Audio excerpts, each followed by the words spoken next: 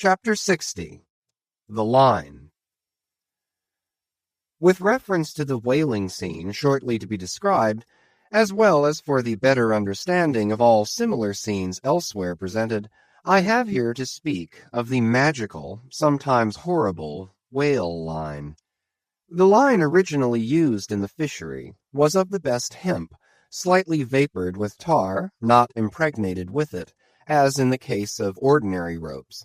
For while tar, as ordinarily used, makes the hemp more pliable to the rope maker, and also renders the rope itself more convenient to the sailor for common ship use, yet not only would the ordinary quantity too much stiffen the whale line for the close coiling to which it must be subjected, but as most seamen are beginning to learn, tar in general by no means adds to the rope's durability or strength, however much it may give it compactness and gloss.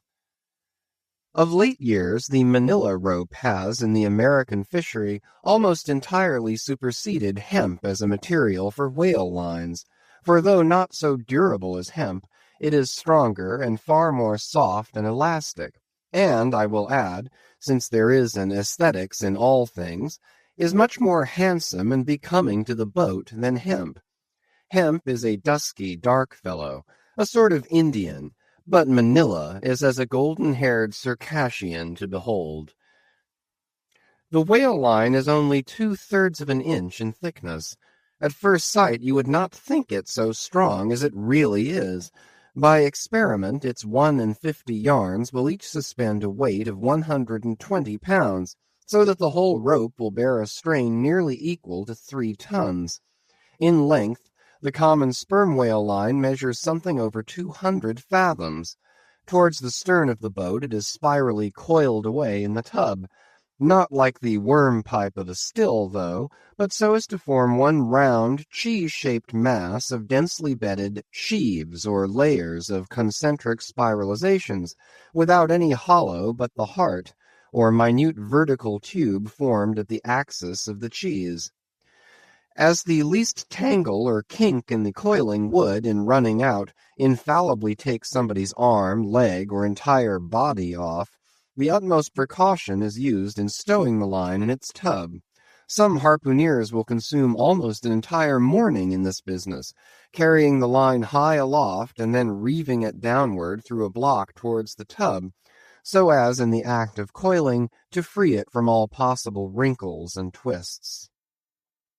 In the English boats, 2 tubs are used instead of 1, the same line being continuously coiled in both tubs. There is some advantage in this, because these twin tubs, being so small, they fit more readily into the boat and do not strain it so much, whereas the American tub, nearly 3 feet in diameter and of proportionate depth, makes a rather bulky freight for a craft whose planks are but 1/2 inch in thickness, for the bottom of the whaleboat is like critical ice, which will bear up under a considerable distributed weight, but not very much of a concentrated one. When the painted canvas cover is clapped on the American line tub, the boat looks as if it were pulling off with a prodigious great wedding cake to present to the whales. Both ends of the line are exposed, the lower end terminating in an eye-splice or loop coming up from the bottom against the side of the tub, and hanging over its edge completely disengaged from everything. This arrangement of the lower end is necessary on 2 accounts. First, in order to facilitate the fastening to it of an additional line from a neighboring boat, in case the stricken whale should sound so deep as to threaten to carry off the entire line originally attached to the harpoon. In these instances, the whale, of course, is shifted like a mug of ale, as it were, from one boat to the other, though the first boat always hovers at hand to assist its consort. Second, this arrangement is indispensable for common safety's sake, for were the lower end of the line in any way attached to the boat, and were the whale then to run the line out to the end almost in a single smoking minute, as he sometimes does, he would not stop there, for the doomed boat would infallibly be dragged down after him into the profundity of the sea, and in that case no town crier would ever find her again. Before lowering the boat for the chase, the upper end of the line is taken aft from the tub, and passing round the loggerhead there, is again carried forward the entire length of the boat, resting crosswise upon the loom or handle of every man's oar, so that it jogs against his wrist in rowing, and also passing between the men, as they alternately sit at the opposite gunwales, to the leaded chocks or grooves in the extreme pointed prow of the boat, where a wooden pin or skewer the size of a common quill prevents it from slipping out. From the chocks it hangs in a slight festoon over the bows, and is then passed inside the boat again, and some 10 or 20 fathoms, called box line, being coiled upon the box in the bows, it continues its way to the gunwale still a little further aft, and is then attached to the short warp, the rope which is immediately connected with the harpoon. But previous to that connection, the short warp goes through sundry mystifications too tedious to detail. Thus the whale line folds the whole boat in its complicated coils, twisting and writhing around it in almost every direction. All the oarsmen are involved in its perilous contortions, so that to the timid eye of the landsman they seem as Indian jugglers, with the deadliest snakes sportively festooning their limbs. Nor can any son of mortal woman for the first time seat himself amid those hempen intricacies, and while straining his utmost at the oar, bethink him that at any unknown instant the harpoon may be darted, and all these horrible contortions be put into play like ringed lightnings. He cannot be thus circumstanced without a shudder that makes the very marrow in his bones to quiver in him like a shaken jelly. Yet habit, strange thing, what cannot habit accomplish? Gayer sallies, more merry mirth, better jokes, and brighter repartees you never heard over your mahogany than you will hear over the half-inch white cedar of the whale-boat, when thus hung in hangman's nooses.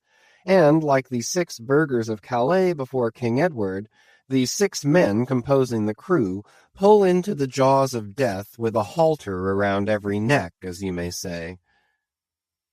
Perhaps a very little thought will now enable you to account for those repeated whaling disasters, some few of which are casually chronicled, of this man or that man being taken out of the boat by the line and lost.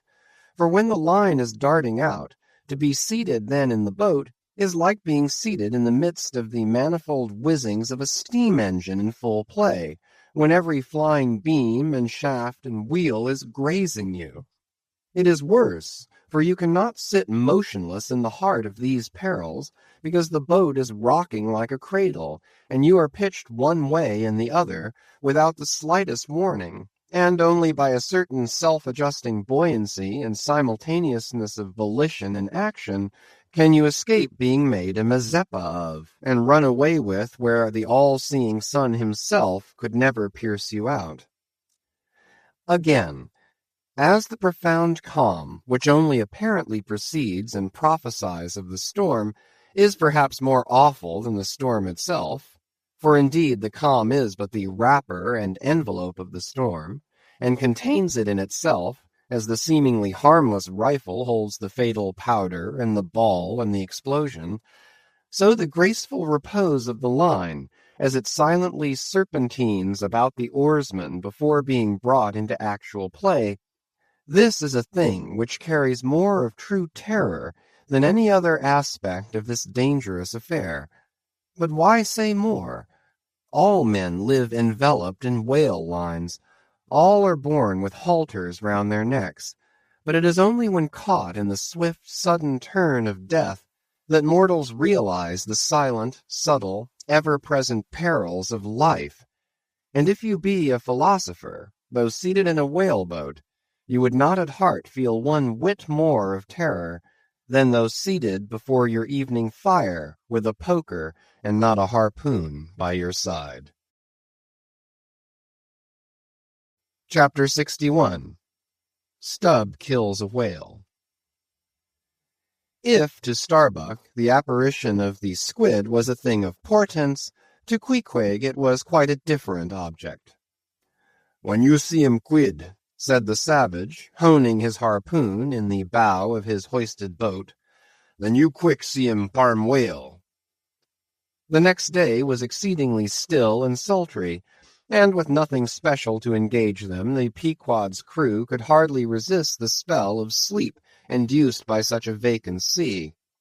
For this part of the Indian Ocean through which we were voyaging is not what whalemen call a lively ground.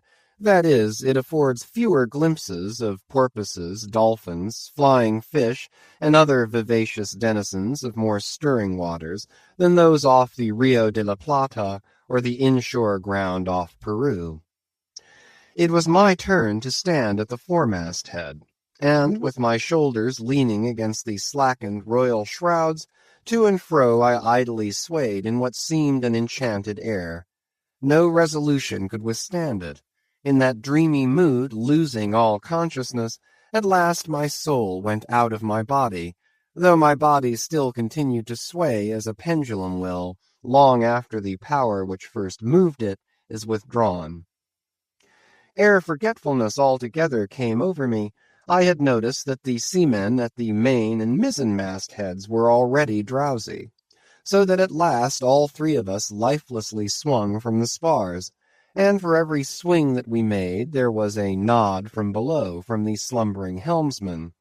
The waves, too, nodded their indolent crests, and across the wide trance of the sea, east nodded to west, and the sun over all. Suddenly bubbles seemed bursting beneath my closed eyes. Like vices, my hands grasped the shrouds. Some invisible, gracious agency preserved me. With a shock I came back to life. And lo, close under our lee, not 40 fathoms off, a gigantic sperm whale lay rolling in the water like the capsized hull of a frigate, his broad, glossy back of an Ethiopian hue, glistening in the sun's rays like a mirror. But lazily undulating in the trough of the sea, and ever and anon tranquilly spouting his vapory jet, the whale looked like a portly burgher smoking his pipe of a warm afternoon. But that pipe, poor whale, was thy last.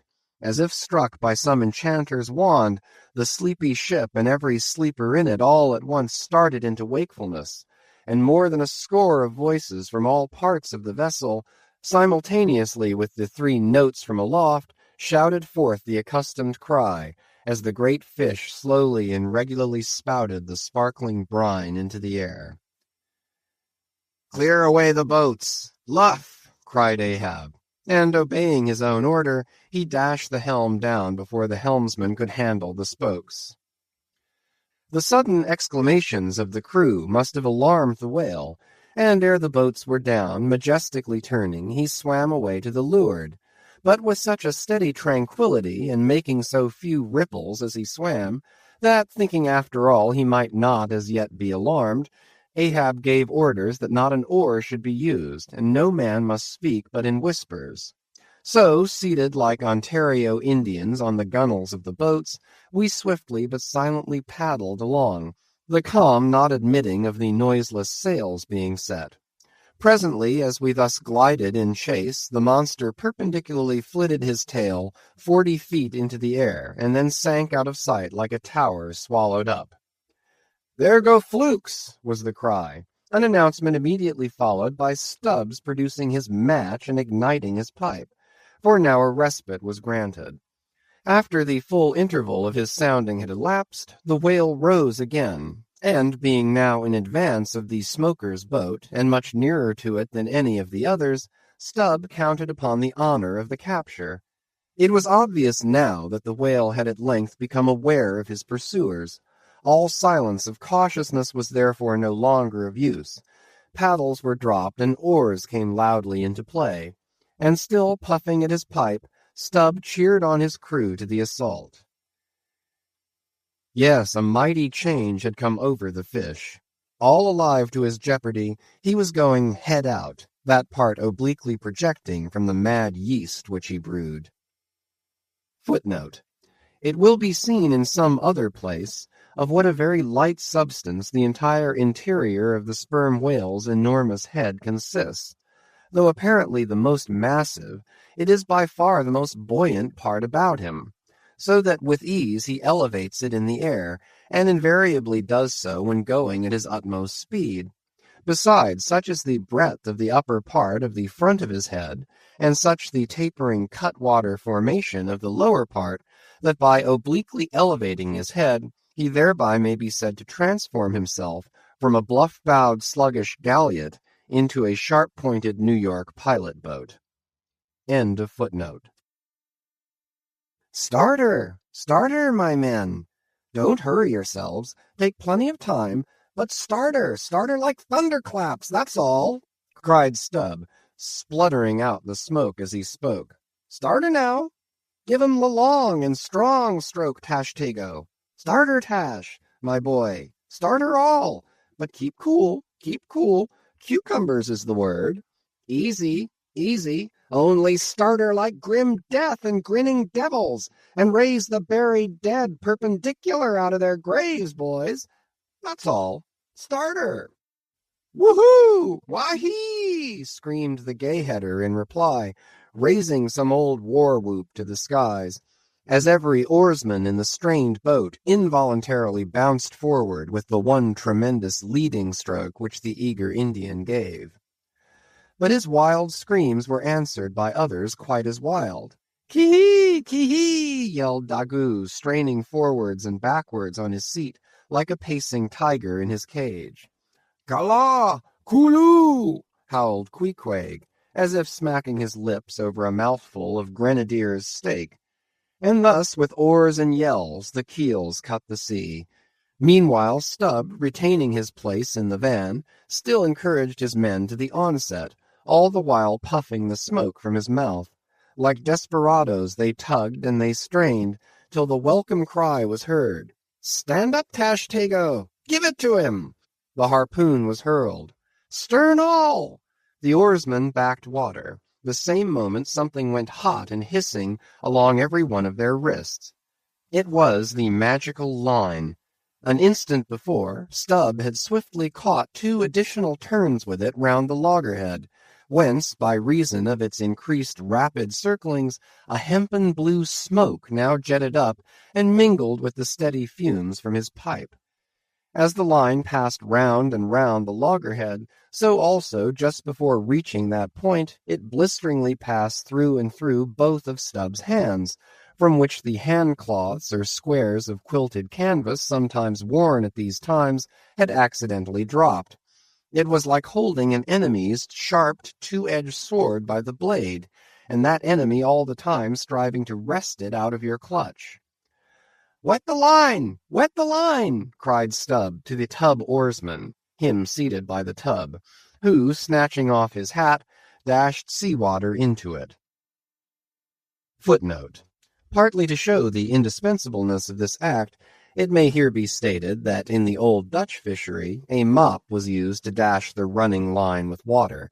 In many other ships, a wooden piggin or bailer is set apart for that purpose. Your hat, however, is the most convenient. End of footnote. More turns were taken, so that the line began holding its place. The boat now flew through the boiling water, like a shark all fins. Stubb and Tashtego here changed places, stem for stern, a staggering business truly in that rocking commotion.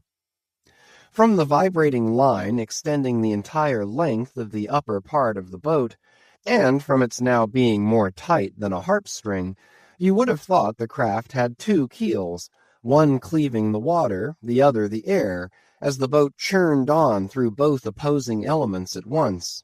A continual cascade played at the bows, a ceaseless whirling eddy in her wake, and at the slightest motion from within, but even of a little finger, the vibrating, cracking craft canted over her spasmodic gunwale into the sea. Thus they rushed, each man with might and main clinging to his seat, to prevent being tossed to the foam, and the tall form of Tashtego at the steering oar crouching almost double in order to bring down his center of gravity. Whole Atlantics and Pacifics seemed past as they shot on their way, till at length the whale somewhat slackened his flight. "Haul in! Haul in!" cried Stubb to the bowsman, and facing round towards the whale, all hands began pulling the boat up to him, while yet the boat was being towed on. Soon, ranging up by his flank, Stubb, firmly planting his knee in the clumsy cleat, darted dart after dart into the flying fish, at the word of command the boat alternately sterning out of the way of the whale's horrible wallow, and then ranging up for another fling. The red tide now poured from all sides of the monster, like brooks down a hill. His tormented body rolled, not in brine but in blood, which bubbled and seethed for furlongs behind in their wake. The slanting sun playing upon this crimson pond in the sea sent back its reflection into every face, so that they all glowed to each other like red men. And all the while, jet after jet of white smoke was agonizingly shot from the spiracle of the whale, and vehement puff after puff from the mouth of the excited headsman, as at every dart, hauling in upon his crooked lance by the line attached to it, Stubb straightened it again and again by a few rapid blows against the gunwale, and then again and again sent it into the whale. "Pull up! Pull up!" he now cried to the bowsman, as the waning whale relaxed in his wrath. "Pull up! Close to!" And the boat ranged along the fish's flank. When reaching far over the bow, Stubb slowly churned his long, sharp lance into the fish, and kept it there, carefully churning and churning, as if cautiously seeking to feel after some gold watch that the whale might have swallowed, and which he was fearful of breaking ere he could hook it out. But that gold watch he sought was the innermost life of the fish.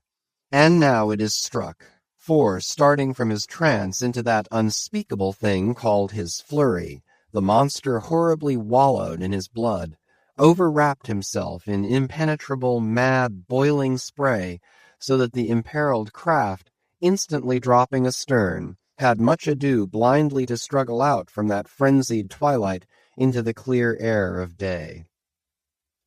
And now, abating in his flurry, the whale once more rolled out into view, surging from side to side, spasmodically dilating and contracting his spout-hole, with sharp, cracking, agonized respirations. At last, gush after gush of clotted red gore, as if it had been the purple lees of red wine, shot into the frighted air, and, falling back again, ran dripping down his motionless flanks into the sea. His heart had burst. "He's dead, Mr. Stubb," said Tashtego. "Yes, both pipes smoked out." And withdrawing his own from his mouth, Stubb scattered the dead ashes over the water, and for a moment stood thoughtfully eyeing the vast corpse he had made. Chapter 62. The Dart. A word concerning an incident in the last chapter. According to the invariable usage of the fishery, the whaleboat pushes off from the ship, with the headsman or whale killer as temporary steersman, and the harpooner or whale fastener pulling the foremost oar, the one known as the harpooner oar. Now, it needs a strong, nervous arm to strike the first iron into the fish, for often, in what is called a long dart, the heavy implement has to be flung to the distance of 20 or 30 feet. But however prolonged and exhausting the chase, the harpooner is expected to pull his oar meanwhile to the uttermost. Indeed, he is expected to set an example of superhuman activity to the rest, not only by incredible rowing, but by repeated loud and intrepid exclamations. And what it is to keep shouting at the top of one's compass, while all the other muscles are strained and half-started, what that is none know but those who have tried it. For one, I cannot bawl very heartily and work very recklessly at one at the same time. In this straining, bawling state, then, with his back to the fish, all at once the exhausted harpooner hears the exciting cry, "Stand up and give it to him." He now has to drop and secure his oar, turn round on his center halfway, seize his harpoon from the crotch, and with what little strength may remain, he essays to pitch it somehow into the whale. No wonder, taking the whole fleet of whalemen in a body, that out of 50 fair chances for a dart, not 5 are successful. No wonder that so many hapless harpooneers are madly cursed and disrated. No wonder that some of them actually burst their blood vessels in the boat. No wonder that some sperm whalemen are absent 4 years with 4 barrels. No wonder that to many ship owners whaling is but a losing concern, for it is the harpooner that makes the voyage, and if you take the breath out of his body, how can you expect to find it there when most wanted? Again, if the dart be successful, then at the second critical instant, that is when the whale starts to run, the boat header and harpooner likewise start to running fore and aft, to the imminent jeopardy of themselves and everyone else. It is then they change places, and the headsman, the chief officer of the little craft, takes his proper station in the bows of the boat. Now, I care not who maintains the contrary, but all this is both foolish and unnecessary. The headsman should stay in the bows from first to last. He should both dart the harpoon and the lance, and no rowing whatever should be expected of him, except under circumstances obvious to any fisherman. I know that this would sometimes involve a slight loss of speed in the chase, but long experience in various whalemen of more than one nation has convinced me that in the vast majority of failures in the fishery, it has not by any means been so much the speed of the whale as the before described exhaustion of the harpooner that has caused them. To ensure the greatest efficiency in the dart, the harpooneers of this world must start to their feet from out of idleness, and not from out of toil. Chapter 63. The Crotch. Out of the trunk the branches grow, out of them the twigs. So, in productive subjects, grow the chapters. The crotch alluded to on a previous page deserves independent mention. It is a notched stick of a peculiar form, some 2 feet in length, which is perpendicularly inserted into the starboard gunwale near the bow, for the purpose of furnishing a rest for the wooden extremity of the harpoon, whose other naked, barbed end slopingly projects from the prow. Thereby the weapon is instantly at hand to its hurler, who snatches it up as readily from its rest as a backwoodsman swings his rifle from the wall. It is customary to have 2 harpoons reposing in the crotch, respectively called the first and second irons.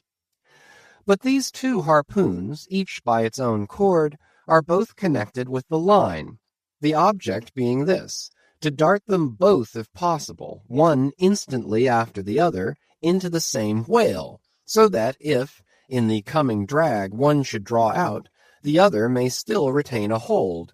It is a doubling of the chances. But it very often happens that, owing to the instantaneous, violent, convulsive running of the whale upon receiving the first iron, it becomes impossible for the harpooner, however lightning-like in his movements, to pitch the second iron into him. Nevertheless, as the second iron is already connected with the line, and the line is running, hence that weapon must, at all events, be anticipatingly tossed out of the boat, somehow and somewhere, else the most terrible jeopardy would involve all hands. Tumbled into the water it accordingly is in such cases, the spare coils of box-line, mentioned in a preceding chapter, making this feat in most instances prudently practicable. But this critical act is not always unattended with the saddest and most fatal casualties. Furthermore, you must know that when the second iron is thrown overboard, it thenceforth becomes a dangling, sharp-edged terror, skittishly curvetting about both boat and whale, entangling the lines or cutting them, and making a prodigious sensation in all directions.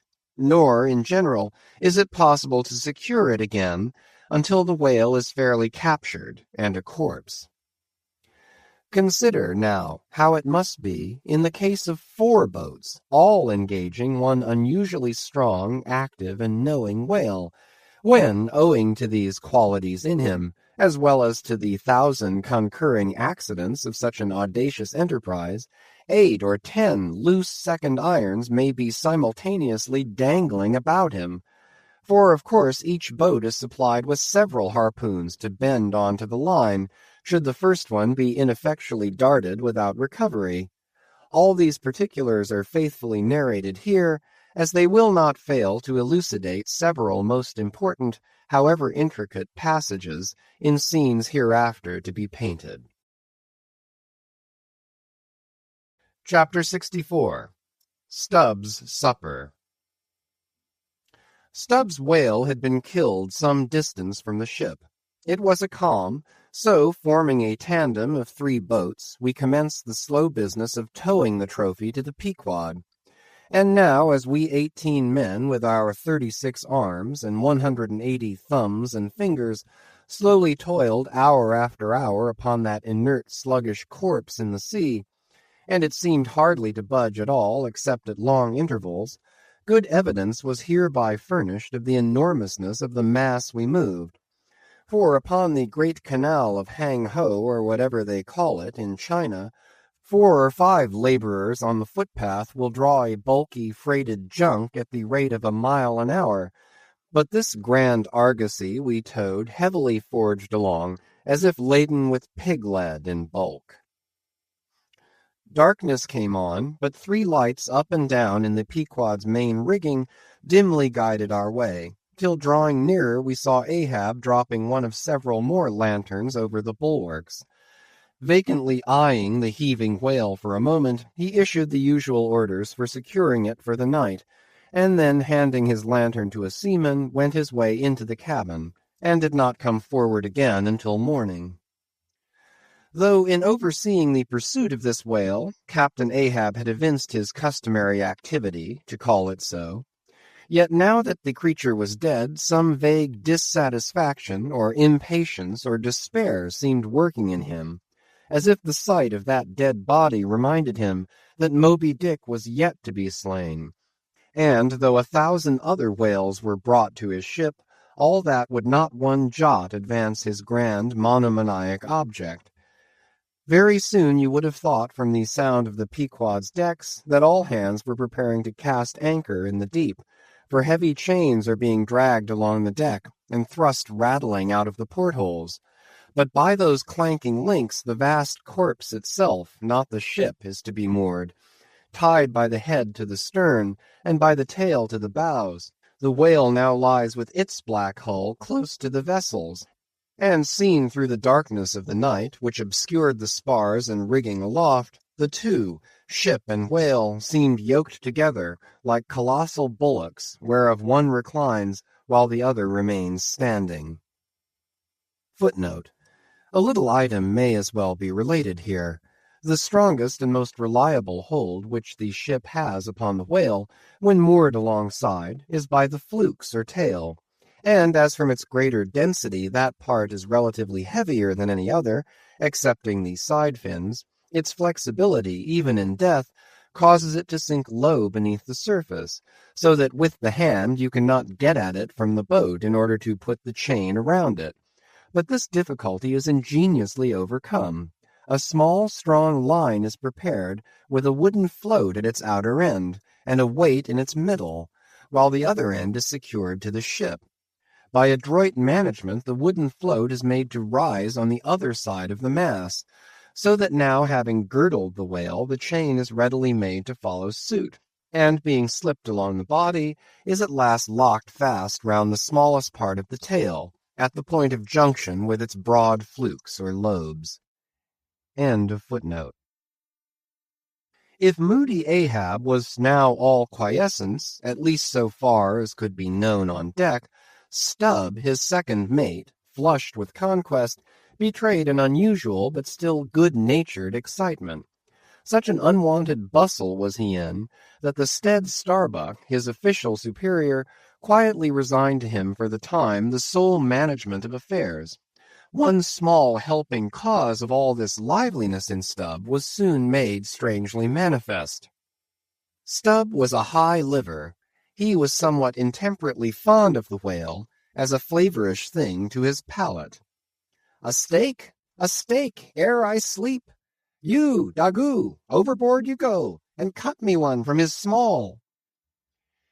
Here be it known that though these wild fishermen do not, as a general thing, according to the great military maxim, make the enemy defray the current expenses of the war, at least before receiving the proceeds of the voyage, yet now and then you find some of these Nantucketers who have a genuine relish for that particular part of the sperm whale designated by Stubb, comprising the tapering extremity of the body. About midnight that steak was cut and cooked, and lighted by 2 lanterns of sperm oil, Stubb stoutly stood up to his spermaceti supper at the capstan head, as if that capstan were a sideboard. Nor was Stubb the only banqueter on whale's flesh that night. Mingling their mumblings with his own mastications, thousands on thousands of sharks, swarming round the dead Leviathan, smackingly feasted on its fatness. The few sleepers below in their bunks were often startled by the sharp slapping of their tails against the hull, within a few inches of the sleepers' hearts. Peering over the side, you could just see them, as before you heard them, wallowing in the sullen, black waters, and turning over on their backs as they scooped out huge, globular pieces of the whale of the bigness of a human head. This particular feat of the shark seems all but miraculous. How, at such an apparently unassailable surface, they contrive to gouge out such symmetrical mouthfuls remains a part of the universal problem of all things. The mark that they thus leave in the whale may best be likened to a hollow made by a carpenter in countersinking for a screw. Though, amid all the smoking horror and diabolism of a sea fight, sharks will be seen longingly gazing up to the ship's decks, like hungry dogs round a table where red meat is being carved, ready to bolt down every killed man that is tossed to them. And though, while the valiant butchers over the deck table are thus cannibally carving each other's live meat with carving knives all gilded and tasseled, the sharks also, with their jewel-hilted mouths, are quarrelsomely carving away under the table at the dead meat. And though, were you to turn the whole affair upside down, it would still be pretty much the same thing, that is to say, a shocking, sharkish business enough for all parties.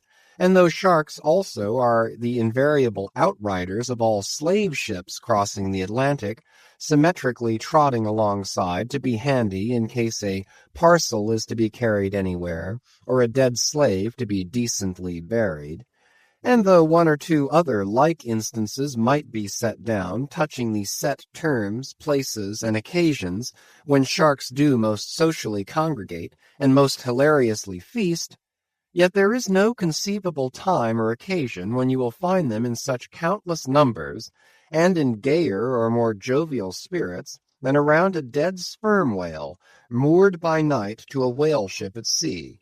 If you have never seen that sight, then suspend your decision about the propriety of devil worship, and the expediency of conciliating the devil. But as yet Stubb heeded not the mumblings of the banquet that was going on so nigh him, no more than the sharks heeded the smacking of his own Epicurean lips. "Cook! Cook! Where's that old fleece?" he cried at length, widening his legs still further, as if to form a more secure base for his supper, and at the same time darting his fork into the dish, as if stabbing with his lance. "Cook! You, Cook! Sail this way, Cook!" The old black, not in any very high glee at having been previously roused from his warm hammock at a most unseasonable hour, came shambling along from his galley, for like many old blacks, there was something the matter with his knee-pans, which he did not keep well scoured like his other pans. This old fleece, as they called him, came shuffling and limping along, assisting his step with his tongs, which, after a clumsy fashion, were made of straightened iron hoops. This old ebony floundered along, and in obedience to the word of command, came to a dead stop on the opposite side of Stubb's sideboard, when, with both hands folded before him, and resting on his 2-legged cane, He bowed his arched back still further over, at the same time sideways inclining his head, so as to bring his best ear into play. "Cook," said Stubb, rapidly lifting a rather reddish morsel to his mouth, "don't you think this steak is rather overdone? You've been beating this steak too much, Cook. It's too tender. Don't I always say that to be good a whale steak must be tough? There are those sharks now over the side. Don't you see they prefer it tough and rare? What a shindy they are kicking up. Cook, go and talk to 'em. Tell 'em they are welcome to help themselves civilly and in moderation, but they must keep quiet. Blast me, if I can hear my own voice. Away, Cook, and deliver my message. Here, take this lantern," snatching one from his sideboard. "Now then, go and preach to 'em." Sullenly taking the offered lantern, old Fleece limped across the deck to the bulwarks, and then, with one hand dropping his light low over the sea, so as to get a good view of his congregation, with the other hand he solemnly flourished his tongs, and leaning far over the side in a mumbling voice, began addressing the sharks, while Stubb, softly crawling behind, overheard all that was said. "Fellow critters, I's ordered here to say that you must stop that damn noise there. You hear?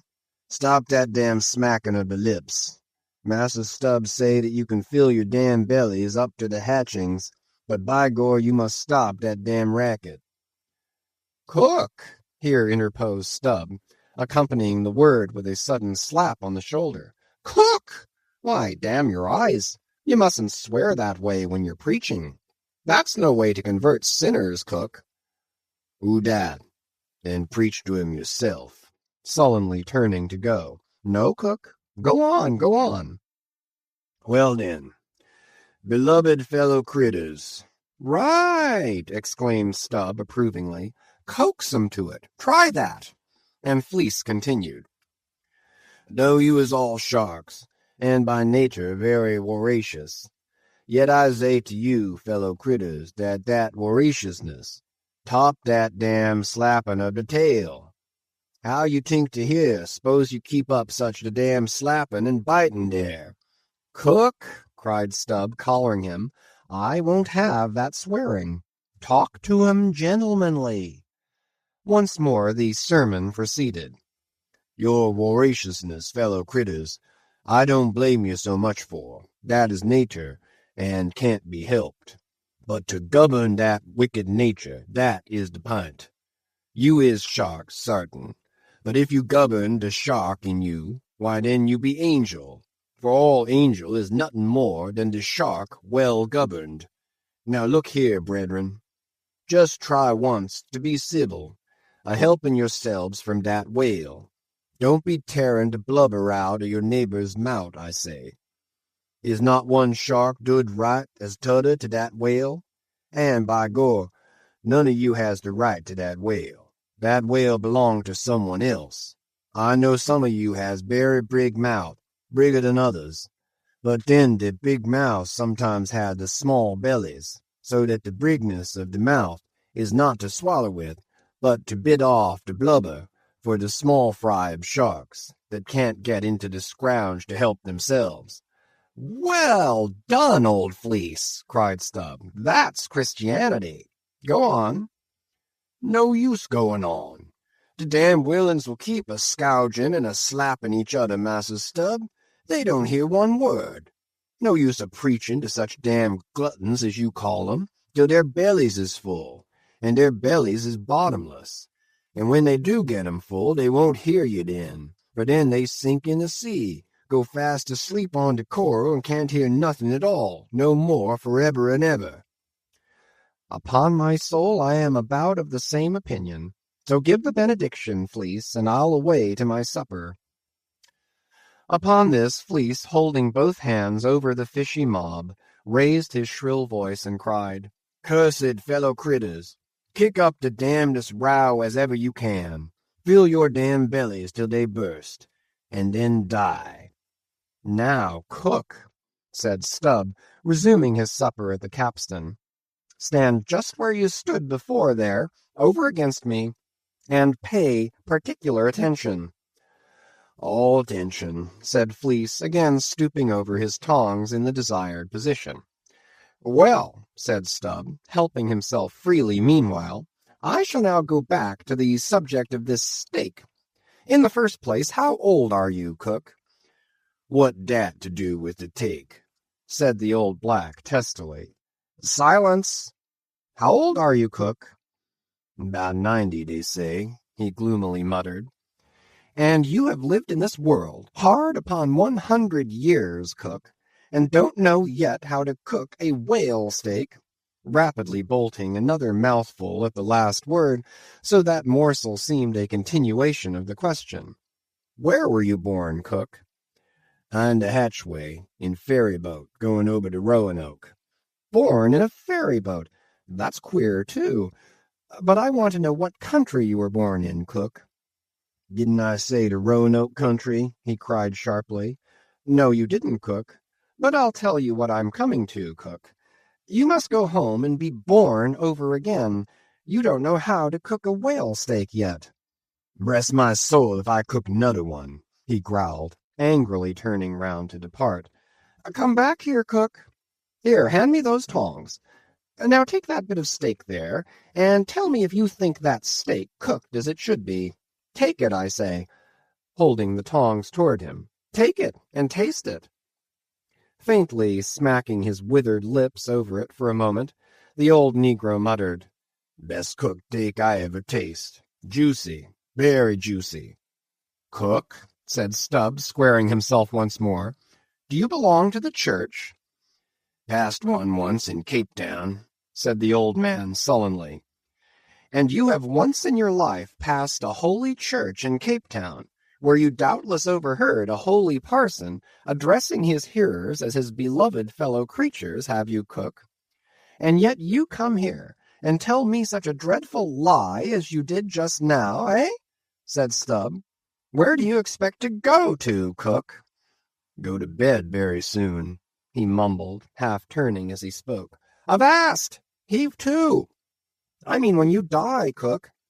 It's an awful question. Now what's your answer? When this old black man dies, said the negro slowly, changing his whole air and demeanor, he hisself won't go nowhere, but some blessed angel will come and fetch him. Fetch him? How? In a coach and four, as they fetched Elijah? And fetch him where? Up there, said Fleece, holding his tongs straight over his head and keeping it there very solemnly. So then, you expect to go up into our maintop, do you, cook, when you are dead? But don't you know the higher you climb, the colder it gets? Maintop, eh? Didn't say that at all, said Fleece, again in the sulks. You said up there, didn't you? And now look yourself and see where your tongs are pointing. But perhaps you expect to get into heaven by crawling through the lubber's hole, cook. But no, cook, you don't get there except you go the regular way, round by the rigging. It's a ticklish business, but it must be done, or else it's no go. But none of us are in heaven yet. Drop your tongs, cook, and hear my orders, do you hear? Hold your hat in one hand, and clap the other atop your heart, when I'm giving my orders, cook. What? That your heart, there? That's your gizzard! Aloft, aloft! That's it, now you have it. Hold it there now, and pay attention. All attention, said the old black, with both hands placed as desired, vainly wriggling his grizzled head as if to get both ears in front at one and the same time. Well then, cook, you see this whale steak of yours was so very bad that I have put it out of sight as soon as possible. You see that, don't you? Well, for the future, when you cook another whale steak for my private table here, the capstan, I'll tell you what to do, so as not to spoil it by overdoing. Hold the steak in one hand, and show a live coal to it with the other. That done, dish it, d'ye hear? And now tomorrow, cook, when we are cutting in the fish, be sure you stand by to get the tips of his fins, have them put in pickle. As for the ends of the flukes, have them soused, cook. There, now you may go. But Fleece had hardly got 3 paces off when he was recalled. Cook, Give me cutlets for supper tomorrow night in the mid-watch. Do you hear? Away you sail, then. Hello! Stop! Make a bow before you go. Avast! Heaving again. Whale balls for breakfast. Don't forget. Wish, by gore, whale eat him, stead of him eat whale. I'm brest if he ain't more of shark than Massa Shark hisself, muttered the old man, limping away, with which sage ejaculation he went to his hammock. Chapter 65. The Whale as a Dish. That mortal man should feed upon the creature that feeds his lamp, and, like Stubb, eat him by his own light, as you may say, this seems so outlandish a thing that one must needs go a little into the history and philosophy of it. It is upon record that 3 centuries ago the tongue of the right whale was esteemed a great delicacy in France, and commanded large prices there. Also, that in Henry VIII's time a certain cook of the court obtained a handsome reward for inventing an admirable sauce to be eaten with barbecued porpoises, which, you remember, are a species of whale. Porpoises, indeed, are to this day considered fine eating. The meat is made into balls about the size of billiard balls, and being well seasoned and spiced, might be taken for turtle balls or veal balls. The old monks of Dunfermline were very fond of them. They had a great porpoise grant from the crown. The fact is that among his hunters at least, the whale would by all hands be considered a noble dish, were there not so much of him. But when you come to sit down before a meat pie nearly 100 feet long, it takes away your appetite. Only the most unprejudiced of men, like Stubb, nowadays partake of cooked whales. But the Eskimos are not so fastidious. We all know how they live upon whales, and have rare old vintages of prime old train oil. Zogranda, one of their most famous doctors, recommends strips of blubber for infants as being exceedingly juicy and nourishing. And this reminds me that certain Englishmen, who long ago were accidentally left in Greenland by a whaling vessel, that these men actually lived for several months on the moldy scraps of whales which had been left ashore after trying out the blubber. Among the Dutch whalemen these scraps are called fritters, which indeed they greatly resemble, being brown and crisp, and smelling something like old Amsterdam housewives' doughnuts or oily cooks when fresh. They have such an edible look that the most self-denying stranger can hardly keep his hands off. But what further depreciates the whale as a civilized dish is his exceeding richness. He is the great prize ox of the sea, too fat to be delicately good. Look at his hump, which would be as fine eating as the buffalo's, which is esteemed a rare dish, were it not such a solid pyramid of fat.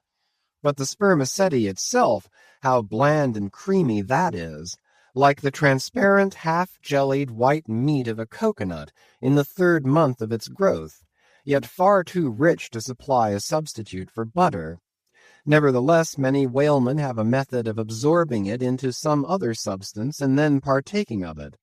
In the long try-watches of the night it is a common thing for the seamen to dip their ship biscuit into the huge oil pots and let them fry there a while. Many a good supper have I thus made. In the case of a small sperm whale, the brains are accounted a fine dish. The casket of the skull is broken into with an axe, and the 2 plump, whitish lobes being withdrawn, precisely resembling 2 large puddings, they are then mixed with flour and cooked into a most delectable mess, in flavor somewhat resembling calves' heads, which is quite a dish among some epicures. And everyone knows that some young bucks among the epicures, by continually dining upon calves' brains, by and by get to have a little brains of their own, so as to be able to tell a calf's head from their own heads, which indeed requires uncommon discrimination. And that is the reason why a young buck with an intelligent-looking calf's head before him is somehow one of the saddest sights you can see. The head looks a sort of reproachfully at him with an et tu, Brute expression. It is not perhaps entirely because the whale is so excessively unctuous that landsmen seem to regard the eating of him with abhorrence. That appears to result in some way from the consideration before mentioned, i.e., that a man should eat a newly murdered thing of the sea, and eat it too by its own light. But no doubt the first man that ever murdered an ox was regarded as a murderer. Perhaps he was hung, and if he had been put on his trial by oxen, he certainly would have been, and he certainly deserved it, if any murderer does. Go to the meat market of a Saturday night and see the crowds of live bipeds staring up at the long rows of dead quadrupeds. Does not that sight take a tooth out of the cannibal's jaw? Cannibals? Who is not a cannibal? I tell you, it will be more tolerable for the Fiji that salted down a lean missionary in his cellar against a coming famine. It will be more tolerable for that provident Fiji, I say, in the day of judgment, than for thee, civilized and enlightened gourmand, who nailest geese to the ground and feastest on their bloated livers in thy pâté de foie gras. But Stubb, he eats the whale by its own light, does he? And that is adding insult to injury, is it? Look at your knife handle there, my civilized and enlightened gourmand, dining off that roast beef. What is that handle made of? What but the bones of the brother of the very ox you are eating? And what do you pick your teeth with after devouring that fat goose? With a feather of the same fowl. And with what quill did the secretary of the Society for the Suppression of Cruelty to Ganders formally indite his circulars? It is only within the last month or two that that society passed a resolution to patronize nothing but steel pens. Chapter 66. The Shark Massacre. When in the southern fishery a captured sperm whale, after long and weary toil, is brought alongside late at night, it is not, as a general thing at least, customary to proceed at once to the business of cutting him in, for that business is an exceedingly laborious one, is not very soon completed, and requires all hands to set about it. Therefore the common usage is to take in all sail, lash the helm a-lee, and then send everyone below to his hammock till daylight, with the reservation that until that time anchor watches shall be kept. That is, 2 and 2, for an hour each couple, the crew in rotation shall mount the deck to see that all goes well. But sometimes, especially upon the line in the Pacific, this plan will not answer at all, because such incalculable hosts of sharks gather round the moored carcass that were he left so for 6 hours, say, on a stretch, little more than the skeleton would be visible by morning. In most other parts of the ocean, however, where these fish do not so largely abound, their wondrous voracity can be at times considerably diminished by vigorously stirring them up with sharp whaling spades, a procedure notwithstanding which, in some instances, only seems to tickle them into still greater activity. But it was not thus in the present case with the Pequod sharks, though, to be sure, any man unaccustomed to such sights, to have looked over her side that night, would have almost thought the whole round sea was one huge cheese, and those sharks the maggots in it. Nevertheless, upon Stubb setting the anchor watch after his supper was concluded, and when, accordingly, Queequeg and a forecastle seaman came on deck, no small excitement was created among the sharks, for immediately suspending the cutting stages over the side, and lowering 3 lanterns so that they cast long gleams of light over the turbid seas, these 2 mariners, darting their long whaling spades, kept up an incessant murdering of the sharks, by striking the keen steel deep into their skulls, seemingly their only vital part. Footnote: the whaling spade used for cutting in is made of the very best steel, is about the bigness of a man's spread hand, and in general shape corresponds to the garden implement after which it is named, only its sides are perfectly flat, and its upper end considerably narrower than the lower. This weapon is always kept as sharp as possible, and when being used is occasionally honed, just like a razor.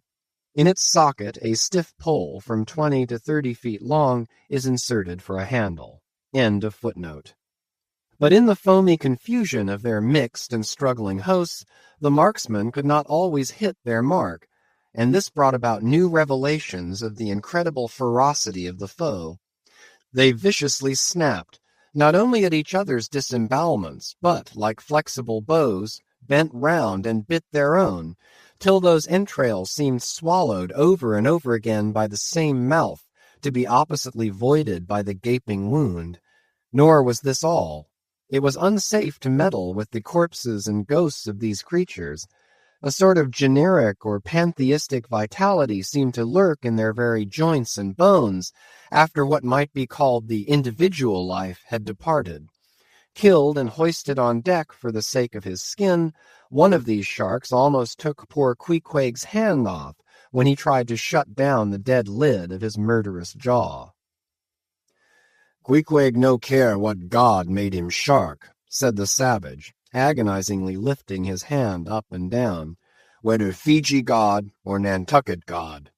But the god what made shark must be one damn Injun."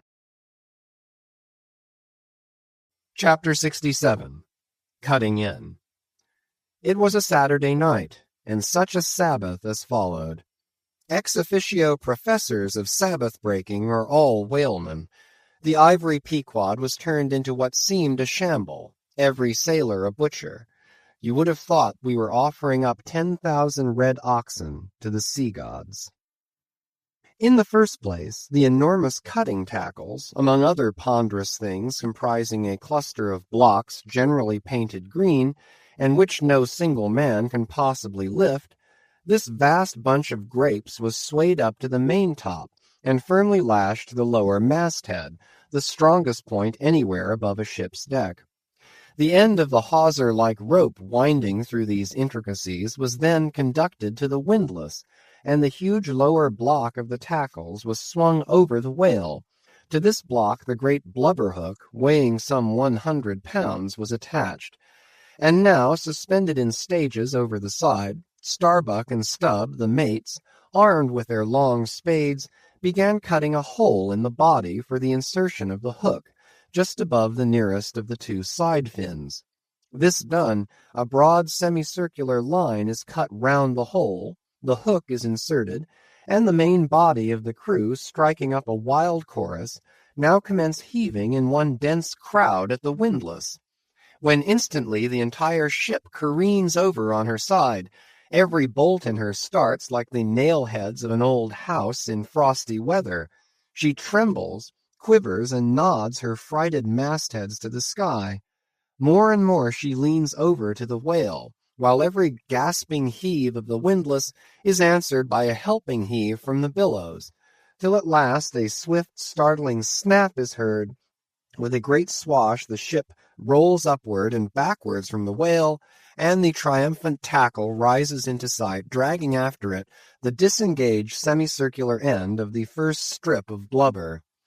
Now, as the blubber envelops the whale precisely as the rind does an orange, so it is stripped off from the body precisely as an orange is sometimes stripped by spiralizing it. For the strain constantly kept up by the windlass continually keeps the whale rolling over and over in the water, and as the blubber in one strip uniformly peels off along the line called the scarf, simultaneously cut by the spades of Starbuck and Stubb, the mates, and just as fast as it is thus peeled off, and indeed by that very act itself, it is all the time being hoisted higher and higher aloft, till its upper end grazes the maintop. The men at the windlass then cease heaving, and for a moment or two the prodigious blood-dripping mass sways to and fro as if let down from the sky, and everyone present must take good heed to dodge it when it swings, else it may box his ears and pitch him headlong overboard. One of the attending harpooneers now advances with a long, keen weapon called a boarding sword, and, watching his chance, he dexterously slices out a considerable hole in the lower part of the swaying mass. Into this hole, the end of the second alternating great tackle is then hooked, so as to retain a hold upon the blubber, in order to prepare for what follows, whereupon this accomplished swordsman, warning all hands to stand off, once more makes a scientific dash at the mass, and with a few sidelong, desperate, lunging slicings, severs it completely in twain, so that while the short lower part is still fast, the long upper strip, called a blanket piece, swings clear, and is all ready for lowering. The heavers forward now resume their song, and while the one tackle is peeling and hoisting a second strip from the whale, the other is slowly slackened away, and down goes the first strip through the main hatchway right beneath, into an unfurnished parlor called the blubber room. Into this twilight apartment, sundry nimble hands keep coiling away the long blanket piece as if it were a great live mass of pleated serpents, and thus the work proceeds, the two tackles hoisting and lowering simultaneously, both whale and windlass heaving, the heavers singing, the blubber room gentlemen coiling, the mates scarfing, the ship straining, and all hands swearing occasionally, by way of assuaging the general friction. Chapter 68. The Blanket. I have given no small attention to that not unvexed subject, the skin of the whale. I have had controversies about it with experienced whalemen afloat and learned naturalists ashore. My original opinion remains unchanged, but it is only an opinion. The question is, what and where is the skin of the whale? Already you know what his blubber is. That blubber is something of the consistence of firm, close-grained beef, but tougher, more elastic and compact, and ranges from 8 or 10 to 12 and 15 inches in thickness. Now, however preposterous it may at first seem to talk of any creature's skin as being of that sort of consistence and thickness, yet in point of fact these are no arguments against such a presumption, because you cannot raise any other dense enveloping layer from the whale's body but that same blubber, and the outermost enveloping layer of any animal, if reasonably dense, what can that be but the skin? True, from the unmarred dead body of the whale, you may scrape off with your hand an infinitely thin, transparent substance, somewhat resembling the thinnest shreds of isinglass, only it is almost as flexible and soft as satin. That is, previous to being dried, when it not only contracts and thickens, but becomes rather hard and brittle. I have several such dried bits, which I use for marks in my whale books. It is transparent, as I said before, and being laid upon the printed page, I have sometimes pleased myself with fancying it exerted a magnifying influence. At any rate, it is pleasant to read about whales through their own spectacles, as you may say. But what I am driving at here is this. The same infinitely thin isinglass substance, which, I admit, invests the entire body of the whale, is not so much to be regarded as the skin of the creature as the skin of the skin, so to speak, for it were simply ridiculous to say that the proper skin of the tremendous whale is thinner and more tender than the skin of a newborn child. But no more of this. Assuming the blubber to be the skin of the whale, then when this skin, as in the case of a very large sperm whale, will yield the bulk of 100 barrels of oil, and when it is considered that, in quantity, or rather weight, that oil in its express state is only 3/4 and not the entire substance of the coat, some idea may hence be had of the enormousness of that animated mass, a mere part of whose mere integument yields such a lake of liquid as that. Reckoning 10 barrels to the ton, you have 10 tons for the net weight of only 3/4 of the stuff of the whale's skin. In life, the visible surface of the sperm whale is not the least among the many marvels he presents. Almost invariably, it is all over obliquely crossed and recrossed with numberless straight marks in thick array, something like those in the finest Italian line engravings. But these marks do not seem to be impressed upon the isinglass substance above mentioned, but seem to be seen through it, as if they were engraved upon the body itself. Nor is this all. In some instances, to the quick, observant eye, those linear marks, as in a veritable engraving, but afford the ground for far other delineations. These are hieroglyphical. That is, if you call those mysterious ciphers on the walls of the pyramids hieroglyphics, then that is the proper word to use in the present connection.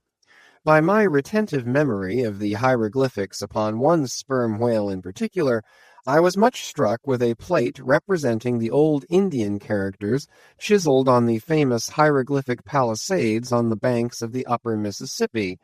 Like those mystic rocks, too, the mystic-marked whale remains undecipherable. This allusion to the Indian rocks reminds me of another thing. Besides all the other phenomena which the exterior of the sperm whale presents, he not seldom displays the back, and more especially his flanks, effaced in great part of the regular linear appearance by reason of numerous rude scratches, altogether of an irregular, random aspect. I should say that those New England rocks on the sea-coast, which Agassiz imagines to bear the marks of violent scraping contact with vast floating icebergs, I should say that those rocks must not a little resemble the sperm whale in this particular. It also seems to me that such scratches in the whale are probably made by hostile contact with other whales, for I have most remarked them in the large, full-grown bulls of the species. A word or two more concerning this matter of the skin or blubber of the whale. It has already been said that it is stripped from him in long pieces called blanket pieces. Like most sea terms, this one is very happy and significant, for the whale is indeed wrapped up in his blubber as in a real blanket or counterpane, or still better, an Indian poncho slipped over his head and skirting his extremity. It is by reason of this cozy blanketing of his body that the whale is enabled to keep himself comfortable in all weathers, in all seas, times, and tides. What would become of a Greenland whale, say, in those shuddering icy seas of the north, if unsupplied with his cozy surtout? True, other fish are found exceedingly brisk in those Hyperborean waters, but these, be it observed, are your cold-blooded, lungless fish, whose very bellies are refrigerators, creatures that warm themselves under the lee of an iceberg, as a traveler in winter would bask before an inn fire. Whereas, like man, the whale has lungs and warm blood. Freeze his blood, and he dies. How wonderful it is, then, except after explanation, that this great monster, to whom corporeal warmth is as indispensable as it is to man, how wonderful that he should be found at home, immersed to his lips for life in those Arctic waters, where, when seamen fall overboard, they are sometimes found months afterward, perpendicularly frozen into the hearts of fields of ice, as a fly is found glued in amber. But more surprising it is to know, as has been proved by experiment, that the blood of a polar whale is warmer than that of a Borneo negro in summer. It does seem to me that herein we see the rare virtue of a strong individual vitality, and the rare virtue of thick walls, and the rare virtue of interior spaciousness. Oh, man, admire and model thyself after the whale. Do thou, too, remain warm among ice. Do thou, too, live in this world without being of it. Be cool at the equator. Keep thy blood fluid at the pole.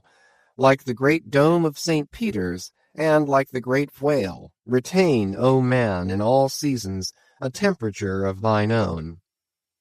But how easy and how hopeless to teach these fine things. Of erections, how few are domed like St. Peter's. Of creatures, how few vast as the whale. Chapter 69. The Funeral. Haul in the chains, let the carcass go astern. The vast tackles have now done their duty. The peeled white body of the beheaded whale flashes like a marble sepulchre. Though changed in hue, it has not perceptibly lost anything in bulk. It is still colossal. Slowly it floats more and more away, the water round it torn and splashed by the insatiate sharks, and the air above vexed with rapacious flights of screaming fowls, whose beaks are like so many insulting poniards in the whale. The vast white headless phantom floats further and further from the ship, and every rod that it so floats, what seems square roods of sharks and cubic roods of fowls augment the murderous din. For hours and hours from the almost stationary ship that hideous sight is seen. Beneath the unclouded and mild azure sky, upon the fair face of the pleasant sea, wafted by the joyous breezes, that great mass of death floats on till lost in infinite perspectives. There's a most doleful and most mocking funeral, the sea vultures all in pious mourning, the air sharks all punctiliously in black or speckled. In life but few of them would have helped the whale, I ween, if peradventure he had needed it. But upon the banquet of his funeral they most piously do pounce. O horrible vulturism of earth, from which not the mightiest whale is free. Nor is this the end. Desecrated as the body is, a vengeful ghost survives and hovers over it to scare. Espied by some timid man-of-war or blundering discovery vessel from afar, when the distance obscuring the swarming fowls nevertheless still shows the white mass floating in the sun, and the white spray heaving high against it, straightway the whale's unharming corpse with trembling fingers is set down in the log. Shoals, rocks, and breakers hereabouts, beware. And for years afterwards, perhaps, ships shun the place, leaping over it as silly sheep leap over a vacuum, because their leader originally leaped there when a stick was held. There's your law of precedence. There's your utility of traditions. There's the story of your obstinate survival of old beliefs, never bottomed on the earth, and not now even hovering in the air. There's orthodoxy. Thus, while in life the great whale's body may have been a real terror to his foes, in his death his ghost becomes a powerless panic to the world. Are you a believer in ghosts, my friend? There are other ghosts than the Cock Lane one, and far deeper men than Dr. Johnson, who believe in them. Chapter 70. The Sphinx. It should not have been omitted that previous to completely stripping the body of the Leviathan, he was beheaded. Now, the beheading of the sperm whale is a scientific anatomical feat upon which experienced whale surgeons very much pride themselves, and not without reason. Consider that the whale has nothing that can properly be called a neck. On the contrary, where his head and body seem to join, there, in that very place, is the thickest part of him. Remember also that the surgeon must operate from above, some 8 or 10 feet intervening between him and his subject, and that subject almost hidden in a discolored, rolling, and oftentimes tumultuous and bursting sea. Bear in mind, too, that under these untoward circumstances he has to cut many feet deep in the flesh, and in that subterraneous matter, without so much as getting one single peep into the ever-contracting gash thus made, he must skillfully steer clear of all adjacent interdicted parts, and exactly divide the spine at a critical point, hard by its insertion into the skull.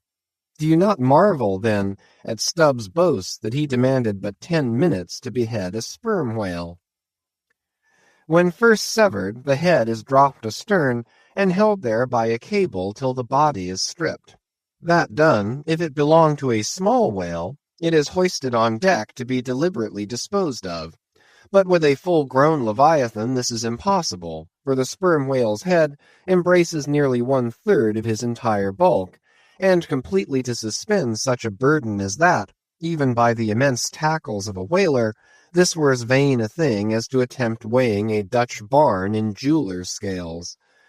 The Pequod's whale being decapitated and the body stripped, the head was hoisted against the ship's side, about halfway out of the sea, so that it might yet in great part be buoyed up by its native element. And there, with the strained craft steeply leaning over to it, by reason of the enormous downward drag from the lower masthead, and every yardarm on that side projecting like a crane over the waves. There, that blood-dripping head hung to the Pequod's waist like the giant Holofernes from the girdle of Judith. When this last task was accomplished, it was noon, and the seamen went below to their dinner.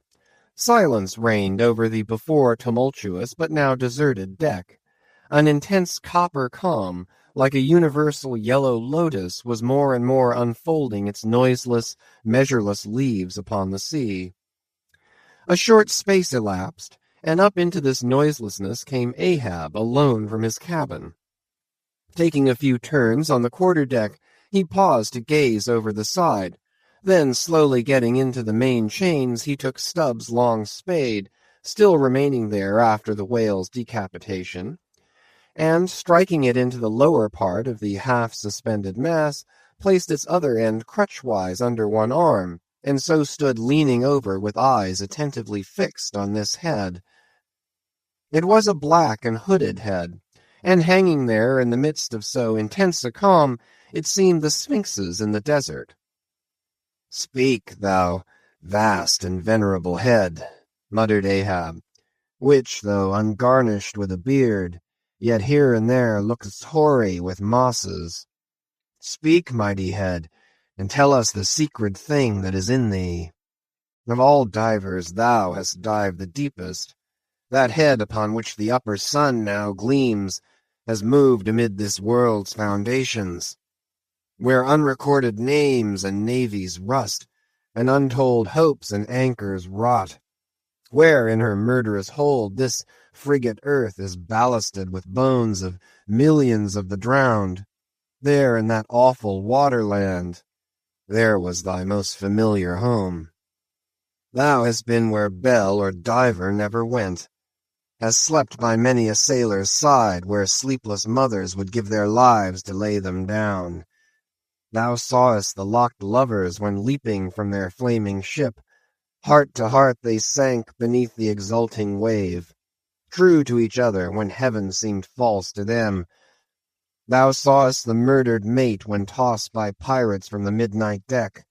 For hours he fell into the deeper midnight of the insatiate maw, and his murderers still sailed on unharmed, while swift lightnings shivered the neighboring ship that would have borne a righteous husband to outstretched longing arms. O head, thou hast seen enough to split the planets and make an infidel of Abraham, and not one syllable is thine. "Sail ho!" cried a triumphant voice from the main masthead. "Aye, well now, that's cheering," cried Ahab, suddenly erecting himself, while whole thunderclouds swept aside from his brow. "That lively cry upon this deadly calm might almost convert a better man. Where away?" "3 points on the starboard bow, sir, and bringing down her breeze to us." "Better and better, man. Would now St. Paul would come along that way, and to my breezelessness bring his breeze. O nature, and O soul of man, how far beyond all utterances are your linked analogies!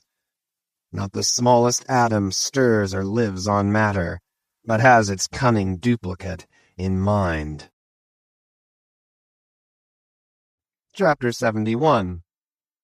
The Jeroboam Story. Hand in hand, ship and breeze blew on, but the breeze came faster than the ship, and soon the Pequod began to rock. By and by, through the glass, the stranger's boats and manned mastheads proved her a whale ship. But as she was so far to windward and shooting by, apparently making a passage to some other ground, the Pequod could not hope to reach her, so the signal was set to see what response would be made. Here be it said that like the vessels of military marines, the ships of the American whale fleet have each a private signal, all which signals being collected in a book with the names of the respective vessels attached, and every captain provided with it.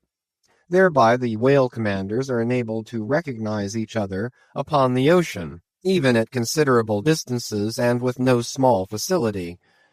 The Pequod's signal was at last responded to by these strangers setting her own, which proved the ship to be the Jeroboam of Nantucket. Squaring her yards, she bore down, ranged a beam under the Pequod's lee, and lowered a boat. It soon drew nigh, but as the side ladder was being rigged by Starbuck's order to accommodate the visiting captain, the stranger in question waved his hand from the boat's stern in token of that proceeding being entirely unnecessary. It turned out that the Jeroboam had a malignant epidemic on board, and that Mayhew, her captain, was fearful of infecting the Pequod's company. For though himself and boat's crew remained untainted, and though his ship was half a rifle shot off, and an incorruptible sea and air rolling and flowing between, yet conscientiously adhering to the timid quarantine of the land, he peremptorily refused to come into direct contact with the Pequod. But this did by no means prevent all communications. Preserving an interval of some few yards between itself and the ship, the Jeroboam's boat, by the occasional use of its oars, contrived to keep parallel to the Pequod, as she heavily forged through the sea, for by this time it blew very fresh, with her main topsail aback. Though, indeed, at times, by the sudden onset of a large rolling wave, the boat would be pushed some way ahead, but would be soon skilfully brought to her proper bearings again. Subject to this, and other the like interruptions now and then, a conversation was sustained between the two parties, but at intervals not without still another interruption of a very different sort. Pulling an oar in the Jeroboam's boat was a man of singular appearance, even in that wild whaling life where individual notabilities make up all totalities. He was a small, short, youngish man, sprinkled all over his face with freckles, and wearing redundant yellow hair. A long-skirted, cabalistically cut coat of a faded walnut tinge enveloped him, the overlapping sleeves of which were rolled up on his wrists. A deep, settled, fanatic delirium was in his eyes. So soon as this figure had been first descried, Stubb had exclaimed, "That's he! That's he! The long-togged scaramouche the Town Hose Company told us of." Stubb here alluded to a strange story told of the Jeroboam, and a certain man among her crew, some time previous when the Pequod spoke the town ho. According to this account, and what was subsequently learned, it seemed that the scaramouche in question had gained a wonderful ascendancy over almost everybody in the Jeroboam. His story was this. He had originally been nurtured among the crazy society of Nesciuna Shakers, where he had been a great prophet, in their cracked secret meetings having several times descended from heaven by way of a trap-door, announcing the speedy opening of the 7th vial, which he carried in his vest pocket, but which, instead of containing gunpowder, was supposed to be charged with laudanum. A strange apostolic whim having seized him, he had left Nesciuna for Nantucket, where, with that cunning peculiar to craziness, he assumed a steady, common-sense exterior, and offered himself as a green-hand candidate for the Jeroboam's whaling voyage. They engaged him, but straightway upon the ship's getting out of sight of land, his insanity broke out in a freshet. He announced himself as the Archangel Gabriel, and commanded the captain to jump overboard. He published his manifesto, whereby he set himself forth as the deliverer of the isles of the sea and vicar general of all Oceanica. The unflinching earnestness with which he declared these things, the dark, daring play of his sleepless, excited imagination, and all the preternatural terrors of real delirium, united to invest this Gabriel in the minds of the majority of the ignorant crew with an atmosphere of sacredness. Moreover, they were afraid of him. As such a man, however, was not of much practical use in the ship, especially as he refused to work except when he pleased, the incredulous captain would fain have been rid of him, but apprised that that individual's intention was to land him in the first convenient port, the Archangel forthwith opened all his seals and vials, devoting the ship and all hands to unconditional perdition in case this intention was carried out. So strongly did he work upon his disciples among the crew, that at last in a body they went to the captain and told him, if Gabriel was sent from the ship, not a man of them would remain, He was therefore forced to relinquish his plan. Nor would they permit Gabriel to be any way maltreated, say or do what he would, so that it came to pass that Gabriel had the complete freedom of the ship.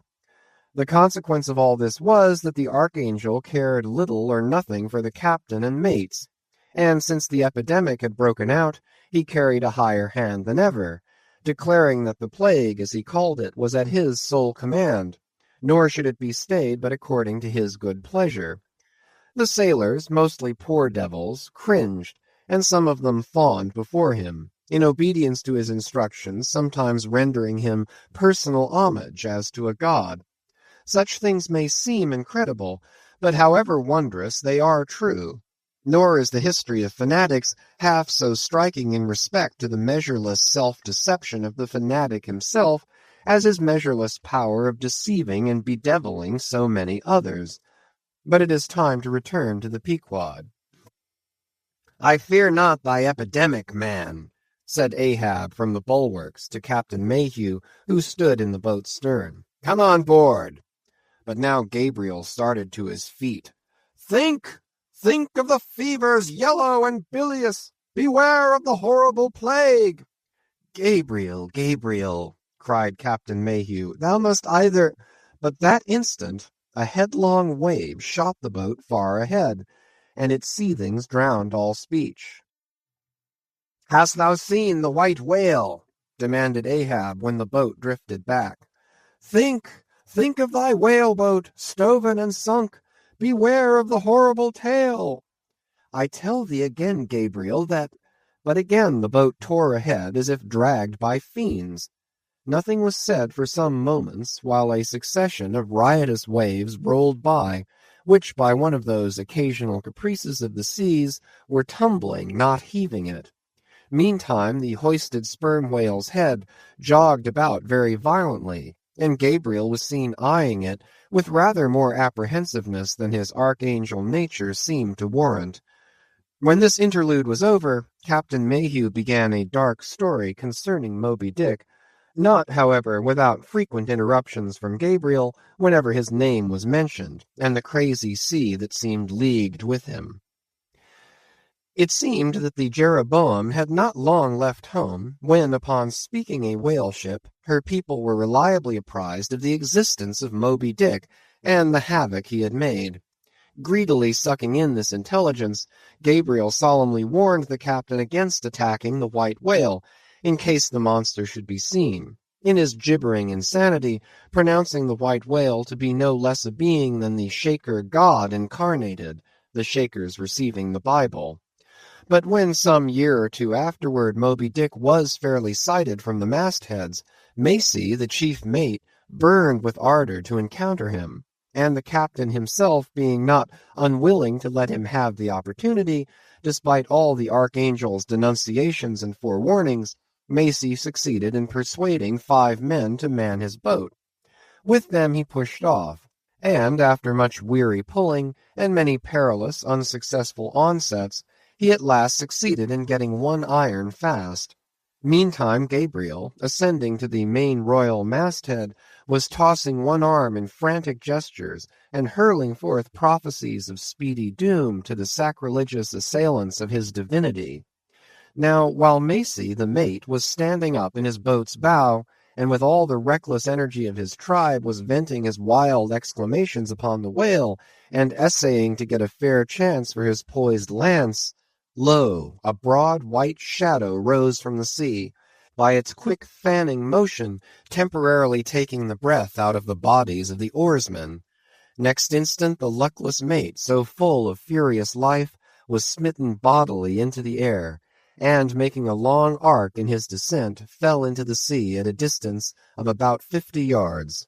Not a chip of the boat was harmed, nor a hair of any oarsman's head, but the mate forever sank. It is well to parenthesize here that of the fatal accidents in the sperm whale fishery, this kind is perhaps almost as frequent as any. Sometimes nothing is injured but the man who is thus annihilated. Oftener the boat's bow is knocked off, or the thigh-board, in which the headsman stands, is torn from its place and accompanies the body. But strangest of all is the circumstance that in more instances than one, when the body has been recovered, not a single mark of violence is discernible, the man being stark dead. The whole calamity, with the falling form of Macy, was plainly descried from the ship. Raising a piercing shriek, "The vial! The vial!" Gabriel called off the terror-stricken crew from the further hunting of the whale. This terrible event clothed the archangel with added influence, because his credulous disciples believed that he had specifically foreannounced it, instead of only making a general prophecy, which anyone might have done, and so have chanced to hit one of many marks in the wide margin allowed. He became a nameless terror to the ship. Mayhew having concluded his narration, Ahab put such questions to him that the stranger captain could not forbear inquiring whether he intended to hunt the white whale if opportunity should offer. To which Ahab answered, "Aye." Straightway then, Gabriel once more started to his feet, glaring upon the old man, and vehemently exclaimed with downward pointed finger, "Think! Think of the blasphemer, dead and down there! Beware of the blasphemer's end!" Ahab stolidly turned aside, then said to Mayhew, "Captain, I have just bethought me of my letter bag. There is a letter for one of thy officers, if I mistake it not. Starbuck, look over the bag." Every whale ship takes out a goodly number of letters for various ships, whose delivery to the persons to whom they may be addressed depends upon the mere chance of encountering them in the four oceans. Thus most letters never reach their mark, and many are only received after attaining an age of 2 or 3 years or more. Soon Starbuck returned with a letter in his hand. It was sorely tumbled, damp, and covered with a dull, spotted green mold, in consequence of being kept in a dark locker of the cabin. Of such a letter Death himself might well have been the postboy. "Canst not read it?" cried Ahab. "Give it me, man." "Aye, aye, it's but a dim scrawl. What's this?" As he was studying it out, Starbuck took a long cutting-spade pole, and with his knife slightly split the end to insert the letter there, and in that way hand it to the boat, without its coming any closer to the ship. Meantime, Ahab, holding the letter, muttered, "Mr. Harry's... Yes, Mr. Harry, a woman's pinny hand. The man's wife, I'll wager. Aye, Mr. Harry Macy, ship Jeroboam. Why, it's Macy, and he's dead." Poor fellow, and from his wife," sighed Mayhew. "But let me have it." "Nay, keep it thyself," cried Gabriel to Ahab. "Thou art soon going that way." "Curses throttle thee," yelled Ahab. "Captain Mayhew, stand by now to receive it." And taking the fatal missive from Starbuck's hands, he caught it in the slit of the pole, and reached it over towards the boat. But as he did so, the oarsman expectantly desisted from rowing. The boat drifted a little towards the ship's stern, so that, as if by magic, the letter suddenly ranged along with Gabriel's eager hand. He clutched it in an instant, seized the boat-knife, and, impaling the letter on it, sent it thus loaded back into the ship. It fell at Ahab's feet. Then Gabriel shrieked out to his comrades to give way with their oars, and in that manner the mutinous boat rapidly shot away from the Pequod. As, after this interlude, the seamen resumed their work upon the jacket of the whale, many strange things were hinted in reference to this wild affair. Chapter 72. The Monkey Rope. In the tumultuous business of cutting in and attending to a whale, there is much running backwards and forwards among the crew. Now hands are wanted here, and then again hands are wanted there. There is no staying in any one place, for at one and the same time everything has to be done everywhere. It is much the same with him who endeavors the description of the scene. We must now retrace our way a little. It was mentioned that upon first breaking ground in the whale's back, the blubber hook was inserted into the original hole there cut by the spades of the mates. But how did so clumsy and weighty a mass as that same hook get fixed in that hole? It was inserted there by my particular friend Queequeg, whose duty it was, as harpooner, to descend upon the monster's back for the special purpose referred to. But in very many cases, circumstances require that the harpooner shall remain on the whale till the whole tensing or stripping operation is concluded. The whale, be it observed, lies almost entirely submerged, excepting the immediate parts operated upon. So down there, some 10 feet below the level of the deck, the poor harpooner flounders about, half on the whale and half in the water, as the vast mass revolves like a treadmill beneath him. On the occasion in question, Queequeg figured in the Highland costume, a shirt and socks, in which, to my eyes at least, he appeared to uncommon advantage, and no one had a better chance to observe him, as will presently be seen. Being the savage's bowsman, that is, the person who pulled the bow oar in his boat, the second one from forward, it was my cheerful duty to attend upon him while taking that hard scramble upon the dead whale's back. You have seen Italian organ boys holding a dancing ape by a long cord. Just so, from the ship's steep side, did I hold Queequeg down there in the sea, by what is technically called in the fishery a monkey rope, attached to a strong strip of canvas belted round his waist. It was a humorously perilous business for both of us. For before we proceed further, it must be said that the monkey rope was fast at both ends, fast to Queequeg's broad canvas belt, and fast to my narrow leather one, so that, for better or for worse, we two, for the time, were wedded, and should poor Queequeg sink to rise no more, then both usage and honor demanded that instead of cutting the cord, it should drag me down in his wake. So then, an elongated Siamese ligature united us. Queequeg was my own inseparable twin brother, nor could I anyway get rid of the dangerous liabilities which the hempen bond entailed. So strongly and metaphysically did I conceive of my situation then, that while earnestly watching his motions, I seemed distinctly to perceive that my own individuality was now merged in a joint stock company of two, that my free will had received a mortal wound, and that another's mistake or misfortune might plunge innocent me into unmerited disaster and death.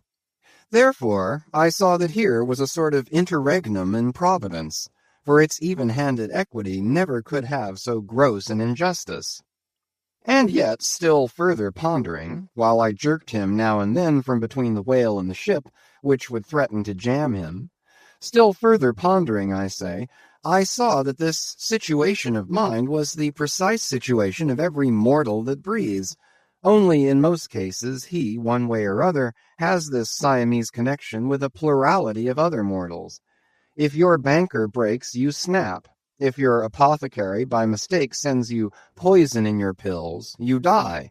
True, you may say that by exceeding caution, you may possibly escape these and multitudinous other evil chances of life. But handle Queequeg's monkey rope heedfully as I would, sometimes he jerked it so that I came very near sliding overboard. Nor could I possibly forget that, do what I would, I had only the management of one end of it. Footnote. The monkey rope is found in all whalers, but it was only in the Pequod that the monkey and his holder were ever tied together. This improvement upon the original usage was introduced by no less a man than Stubb, in order to afford the imperiled harpooner the strongest possible guarantee for the faithfulness and vigilance of his monkey rope holder. End of footnote. I have hinted that I would often jerk poor Queequeg from between the whale and the ship, where he would occasionally fall from the incessant rolling and swaying of both. But this was not the only jamming jeopardy he was exposed to. Unappalled by the massacre made upon them during the night, the sharks, now freshly and more keenly allured by the before-pent blood which began to flow from the carcass, the rabid creatures swarmed round it like bees in a beehive. And right in among those sharks was Queequeg, who often pushed them aside with his floundering feet, A thing altogether incredible, were it not that attracted by such prey as a dead whale, the otherwise miscellaneous carnivorous sharks will seldom touch a man. Nevertheless, it may well be believed that since they have such a ravenous finger in the pie, it is deemed but wise to look sharp to them. Accordingly, besides the monkey rope with which I now and then jerked the poor fellow from too close a vicinity to the maw of what seemed a peculiarly ferocious shark, he was provided with still another protection. Suspended over the side in one of the stages, Tashtego and Dagu continually flourished over his head a couple of keen whale spades, wherewith they slaughtered as many sharks as they could reach. This procedure of theirs, to be sure, was very disinterested and benevolent of them.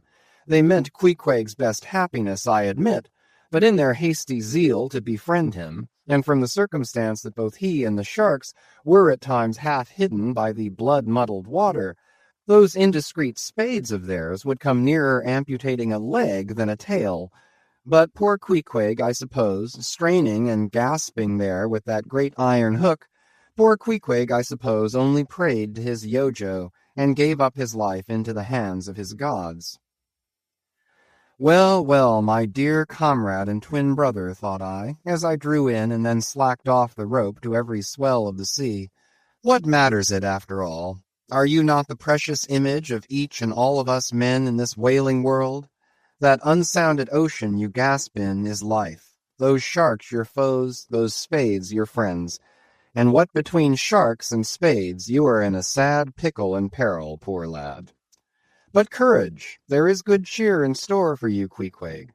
For now, as with blue lips and bloodshot eyes the exhausted savage at last climbs up the chains and stands all dripping and involuntarily trembling over the side, the steward advances, and with a benevolent, consolatory glance hands him, what, some hot cognac? No, hands him, ye god, hands him a cup of tepid ginger and water. Ginger? Do I smell ginger? Suspiciously asked Stubb, coming near. Yes, this must be ginger, peering into the as yet untasted cup. Then, standing as if incredulous for a while, he calmly walked toward the astonished steward, slowly saying, Ginger, ginger, and will you have the goodness to tell me, Mr. Doughboy, where lies the virtue of ginger? Ginger! Is ginger the sort of fuel you use, Doughboy, to kindle a fire in this shivering cannibal? Ginger! What the devil is ginger? Sea coal? Firewood? Lucifer matches? Tinder? Gunpowder? What the devil is ginger, I say, that you offer this cup to our poor Queequeg here? There is some sneaking temperance society movement about this business, he suddenly added, now approaching Starbuck, who had just come from forward. Will you look at that cannikin, sir? Smell of it, if you please. Then, watching the mate's countenance, he added, The steward, Mr. Starbuck, had the face to offer that calomel and jalap to Queequeg there, this instant off the whale. Is the steward an apothecary, sir? And may I ask whether this is the sort of bitters by which he blows back the life into a half-drowned man? I trust not, said Starbuck. It is poor stuff enough. Aye, aye, steward, cried Stubb. We'll teach you to drug it, harpooner. None of your apothecary's medicine here. You want to poison us, do you? You have got out insurance on our lives, and want to murder us all and pocket the proceeds, do you? It was not me, cried Doughboy. It was Aunt Charity that brought the ginger on board, and bade me never give the harpooneers any spirits, but only this ginger jub, so she called it. Ginger jub, you gingery rascal, take that, and run along with you to the lockers, and get something better. I hope I do no wrong, Mr. Starbuck. It is the captain's orders. Grog for the harpooneer on a whale. Enough, replied Starbuck. Only don't hit him again. But, oh, I never hurt when I hit, except when I hit a whale or something of that sort. And this fellow's a weasel. What were you about saying, sir? Only this. Go down with him, and get what thou wantest thyself. When Stubb reappeared, he came with a dark flask in one hand and a sort of tea-caddy in the other. The first contained strong spirits and was handed to Queequeg. The second was Aunt Charity's gift, and that was freely given to the waves. Chapter 73. Stubb and Flask kill a right whale, and then have a talk over him. It must be borne in mind that all this time we have a sperm whale's prodigious head hanging to the Pequod's side, but we must let it continue hanging there for a while, till we can get a chance to attend to it. For the present other matters press, and the best we can do now for the head is to pray heaven the tackles may hold. Now, during the past night and forenoon, the Pequod had gradually drifted into a sea which, by its occasional patches of yellow brit, gave unusual tokens of the vicinity of right whales, a species of the Leviathan that but few supposed to be at this particular time lurking anywhere near. And though all hands commonly disdained the capture of those inferior creatures, and though the Pequod was not commissioned to cruise for them at all, and though she had passed numbers of them near the Crozettes without lowering a boat, yet now that a sperm whale had been brought alongside and beheaded, to the surprise of all, the announcement was made that a right whale should be captured that day if opportunity offered. Nor was this long wanting. Tall spouts were seen to leeward, and 2 boats, Stubbs and Flasks, were detached in pursuit. Pulling further and further away, they at last became almost invisible to the men at the masthead. But suddenly in the distance they saw a great heap of tumultuous white water, and soon after news came from aloft that one or both the boats must be fast. An interval passed, and the boats were in plain sight, in the act of being dragged right towards the ship by the towing whale. So close did the monster come to the hull, that at first it seemed as if he meant it malice, but suddenly going down in a maelstrom, within 3 rods of the planks, he wholly disappeared from view, as if diving under the keel.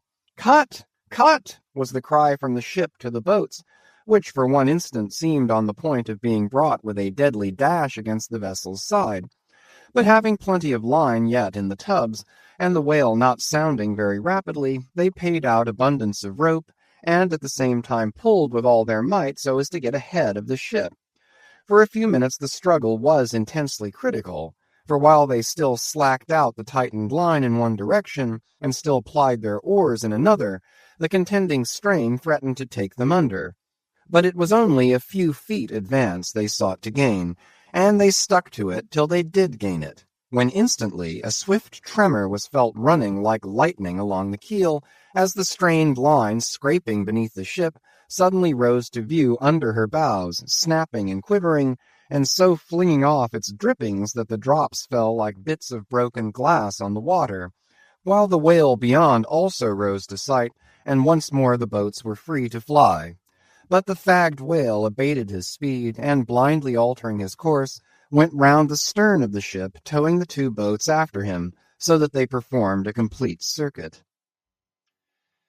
Meanwhile they hauled more and more upon their lines, till, close flanking him on both sides, Stubb answered Flask with lance for lance, and thus round and round the Pequod the battle went, while the multitudes of sharks that had before swum round the sperm whale's body rushed to the fresh blood that was spilled, thirstily drinking at every new gash, as the eager Israelites did at the new bursting fountains that poured from the smitten rock. At last his spout grew thick, and with a frightful roll and vomit, he turned upon his back a corpse. While the 2 headsmen were engaged in making fast cords to his flukes, and in other ways getting the mass in readiness for towing, some conversation ensued between them. "I wonder what the old man wants with this lump of foul lard," said Stubb, not without some disgust at the thought of having to do with so ignoble a leviathan. "Wants with it," said Flask, coiling some spare line in the boat's bow. "Did you never hear that the ship, which but once has a sperm whale's head hoisted on her starboard side, and at the same time a right whale's head on the larboard, did you never hear, Stubb, that that ship can never afterwards capsize?" "Why not?" "I don't know, but I heard that gamboge ghost of a Fedallah saying so, and he seems to know all about ship's charms. But I sometimes think he'll charm the ship to no good at last. I don't half like that chap, Stubb. Did you ever notice how that tusk of his is a sort of carved into a snake's head, Stubb? Sink him. I never look at him at all.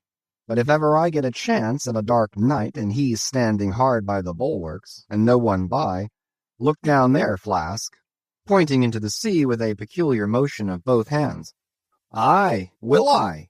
Flask, I take that Fedallah to be the devil in disguise. Do you believe that cock and bull story about his having been stowed away on board ship? He's the devil, I say. The reason why you don't see his tail is because he tucks it up out of sight. He carries it coiled away in his pocket, I guess. Blast him. Now that I think of it, he's always wanting oakum to stuff into the toes of his boots. He sleeps in his boots, don't he? He hasn't got any hammock, but I've seen him lay of nights in a coil of rigging. No doubt. And it's because of his cursed tail. He coils it down, do you see, in the eye of the rigging. What's the old man have so much to do with him for? Striking up a swap or a bargain, I suppose. Bargain? About what? Why, do you see, the old man is hard bent after that white whale, and the devil there is trying to come round him and get him to swap away his silver watch, or his soul, or something of that sort, and then he'll surrender Moby Dick. Pooh, Stubb, you are skylarking. How can Fedallah do that? I don't know, Flask. But the devil is a curious chap, and a wicked one, I tell you. Why, they say as how he went sauntering into the old flagship once, switching his tail about devilish easy and gentlemanlike, and inquiring if the old governor was at home. Well, he was at home, and asked the devil what he wanted. The devil, switching his hoofs, up and says, I want John. What for? Says the old governor. What business is that of yours? Says the devil, getting mad. I want to use him. Take him, says the governor. And by the Lord, Flask, if the devil didn't give John the Asiatic cholera before he got through with him, I'll eat this whale in one mouthful. But look sharp. Ain't you already there? Well, then pull ahead, and let's get the whale alongside. I think I remember some such story as you were telling, said Flask, when at last the two boats were slowly advancing with their burden towards the ship. But I can't remember where. 3 Spaniards? Adventures of those 3 bloody-minded soldados? Did you read it there, Flask? I guess you did. No, never saw such a book. Heard of it, though. But now tell me, Stubb, do you suppose that that devil you were speaking of just now was the same you say is now on board the Pequod? Am I the same man that helped kill this whale? Doesn't the devil live forever? Who ever heard that the devil was dead? Did you ever see any parson wearing a mourning for the devil? And if the devil has a latchkey to get into the admiral's cabin, don't you suppose he can crawl into a porthole? Tell me that, Mr. Flask. How old do you suppose Fedallah is, Stubb? Do you see that mainmast there? Pointing to the ship. Well, that's the figure 1. Now take all the hoops in the Pequod's hold, and string along in a row with that mast for aughts. Do you see? Well, that wouldn't begin to be Fedallah's age. Nor all the coopers in creation couldn't show hoops enough to make aughts enough. But see here, Stubb, I thought you a little boasted just now that you meant to give Fedallah a sea toss if you got a good chance. Now, if he's so old as all those hoops of yours come to, and if he is going to live forever, what good will it do to pitch him overboard? Tell me that. Give him a good ducking, anyhow. But he'd crawl back. Duck him again, and keep ducking him. Suppose he should take it into his head to duck you, though. Yes, and drown you. What then? I should like to see him try it. I'd give him such a pair of black eyes that he wouldn't dare show his face in the admiral's cabin again for a long while, let alone down in the orlop there where he lives, and hereabouts on the upper decks where he sneaks so much. Damn the devil, Flask. So you suppose I'm afraid of the devil? Who's afraid of him? Except the old governor, who daresn't catch him and put him in double darbies as he deserves, but lets him go about kidnapping people. Aye, and signed a bond with him, that all the people the devil kidnapped he'd roast for him. There's a governor. Do you suppose Fedallah wants to kidnap Captain Ahab? Do I suppose it? You'll know it before long, Flask. But I am going now to keep a sharp lookout on him. And if I see anything very suspicious going on, I'll just take him by the nape of the neck and say, 'Look here, Beelzebub, you don't do it.' And if he makes any fuss, by the Lord, I'll make a grab into his pocket for his tail, take it to the capstan, and give him such a wrenching and heaving that his tail will come short off at the stump. You see? And then I rather guess when he finds himself docked in that queer fashion, he'll sneak off without the poor satisfaction of feeling his tail between his legs." "And what will you do with the tail, Stubb?" "Do with it? Sell it for an ox whip when we get home. What else?" "Now do you mean what you say and have been saying all along, Stubb?" "Mean or not mean, here we are at the ship." The boats were here hailed to tow the whale on the larboard side, where fluke chains and other necessaries were already prepared for securing him. "Didn't I tell you so?" said Flask. "Yes, you'll soon see this right whale's head hoisted up opposite that Parmacetti's." In good time Flask's saying proved true. As before, the Pequod steeply leaned over towards the sperm whale's head. Now, by the counterpoise of both heads, she regained her even keel, though sorely strained, you may well believe. So, when on one side you hoist in Locke's head, you go over that way, but now on the other side hoist in Kant's, and you come back again, but in very poor plight. Thus some minds forever keep trimming boat. Oh, you foolish, throw all these thunderheads overboard, and then you will float light and right. In disposing of the body of a right whale, when brought alongside the ship, the same preliminary proceedings commonly take place as in the case of a sperm whale. Only in the latter instance the head is cut off whole, but in the former the lips and tongue are separately removed and hoisted on deck, with all the well-known black bone attached to what is called the crown piece. But nothing like this in the present case had been done. The carcasses of both whales had dropped astern, and the head-laden ship not a little resembled a mule carrying a pair of overburdening panniers. Meantime, Fedallah was calmly eyeing the right whale's head, and ever and anon glancing from the deep wrinkles there to the lines in his own hand. And Ahab chanced so to stand that the Parsee occupied his shadow, while if the Parsee's shadow was there at all, it seemed only to blend with and lengthen Ahab's. As the crew toiled on, Laplandish speculations were bandied among them concerning all these passing things. Chapter 74. The Sperm Whale's Head, Contrasted View. Here now are two great whales laying their heads together. Let us join them, and lay together our own. Of the grand order of folio leviathans, the sperm whale and the right whale are by far the most noteworthy. They are the only whales regularly hunted by man. To the Nantucketer, they present the two extremes of all the known varieties of the whale. As the external difference between them is mainly observable in their heads, and as a head of each is this moment hanging from the Pequod's side, and as we may freely go from one to the other by merely stepping across the deck, where, I should like to know, will you obtain a better chance to study practical cetology than here? In the first place, you are struck by the general contrast between these heads.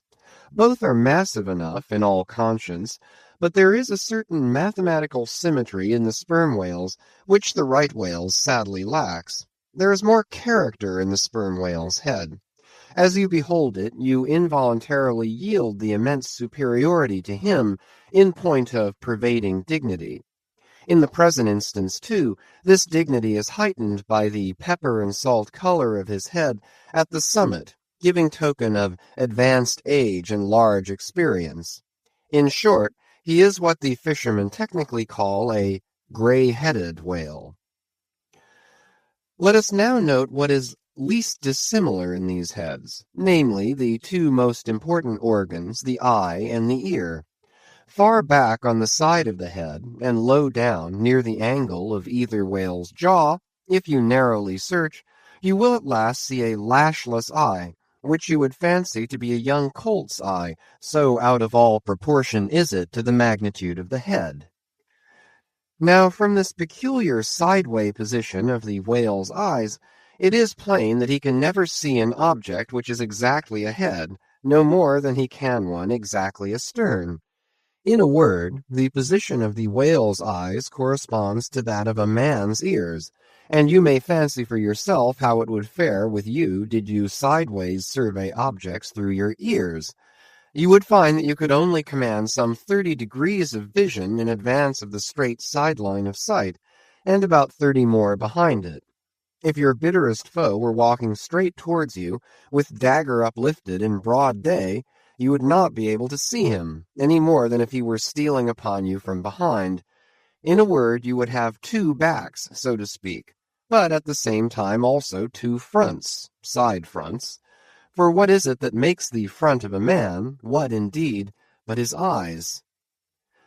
Moreover, while in most other animals that I can now think of, the eyes are so planted as imperceptibly to blend their visual power, so as to produce one picture and not two to the brain, the peculiar position of the whale's eyes, effectually divided as they are by many cubic feet of solid head, which towers between them like a great mountain separating two lakes and valleys, this, of course, must wholly separate the impressions which each independent organ imparts. The whale, therefore, must see one distinct picture on this side and another distinct picture on that side, while all between must be profound darkness and nothingness to him. Man may, in effect, be said to look out on the world from a sentry box with two joined sashes for his window, but for the whale, these two sashes are separately inserted, making two distinct windows, but sadly impairing the view. This peculiarity of the whale's eyes is a thing always to be borne in mind in the fishery, and to be remembered by the reader in some subsequent scenes. A curious and most puzzling question might be started concerning this visual matter as touching the Leviathan, but I must be content with a hint. So long as a man's eyes are open in the light, the act of seeing is involuntary. That is, he cannot help mechanically seeing whatever objects are before him. Nevertheless, anyone's experience will teach him that though he can take in an undiscriminating sweep of things at one glance, it is quite impossible for him, attentively and completely, to examine any two things, however large or however small, at one and the same instant of time, never mind if they lie side by side and touch each other. But if you now come to separate these two objects, and surround each by a circle of profound darkness, then in order to see one of them, in such a manner as to bring your mind to bear on it, the other will be utterly excluded from your contemporary consciousness. How is it then with the whale? True, both his eyes in themselves must simultaneously act, but is his brain so much more comprehensive, combining, and subtle than man's, that he can, at the same moment of time, attentively examine two distinct prospects, one on one side of him and the other in an exactly opposite direction? If he can, then is it a marvelous thing in him, as if a man were able to simultaneously go through the demonstrations of two distinct problems in Euclid. Nor, strictly investigated, is there any incongruity in this comparison. It may be but an idle whim, but it has always seemed to me that the extraordinary vacillations of movement displayed by some whales when beset by 3 or 4 boats, the timidity and liability to queer frights so common to such whales, I think that all this indirectly proceeds from the helpless perplexity of volition in which their divided and diametrically opposite powers of vision must involve them. But the ear of the whale is full as curious as the eye. If you are an entire stranger to their race, you might hunt over these two heads for hours and never discover that organ. The ear has no external leaf whatever, and into the hole itself you can hardly insert a quill, so wondrously minute is it. It is lodged a little behind the eye. With respect to their ears, this important difference is to be observed between the sperm whale and the right. While the ear of the former has an external opening, that of the latter is entirely and evenly covered over with a membrane, so as to be quite imperceptible from without. Is it not curious that so vast a being as the whale should see the world through so small an eye, and hear the thunder through an ear which is smaller than a hare's? But if the eye were broad as the lens of Herschel's great telescope, and his ears capacious as the porches of cathedrals, would that make him any longer of sight or sharper of hearing? Not at all. Why then do you try to enlarge your mind, subtleize it? Let us now, with whatever levers and steam engines we have at hand, cant over the sperm whale's head, that it may lie bottom up. Then, ascending by a ladder to the summit, have a peep down the mouth. And were it not that the body is now completely separated from it, with a lantern we might descend into the great Kentucky mammoth cave of the stomach. But let us hold on here by this tooth and look about us where we are. What a really beautiful and chaste-looking mouth, from floor to ceiling, lined, or rather papered, with a glistening white membrane, glossy as bridal satins. But come out now and look at this portentous lower jaw, which seems like the long, narrow lid of an immense snuff-box, with the hinge at one end instead of one side. If you pry it up so as to get it overhead, and expose its rows of teeth, it seems a terrific portcullis, and such, alas, it proves to many a poor wight in the fishery, upon whom these spikes fall with impaling force. But far more terrible is it to behold, when fathoms down in the sea you see some sulky whale floating there suspended, with his prodigious jaw, some 15 feet long, hanging straight down at right angles with his body, for all the world like a ship's jib boom.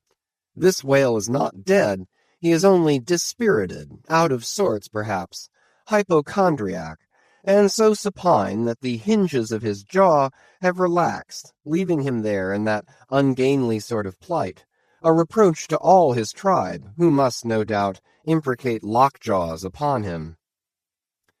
In most cases, this lower jaw, being easily unhinged by a practiced artist, is disengaged and hoisted on deck for the purpose of extracting the ivory teeth, and furnishing a supply of that hard white whalebone with which the fishermen fashion all sorts of curious articles, including canes, umbrella stalks, and handles to riding whips. With a long, weary hoist, the jaw is dragged on board, as if it were an anchor, and when the proper time comes, some few days after the other work, Queequeg, Daggoo, and Tashtego, all being accomplished dentists, are set to drawing teeth.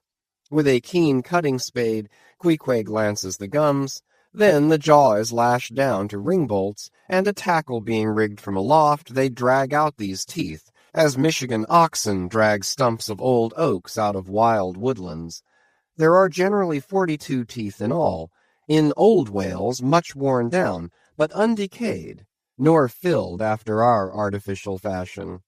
The jaw is afterwards sawn into slabs and piled away like joists for building houses. Chapter 75. The Right Whale's Head. Contrasted View. Crossing the deck, let us now have a good long look at the right whale's head. As in general shape the noble sperm whale's head may be compared to a Roman war chariot, especially in front where it is so broadly rounded, so at a broad view the right whale's head bears a rather inelegant resemblance to a gigantic galliot-toed shoe. 200 years ago, an old Dutch voyager likened its shape to that of a shoemaker's last, and in this same last or shoe, that old woman of the nursery tale with her swarming brood might very comfortably be lodged, she and all her progeny. But as you come nearer to this great head, it begins to assume different aspects, according to your point of view. If you stand on its summit and look at these two F-shaped spout holes, you would take the whole head for an enormous bass viol, and these spiracles the apertures in its sounding board. Then again, if you fix your eyes upon this strange, crested, comb-like incrustation on the top of the mass, this green barnacled thing which the Greenlanders call the crown, and the southern fishers the bonnet of the right whale, fixing your eyes solely on this, you would take the head for a trunk of some huge oak, with a bird's nest in its crotch. At any rate, when you watch those live crabs that nestle here on this bonnet, Such an idea will be almost sure to occur to you, unless indeed your fancy has been fixed by the technical term crown also bestowed upon it, in which case you will take great interest in thinking how this mighty monster is actually a diademed king of the sea, whose green crown has been put together for him in this marvelous manner. But if this whale be a king, he is a very sulky-looking fellow to grace a diadem. Look at that hanging lower lip. What a huge sulk and pout is there! A sulk and pout by carpenter's measurement, about 20 feet long and 5 feet deep. A sulk and pout that will yield you some 500 gallons of oil and more. A great pity now that this unfortunate whale should be hare-lipped. The fissure is about a foot across. Probably the mother, during an important interval, was sailing down the Peruvian coast when earthquakes caused the beach to gape. Over this lip, as over a slippery threshold, we now slide into the mouth. Upon my word, were I at Mackinac, I should take this to be the inside of an Indian wigwam. Good Lord! Is this the road that Jonah went? The roof is about 12 feet high, and runs to a pretty sharp angle, as if there were a regular ridgepole there, while these ribbed, arched, hairy sides present us with those wondrous, half-vertical, scimitar-shaped slats of whalebone, say 300 on a side, which, depending from the upper part of the head or crown bone, form those Venetian blinds which have elsewhere been cursorily mentioned. The edges of these bones are fringed with hairy fibers, through which the right whale strains the water, and in whose intricacies he retains the small fish when open-mouthed he goes through the seas of brit in feeding time. In the central blinds of bone, as they stand in their natural order, there are certain curious marks, curves, hollows, and ridges, whereby some whalemen calculate the creature's age, as the age of an oak by its circular rings. Though the certainty of this criterion is far from demonstrable, yet it has the savor of analogical probability. At any rate, if we yield to it, we must grant a far greater age to the right whale than at first glance will seem reasonable. In old times there seem to have prevailed the most curious fancies concerning these blinds. One voyager in Purchas calls them the wondrous whiskers inside of the whale's mouth, another hog's bristles. A third old gentleman in Hakluyt uses the following elegant language, quote, "There are about 250 fins growing on each side of his upper chop, which arch over his tongue on each side of his mouth." End quote. Footnote.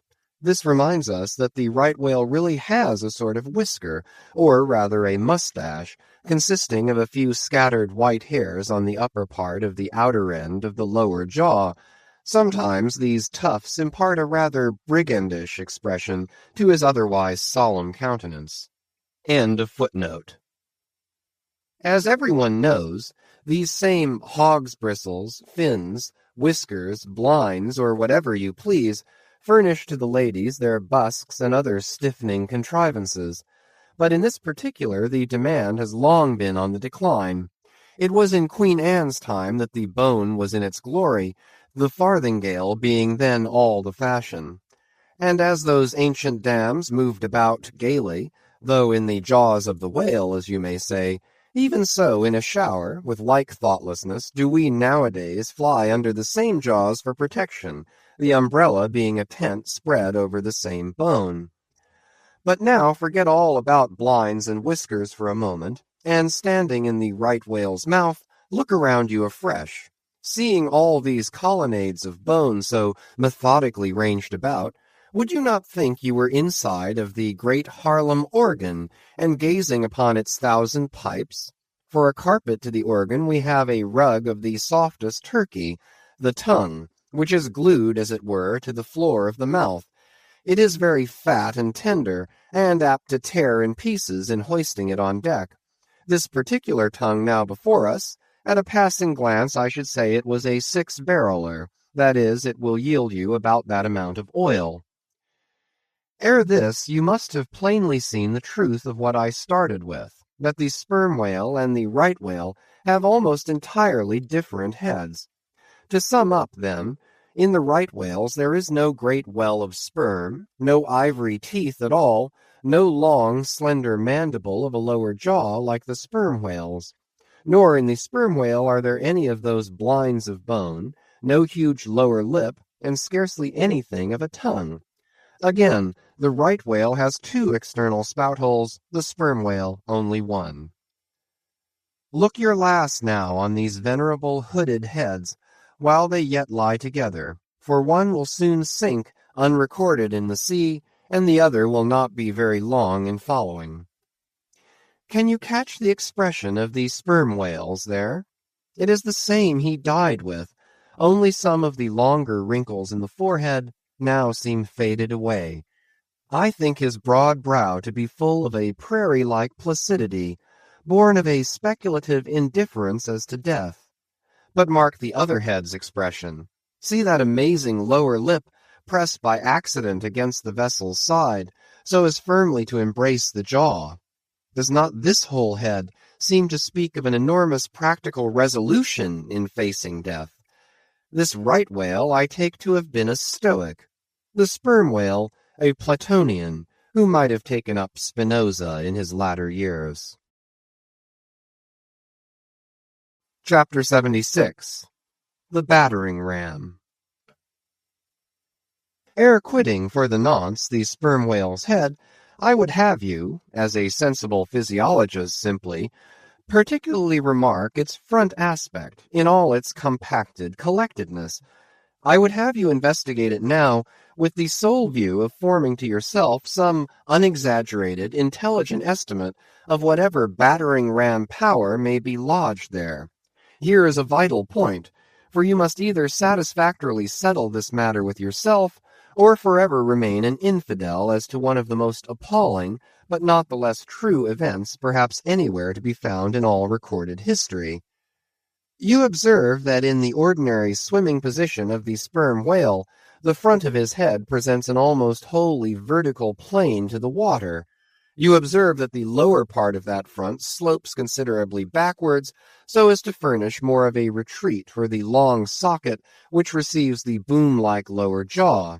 You observe that the mouth is entirely under the head, much in the same way indeed as though your own mouth were entirely under your chin. Moreover, you observe that the whale has no external nose, and that what nose he has, his spout-hole, is on the top of his head. You observe that his eyes and ears are at the sides of his head, nearly 1/3 of his entire length from the front. Wherefore, you must now have perceived that the front of the sperm whale's head is a dead, blind wall, without a single organ or tender prominence of any sort whatsoever. Furthermore, you are now to consider that only in the extreme lower backward-sloping part of the front of the head is there the slightest vestige of bone, and not till you get near 20 feet from the forehead do you come to the full cranial development. So that this whole enormous boneless mass is as one wad. Finally, though, as will soon be revealed, its contents partly comprise the most delicate oil, yet you are now to be apprised of the nature of the substance which so impregnably invests all that apparent effeminacy. In some previous place I have described to you how the blubber wraps the body of the whale, as the rind wraps an orange. Just so with the head, but with this difference. About the head this envelope, though not so thick, is of a boneless toughness, inestimable by any man who has not handled it. The severest pointed harpoon, the sharpest lance darted by the strongest human arm, impotently rebounds from it. It is as though the forehead of the sperm whale were paved with horses' hoofs. I do not think that any sensation lurks in it. Bethink yourself also of another thing. When 2 large loaded Indiamen chance to crowd and crush towards each other in the docks, what do the sailors do? They do not suspend between them at the point of coming contact any merely hard substance like iron or wood. No, they hold there a large round wad of tow and cork, enveloped in the thickest and toughest of ox-hide. That, bravely and uninjured, takes the jam which would have snapped all their oaken handspikes and iron crowbars. By itself, this sufficiently illustrates the obvious fact I drive at. But supplementary to this, it has hypothetically occurred to me that as ordinary fish possess what is called a swimming bladder in them, capable at will of distension or contraction, and as the sperm whale, as far as I know, has no such provision in him, considering, too, the otherwise inexplicable manner in which he now depresses his head altogether beneath the surface, and anon swims with it high elevated out of the water, considering the unobstructed elasticity of its envelope, considering the unique interior of his head, it has hypothetically occurred to me, I say, that those mystical lung-filled honeycombs there may possibly have some hitherto unknown and unsuspected connection with the outer air, so as to be susceptible to atmospheric distension and contraction. If this be so, fancy the irresistibleness of that might to which the most impalpable and destructive of all elements contributes. Now, mark, unerringly impelling this dead, impregnable, uninjurable wall, and this most buoyant thing within, there swims behind it all a mass of tremendous life, only to be adequately estimated as piled wood is, by the cord, and all obedient to one volition as the smallest insect, so that when I shall hereafter detail to you all the specialties and concentrations of potency everywhere lurking in this expansive monster, when I shall show you some of his more inconsiderable braining feats, I trust you will have renounced all ignorant incredulity, and be ready to abide by this, that though the sperm whale stove a passage through the Isthmus of Darien, and mixed the Atlantic with the Pacific, you would not elevate one hair of your eyebrow. For unless you own the whale, you are but a provincial and sentimentalist in truth. But clear truth is a thing for salamander giants only to encounter. How small the chances for the provincials, then! What befell the weakling youth, lifting the dread goddess's veil at Lais? Chapter 77. The Great Heidelberg Tun. Now comes the bailing of the case. But to comprehend it aright, you must know something of the curious internal structure of the thing operated upon. Regarding the sperm whale's head as a solid oblong, you may, on an inclined plane, sideways divide it into two quoins, whereof the lower is the bony structure forming the cranium and jaws, and the upper an unctuous mass wholly free from bones, its broad forward end forming the expanded vertical apparent forehead of the whale. At the middle of the forehead, horizontally subdivide this upper quoin, and then you have two almost equal parts, which before were naturally divided by an internal wall of a thick tendinous substance. Footnote. Quoin is not a Euclidean term. It belongs to the pure nautical mathematics. I know not that it has been defined before. A quoin is a solid which differs from a wedge in having its sharp end formed by the steep inclination of one side, instead of the mutual tapering of both sides. End of footnote. The lower subdivided part, called the junk, is one immense honeycomb of oil, formed by the crossing and recrossing into 10,000 infiltrated cells of tough elastic white fibers throughout its whole extent. The upper part, known as the case, may be regarded as the great Heidelberg tun of the sperm whale. And as that famous great tierce is mystically carved in front, so the whale's vast pleated forehead forms innumerable strange devices for the emblematical adornment of his wondrous tun. Moreover, as that of Heidelberg was always replenished with the most excellent of wines from the Rhenish valleys, so the tun of the whale contains by far the most precious of all his oily vintages, namely the highly prized spermaceti, in its absolutely pure, limpid, and odoriferous state. Nor is this precious substance found unalloyed in any other part of the creature.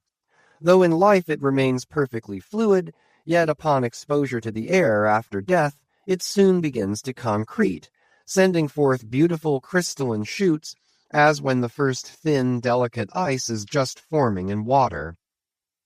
A large whale's case generally yields about 500 gallons of sperm, though from unavoidable circumstances, considerable of it is spilled, leaks and dribbles away, or is otherwise irrevocably lost in the ticklish business of securing what you can.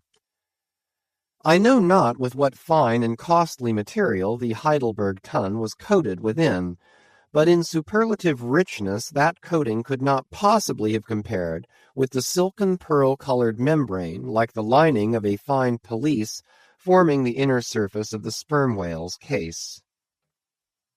It will have been seen that the Heidelberg tun of the sperm whale embraces the entire length of the entire top of the head, and since, as has been elsewhere set forth, the head embraces 1/3 of the whole length of the creature, then setting that length down at 80 feet for a good-sized whale, you have more than 26 feet for the depth of the tun, when it is lengthwise hoisted up and down against the ship's side. As in decapitating the whale, the operator's instrument is brought close to the spot where an entrance is subsequently forced into the spermaceti magazine. He has, therefore, to be uncommonly heedful lest a careless, untimely stroke should invade the sanctuary and wastingly let out its invaluable contents. It is this decapitated end of the head also which is at last elevated out of the water, and retained in that position by the enormous cutting tackles, whose hempen combinations on one side make quite a wilderness of ropes in that quarter. Thus much being said, attend now, I pray you, to that marvelous and, in this particular instance, almost fatal operation, whereby the sperm whale's great Heidelberg tun is tapped. Chapter 78. Cistern and Buckets. Nimble as a cat, Tashtego mounts aloft, and without altering his erect posture, runs straight out upon the overhanging mainyard arm to the part where it exactly projects over the hoisted tun. He has carried with him a light tackle called a whip, consisting of only 2 parts, traveling through a single sheaved block. Securing this block so that it hangs down from the yard arm, he swings one end of the rope till it is caught and firmly held by a hand on deck. Then, hand over hand, down the other part, the Indian drops through the air, till, dexterously, he lands on the summit of the head. There, still high elevated above the rest of the company, to whom he vivaciously cries, he seems some Turkish muezzin calling the good people to prayers from the top of a tower. A short-handled sharp spade being sent up to him, he diligently searches for the proper place to begin breaking into the tun. In this business he proceeds very heedfully, like a treasure hunter in some old house, sounding the walls to find where the gold is masoned in. By the time this cautious search is over, a stout iron-bound bucket, precisely like a well bucket, has been attached to one end of the whip, while the other end, being stretched across the deck, is there held by 2 or 3 alert hands. These last now hoist the bucket within grasp of the Indian, to whom another person has reached up a very long pole. Inserting this pole into the bucket, Tashtego downward guides the bucket into the tun, till it entirely disappears. Then, giving the word to the seamen at the whip, up comes the bucket again, all bubbling like a dairymaid's pail of new milk. Carefully lowered from its height, the full freighted vessel is caught by an appointed hand, and quickly emptied into a large tub. Then, remounting aloft, it again goes through the same round until the deep cistern will yield no more. Towards the end, Tashtego has to ram his long pole harder and harder, and deeper into the tun, until some 20 feet of the pole have gone down.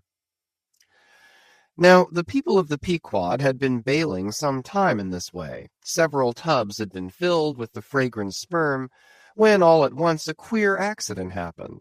Whether it was that Tashtego, that wild Indian, was so heedless and reckless as to let go for a moment his one-handed hold on the great cabled tackles suspending the head, or whether the place where he stood was so treacherous and oozy, or whether the evil one himself would have it fall out so, without stating his particular reasons, how it was exactly there is no telling now, but on a sudden, as the 80th or 90th bucket came suckingly up, my God, Poor Tashtego, like the twin reciprocating bucket in a veritable well, dropped head foremost down into this great ton of Heidelberg, and with a horrible oily gurgling went clean out of sight.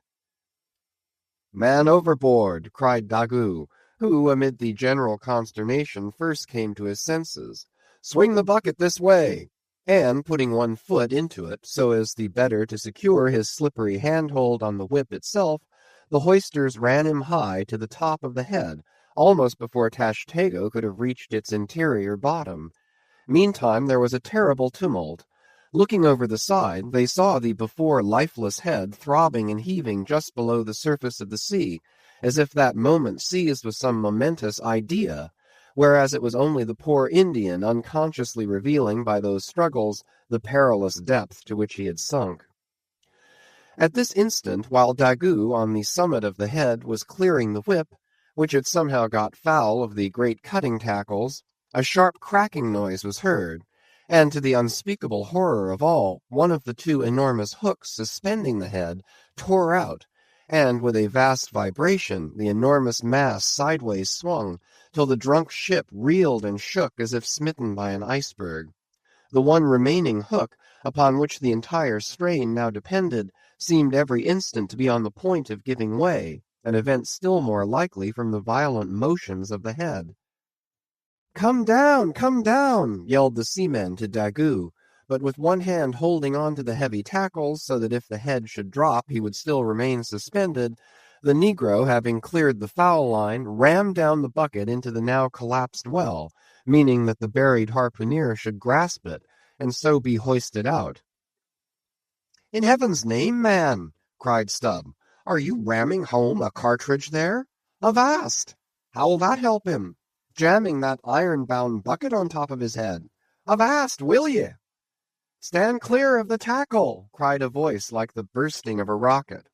Almost in the same instant, with a thunder boom, the enormous mass dropped into the sea, like Niagara's table rock into the whirlpool. The suddenly relieved hull rolled away from it to far down her glittering copper, and all caught their breath as, half swinging, now over the sailors' heads and now over the water, Daggoo, through a thick mist of spray, was dimly beheld clinging to the pendulous tackles, while poor buried alive Tashtego was sinking utterly down to the bottom of the sea. But hardly had the blinding vapor cleared away, when a naked figure with a boarding sword in his hand was for one swift moment seen hovering over the bulwarks. The next, a loud splash announced that my brave Queequeg had dived to the rescue. One packed rush was made to the side, and every eye counted every ripple, as moment followed moment, and no sign of either the sinker or the diver could be seen. Some hands now jumped into a boat alongside, and pushed a little off from the ship. "Ha ha!" cried Daggoo all at once from his now quiet swinging perch overhead, and, looking further off from the side, we saw an arm thrust upright from the blue waves, a strange sight to see, as an arm thrust forth from the grass over a grave. "Both! Both! It is both!" cried Daggoo again with a joyful shout, and soon after Queequeg was seen boldly striking out with one hand, and with the other clutching the long hair of the Indian. Drawn into the waiting boat, they were quickly brought to the deck, but Tashtego was long in coming to, and Queequeg did not look very brisk. Now how had this noble rescue been accomplished? Why, diving after the slowly descending head, Queequeg, with his keen sword, had made side lunges near its bottom, so as to scuttle a large hole there. Then, dropping his sword, had thrust his long arm far inwards and upwards, and so hauled out poor Tash by the head. He averred that upon first thrusting in for him, a leg was presented, but well knowing that that was not as it ought to be, and might occasion great trouble, he had thrust back the leg, and by a dexterous heave and toss had wrought a somerset upon the Indian, so that with the next trial he came forth in the good old way, head foremost. As for the great head itself, that was doing as well as could be expected. And thus, through the courage and great skill in obstetrics of Queequeg, the deliverance, or rather delivery, of Tashtego was successfully accomplished. in the teeth, too, of the most untoward and apparently hopeless impediments, which is a lesson by no means to be forgotten. Midwifery should be taught in the same course with fencing and boxing, riding and rowing. I know that this queer adventure of the gay headers will be sure to seem incredible to some landsmen, though they themselves have either seen or heard of someone's falling into a cistern ashore, an accident which not seldom happens, and with much less reason, too, than the Indians, considering the exceeding slipperiness of the curb of the sperm whale's well. But, peradventure, it may be sagaciously urged, how is this? We thought the tissued, infiltrated head of the sperm whale was the lightest and most corky part about him, and yet thou makest it sink in an element of far greater specific gravity than itself. We have thee there. Not at all, but I have ye. For at the time poor Tash fell in, the case had been nearly emptied of its lighter contents, leaving little but the dense tendinous wall of the well, a double-welded, hammered substance, as I have before said, much heavier than the sea-water, and a lump of which sinks in it like lead almost. But the tendency to rapid sinking in this substance was in the present instance materially counteracted by the other parts of the head remaining undetached from it, so that it sank very slowly and deliberately indeed, affording Queequeg a fair chance for performing his agile obstetrics on the run, as you may say. Yes, it was a running delivery, so it was. Now, had Tashtego perished in that head, it had been a very precious perishing.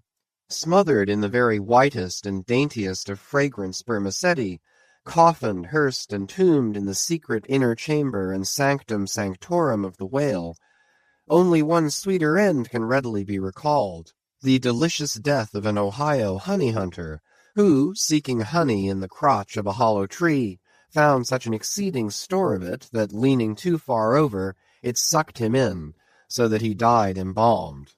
How many, think ye, have likewise fallen into Plato's honey head, and sweetly perished there?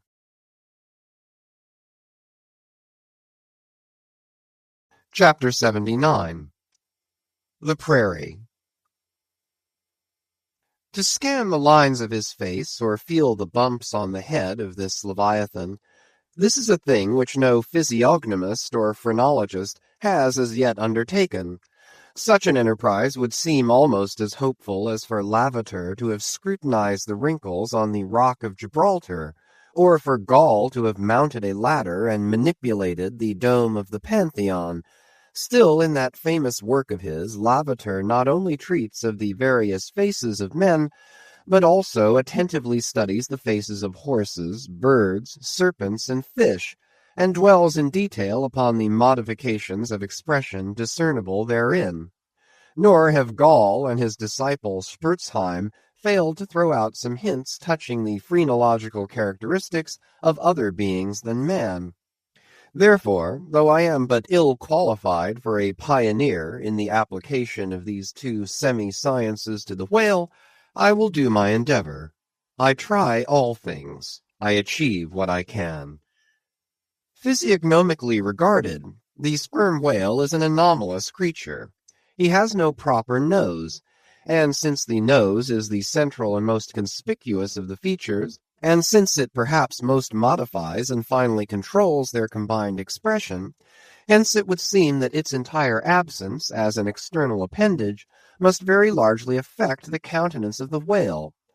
For, as in landscape gardening, a spire, cupola, monument, or tower of some sort is deemed almost indispensable to the completion of the scene, so no face can be physiognomically in keeping without the elevated open-work belfry of the nose. Dash the nose from Phidias's marble Jove, and what a sorry remainder! Nevertheless, Leviathan is of so mighty a magnitude, all his proportions are so stately, that the same deficiency which in the sculptured Jove were hideous, in him is no blemish at all, nay, it is an added grandeur. A nose to the whale would have been impertinent. As on your physiognomical voyage you sail round his vast head in your jolly boat, your noble conceptions of him are never insulted by the reflection that he has a nose to be pulled. a pestilent conceit which so often will insist upon obtruding even when beholding the mightiest royal beetle on his throne. In some particulars, perhaps the most imposing physiognomical view to be had of the sperm whale is that of the full front of his head. This aspect is sublime. In thought, a fine human brow is like the east when troubled with the morning. In the repose of the pasture, the curled brow of the bull has a touch of the grand in it. Pushing heavy cannon up mountain defiles, the elephant's brow is majestic. Human or animal, the mystical brow is as that great golden seal affixed by the German emperors to their decrees. It signifies, God, done this day by my hand. But in most creatures, nay, in man himself, very often the brow is but a mere strip of alpine land lying along the snow line. Few are the foreheads which, like Shakespeare's or Melanchthon's, rise so high and descend so low that the eyes themselves seem clear, eternal, tideless mountain lakes, and all above them in the forehead's wrinkles you seem to track the antlered thoughts descending there to drink, as the Highland hunters track the snow prints of the deer. But in the great sperm whale, this high and mighty, godlike dignity inherent in the brow is so immensely amplified that gazing on it, in that full front view, you feel the deity and the dread powers more forcibly than in beholding any other object of living nature. For you see no one point precisely, not one distinct feature is revealed, no nose, eyes, ears, or mouth, no face, he has none proper, nothing but that one broad firmament of a forehead, pleated with riddles, dumbly lowering with the doom of boats and ships and men. Nor, in profile, does this wondrous brow diminish, though that way viewed its grandeur does not domineer upon you so. In profile, you plainly perceive that horizontal, semi-crescentic depression in the forehead's middle, which in man is Lavater's mark of genius. But how? Genius in the sperm whale? Has the sperm whale ever written a book, spoken a speech? No, his great genius is declared in his doing nothing particular to prove it. It is, moreover, declared in his pyramidical silence. And this reminds me that had the great sperm whale been known to the young Orient world, he would have been deified by their child Magian thoughts. They deified the crocodile of the Nile because the crocodile is tongueless, and the sperm whale has no tongue, or at least it is so exceedingly small as to be incapable of protrusion. If hereafter any highly cultured, poetical nation shall lure back to their birthright the merry May-Day gods of old, and livingly enthrone them again in the now egotistical sky, in the now unhaunted hill, then be sure, exalted to Jove's high seat, the great sperm whale shall lord it. Champollion deciphered the wrinkled granite hieroglyphics, but there is no Champollion to decipher the Egypt of every man's and every being's face. Physiognomy, like every other human science, is but a passing fable. If, then, Sir William Jones, who read in 30 languages, could not read the simplest peasant's face in its profounder and more subtle meanings, how may unlettered Ishmael hope to read the awful Chaldee of the sperm whale's brow? I but put that brow before you. Read it, if you can. Chapter 80. The Nut. If the sperm whale be physiognomically a sphinx, to the phrenologist his brain seems that geometrical circle which it is impossible to square. In the full-grown creature the skull will measure at least 20 feet in length. Unhinge the lower jaw, and the side view of this skull is as the side of a moderately inclined plane resting throughout on a level base. But in life, as we have elsewhere seen, this inclined plane is angularly filled up and almost squared by the enormous superincumbent mass of the junk and sperm. At the high end of the skull forms a crater to bed that part of the mass, while under the long floor of this crater, in another cavity seldom exceeding 10 inches in length and as many in depth, reposes the mere handful of this monster's brain. The brain is at least 20 feet from his apparent forehead in life, It is hidden away behind its vast outworks, like the innermost citadel within the amplified fortifications of Quebec. So like a choice casket is it secreted in him, that I have known some whalemen who peremptorily deny that the sperm whale has any other brain than that palpable semblance of one formed by the cubic yards of his sperm magazine. Lying in strange folds, courses, and convolutions, to their apprehensions, it seems more in keeping with the idea of his general might to regard that mystic part of him as the seat of his intelligence. It is plain, then, that phrenologically, the head of this Leviathan, in the creature's living, intact state, is an entire delusion. As for his true brain, you can see no indications of it, nor feel any. The whale, like all things that are mighty, wears a false brow to the common world. If you unload his skull of its spermy heaps and then take a rear view of its rear end, which is the high end, you will be struck by its resemblance to the human skull, beheld in the same situation and from the same point of view. Indeed, place this reversed skull, scaled down to the human magnitude, among a plate of men's skulls, and you would involuntarily confound it with them, and remarking the depressions on one part of its summit, in phrenological phrase you would say, "This man had no self-esteem and no veneration." And by those negations, considered along with the affirmative fact of his prodigious bulk and power, you can best form to yourself the truest, though not the most exhilarating conception of what the most exalted potency is. But if from the comparative dimensions of the whale's proper brain you deem it incapable of being adequately charted, then I have another idea for you. If you attentively regard almost any quadruped's spine, you will be struck by the resemblance of its vertebrae to a strung necklace of dwarfed skulls, all bearing rudimental resemblance to the skull proper. It is a German conceit that the vertebrae are absolutely undeveloped skulls. But the curious external resemblance I take it the Germans were not the first men to perceive. A foreign friend once pointed it out to me, in the skeleton of a foe he had slain, and with the vertebrae of which he was inlaying in a sort of basso relievo the beaked prow of his canoe.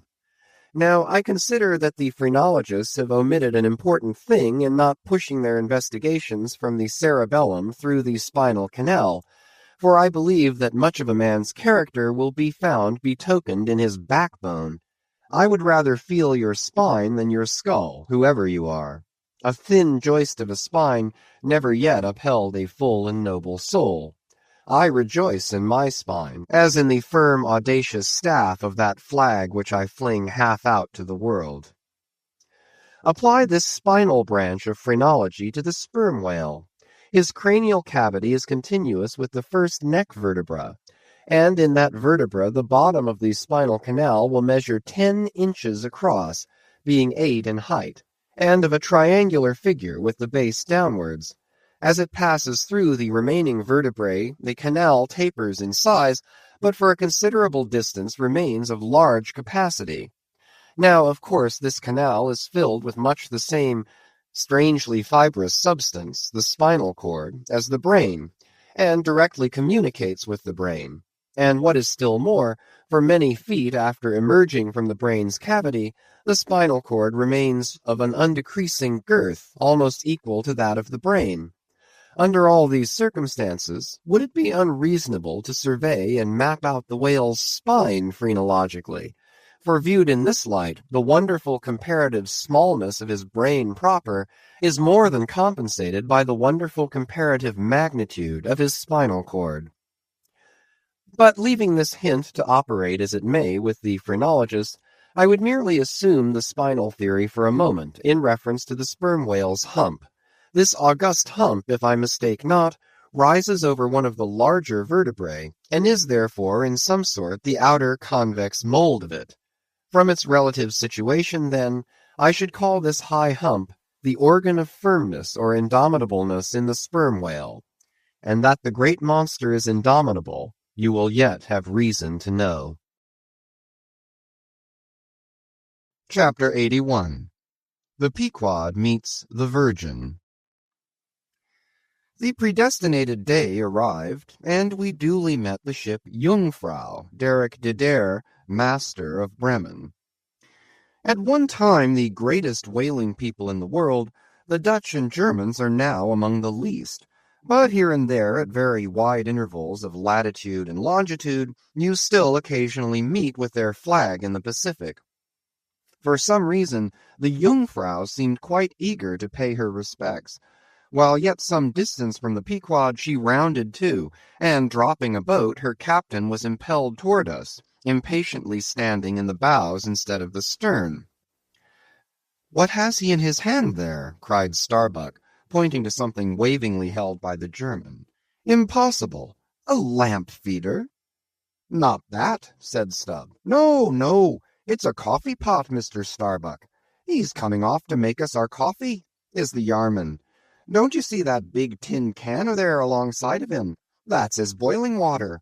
Oh, he's all right, is the yarman." "Get along with you," cried Flask. "It's a lamp feeder and an oil can. He's out of oil and has come a-begging." However curious it may seem for an oil ship to be borrowing oil on the whale ground, and however much it may inadvertently contradict the old proverb about carrying coals to Newcastle, yet sometimes such a thing really happens, and in the present case Captain Derek de Der did indubitably conduct a lamp feeder, as Flask did declare. As he mounted the deck, Ahab abruptly accosted him, without at all heeding what he had in his hand, but in his broken lingo the German soon evinced his complete ignorance of the white whale, immediately turning the conversation to his lamp feeder and oil can, with some remarks touching his having to turn into his hammock at night in profound darkness, his last drop of Bremen oil being gone, and not a single flying fish yet captured to supply the deficiency, concluding by hinting that his ship was indeed what in the fishery is technically called a clean one, that is, an empty one, well deserving the name of Jungfrau, or the Virgin. His necessities supplied, Derek departed, but he had not gained his ship's side when whales were almost simultaneously raised from the mastheads of both vessels, and so eager for the chase was Derek, that without pausing to put his oil can and lamp feeder aboard, he slewed round his boat and made after the Leviathan lamp feeders. Now the game having risen to the leeward, he and the other 3 German boats that soon followed him had considerably the start of the Pequod's keels. There were 8 whales, an average pod. Aware of their danger, they were going all abreast with great speed straight before the wind, rubbing their flanks as closely as so many spans of horses in harness. They left a great wide wake, as though continually unrolling a great wide parchment upon the sea. Full in this rapid wake, and many fathoms in the rear, swam a huge humped old bull, which by his comparatively slow progress, as well as by the unusual yellowish incrustations overgrowing him, seemed afflicted with the jaundice or some other infirmity. Whether this whale belonged to the pod in advance seemed questionable, for it is not customary for such venerable leviathans to be at all social. Nevertheless, he stuck to their wake, though indeed their backwater must have retarded him, because the white bone or swell at his broad muzzle was a dashed one, like the swell formed when 2 hostile currents meet. His spout was short, slow, and laborious, coming forth with a choking sort of gush, and spending itself in torn shreds, followed by strange subterranean commotions in him, which seemed to have egress at his other buried extremity, causing the waters behind him to upbubble. "Who's got some paregoric?" said Stubb. "He has the stomach-ache, I'm afraid. Lord, think of having half an acre of stomach-ache. Adverse winds are holding mad Christmas in him, boys. It's the first foul wind I ever knew to blow from astern. But look, did ever whale yaw so before? It must be he's lost his tiller." As an overladen Indiaman, bearing down the Hindustan coast with a deck-load of frightened horses, careens, buries, rolls, and wallows on her way, so did this old whale heave his aged bulk, and now and then, partly turning over on his cumbrous rib ends, exposed the cause of his devious wake in the unnatural stump of his starboard fin. Whether he had lost that fin in battle or had been born without it, it were hard to say. "Only wait a bit, old chap, and I'll give ye a sling for that wounded arm," cried cruel Flask, pointing to the whale line near him. "Mind he don't sling thee with it," cried Starbuck. "Give way, or the German will have him." With one intent, all the combined rival boats were pointed for this one fish, because not only was he the largest and therefore the most valuable whale, but he was nearest to them, and the other whales were going with such great velocity, moreover, as almost to defy pursuit for the time. At this juncture the Pequod's keels had shot by the 3 German boats last lowered, but from the great start he had had, Derrick's boat still led the chase, though every moment neared by his foreign rivals. The only thing they feared was that, from being already so nigh to his mark, he would be enabled to dart his iron before they could completely overtake and pass him. As for Derrick, he seemed quite confident that this would be the case, and occasionally, with a deriding gesture, shook his lamp-feeder at the other boats. "The ungracious and ungrateful dog!" cried Starbuck.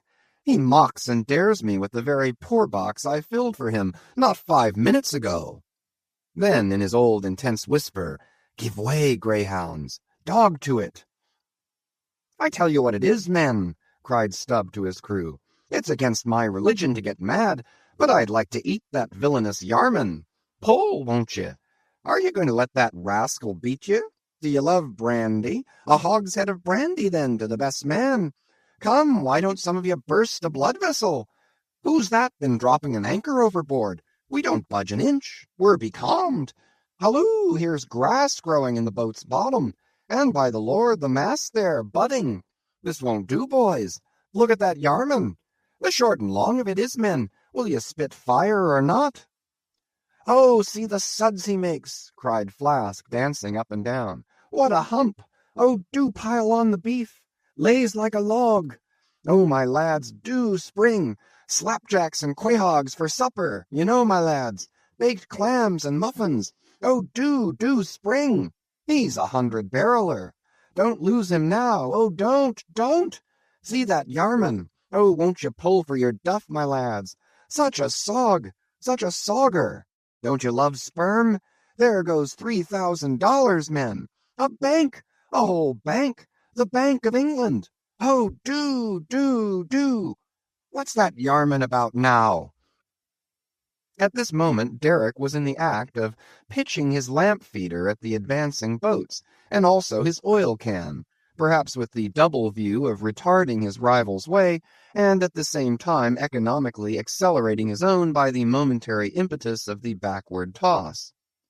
"The unmannerly Dutch dogger!" cried Stubb. "Pull now, men! Like 50,000 line of battleship loads of red-haired devils! What do you say, Tashtego? Are you the man to snap your spine in 22 pieces for the honor of old Gayhead? What do you say?" "I say, pull like goddamn!" cried the Indian. Fiercely but evenly incited by the taunts of the German, the Pequod's 3 boats now began ranging almost abreast, and so disposed, momentarily neared him, in that fine, loose, chivalrous attitude of the headsman when drawing near to his prey.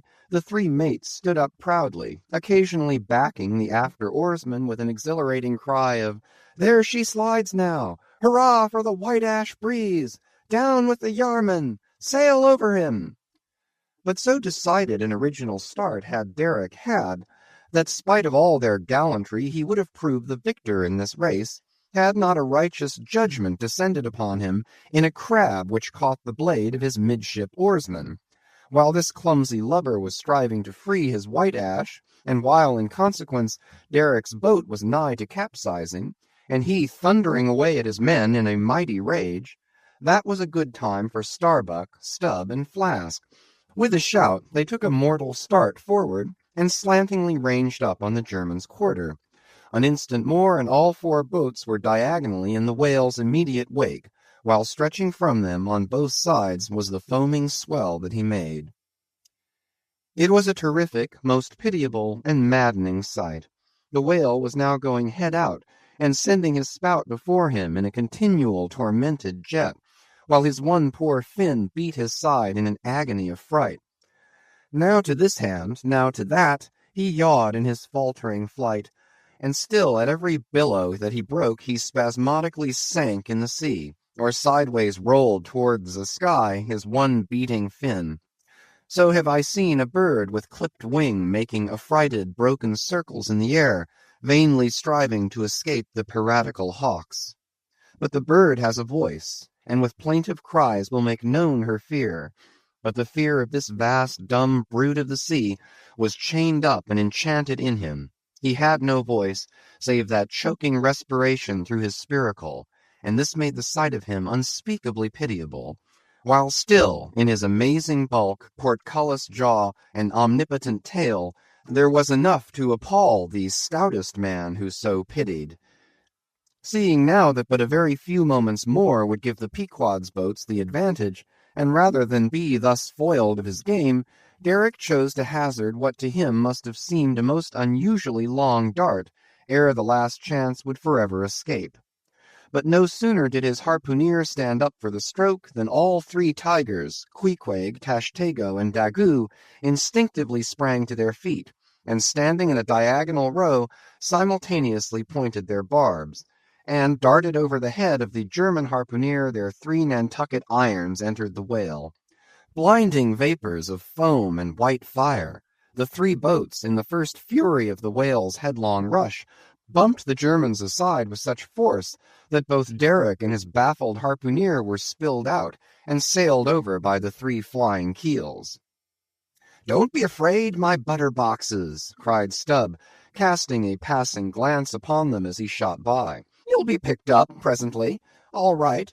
I saw some sharks astern, St. Bernard's dogs, you know. Relieve distressed travelers. Hurrah! This is the way to sail now. Every keel a sunbeam. Hurrah! Here we go like three tin kettles at the tail of a mad cougar. This puts me in mind of fastening to an elephant in a tilbury on a plain. Makes the wheel spokes fly, boys, when you fasten to him that way. And there's danger of being pitched out, too, when you strike a hill. Hurrah! This is the way a fellow feels when he's going to Davy Jones, all a rush down an endless inclined plane. Hurrah! This whale carries the everlasting mail." But the monster's run was a brief one. Giving a sudden gasp, he tumultuously sounded. With a grating rush, the three lines flew round the loggerheads with such force as to gouge deep grooves in them, while so fearful were the harpooneers that this rapid sounding would soon exhaust the lines, that using all their dexterous might, they caught repeated smoking turns with the rope to hold on, till at last, owing to the perpendicular strain from the lead-lined chocks of the boats, whence the three ropes went straight down into the blue, the gunwales of the bows were almost even with the water, while the three sterns were tilted high in the air. And the whale soon ceasing to sound, for some time they remained in that attitude, fearful of expending more line, though the position was a little ticklish.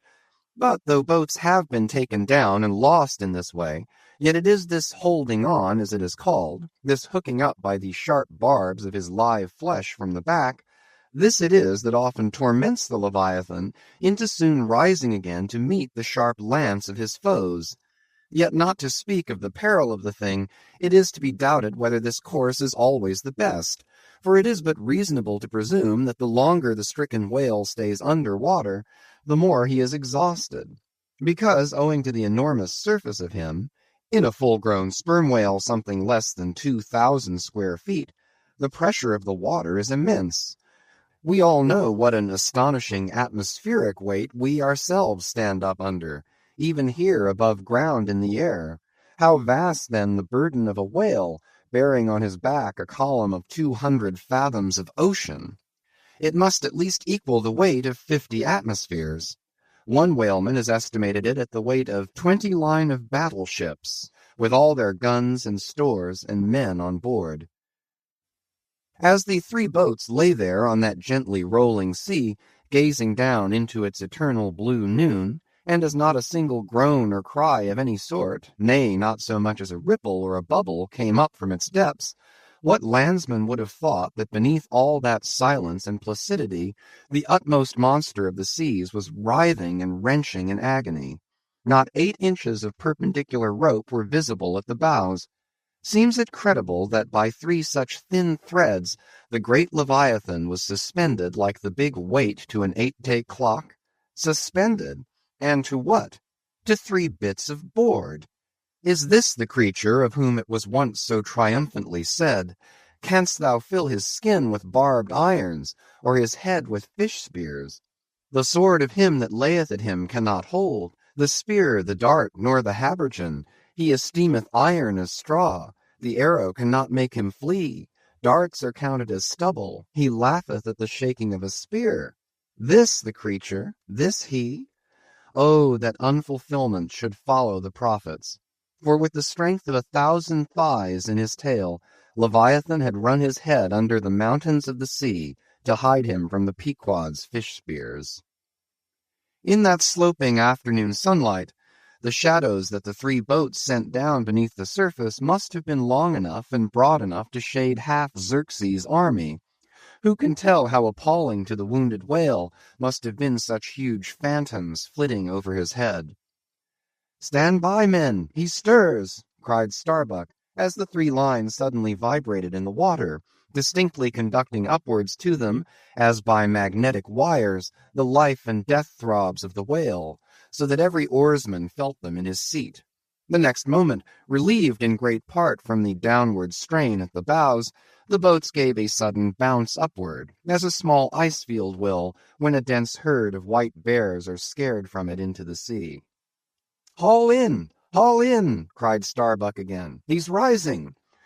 The lines, of which hardly an instant before not one hand's breadth could have been gained, were now in long, quick coils flung back, all dripping into the boats, and soon the whale broke water within 2 ships' lengths of the hunters. His motions plainly denoted his extreme exhaustion. In most land animals there are certain valves or floodgates in many of their veins, whereby, when wounded, the blood is, in some degree at least, instantly shut off in certain directions.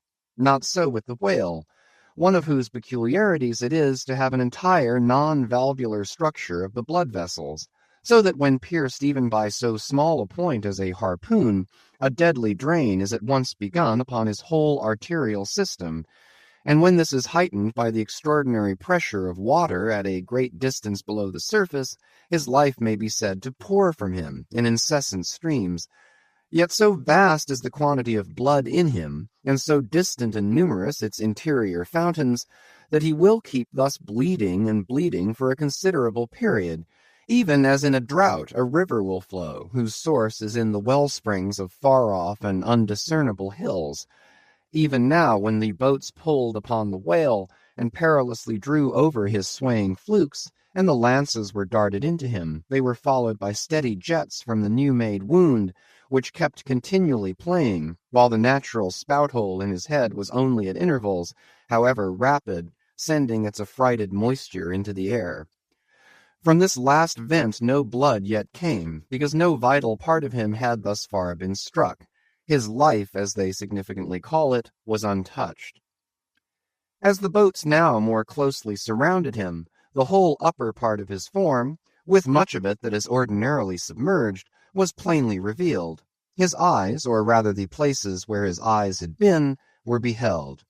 As strange misgrown masses gather in the knot-holes of the noblest oaks when prostrate, so from the points which the whale's eyes had once occupied now protruded blind bulbs, horribly pitiable to see. But pity there was none. For all his old age, and his one arm, and his blind eyes, he must die the death and be murdered in order to light the gay bridals and other merry-makings of men, and also to illuminate these solemn churches that preach unconditional inoffensiveness by all to all. Still rolling in his blood, at last he partially disclosed a strangely discolored bunch or protuberance, the size of a bushel, low down on the flank. "A nice spot," cried Flask. "Just let me prick him there once." "Avast!" cried Starbuck. "There's no need of that." But humane Starbuck was too late. At the instant of the dart, an ulcerous jet shot from this cruel wound, and goaded by it into more than sufferable anguish, the whale, now spouting thick blood, with swift fury, blindly darted at the craft, bespattering them and their glorying crews all over with showers of gore, capsizing Flask's boat, and marring the bows. It was his death-stroke. For by this time, so spent was he by loss of blood, that he helplessly rolled away from the wreck he had made, lay panting on his side, impotently flapped with his stumped fin, then over and over slowly revolved like a waning world, turned up the white secrets of his belly, lay like a log, and died. It was most piteous, that last expiring spout, as when by unseen hands the water is gradually drawn off from some mighty fountain, and with half-stifled melancholy gurglings the spray column lowers and lowers to the ground, so the last long dying spout of the whale. Soon, while the crews were awaiting the arrival of the ship, the body showed symptoms of sinking with all its treasures unrifled. Immediately, by Starbuck's orders, lines were secured to it at different points, so that ere long every boat was a buoy, the sunken whale being suspended a few inches beneath them by the cords. By very heedful management, when the ship drew nigh, the whale was transferred to her side, and was strongly secured there by the stiffest fluke chains, for it was plain that unless artificially upheld, the body would at once sink to the bottom. It so chanced that almost upon first cutting into him with the spade, the entire length of a corroded harpoon was found embedded in his flesh, on the lower part of the bunch before described. But as the stumps of harpoons are frequently found in the dead bodies of captured whales, with the flesh perfectly healed around them, and no prominence of any kind to denote their place, therefore there must needs have been some other unknown reason in the present case fully to account for the ulceration alluded to. But still more curious was the fact of a lance-head of stone being found in him, not far from the buried iron, the flesh perfectly firm about it. Who had darted that stone lance, and when? It might have been darted by some Norwest Indian long before America was discovered. What other marvels might have been rummaged out of this monstrous cabinet there is no telling, but a sudden stop was put to further discoveries by the ship's being unprecedentedly dragged over sideways to the sea, owing to the body's immensely increasing tendency to sink. However, Starbuck, who had the ordering of affairs, hung on to it to the last, hung on to it so resolutely indeed, that when at length the ship would have been capsized if still persisting in locking arms with the body, then when the command was given to break clear from it, such was the immovable strain upon the timber-heads to which the fluke chains and cables were fastened, that it was impossible to cast them off. Meantime everything in the Pequod was aslant. To cross to the other side of the deck was like walking up the steep gabled roof of a house. The ship groaned and gasped. Many of the ivory inlayings of her bulwarks and cabins were started from their places by the unnatural dislocation. In vain handspikes and crows were brought to bear upon the immovable fluke chains to pry them adrift from the timber-heads, and so low had the whale now settled that the submerged ends could not be at all approached, while every moment whole tons of ponderosity seemed added to the sinking bulk, and the ship seemed on the point of going over. Hold on, won't ye?" cried Stubb to the body. "Don't be in such a devil of a hurry to sink. By thunder, men, we must do something or go for it. No use prying there. Avast, I say, with your handspikes, and run, one of you, for a prayer book and a penknife, and cut the big chains." "Knife? Aye," cried Queequeg, and seizing the carpenter's heavy hatchet, he leaned out of a porthole, and steel to iron, began slashing at the largest fluke chains. But a few strokes full of sparks were given, when the exceeding strain effected the rest. With a terrific snap, every fastening went adrift. The ship righted, the carcass sank. Now this occasional, inevitable sinking of the recently killed sperm whale is a very curious thing, nor has any fisherman yet adequately accounted for it. Usually the dead sperm whale floats with great buoyancy, with its side or belly considerably elevated above the surface.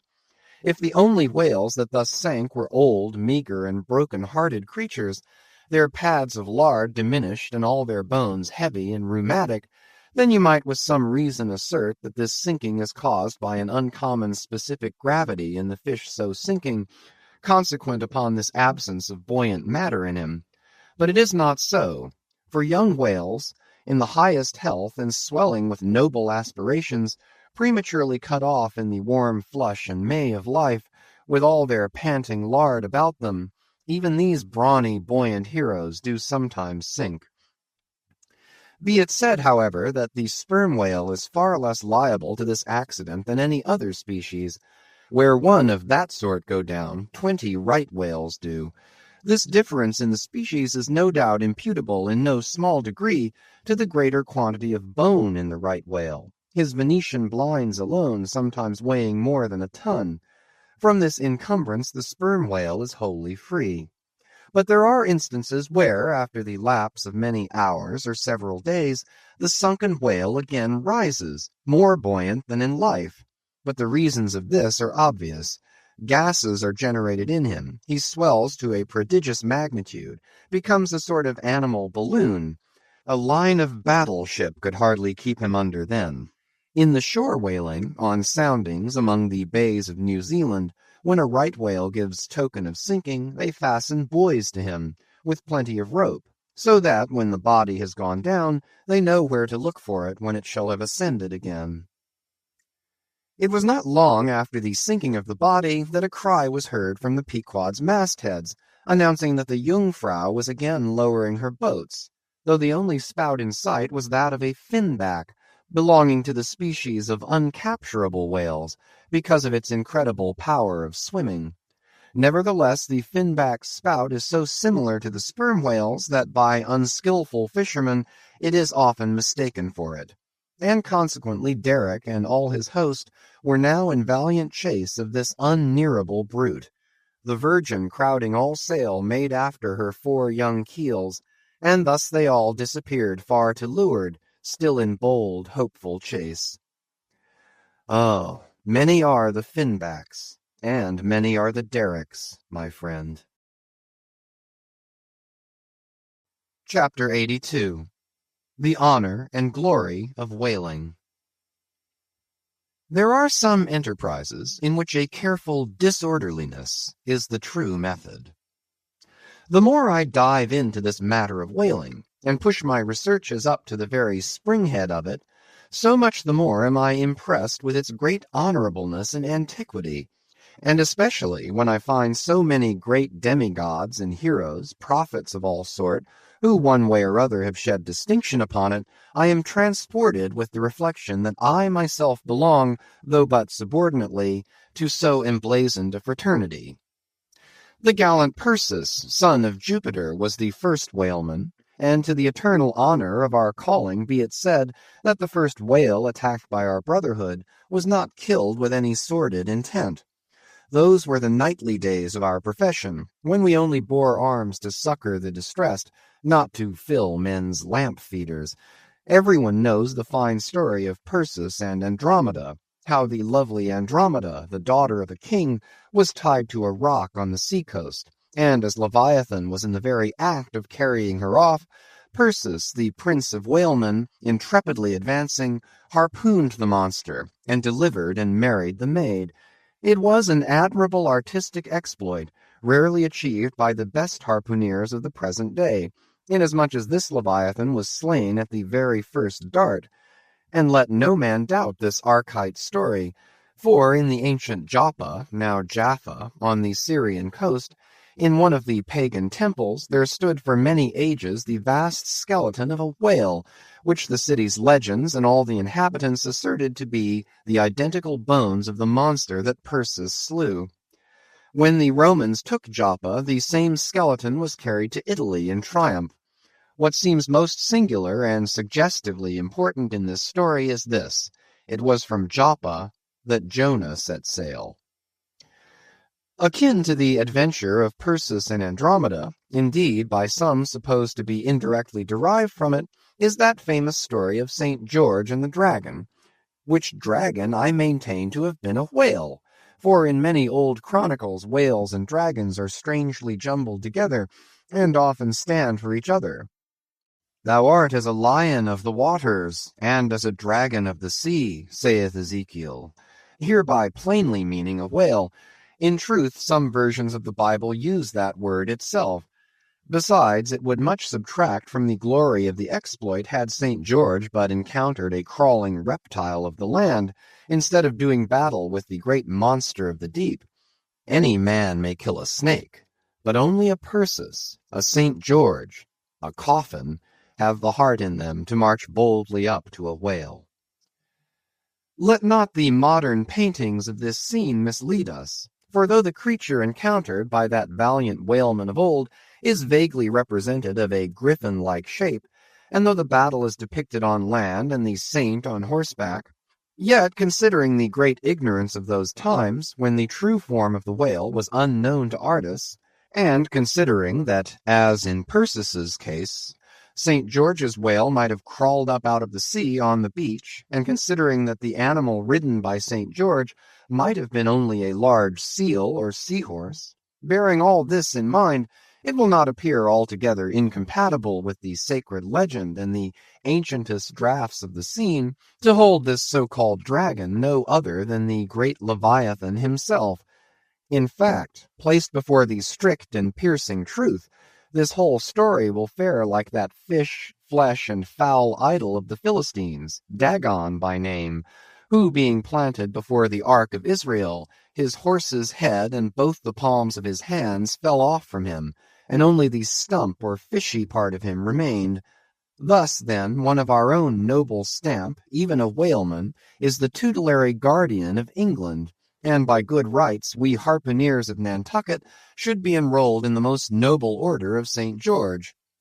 And therefore let not the knights of that honorable company, none of whom I venture to say have ever had to do with a whale like their great patron, let them never eye a Nantucketer with disdain, since even in our woolen frocks and tarred trousers we are much better entitled to St. George's decoration than they.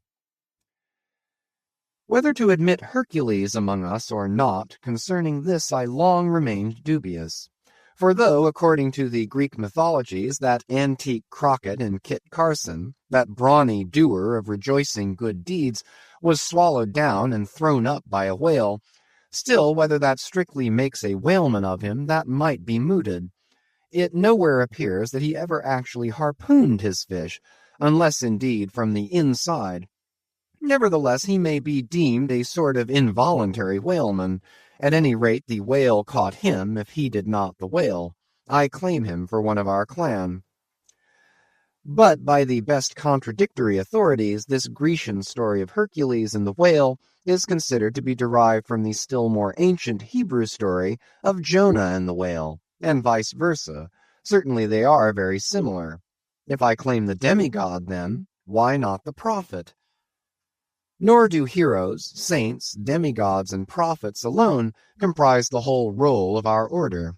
Our Grand Master is still to be named, for like royal kings of old times, we find the headwaters of our fraternity in nothing short of the great gods themselves. That wondrous oriental story is now to be rehearsed from the Shaster, which gives us the dread Vishnu, one of the three persons of the Godhead of the Hindus, gives us this divine Vishnu himself for our Lord. Vishnu, who, by the first of his 10 earthly incarnations, has forever set apart and sanctified the whale. When Brahma, or the god of gods, saith the Shaster, resolved to recreate the world after one of its periodical dissolutions, he gave birth to Vishnu to preside over the work. But the Vedas, or mystical books, whose perusal would seem to have been indispensable to Vishnu before beginning the creation, and which therefore must have contained something in the shape of practical hints to young architects, these Vedas were lying at the bottom of the waters. So Vishnu became incarnate as a whale, and sounding down in him to the uttermost depths, rescued the sacred volumes. Was not this Vishnu a whaleman, then? even as a man who rides a horse is called a horseman. Perseus, St. George, Hercules, Jonah, and Vishnu. There's a member roll for you. What club but the whaleman's can head off like that? Chapter 83. Jonah historically regarded. Reference was made to the historical story of Jonah and the whale in the preceding chapter. Now, some Nantucketers rather distrust this historical story of Jonah and the whale, but then there were some skeptical Greeks and Romans who, standing out from the orthodox pagans of their times, equally doubted the story of Hercules and the whale, and Arion and the dolphin. And yet their doubting those traditions did not make those traditions one whit the less facts for all that. One old Sag Harbor whaleman's chief reason for questioning the Hebrew story was this. He had one of those quaint, old-fashioned Bibles, embellished with curious, unscientific plates, one of which represented Jonah's whale with two spouts in his head, a peculiarity only true with respect to a species of the Leviathan, the right whale, and varieties of that order, concerning which the fishermen have this saying, a penny roll would choke him, his swallow is so very small. But to this Bishop Jebb's anticipative answer is ready. It is not necessary, hints the bishop, that we consider Jonah as tombed in the whale's belly, but as temporarily lodged in some part of his mouth, and this seems reasonable enough in the good bishop. For truly the right whale's mouth would accommodate a couple of whist tables, and comfortably seat all the players. Possibly, too, Jonah might have ensconced himself in a hollow tooth, but on second thoughts the right whale is toothless. Another reason which Sag Harbor, he went by that name, urged for his want of faith in this matter of the prophet was something obscurely in reference to his incarcerated body and the whale's gastric juices. But this objection likewise falls to the ground, because a German exegetist supposes that Jonah must have taken refuge in the floating body of a dead whale, even as the French soldiers in the Russian campaign turned their dead horses into tents and crawled into them. Besides, it has been divined by other continental commentators that when Jonah was thrown overboard from the Joppa ship, he straightway effected his escape to another vessel nearby, some vessel with a whale for a figurehead, and, I would add, possibly called the whale, as some craft nowadays are christened the shark, the gull, the eagle. Nor have there been wanting learned exegetists who have opined that the whale mentioned in the book of Jonah merely meant a life-preserver, an inflated bag of wind, which the endangered prophet swam to, and so was saved from a watery doom. Poor Sag Harbor, therefore, seems worsted all round. But he had still another reason for his want of faith. It was this, if I remember right. Jonah was swallowed by the whale in the Mediterranean Sea, and after 3 days he was vomited up somewhere within 3 days' journey of Nineveh, a city on the Tigris, very much more than 3 days' journey across from the nearest point of the Mediterranean coast. How is that? But was there no other way for the whale to land the prophet within that short distance of Nineveh? Yes, he might have carried him round by the way of the Cape of Good Hope. But not to speak of the passage through the whole length of the Mediterranean, and another passage up the Persian Gulf and the Red Sea, such a supposition would involve the complete circumnavigation of all Africa in 3 days, not to speak of the Tigris waters near the site of Nineveh being too shallow for any whale to swim in. Besides, this idea of Jonah's weathering the Cape of Good Hope at so early a day would wrest the honor of the discovery of that great headland from Bartholomew Diaz, its reputed discoverer, and so make modern history a liar. But all these foolish arguments of old Sag Harbor only evinced his foolish pride of reason, a thing still more reprehensible in him, seeing that he had but little learning except what he had picked up from the sun and the sea. I say it only shows his foolish, impious pride and abominable, devilish rebellion against the reverend clergy. For by a Portuguese Catholic priest, this very idea of Jonah's going to Nineveh via the Cape of Good Hope was advanced as a signal magnification of the general miracle, and so it was. Besides, to this day, the highly enlightened Turks devoutly believe in the historical story of Jonah. And some 3 centuries ago, an English traveler in old Harris's Voyages speaks of a Turkish mosque built in honor of Jonah, in which mosque was a miraculous lamp that burnt without any oil. Chapter 84. Pitch-poling. To make them run easily and swiftly, the axles of carriages are anointed, and for much the same purpose, some whalers perform an analogous operation upon their boat. They grease the bottom. Nor is it to be doubted that as such a procedure can do no harm, it may possibly be of no contemptible advantage, considering that oil and water are hostile, that oil is a sliding thing, and that the object in view is to make the boat slide bravely. Queequeg believed strongly in anointing his boat, and one morning, not long after the German ship Jungfrau disappeared, took more than customary pains in that occupation, crawling under its bottom where he hung over the side, and rubbing in the unctuousness as though diligently seeking to ensure a crop of hair from the craft's bald keel. He seemed to be working in obedience to some particular presentiment, nor did it remain unwarranted by the event. Towards noon, whales were raised, but so soon as the ship sailed down to them, they turned and fled with swift precipitancy, a disordered flight as of Cleopatra's barges from Actium. Nevertheless, the boats pursued, and Stubbs was foremost. By great exertion, Tashtego at last succeeded in planting one iron, but the stricken whale, without at all sounding, still continued his horizontal flight, with added fleetness. Such unintermitted strainings upon the planted iron must sooner or later inevitably extract it. It became imperative to lance the flying whale, or be content to lose him. But to haul the boat up to his flank was impossible, he swam so fast and furious. What then remained? Of all the wondrous devices and dexterities, the sleights of hand and countless subtleties to which the veteran whaleman is so often forced, none exceed that fine maneuver with the lance called pitch-poling. Small sword or broadsword, in all its exercises, boasts nothing like it.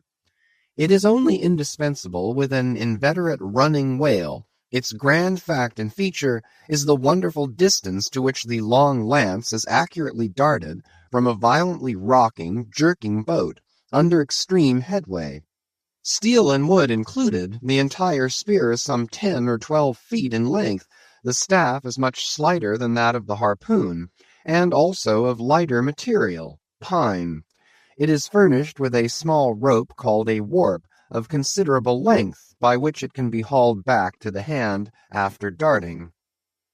But before going further, it is important to mention here that though the harpoon may be pitch-poled in the same way with the lance, yet it is seldom done, and when done it is still less frequently successful, on account of the greater weight and inferior length of the harpoon as compared with the lance, which in effect become serious drawbacks. As a general thing, therefore, you must first get fast to a whale before any pitch-poling comes into play. Look now at Stubb, a man who, from his humorous, deliberate coolness and equanimity in the direst emergencies, was specially qualified to excel in pitch-poling. Look at him. He stands upright in the tossed bow of the flying boat, wrapped in fleecy foam. The towing whale is 40 feet ahead.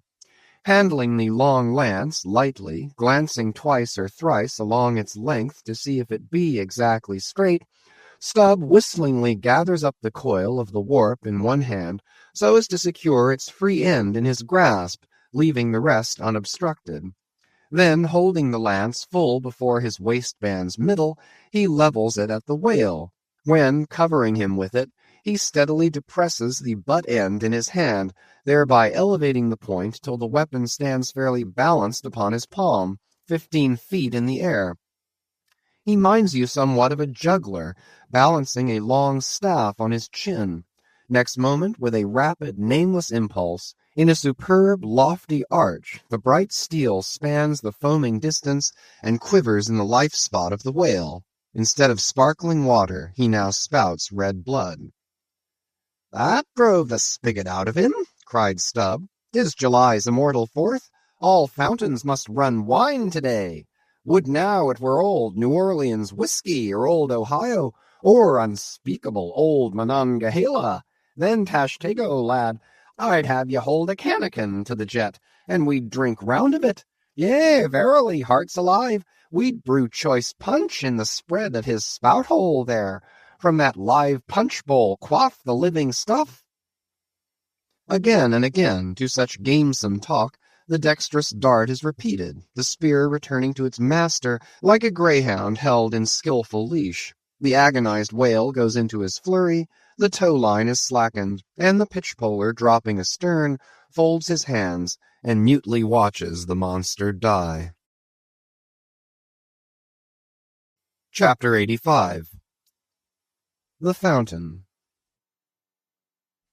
That for 6,000 years, and no one knows how many millions of ages before, the great whale should have been spouting all over the sea, and sprinkling and mystifying the gardens of the deep, as with so many sprinkling or mystifying pots, and that for some centuries back, thousands of hunters should have been close by the fountain of the whale, watching these sprinklings and spoutings, that all this should be, and yet that down to this blessed minute, 15 1/4 minutes past 1 o'clock p.m. of this 16th day of December, A.D. 1851, it should still remain a problem whether these spoutings are, after all, really water, or nothing but vapor.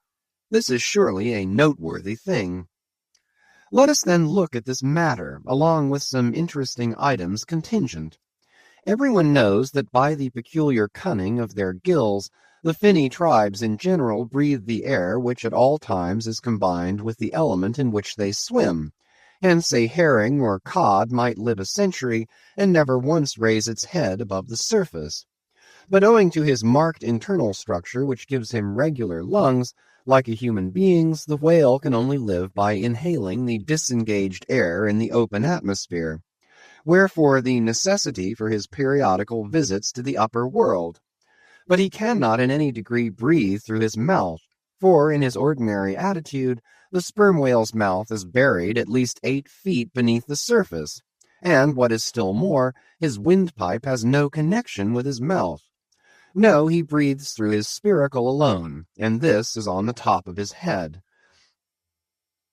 If I say that in any creature, breathing is only a function indispensable to vitality, inasmuch as it withdraws from the air a certain element, which being subsequently brought into contact with the blood, imparts to the blood its vivifying principle, I do not think I shall err, though I may possibly use some superfluous scientific words.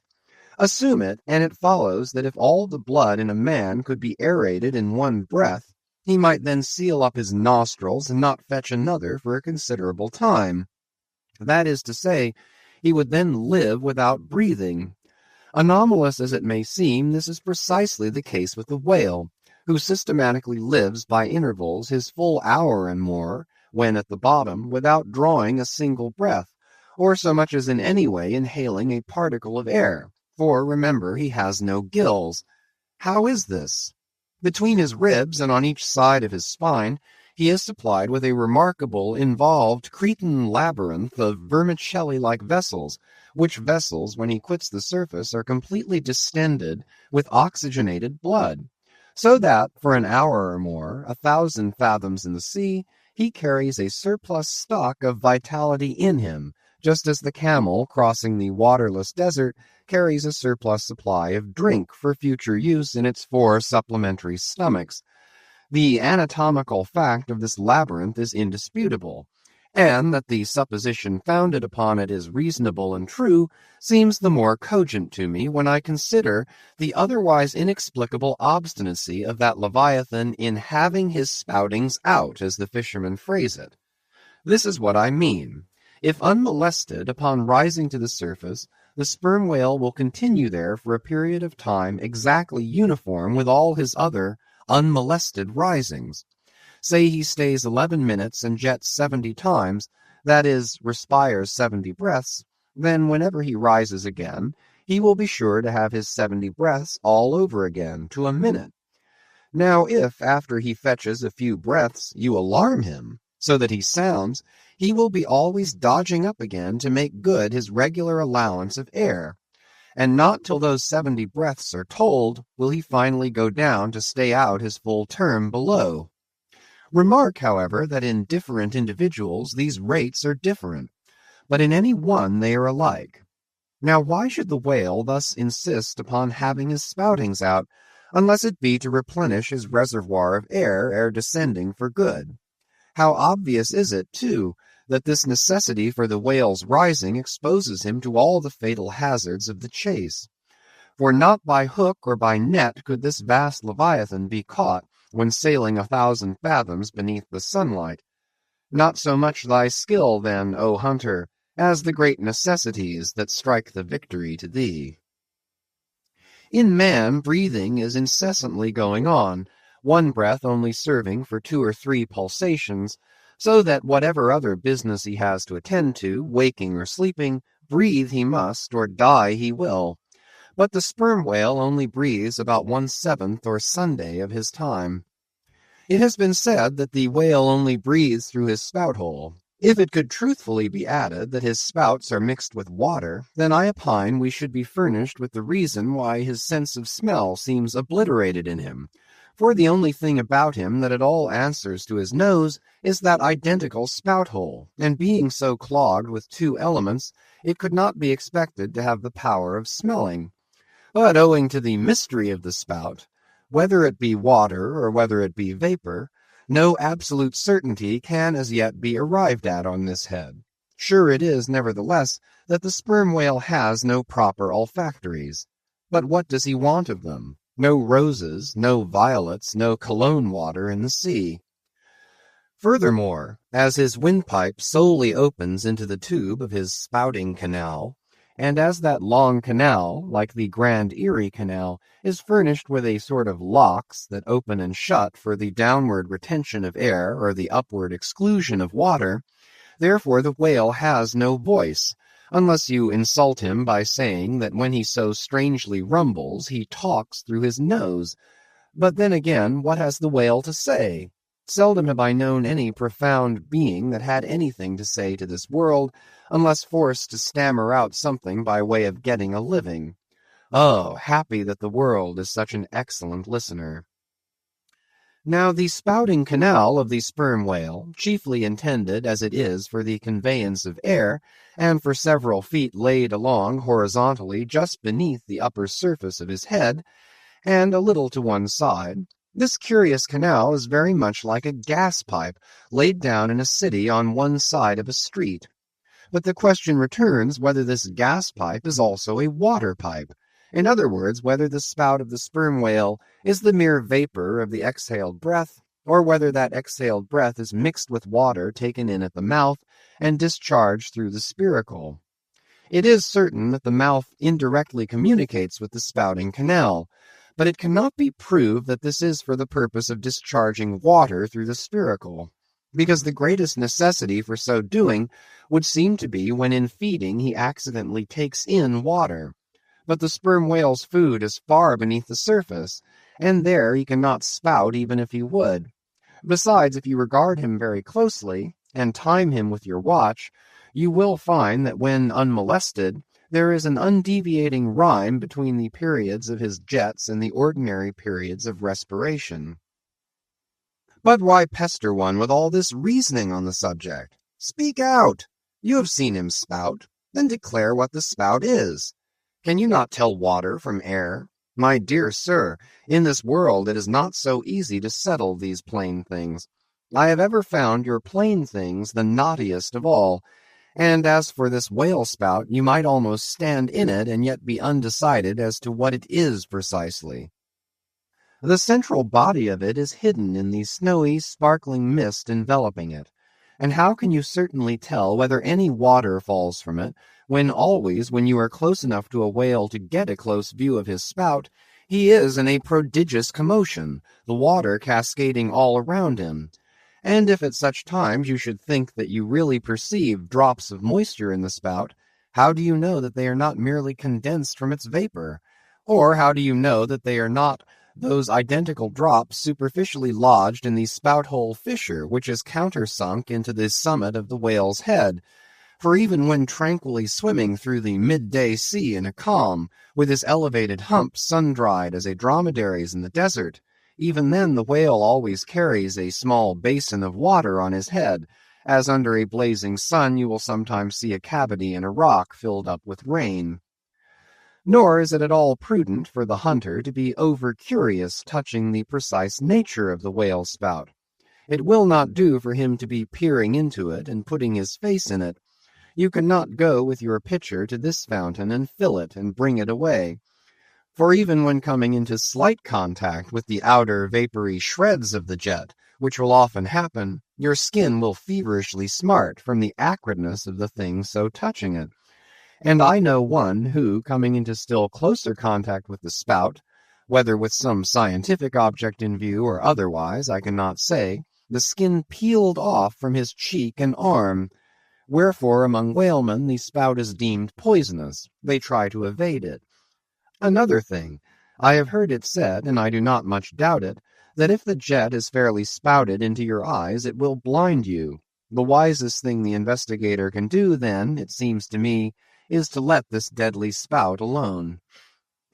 Still, we can hypothesize, even if we cannot prove and establish. My hypothesis is this, that the spout is nothing but mist.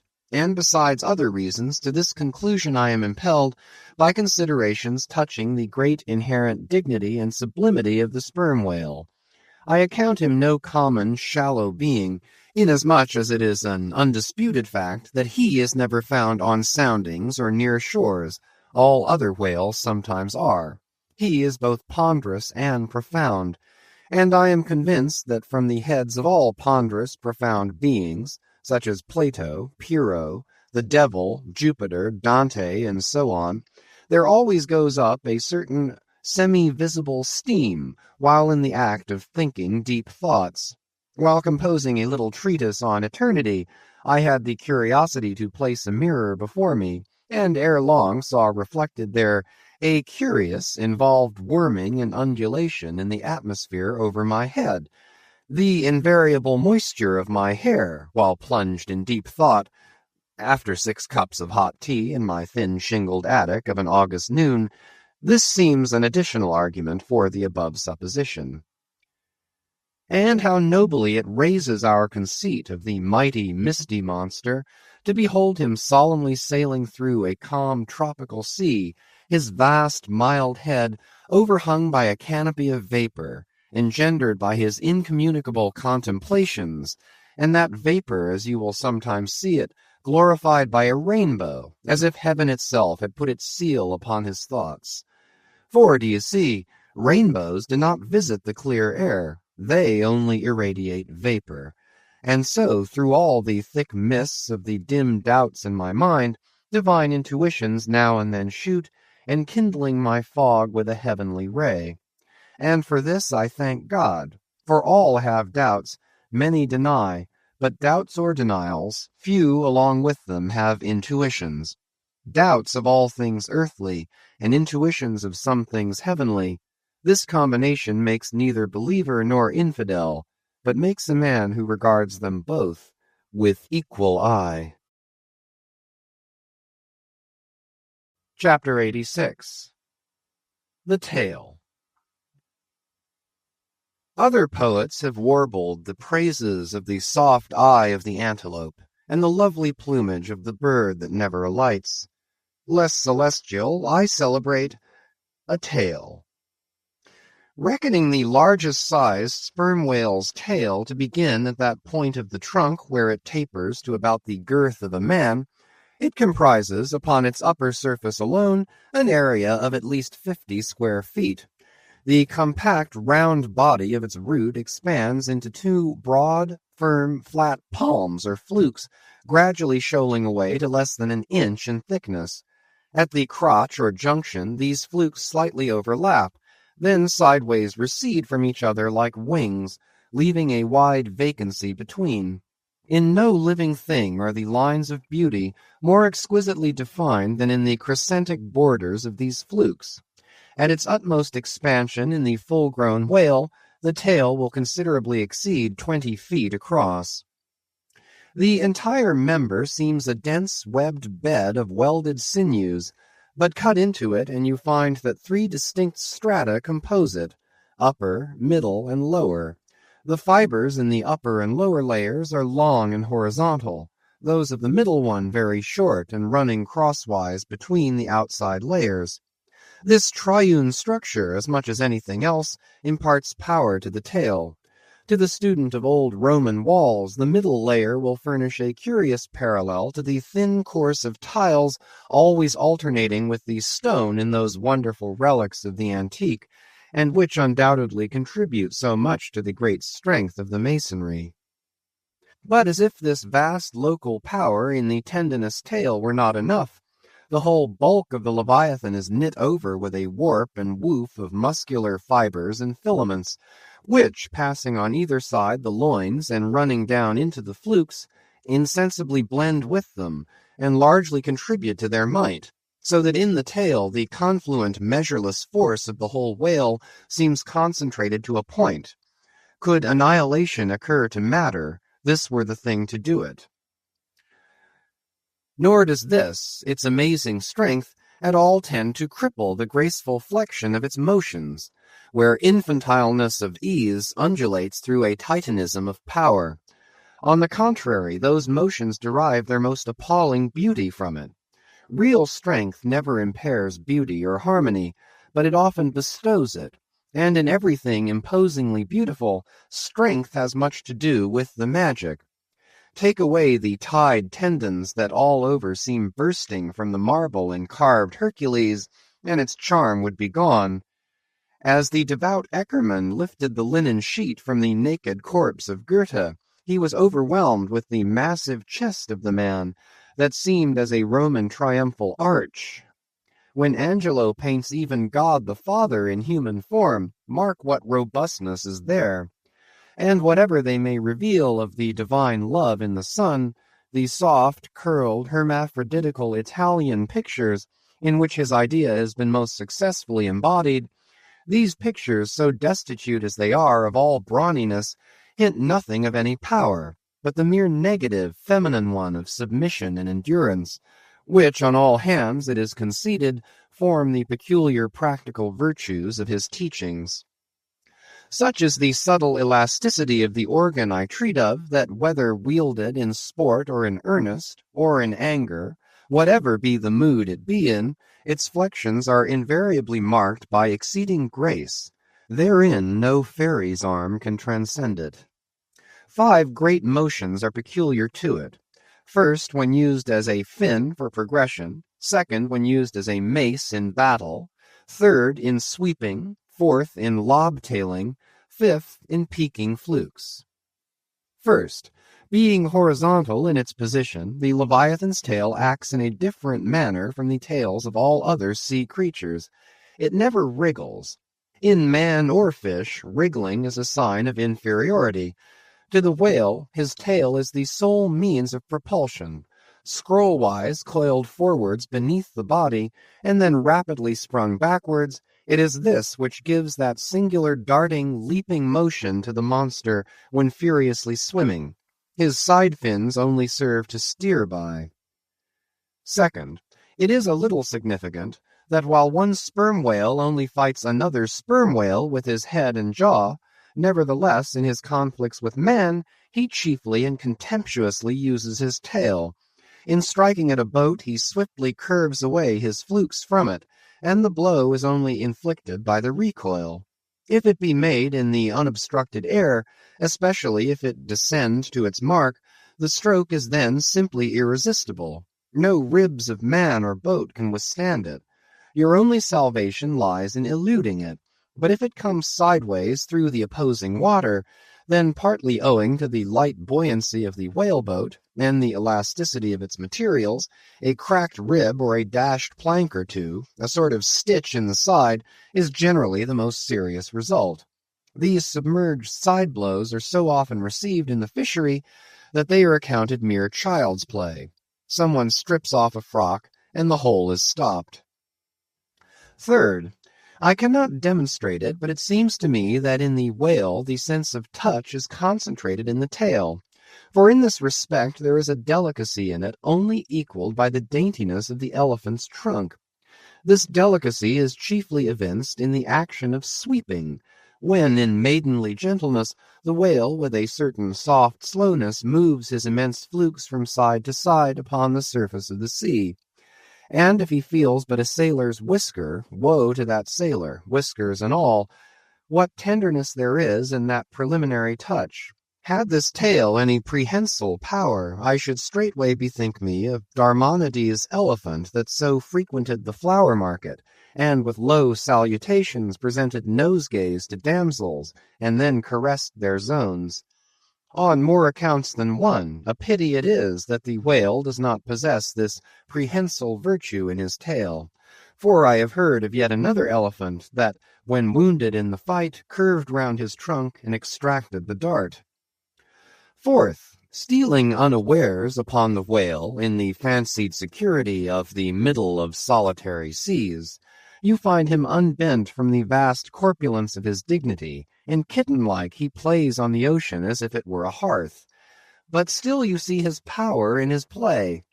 The broad palms of his tail are flirted high into the air, then smiting the surface, the thunderous concussion resounds for miles.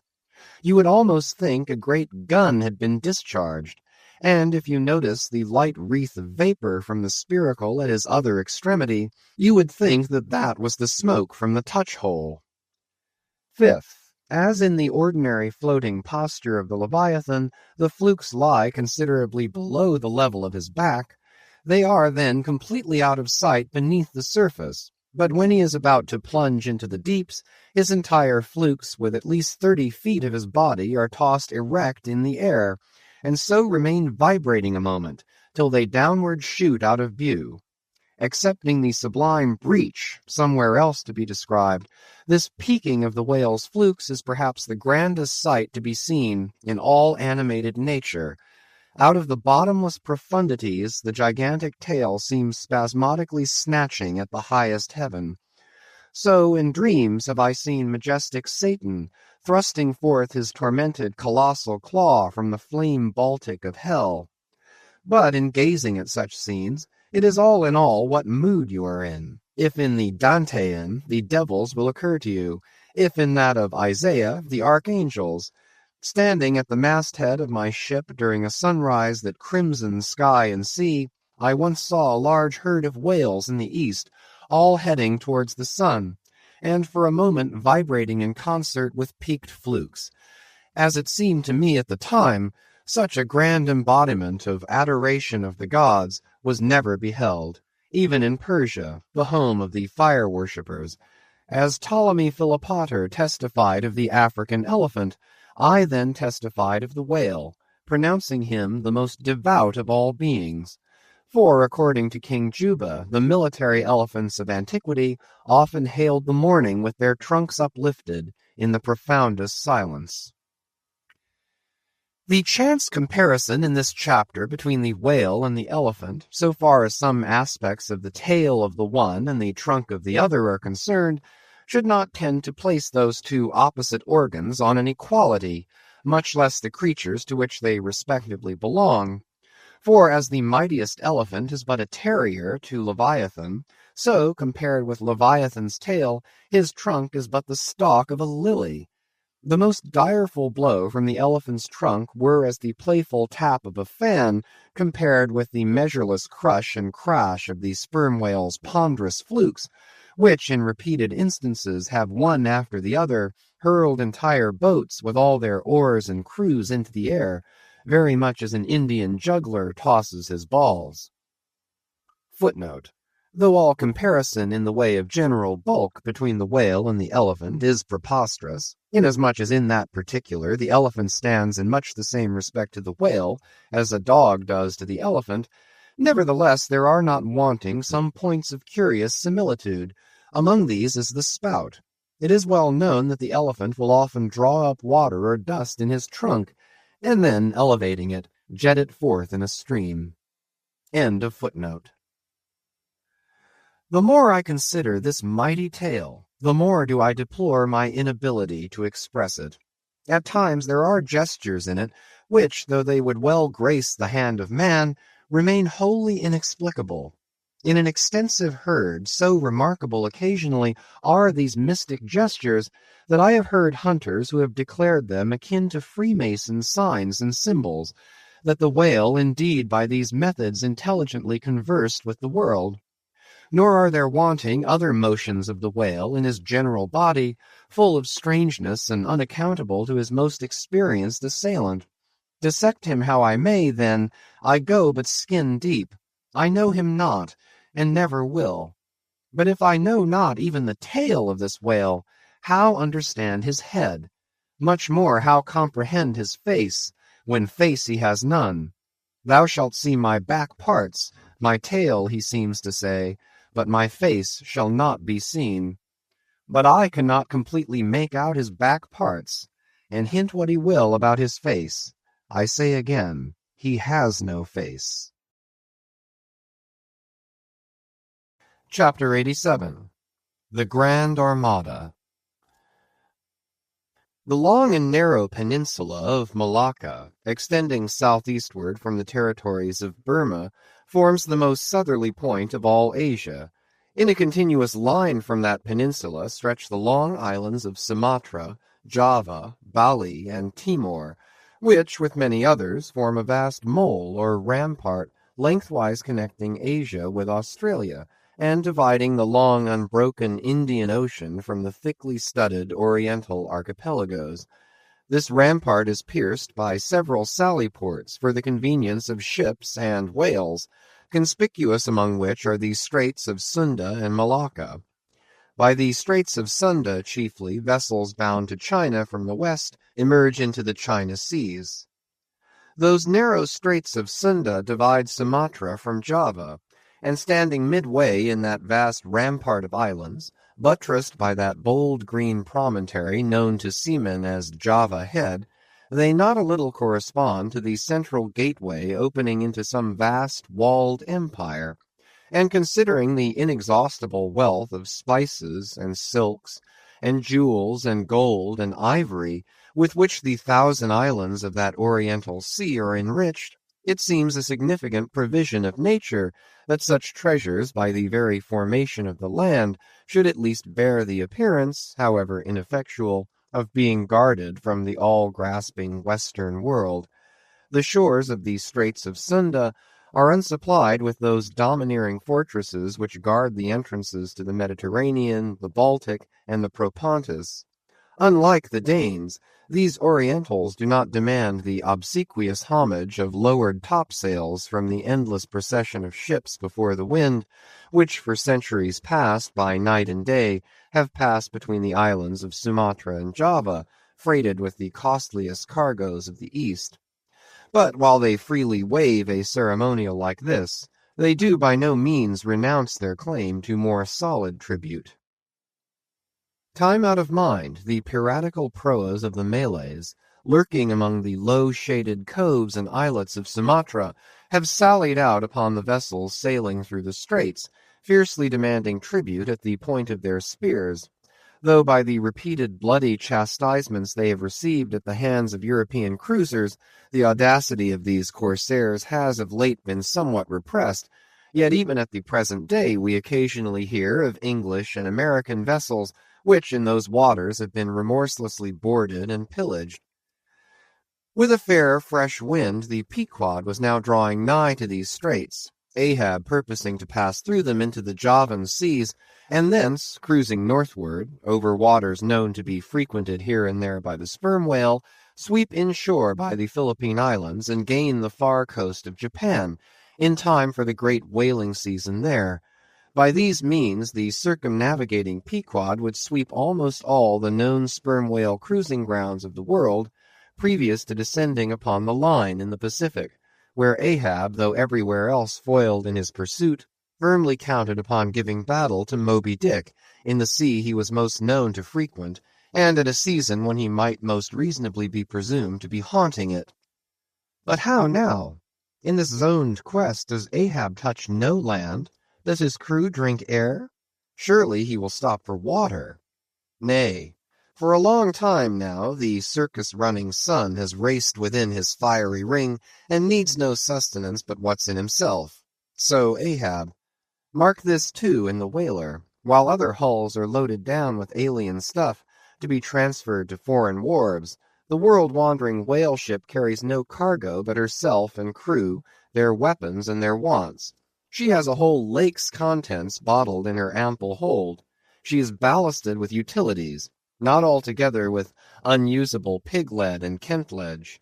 She carries years' water in her, clear old prime Nantucket water, which, when 3 years afloat, the Nantucketer in the Pacific prefers to drink before the brackish fluid but yesterday rafted off in casks from the Peruvian or Indian streams. Hence it is that, while other ships may have gone to China from New York and back again, touching at a score of ports, the whale ship in all that interval may not have sighted one grain of soil, her crew having seen no man but floating seamen like themselves. So that, did you carry them the news that another flood had come, they would only answer, "Well, boys, here's the ark." Now, as many sperm whales had been captured off the western coast of Java, in the near vicinity of the Straits of Sunda, indeed as most of the ground round about was generally recognized by fishermen as an excellent spot for cruising, therefore as the Pequod gained more and more upon Java Head, the lookouts were repeatedly hailed and admonished to keep wide awake. But though the green palmy cliffs of the land soon loomed on the starboard bow, and with delighted nostrils the fresh cinnamon was snuffed in the air, yet not a single jet was descried. Almost renouncing all thoughts of falling in with any game hereabouts, the ship had well nigh entered the straits, when the customary cheering cry was heard from aloft, and ere long a spectacle of singular magnificence saluted us.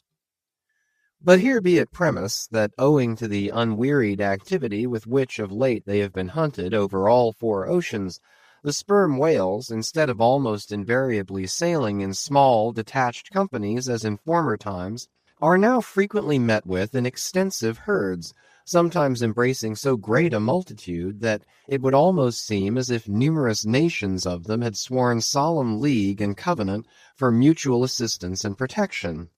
To this aggregation of the sperm whale into such immense caravans may be imputed the circumstance that even in the best cruising grounds you may now sometimes sail for weeks and months together without being greeted by a single spout, and then suddenly be saluted by what sometimes seems thousands on thousands. Broad on both bows, at a distance of some 2 or 3 miles, and forming a great semicircle, embracing 1/2 of the level horizon, a continuous chain of whale jets were up-playing and sparkling in the noonday air. Unlike the straight, perpendicular twin jets of the right whale, which, dividing at top, fall over in 2 branches like the cleft, drooping boughs of a willow, the single forward-slanting spout of the sperm whale presents a thick, curled bush of white mist, continually rising and falling away to leeward. Seen from the Pequod's deck, then, as she would rise on a high hill of the sea, this host of vapory spouts, individually curling up into the air, and beheld through a blending atmosphere of bluish haze, showed like the 1,000 cheerful chimneys of some dense metropolis, descried of a balmy autumnal morning by some horseman on a height.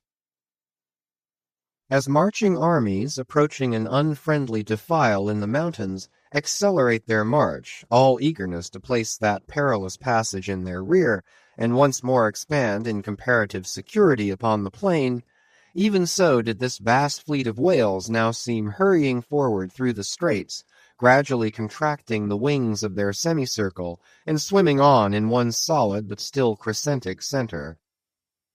Crowding all sail, the Pequod pressed after them, the harpooneers handling their weapons, and loudly cheering from the heads of their yet suspended boats. If the wind only held, little doubt had they that chased through these straits of Sunda, the vast host would only deploy into the oriental seas to witness the capture of not a few of their number. And who could tell whether, in that congregated caravan, Moby Dick himself might not temporarily be swimming, like the worshipped white elephant in the coronation procession of the Siamese? So, with stunsail piled on stunsail, we sailed along, driving these leviathans before us, when of a sudden the voice of Tashtego was heard, loudly directing attention to something in our wake. Corresponding to the crescent in our van, we beheld another in our rear. It seemed formed of detached white vapors, rising and falling something like the spouts of the whales, only they did not so completely come and go, for they constantly hovered, without finally disappearing. Leveling his glass at this sight, Ahab quickly revolved in his pivot hole, crying, "Aloft there, and rig whips and buckets to wet the sails! Malays, sir, and after us!" As if too long lurking behind the headlands, till the Pequod should fairly have entered the straits, these rascally Asiatics were now in hot pursuit, to make up for their overcautious delay.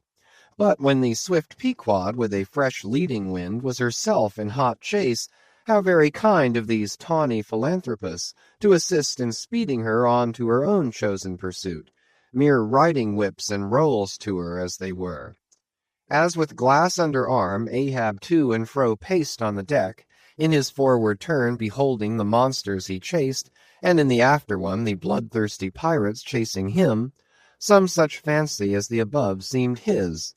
And when he glanced upon the green walls of the watery defile in which the ship was then sailing, and bethought him that through that gate lay the route to his vengeance, and beheld how, through that same gate, he was now both chasing and being chased to his deadly end, and not only that, but a herd of remorseless wild pirates and inhuman atheistical devils were infernally cheering him on with their curses, when all these conceits had passed through his brain, Ahab's brow was left gaunt and ribbed, like the black sand beach after some stormy tide has been gnawing it, without being able to drag the firm thing from its place. But thoughts like these troubled very few of the reckless crew, and when, after steadily dropping and dropping the pirates astern, the Pequod at last shot by the vivid green Cockatoo Point on the Sumatra side, emerging at last upon the broad waters beyond, then the harpooneers seemed more to grieve that the swift whales had been gaining upon the ship than to rejoice that the ship had so victoriously gained upon the Malays. But still driving on in the wake of the whales, at length they seemed abating their speed. Gradually the ship neared them, and the wind now dying away, word was passed to spring to the boats.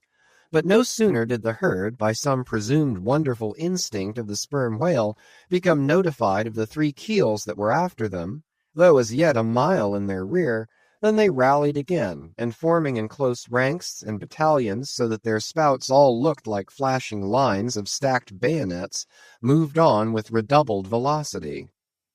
Stripped to our shirts and drawers, we sprang to the White Ash, and after several hours pulling were almost disposed to renounce the chase, when a general pausing commotion among the whales gave animating token that they were now at last under the influence of that strange perplexity of inert irresolution, which, when fishermen perceive it in the whale, they say he is gallied. The compact martial columns in which they had been hitherto rapidly and steadily swimming were now broken up in one measureless rout, and like King Porus's elephant in the Indian battle with Alexander, they seemed going mad with consternation. In all directions expanding in vast irregular circles, and aimlessly swimming hither and thither by their short, thick spoutings, they plainly betrayed their distraction of panic. This was still more strangely evinced by those of their number who, completely paralyzed as it were, helplessly floated like waterlogged dismantled ships on the sea. Had these leviathans been but a flock of simple sheep, pursued over the pasture by 3 fierce wolves, they could not possibly have evinced such excessive dismay. But this occasional timidity is characteristic of almost all herding creatures. Though banding together in tens of thousands, the lion-maned buffaloes of the West have fled before a solitary horseman. Witness, too, all human beings, how when herded together in the sheepfold of a theater's pit, they will, at the slightest alarm of fire, rush helter-skelter for the outlets, crowding, trampling, jamming, and remorselessly dashing each other to death. Best, therefore, withhold any amazement at the strangely gallied whales before us, for there is no folly of the beasts of the earth which is not infinitely outdone by the madness of men. Though many of the whales, as has been said, were in violent motion, yet it is to be observed that as a whole the herd neither advanced nor retreated, but collectively remained in one place. As is customary in those cases, the boats at once separated, each making for some one lone whale on the outskirts of the shoal. In about 3 minutes' time, Queequeg's harpoon was flung. The stricken fish darted blinding spray in our faces, and then running away with us like light, steered straight for the heart of the herd. Though such a movement on the part of the whale struck under such circumstances is in no wise unprecedented, and indeed is almost always more or less anticipated, yet does it present one of the more perilous vicissitudes of the fishery. For as the swift monster drags you deeper and deeper into the frantic shoal, you bid adieu to circumspect life and only exist in a delirious throb. As, blind and deaf, the whale plunged forward, as if by sheer power of speed to rid himself of the iron leech that had fastened to him. As we thus tore a white gash in the sea, on all sides menaced as we flew by the crazed creatures to and fro rushing about us, our beset boat was like a ship mobbed by ice isles in a tempest, and striving to steer through their complicated channels and straits, not knowing at what moment it may be locked in and crushed. But not a bit daunted, Queequeg steered us manfully, now sheering off from this monster directly across our route in advance, now edging away from that, whose colossal flukes were suspended overhead, while all the time Starbuck stood up in the bows, lance in hand, pricking out of our way whatever whales he could reach by short darts, for there was no time to make long ones. Nor were the oarsmen quite idle, though their wonted duty was now altogether dispensed with. They chiefly attended to the shouting part of the business. "Out of the way, Commodore!" cried one, to a great dromedary that of a sudden rose bodily to the surface, and for an instant threatened to swamp us. "Hard down with your tail there!" cried a second to another, which, close to our gunwale, seemed calmly cooling himself with his own fan-like extremity. All whaleboats carry certain curious contrivances, originally invented by the Nantucket Indians, called drugs. 2 thick squares of wood of equal size are stoutly clenched together, so that they cross each other's grain at right angles. A line of considerable length is then attached to the middle of this block, and the other end of the line being looped, it can in a moment be fastened to a harpoon. It is chiefly among gallied whales that this drug is used, for then more whales are close round you than you can possibly chase at one time. But sperm whales are not every day encountered. While you may, then, you must kill all you can. And if you cannot kill them all at once, you must wing them, so that they can be afterwards killed at your leisure.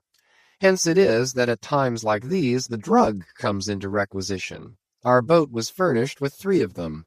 The first and second were successfully darted, and we saw the whales staggeringly running off, fettered by the enormous sidelong resistance of the towing drug.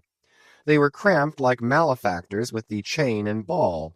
But upon flinging the third, in the act of tossing overboard the clumsy wooden block, it caught under one of the seats of the boat, and in an instant tore it out and carried it away, dropping the oarsman in the boat's bottom as the seat slid from under him.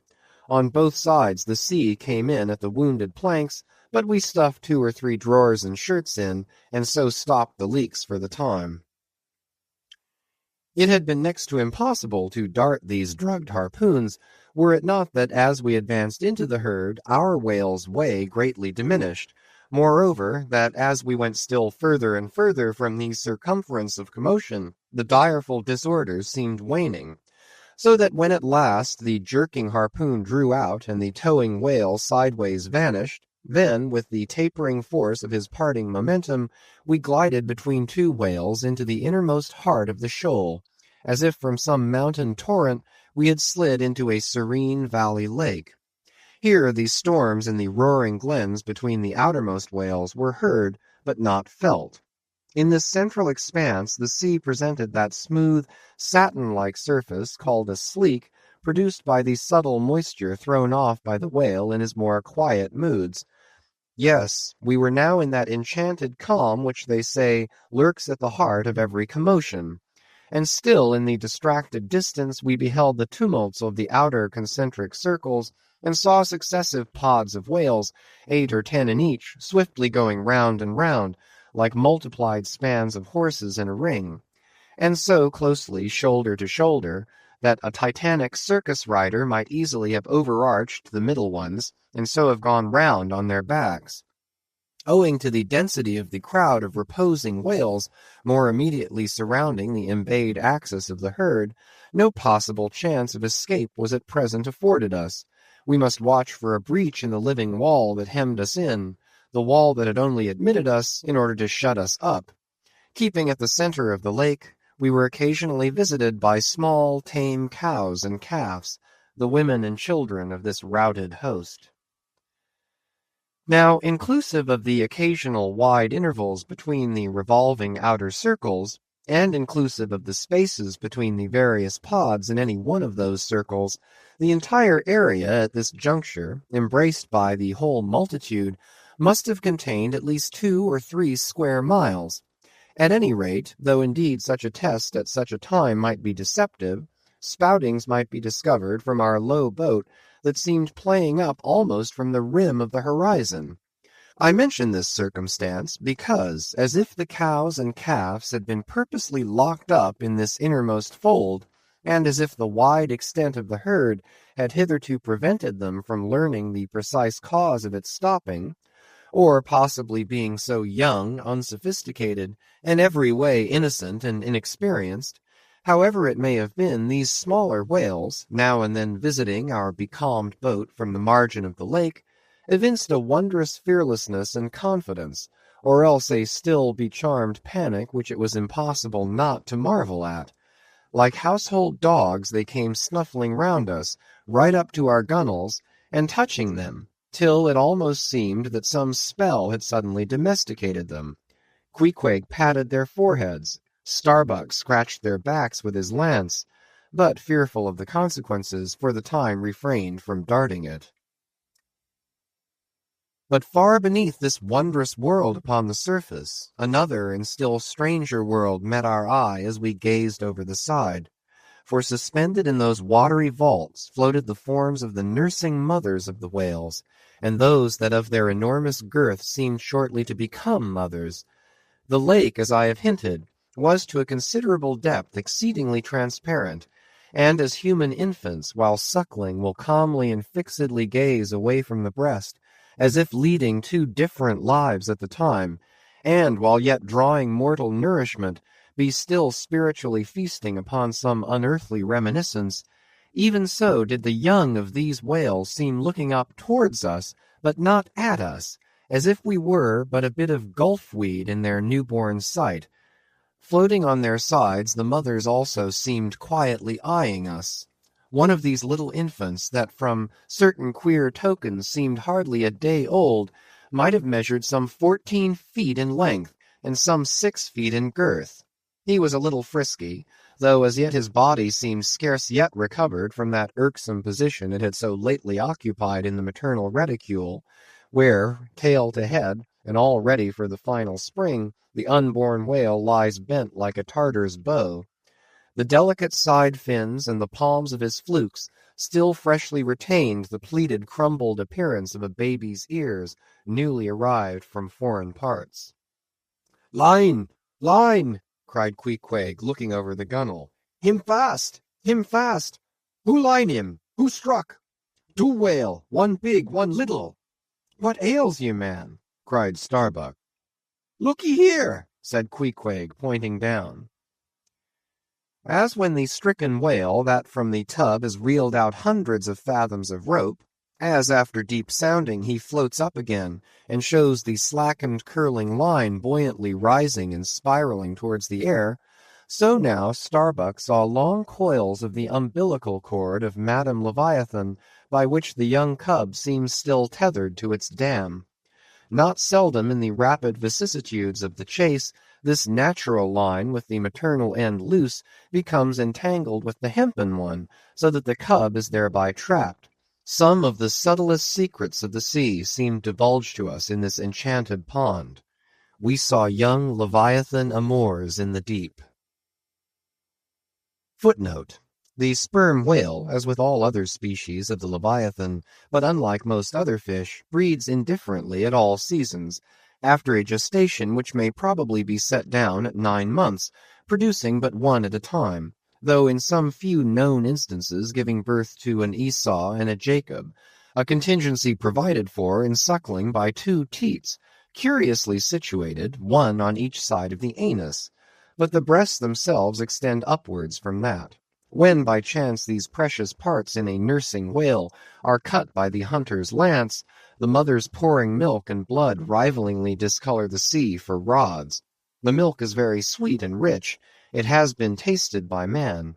It might do well with strawberries. When overflowing with mutual esteem, the whales salute more hominum. End of footnote. And thus, though surrounded by circle upon circle of consternations and affrights, did these inscrutable creatures at the center freely and fearlessly indulge in all peaceful concernments, yea, serenely revelled in dalliance and delight.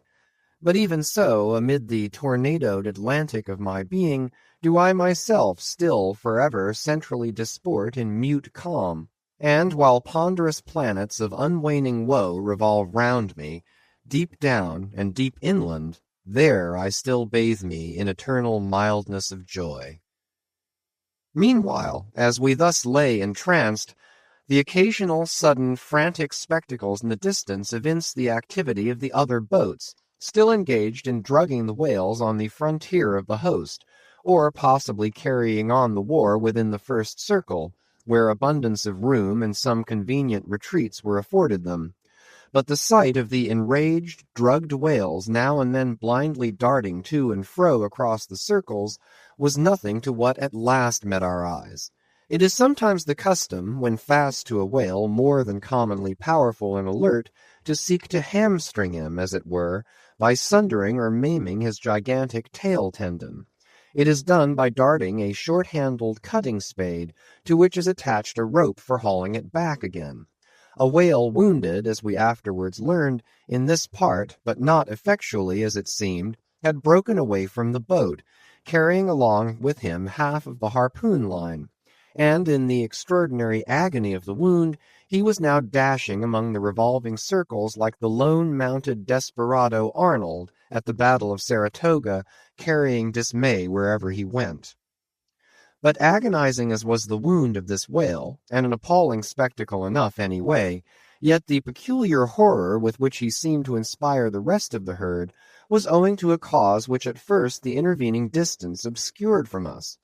But at length we perceived that by one of the unimaginable accidents of the fishery, this whale had become entangled in the harpoon line that he towed. He had also run away with the cutting spade in him, and while the free end of the rope attached to that weapon had permanently caught in the coils of the harpoon line round his tail, the cutting spade itself had worked loose from his flesh, so that, tormented to madness, he was now churning through the water, violently flaying with his flexible tail, and tossing the keen spade about him, wounding and murdering his own comrades. This terrific object seemed to recall the whole herd from their stationary fright. First, the whales, forming the margin of our lake, began to crowd a little, and tumble against each other, as if lifted by half-spent billows from afar. Then the lake itself began faintly to heave and swell. The submarine bridal chambers and nurseries vanished. In more and more contracting orbits, the whales in the more central circles began to swim in thickening clusters. Yes, the long calm was departing. A low advancing hum was soon heard, and then, like the tumultuous masses of block ice when the great river Hudson breaks up in the spring, the entire host of whales came tumbling upon their inner center, as if to pile themselves up in one common mountain. Instantly Starbuck and Queequeg changed places, Starbuck taking the stern. "Oars, oars," he intensely whispered, seizing the helm. "Grip your oars and clutch your souls now. My God, men, stand by. Shove him off, you, Queequeg. The whale there. Prick him. Hit him.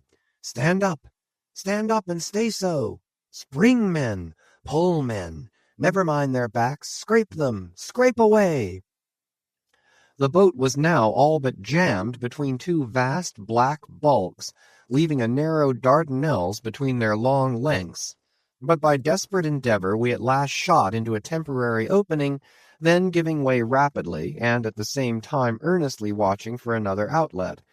After many similar hairbreadth escapes, we at last swiftly glided into what had just been one of the outer circles, but now crossed by random whales all violently making for one center.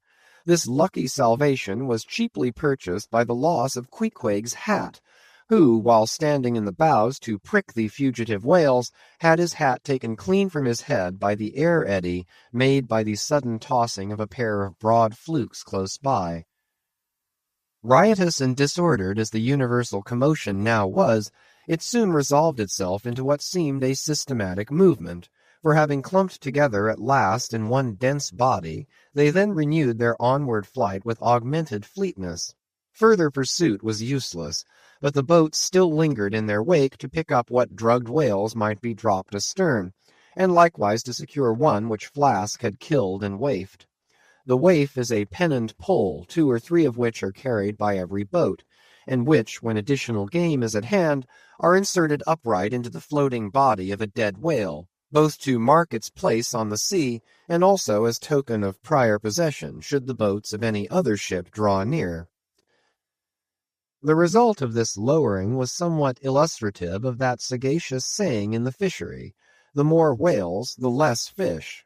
Of all the drugged whales, only one was captured. The rest contrived to escape for the time, but only to be taken, as will hereafter be seen, by some other craft than the Pequod. Chapter 88. Schools and Schoolmasters. The previous chapter gave account of an immense body or herd of sperm whales, and there was also then given the probable cause inducing those vast aggregations. Now, though such great bodies are at times encountered, yet, as must have been seen, even at the present day, small detached bands are occasionally observed, embracing from 20 to 50 individuals each. Such bands are known as schools. They generally are of 2 sorts, those composed almost entirely of females, and those mustering none but young, vigorous males, or bulls as they are familiarly designated. In cavalier attendance upon the school of females, you invariably see a male of full-grown magnitude, but not old, who, upon any alarm, evinces his gallantry by falling in the rear and covering the flight of his ladies. In truth, this gentleman is a luxurious ottoman, swimming about over the watery world, surroundingly accompanied by all the solaces and endearments of the harem. The contrast between this ottoman and his concubines is striking, because while he is always of the largest leviathanic proportions, the ladies, even at full growth, are not more than 1/3 of the bulk of an average-sized male. They are comparatively delicate indeed, I dare say not to exceed 6 yards round the waist. Nevertheless, it cannot be denied that, upon the whole, they are hereditarily entitled to embonpoint. It is very curious to watch this harem and its lord in their indolent ramblings. Like fashionables, they are forever on the move in leisurely search of variety. You meet them on the line in time for the full flower of the equatorial feeding season, having just returned, perhaps, from spending the summer in the northern seas, and so cheating summer of all unpleasant weariness and warmth. By the time they have lounged up and down the promenade of the equator a while, they start for the oriental waters in anticipation of the cool season there, and so evade the other excessive temperature of the year. When serenely advancing on one of these journeys, if any strange, suspicious sights are seen, my Lord Whale keeps a wary eye on his interesting family, Should any unwarrantably pert young Leviathan coming that way presume to draw confidentially close to one of the ladies, with what prodigious fury the bashaw assails him and chases him away. High times indeed, if unprincipled young rakes like him are to be permitted to invade the sanctity of domestic bliss. Though do what the bashaw will, he cannot keep the most notorious Lothario out of his bed, for alas, all fish bed in common. As ashore, the ladies often cause the most terrible duels among their rival admirers, just so with the whales, who sometimes come to deadly battle, and all for love. They fence with their long lower jaws, sometimes locking them together, and so striving for the supremacy, like elks that warringly interweave their antlers. Not a few are captured, having deep scars of these encounters, furrowed heads, broken teeth, scalloped fins, and in some instances wrenched and dislocated mouths. But supposing the invader of domestic bliss to betake himself away at the first rush of the harem's lord, then it is very diverting to watch that lord. Gently he insinuates his vast bulk among them again, and revels there awhile, still in tantalizing vicinity to young Lothario, like pious Solomon devoutly worshipping among his 1,000 concubines. Granting other whales to be in sight, the fisherman will seldom give chase to one of these Grand Turks, for these Grand Turks are too lavish of their strength, and hence their unctuousness is small. As for the sons and daughters they beget, why those sons and daughters must take care of themselves, at least with only the maternal help, for like certain other omnivorous, roving lovers that might be named, my Lord Whale has no taste for the nursery, however much for the bower, and so, being a great traveler, he leaves his anonymous babies all over the world, every baby an exotic. In good time, nevertheless, as the ardor of youth declines, as years and dumps increase, as reflection lends her solemn pauses, in short, as a general lassitude overtakes the sated Turk, then a love of ease and virtue supplants the love for maidens.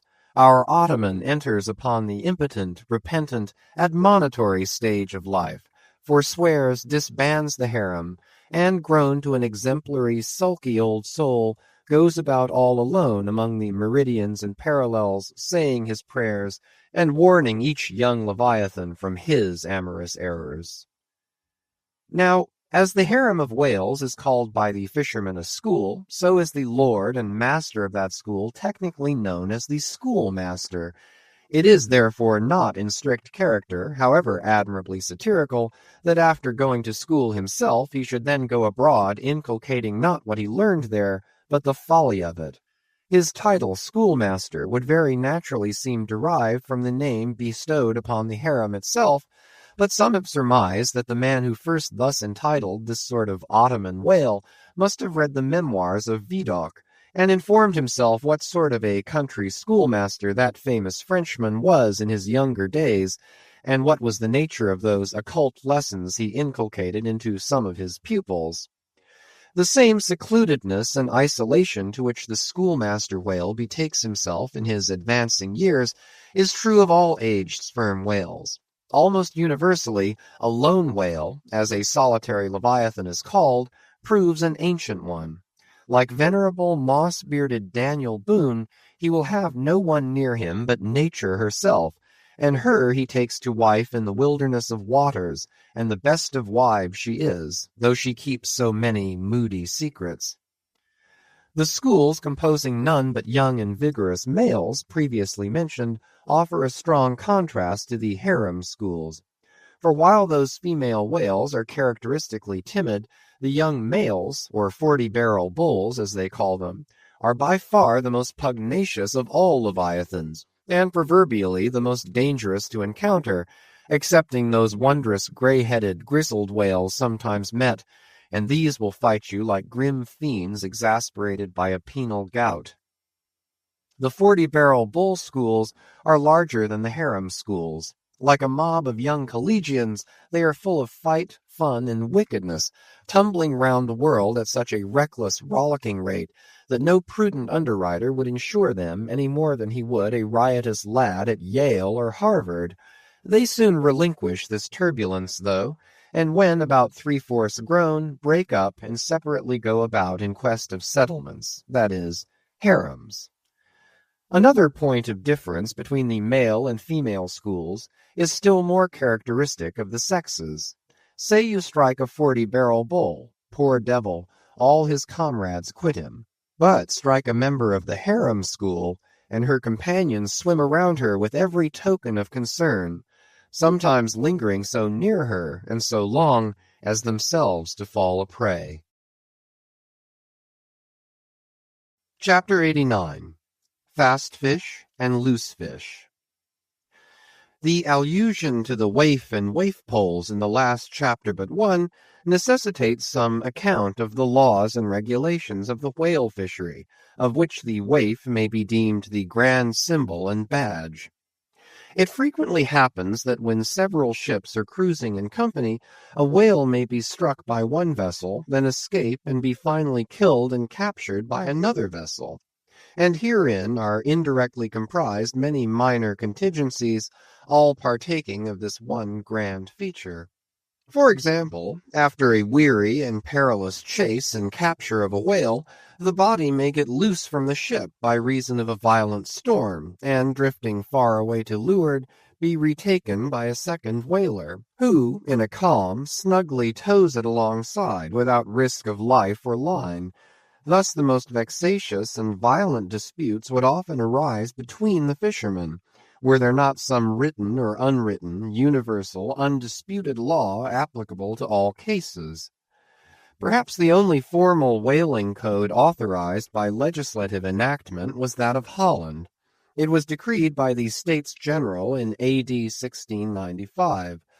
But though no other nation has ever had any written whaling law, yet the American fishermen have been their own legislators and lawyers in this matter. They have provided a system which for terse comprehensiveness surpasses Justinian's Pandects and the bylaws of the Chinese Society for the suppression of meddling with other people's business. Yes, the laws might be engraven on a Queen Anne's farthing, or the barb of a harpoon and worn round the neck, so small are they. 1. A fast fish belongs to the party fast to it. 2. A loose fish is fair game for anybody who can soonest catch it. But what plays the mischief with this masterly code is the admirable brevity of it, which necessitates a vast volume of commentaries to expound it.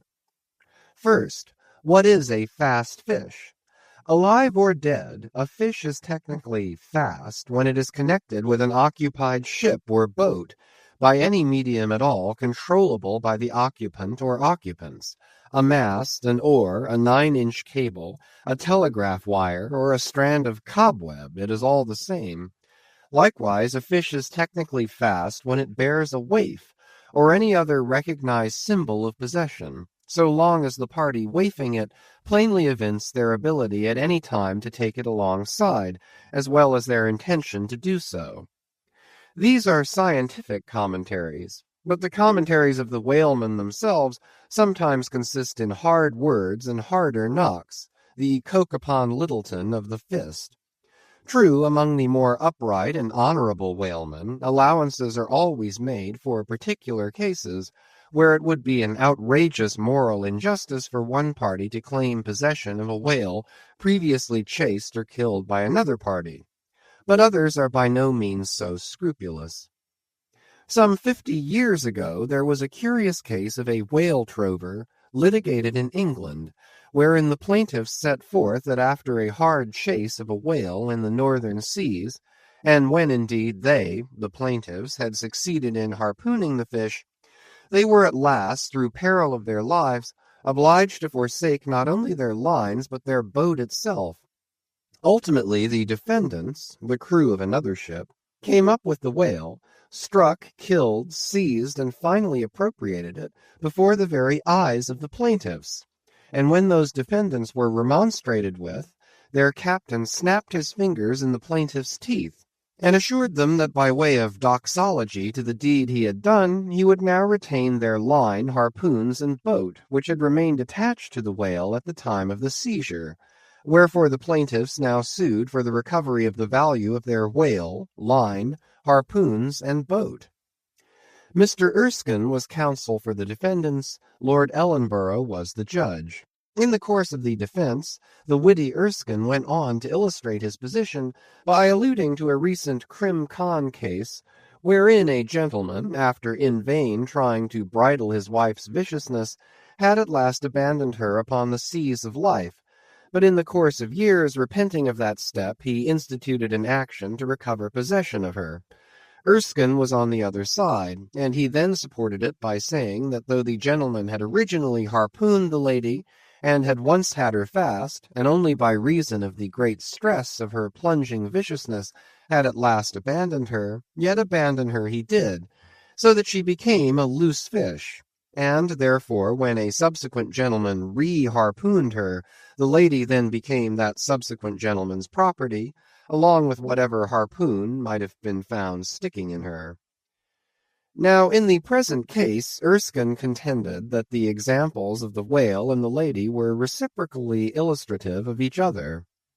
These pleadings and the counter-pleadings being duly heard, the very learned judge in set terms decided, to wit, that as for the boat he awarded it to the plaintiffs, because they had merely abandoned it to save their lives, but that with regard to the controverted whale, harpoons, and line, they belonged to the defendants, the whale because it was a loose fish at the time of the final capture, and the harpoons and line because when the fish made off with them, it, the fish, acquired a property in those articles, and hence anybody who afterwards took the fish had a right to them.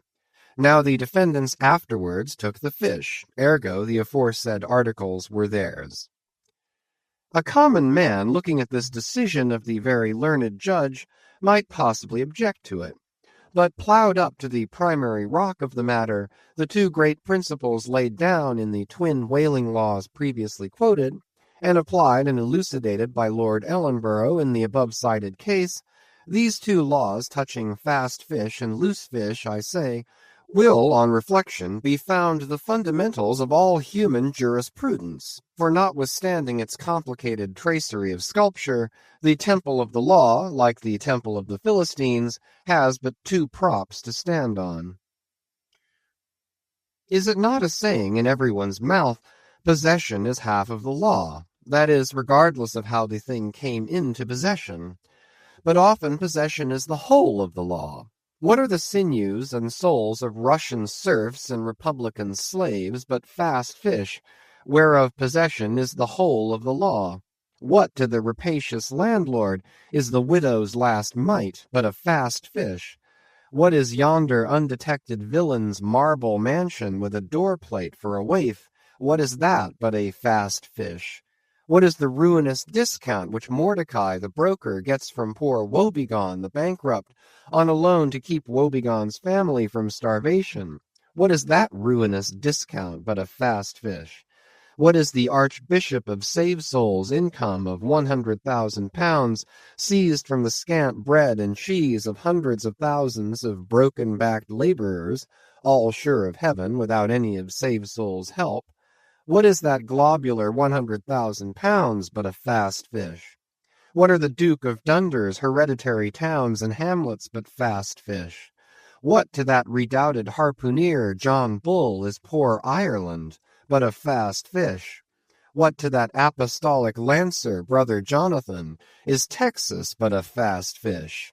And concerning all these, is not possession the whole of the law?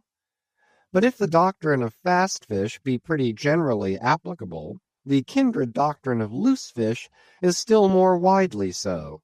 That is internationally and universally applicable.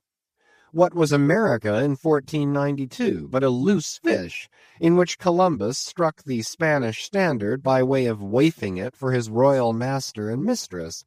What was Poland to the Tsar? What Greece to the Turk? What India to England? What at last will Mexico be to the United States? All loose fish. What are the rights of man and the liberties of the world but loose fish? What all men's minds and opinions but loose fish?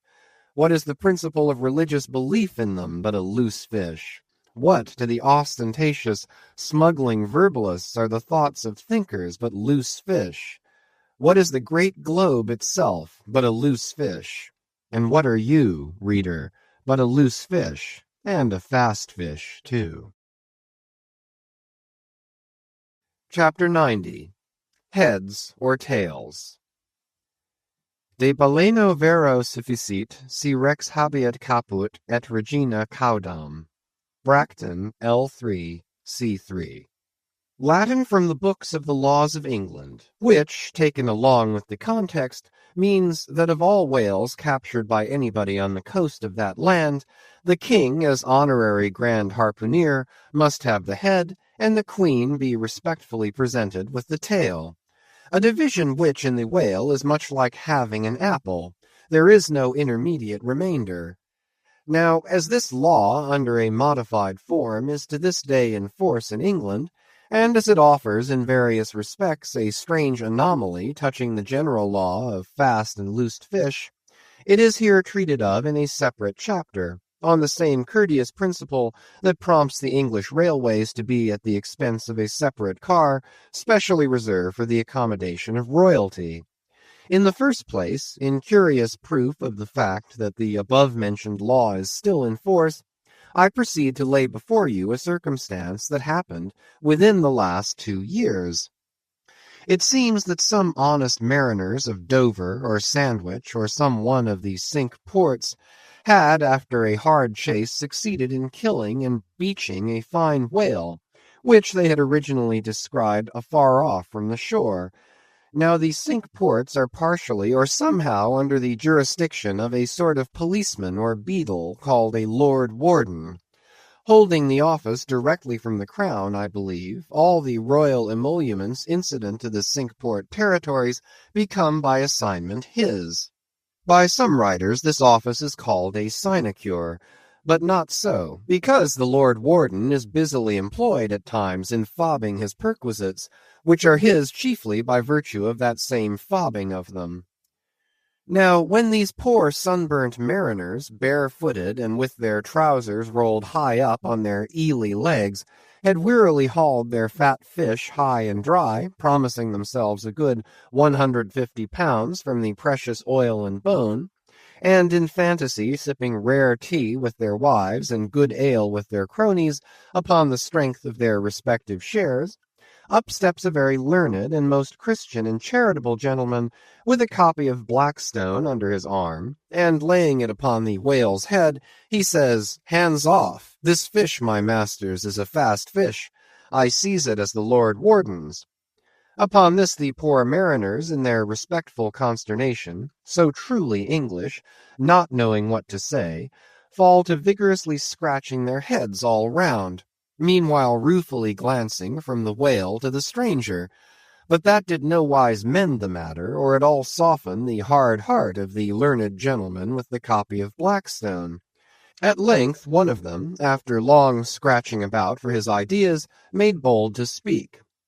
"Please, sir, who is the Lord Warden?" "The Duke." "But the Duke had nothing to do with taking this fish." "It is his."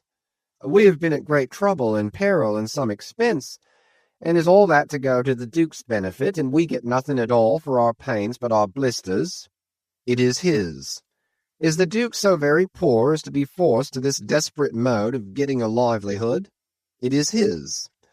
"I thought to relieve my old bedridden mother by part of my share of this whale." "It is his." "Won't the Duke be content with a quarter or a half?" "It is his." In a word, the whale was seized and sold, and his Grace the Duke of Wellington received the money. Thinking that viewed in some particular lights this case might by a bare possibility in some small degree be deemed, under the circumstances, a rather hard one, an honest clergyman of the town respectfully addressed a note to his Grace, begging him to take the case of those unfortunate mariners into full consideration. To which my Lord Duke, in substance, replied, both letters were published, that he had already done so, and received the money, and would be obliged to the reverend gentleman, if for the future he, the reverend gentleman, would decline meddling with other people's business. Is this the still militant old man standing at the corners of the three kingdoms, on all hands coercing alms of beggars? It will readily be seen that in this case the alleged right of the Duke to the whale was a delegated one from the sovereign. We must needs inquire then on what principle the sovereign is originally invested with that right. The law itself has already been set forth, but Plowden gives us the reason for it. Says Plowden, the whale so caught belongs to the king and queen, quote, because of its superior excellence, end quote. And by the soundest commentators this has ever been held a cogent argument in such matters. But why should the king have the head and the queen the tail? A reason for that, ye lawyers. In his treatise on Queen Gold, or Queen Pin Money, an old King's Bench author, one William Prynne, thus discourseth, quote, Ye tail is ye queen's, that ye queen's wardrobe may be supplied with ye whalebone, end quote.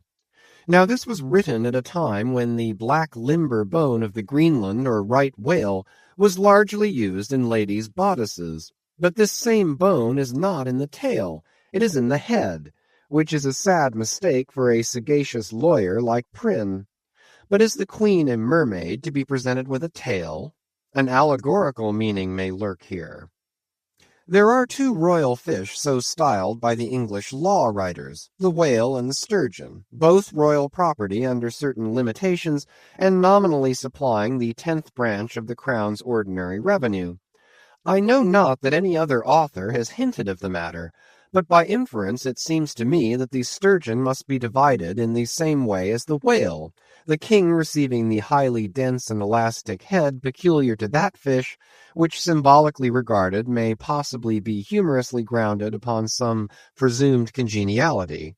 And thus there seems a reason in all things, even in law. Chapter 91. The Pequod Meets the Rosebud. Quote, In vain it was to rake for ambergris in the paunch of this Leviathan, insufferable fetter denying not inquiry. End quote. Sir T. Brown, V.E. It was a week or two after the last whaling scene recounted, and when we were slowly sailing over a sleepy, vapory, midday sea, that the many noses on the Pequod's deck proved more vigilant discoverers than the three pairs of eyes aloft. A peculiar and not very pleasant smell was smelt in the sea. I will bet something now, said Stubb, that somewhere hereabouts are some of those drugged whales we tickled the other day. I thought they would keel up before long. Presently the vapors in advance slid aside, and there in the distance lay a ship, whose furled sails betokened that some sort of whale must be alongside. As we glided nearer, the stranger showed French colors from his peak, and by the eddying cloud of vulture sea-fowl that circled and hovered and swooped around him, it was plain that the whale alongside must be what the fishermen call a blasted whale. That is, a whale that has died unmolested on the sea, and so floated an unappropriated corpse. It may well be conceived what an unsavory odor such a mass must exhale, worse than an Assyrian city in the plague, when the living are incompetent to bury the departed. So intolerable indeed is it regarded by some, that no cupidity could persuade them to moor alongside of it.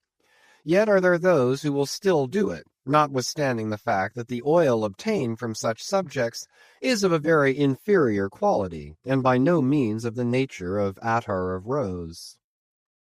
Coming still nearer with the expiring breeze, we saw that the Frenchman had a second whale alongside, and this second whale seemed even more of a nosegay than the first. In truth, it turned out to be one of those problematical whales that seem to dry up and die with a sort of prodigious dyspepsia or indigestion, leaving their defunct bodies almost entirely bankrupt of anything like oil. Nevertheless, in its proper place, we shall see that no knowing fisherman will ever turn up his nose at such a whale as this, however much he may shun blasted whales in general.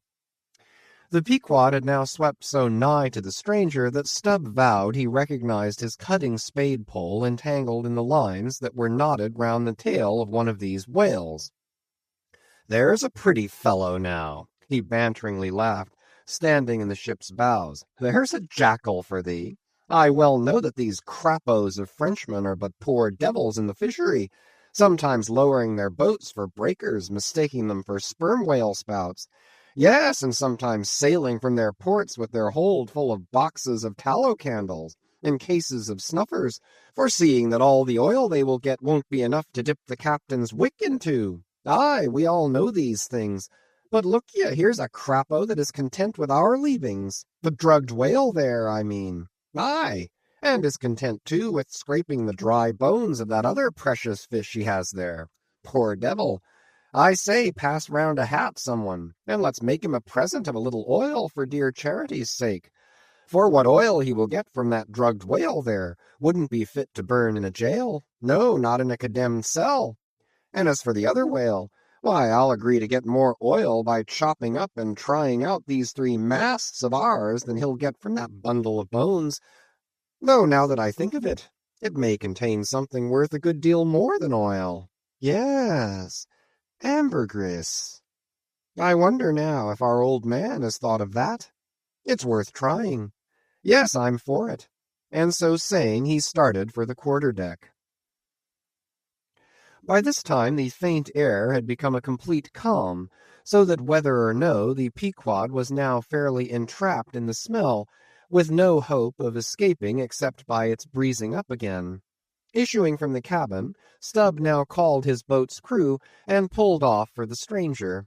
Drawing across her bow, he perceived that, in accordance with the fanciful French taste, the upper part of her stem-piece was carved in the likeness of a huge drooping stalk, was painted green, and for thorns had copper spikes projecting from it here and there, the whole terminating in a symmetrical folded bulb of a bright red color.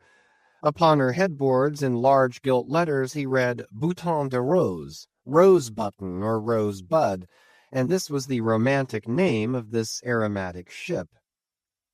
Though Stubb did not understand the bouton part of the inscription, yet the word rose and the bulbous figurehead put together sufficiently explained the whole to him. A wooden rosebud, eh? He cried with his hand to his nose. That will do very well. But how like all creation it smells! Now, in order to hold direct communication with the people on deck, he had to pull round the bows to the starboard side, and thus come close to the blasted whale, and so talk over it. Arrived then at this spot, with one hand still to his nose, he bawled, Bouton de Rose, ahoy! Are there any of you Bouton de Roses that speak English?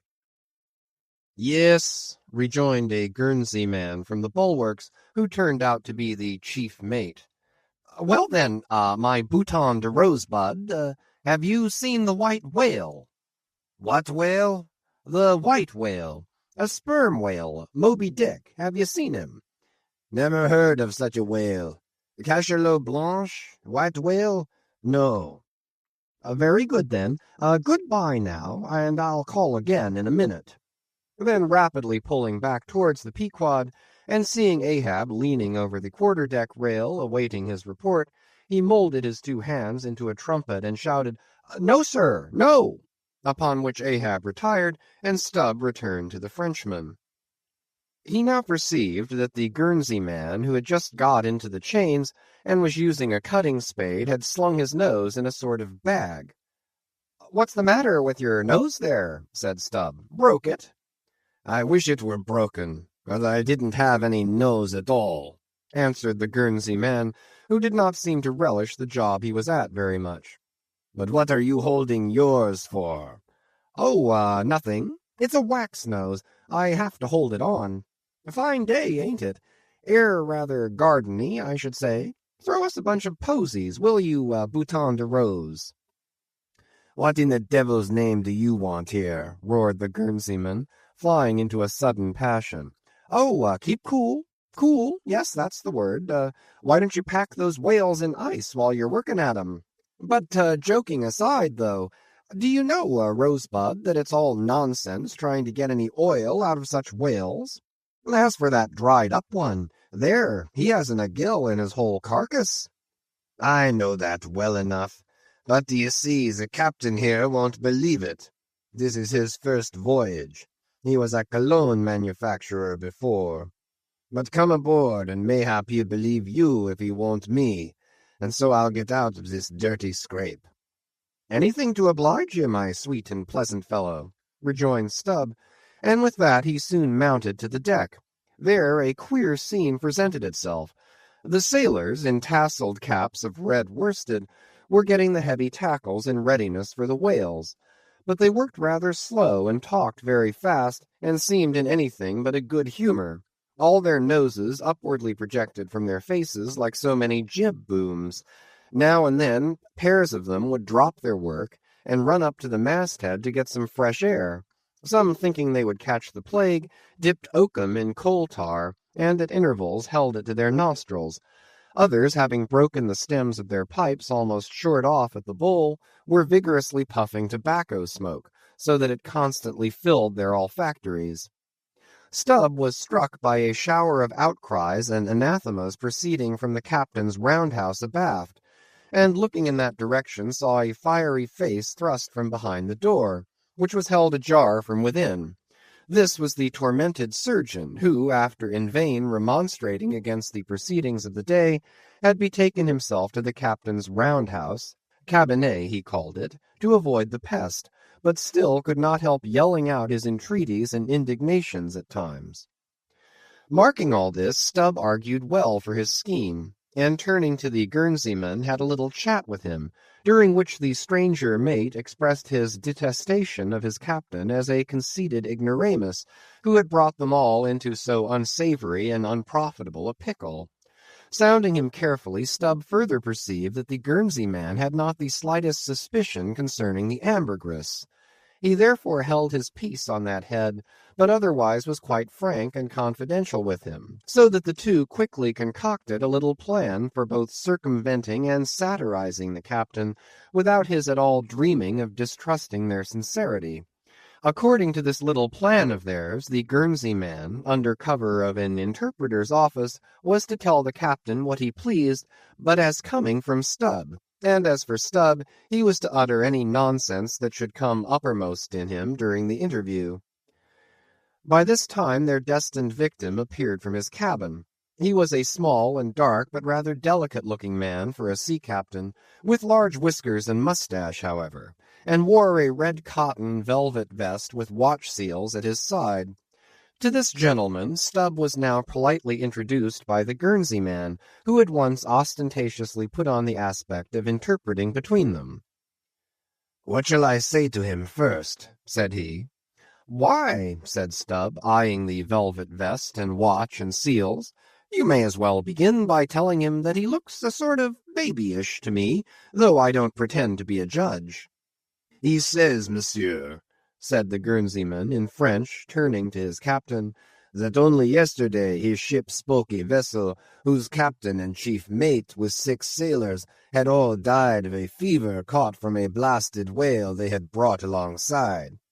Upon this the captain started, and eagerly desired to know more. "What now?" said the Guernsey man to Stubb.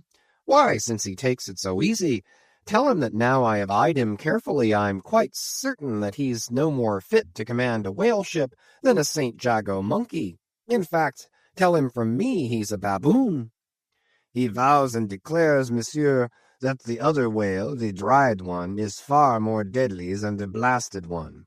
In fine, monsieur, he conjures us, as we value our lives, to cut loose from these fish."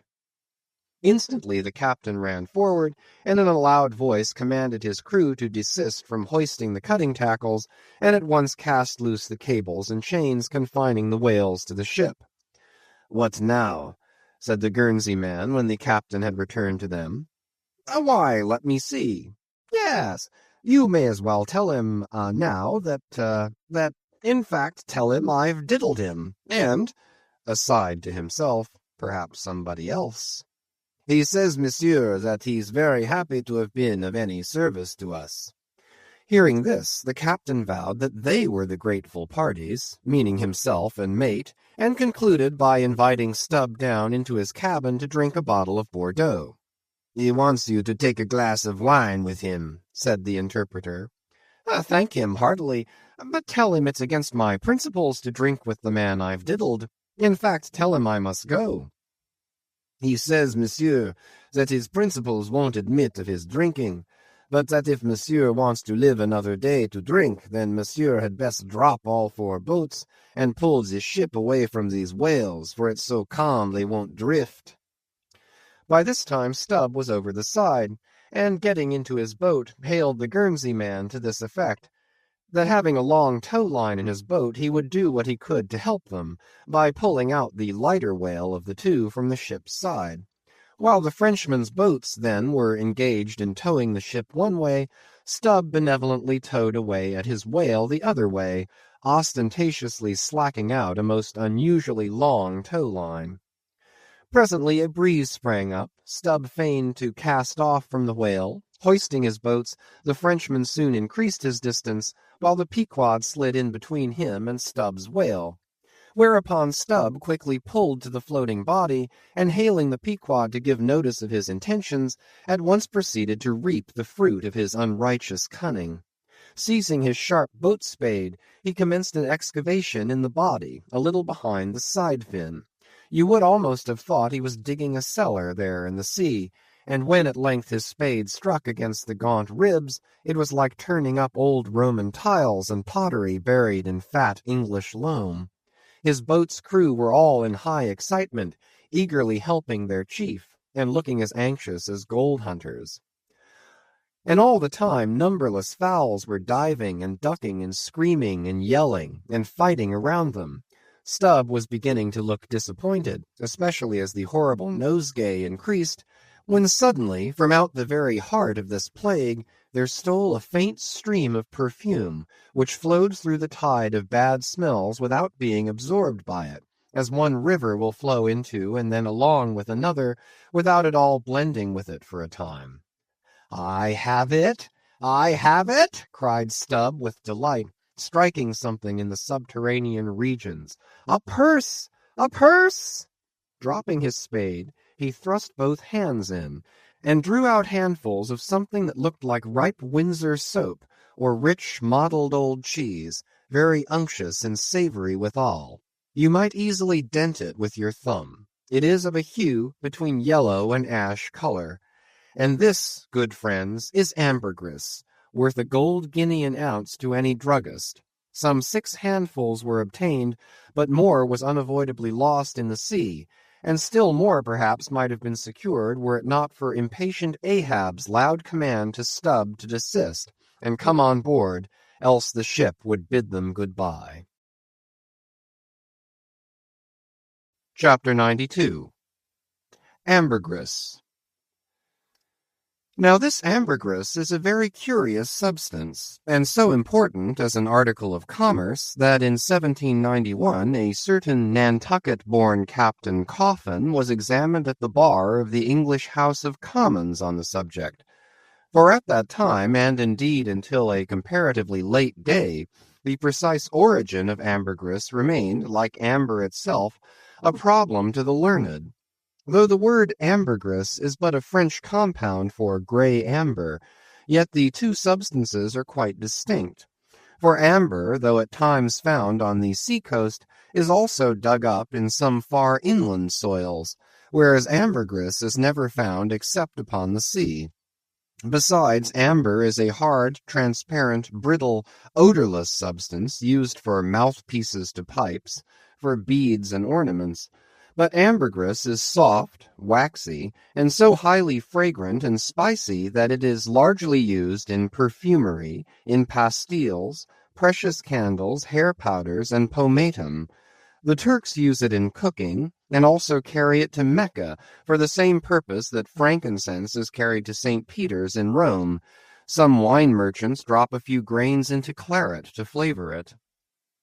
Who would think, then, that such fine ladies and gentlemen should regale themselves with an essence found in the inglorious bowels of a sick whale? Yet so it is. By some, ambergris is supposed to be the cause, and by others the effect, of the dyspepsia in the whale. How to cure such a dyspepsia it were hard to say, unless by administering 3 or 4 boatloads of Brandreth pills, and then running out of harm's way as laborers do in blasting rocks. I have forgotten to say that there were found in this ambergris certain hard, round, bony plates, which at first Stubb thought might be sailors' trousers buttons, but afterwards it turned out that they were nothing more than pieces of small squid bones embalmed in that manner. Now, that the incorruption of this most fragrant ambergris should be found in the heart of such decay, is this nothing? Bethink thee of that saying of St. Paul in Corinthians about corruption and incorruption, how that we are sown in dishonor but raised in glory, and likewise call to mind that saying of Paracelsus about what it is that maketh the best musk. Also forget not the strange fact that of all things of ill savour, cologne water in its rudimental manufacturing stages is the worst. I should like to conclude the chapter with the above appeal, but cannot, owing to my anxiety to repel a charge often made against whalemen, and which, in the estimation of some already biased minds, might be considered as indirectly substantiated by what has been said of the Frenchman's 2 whales. Elsewhere in this volume, the slanderous aspersion has been disproved that the vocation of whaling is throughout a slatternly, untidy business. But there is another thing to rebut. They hint that all whales always smell bad. Now how did this odious stigma originate? I opine that it is plainly traceable to the first arrival of the Greenland whaling ships in London, more than 2 centuries ago, because those whalemen did not then, and do not now, try out their oil at sea as the southern ships have always done, but cutting up the fresh blubber into small bits, thrust it through the bungholes of large casks and carry it home in that manner. The shortness of the season in those icy seas and the sudden and violent storms to which they are exposed forbidding any other course. The consequence is that upon breaking into the hold and unloading one of these whale cemeteries in the Greenland dock, a savour is given forth somewhat similar to that arising from excavating an old city graveyard for the foundations of a lying-in hospital. I partly surmise also that this wicked charge against whalers may be likewise imputed to the existence on the coast of Greenland in former times of a Dutch village called Schmerenberg or Smeerenberg, which latter name is the one used by the learned Fogo von Slack in his great work on Smells, a textbook on that subject. As its name imports, smer, fat, berg, to put up, this village was founded in order to afford a place for the blubber of the Dutch whale fleet to be tried out, without being taken home to Holland for that purpose. It was a collection of furnaces, fat kettles, and oil sheds, and when the works were in full operation certainly gave forth no very pleasant savour. But all this is quite different with a South Sea sperm whaler, which in a voyage of 4 years perhaps, after completely filling her hold with oil, does not perhaps consume 50 days in the business of boiling out, and in the state that it is casked, the oil is nearly scentless. The truth is that, living or dead, if but decently treated, whales as a species are by no means creatures of ill odour, nor can whalemen be recognized as the people of the Middle Ages affected to detect a Jew in the company by the nose. Nor indeed can the whale possibly be otherwise than fragrant, when as a general thing he enjoys such high health, taking abundance of exercise, always out of doors, though it is true seldom in the open air. I say that the motion of a sperm whale's flukes above water dispenses a perfume, as when a musk-scented lady rustles her dress in a warm parlour. What then shall I liken the sperm whale to for fragrance, considering his magnitude? Must it not be to that famous elephant with jewelled tusks and redolent with myrrh, which was led out of an Indian town to do honour to Alexander the Great? Chapter 93. The Castaway. It was but some few days after encountering the Frenchman that a most significant event befell the most insignificant of the Pequod's crew, an event most lamentable, and which ended in providing the sometimes madly merry and predestinated craft with a living and ever-accompanying prophecy of whatever shattered sequel might prove her own. Now, in the whale ship, it is not everyone that goes in the boats. Some few hands are reserved called shipkeepers, whose province it is to work the vessel while the boats are pursuing the whale. As a general thing, these shipkeepers are as hardy fellows as the men comprising the boat's crew. But if there happens to be an unduly slender, clumsy, or timorous wight in the ship, that wight is certain to be made a shipkeeper. It was so in the Pequod with the little Negro Pippin by nickname, Pip by abbreviation. Poor Pip! You have heard of him before. You must remember his tambourine on that dramatic midnight, so gloomy jolly. In outer aspect, Pip and Doughboy made a match, like a black pony and a white one, of equal developments though of dissimilar color, driven in one eccentric span. But while hapless Doughboy was by nature dull and torpid in his intellects, Pip, though over-tender-hearted, was at bottom very bright, with that pleasant, genial, jolly brightness peculiar to his tribe, a tribe which ever enjoy all holidays and festivities with finer, freer relish than any other race. For blacks, the year's calendar should show naught but 365 Fourth of Julys and New Year's days. Nor smile so while I write that this little black was brilliant, for even blackness has its brilliancy. Behold yon lustrous ebony, panelled in kings' cabinets.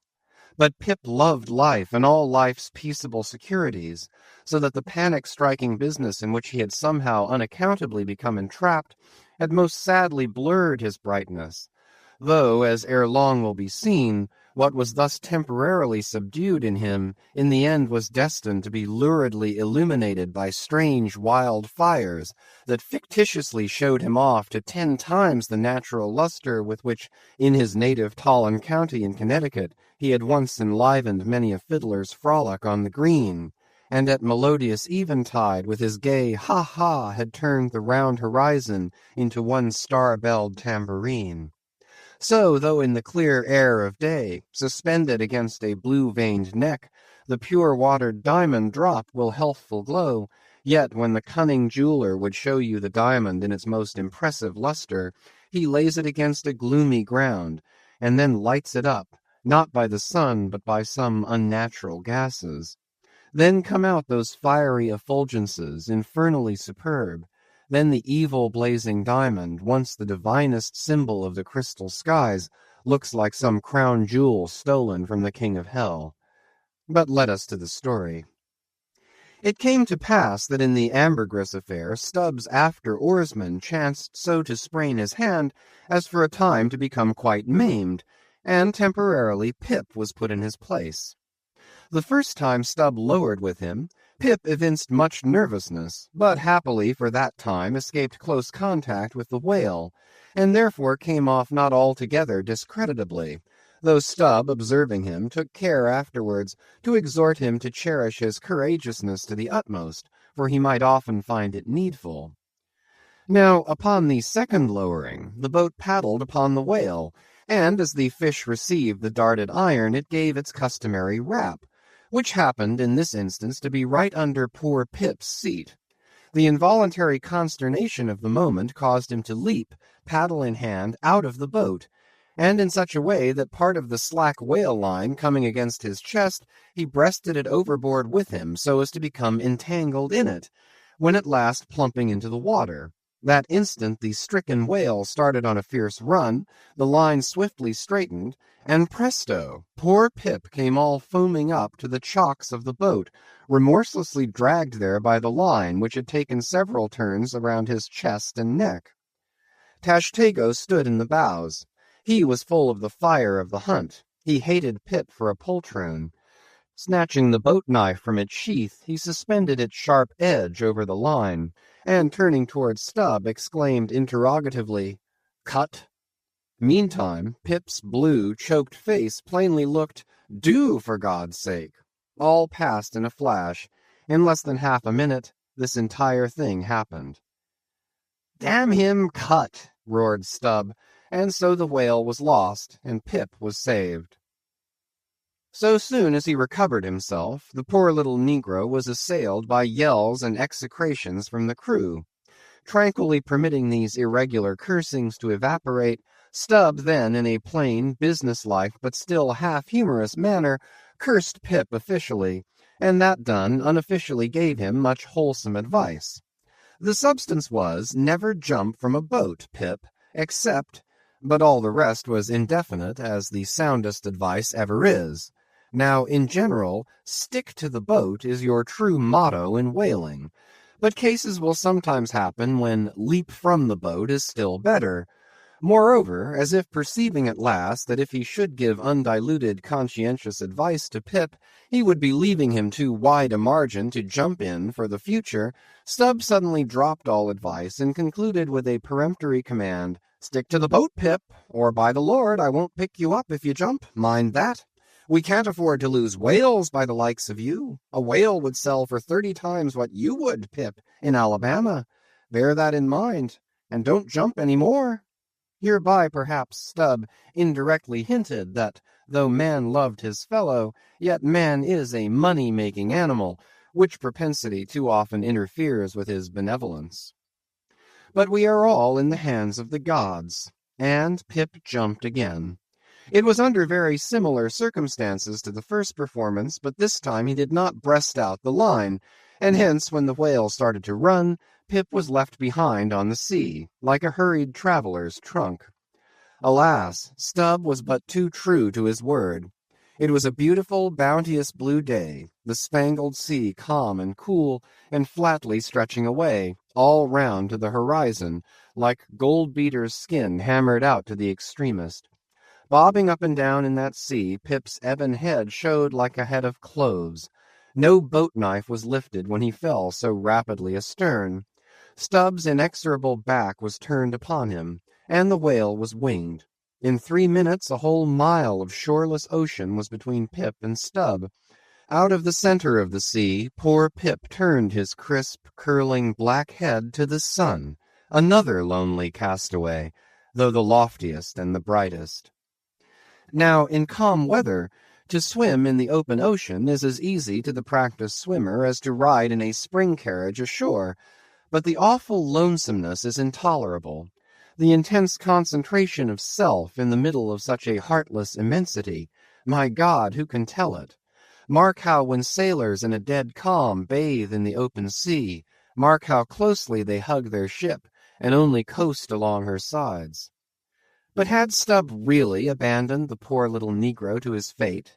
No, he did not mean to, at least, because there were 2 boats in his wake, and he supposed no doubt that they would, of course, come up to Pip very quickly and pick him up, though indeed such considerations towards oarsmen jeopardized through their own timidity is not always manifested by the hunters in all similar instances, and such instances not unfrequently occur. Almost invariably in the fishery, a coward, so-called, is marked with the same ruthless detestation peculiar to military navies and armies. But it so happened that those boats, without seeing Pip, suddenly spying whales close to them on one side, turned and gave chase, and Stubb's boat was now so far away, and he and all his crew so intent upon the fish, that Pip's ringed horizon began to expand around him miserably. By the merest chance the ship itself at last rescued him, but from that hour the little Negro went about the deck an idiot. Such at least they said he was. The sea had jeeringly kept his finite body up, but drowned the infinite of his soul.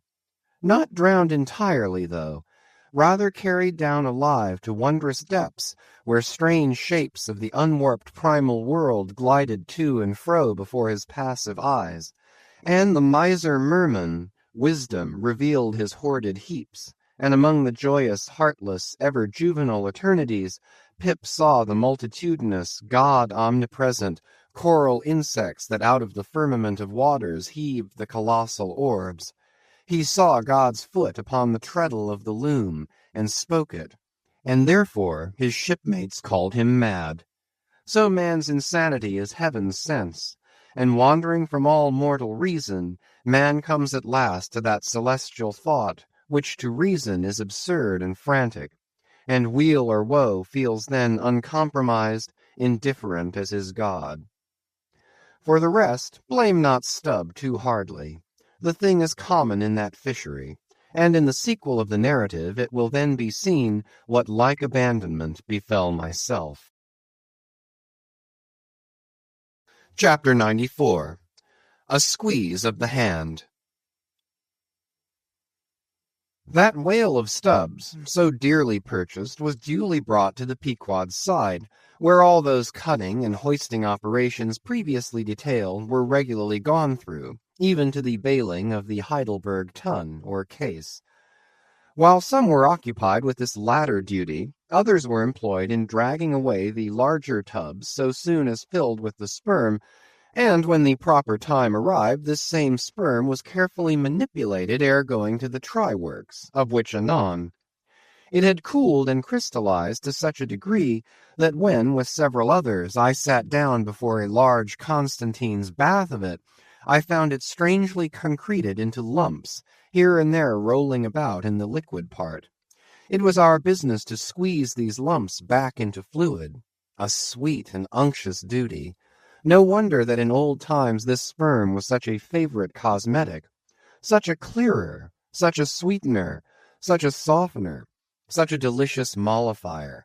After having my hands in it for only a few minutes, my fingers felt like eels and began, as it were, to serpentine and spiralize. As I sat there at my ease, cross-legged on the deck, after the bitter exertion at the windlass, under a blue tranquil sky, the ship under indolent sail, and gliding so serenely along, as I bathed my hands among those soft, gentle globules of infiltrated tissues, woven almost within the hour, as they richly broke to my fingers and discharged all their opulence, like fully ripe grapes their wine, as I snuffed up that uncontaminated aroma, literally and truly like the smell of spring violets, I declare to you that for the time I lived as in a musky meadow. I forgot all about our horrible oath. In that inexpressible sperm I washed my hands and my heart of it. I almost began to credit the old Paracelsan superstition that sperm is of rare virtue in allaying the heat of anger. While bathing in that bath, I felt divinely free from all ill will or petulance or malice of any sort whatsoever. Squeeze, squeeze, squeeze, all the morning long I squeezed that sperm, till I myself almost melted into it. I squeezed that sperm till a strange sort of insanity came over me, and I found myself unwittingly squeezing my co-laborers' hands in it, mistaking their hands for the gentle globules. Such an abounding, affectionate, friendly, loving feeling did this avocation beget, that at last I was continually squeezing their hands, and looking up into their eyes sentimentally, as much as to say, "Oh, my dear fellow beings, why should we longer cherish any social acerbities, or know the slightest ill humor or envy? Come, let us squeeze hands all round. Nay, let us all squeeze ourselves into each other. Let us squeeze ourselves universally into the very milk and sperm of kindness." Would that I could keep squeezing that sperm forever. For now, since by many prolonged, repeated experiences, I have perceived that in all cases man must eventually lower, or at least shift his conceit of attainable felicity, not placing it anywhere in the intellect or the fancy, but in the wife, the heart, the bed, the table, the saddle, the fireside, the country. Now that I have perceived all this, I am ready to squeeze case eternally. In thoughts of the visions of the night, I saw long rows of angels in paradise, each with his hands in a jar of spermaceti. Now, while discoursing on sperm, it behooves to speak of other things akin to it, in the business of preparing the sperm whale for the try-works. First comes whitehorse, so called, which is obtained from the tapering part of the fish, and also from the thicker portions of his flukes. It is tough with congealed tendons, a wad of muscle, but still contains some oil. After being severed from the whale, the whitehorse is first cut into portable oblongs, ere going to the mincer. They look much like blocks of Berkshire marble. Plum pudding is the term bestowed upon certain fragmentary parts of the whale's flesh, here and there adhering to the blanket of blubber, and often participating to a considerable degree in its unctuousness. It is a most refreshing, convivial, beautiful object to behold. As its name imports, it is of an exceedingly rich, mottled tint, with a bestreaked snowy and golden ground, dotted with spots of the deepest crimson and purple. It is plums of rubies in pictures of citron. Spite of reason, it is hard to keep yourself from eating it. I confess that once I stole behind the foremast to try it. It tasted something as I should conceive a royal cutlet from the thigh of Louis le Gros might have tasted, supposing him to have been killed the first day after the venison season, and that particular venison season contemporary with an unusually fine vintage of the vineyards of Champagne. There is another substance, and a very singular one, which turns up in the course of this business, but which I feel it to be very puzzling adequately to describe. It is called slobgollion, an appellation original with the whalemen, and even so is the nature of the substance. It is an ineffably oozy, stringy affair, most frequently found in the tubs of sperm after a prolonged squeezing and subsequent decanting. I hold it to be the wondrously thin, ruptured membranes of the case, coalescing. Glurry, so called, is a term properly belonging to right whalemen, but sometimes incidentally used by the sperm fishermen. It designates the dark, glutinous substance which is scraped off the back of the Greenland or right whale, and much of which covers the decks of those inferior souls who hunt that ignoble leviathan. Nippers. Strictly this word is not indigenous to the whale's vocabulary, but as applied by whalemen it becomes so. A whaleman's nipper is the short, firm strip of tendinous stuff cut from the tapering part of the leviathan's tail. It averages an inch in thickness, and for the rest is about the size of the iron part of a hoe. Edgewise moved along the oily deck, it operates like a leathern squilgee, and by nameless blandishments, as of magic, allures along with it all impurities. But to learn all about these recondite matters, your best way is at once to descend into the blubber room, and have a long talk with its inmates. This place has previously been mentioned as the receptacle for the blanket pieces when stripped and hoisted from the whale. When the proper time arrives for cutting up its contents, this apartment is a scene of terror to all tyros, especially by night. On one side, lit by a dull lantern, a space has been left clear for the workmen. They generally go in pairs, a pike and gaffman and a spademan. The whaling pike is similar to a frigate's boarding weapon of the same name. The gaff is something like a boat-hook. With his gaff, the gaffman hooks on to a sheet of blubber and strives to hold it from slipping as the ship pitches and lurches about. Meanwhile, the spademan stands on the sheet itself, perpendicularly chopping it into the portable horse pieces. This spade is sharp as hone can make it. The spademan's feet are shoeless. The thing he stands on will sometimes irresistibly slide away from him like a sledge. If he cuts off one of his own toes, or one of his assistants', would you be very much astonished? Toes are scarce among veteran blubber-room men. Chapter 95. The Cassock. Had you stepped on board the Pequod at a certain juncture of this post-mortemizing of the whale, and had you strolled forward nigh the windlass, pretty sure am I that you would have scanned with no small curiosity a very strange, enigmatical object, which you would have seen there, lying along lengthwise in the lee scuppers. Not the wondrous cistern in the whale's huge head, not the prodigy of his unhinged lower jaw, not the miracle of his symmetrical tail, none of these would so surprise you as half a glimpse of that unaccountable cone, longer than a Kentuckian is tall, nigh a foot in diameter at the base, and jet black as Yojo, the ebony idol of Queequeg. And an idol indeed it is, or rather in old times its likeness was. Such an idol as that found in the secret groves of Queen Macha in Judea, and for worshipping which King Asa her son did depose her, and destroyed the idol and burnt it for an abomination at the brook Kedron, as darkly set forth in the 15th chapter of the first book of Kings.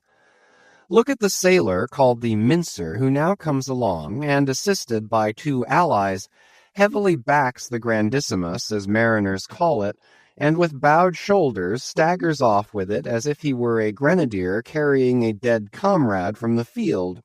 Extending it upon the forecastle deck, he now proceeds cylindrically to remove its dark pelt, as an African hunter the pelt of a boa.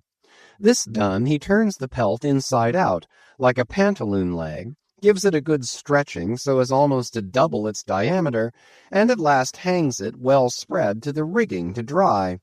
Ere long it is taken down, when removing some 3 feet of it towards the pointed extremity, and then cutting 2 slits for armholes at the other end, he lengthwise slips himself bodily into it.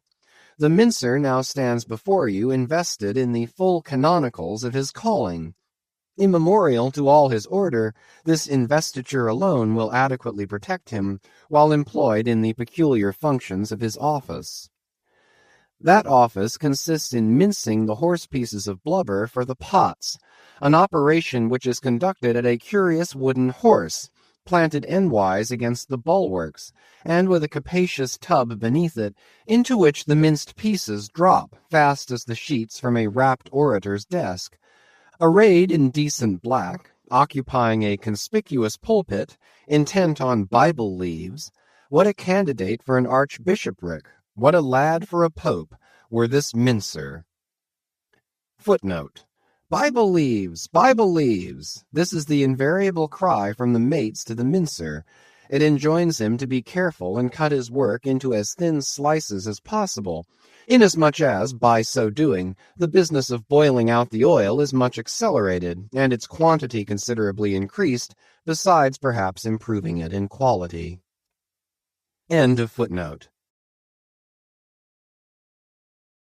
Chapter 96. The Try-Works. Besides her hoisted boats, an American whaler is outwardly distinguished by her try-works.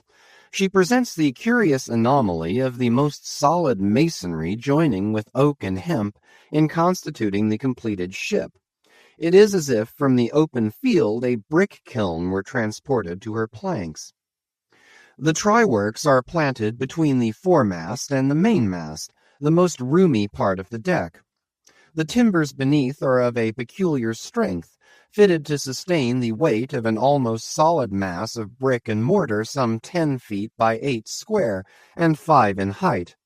The foundation does not penetrate the deck, but the masonry is firmly secured to the surface by ponderous knees of iron, bracing it on all sides, and screwing it down to the timbers. On the flanks it is cased with wood, and at top completely covered by a large, sloping, battened hatchway. Removing this hatch, we expose the great trypots, 2 in number, and each of several barrels' capacity. When not in use, they are kept remarkably clean. Sometimes they are polished with soapstone and sand, till they shine within like silver punch bowls. During the night watches, some cynical old sailors will crawl into them and coil themselves away there for a nap. While employed in polishing them, 1 man in each pot side by side, many confidential communications are carried on over the iron lips. It is a place also for profound mathematical meditation. It was in the left-hand tripod of the Pequod, with the soapstone diligently circling round me, that I was first indirectly struck by the remarkable fact that in geometry all bodies gliding along the cycloid, my soapstone, for example, will descend from any point in precisely the same time. Removing the fireboard from the front of the try-works, the bare masonry of that side is exposed, penetrated by the 2 iron mouths of the furnaces, directly underneath the pots. These mouths are fitted with heavy doors of iron. The intense heat of the fire is prevented from communicating itself to the deck by means of a shallow reservoir extending under the entire enclosed surface of the works. By a tunnel inserted at the rear, this reservoir is kept replenished with water as fast as it evaporates. There are no external chimneys, they open direct from the rear wall. And here let us go back for a moment. It was about 9 o'clock at night that the Pequod's try-works were first started on this present voyage. It belonged to Stubb to oversee the business. All ready there? Off hatch then, and start her. You cook, fire the works. This was an easy thing, for the carpenter had been thrusting his shavings into the furnace throughout the passage. Here be it said that in a whaling voyage the first fire in the try-works has to be fed for a time with wood. After that no wood is used except as a means of quick ignition to the staple fuel. In a word, after being tried out, the crisp, shriveled blubber, now called scraps or fritters, still contains considerable of its unctuous properties. These fritters feed the flames. Like a plethoric burning martyr or self-consuming misanthrope, once ignited, the whale supplies his own fuel and burns by his own body. Would that he consumed his own smoke, for his smoke is horrible to inhale, and inhale it you must, and not only that, but you must live in it for the time. It has an unspeakable, wild, Hindu odor about it, such as may lurk in the vicinity of funeral pyres. It smells like the left wing of the Day of Judgment. It is an argument for the pit. By midnight, the works were in full operation. We were clear from the carcass, sail had been made, the wind was freshening, the wild ocean darkness was intense. But that darkness was licked up by the fierce flames, which at intervals forked forth from the sooty flues and illuminated every lofty rope in the rigging, as with the famed Greek fire. The burning ship drove on as if remorselessly commissioned to some vengeful deed. So the pitch and sulphur-freighted brigs of the bold Hydriote, Canaris, issuing from their midnight harbors with broad sheets of flame for sails, bore down upon the Turkish frigates and folded them in conflagrations. The hatch, removed from the top of the works, now afforded a wide hearth in front of them. Standing on this were the Tartarian shapes of the pagan harpooneers, always the whale-ship's stokers. With huge pronged poles they pitched hissing masses of blubber into the scalding pots, or stirred up the fires beneath, till the snaky flames darted, curling, out of the doors to catch them by the feet. The smoke rolled away in sullen heaps. To every pitch of the ship there was a pitch of the boiling oil, which seemed all eagerness to leap into their faces. Opposite the mouth of the works, on the further side of the wide wooden hearth, was the windlass. This served for a sea sofa. Here lounged the watch, when not otherwise employed, looking into the red heat of the fire till our eyes felt scorched in their heads. Their tawny features, now all begrimed with smoke and sweat, their matted beards, and the contrasting barbaric brilliancy of their teeth, all these were strangely revealed in the capricious emblazonings of the works. As they narrated to each other their unholy adventures, their tales of terror told in words of mirth, as their uncivilized laughter forked upwards out of them, like the flames from the furnace, as to and fro in their front the harpooneers wildly gesticulated with their huge pronged forks and dippers, as the wind howled on and the sea leaped and the ship groaned and dived, and yet steadfastly shot her red hell further and further into the blackness of the sea and the night, and scornfully champed the white bone in her mouth, and viciously spat round her on all sides. Then the rushing Pequod, freighted with savages, and laden with fire, and burning a corpse, and plunging into that blackness of darkness, seemed the material counterpart of her monomaniac commander's soul. So seemed it to me, as I stood at her helm and for long hours silently guided the way of this fire-ship on the sea. Wrapped for that interval in darkness myself, I but the better saw the redness, the madness, the ghastliness of others. The continual sight of the fiend shapes before me, capering half in smoke and half in fire, these at last begat kindred visions in my soul, so soon as I began to yield to that unaccountable drowsiness which ever would come over me at a midnight helm. But that night in particular a strange and ever since inexplicable thing occurred to me. Starting from a brief standing sleep, I was horribly conscious of something fatally wrong. The jawbone tiller smote my side, which leaned against it. In my ears was the low hum of sails, just beginning to shake in the wind. I thought my eyes were open. I was half conscious of putting my fingers to the lids and mechanically stretching them still further apart. But spite of all this, I could see no compass before me to steer by, though it seemed but a minute since I had been watching the card, by the steady binnacle lamp illuminating it. Nothing seemed before me but a jet gloom, now and then made ghastly by flashes of redness. Uppermost was the impression that whatever swift rushing thing I stood on was not so much bound to any haven ahead as rushing from all havens astern. A stark, bewildered feeling as of death came over me. Convulsively my hands grasped the tiller, but with the crazy conceit that the tiller was, somehow, in some enchanted way, inverted. My God, what is the matter with me, I thought. Lo, in my brief sleep I had turned myself about, and was fronting the ship's stern, with my back to her prow and the compass. In an instant I faced back, just in time to prevent the vessel from flying up into the wind, and very probably capsizing her. How glad and how grateful the relief from this unnatural hallucination of the night, and the fatal contingency of being brought by the lee. Look not too long in the face of fire, O man. Never dream with thy hand on the helm. Turn not thy back to the compass. Accept the first hint of the hitching tiller. Believe not the artificial fire, when its redness makes all things look ghastly. Tomorrow, in the natural sun, the skies will be bright. Those who glared like devils in the forking flames, the morn will show in far other, at least gentler, relief. The glorious golden glad sun, the only true lamp, all others but liars.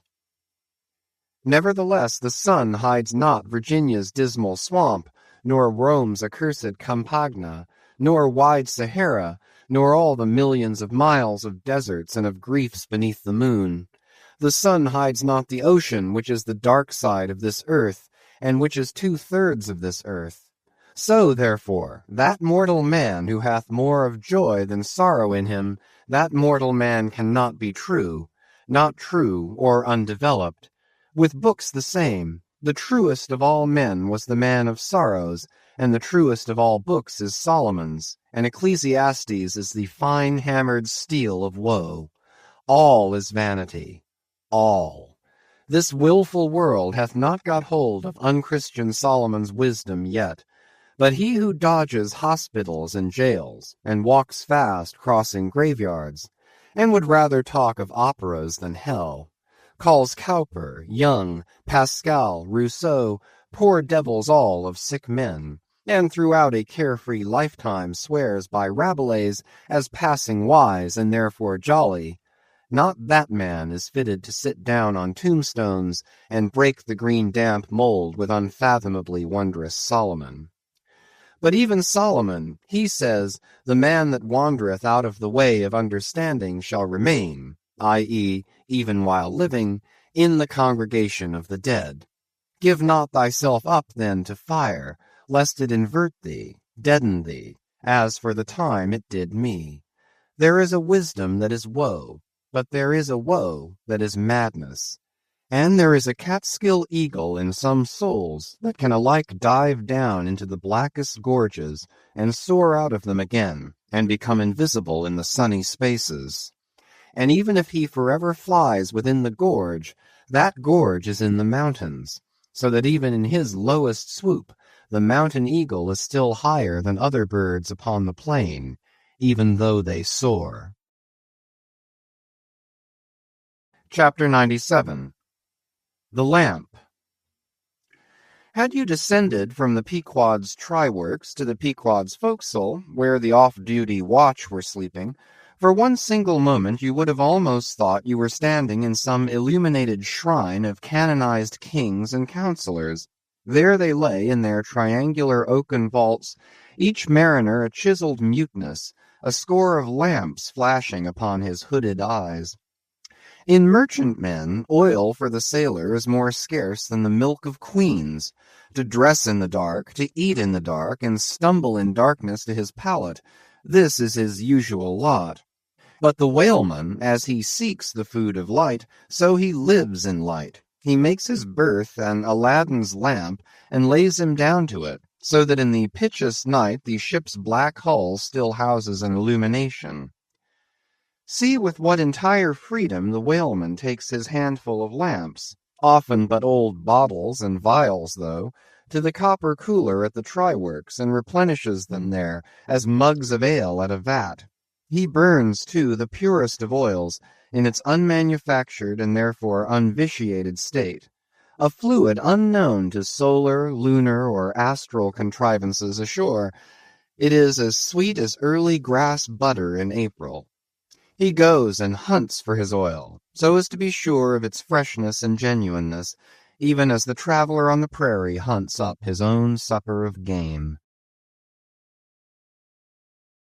Chapter 98. Stowing Down and Clearing Up.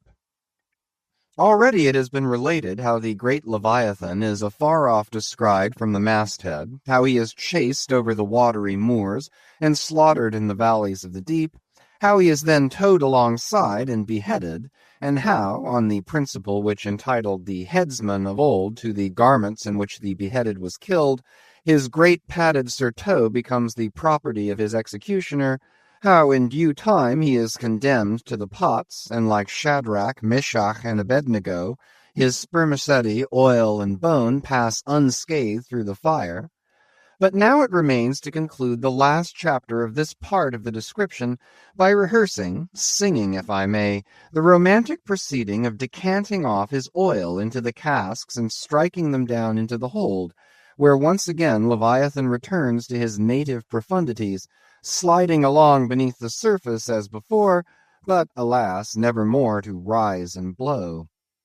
While still warm, the oil, like hot punch, is received into the 6-barrel casks, and while, perhaps, the ship is pitching and rolling this way and that in the midnight sea, the enormous casks are slewed round and headed over, end for end, and sometimes perilously scoot across the slippery deck like so many landslides, till at last, manhandled and stayed in their course, and all round the hoops rap go as many hammers as can play upon them, for now ex officio every sailor is a cooper.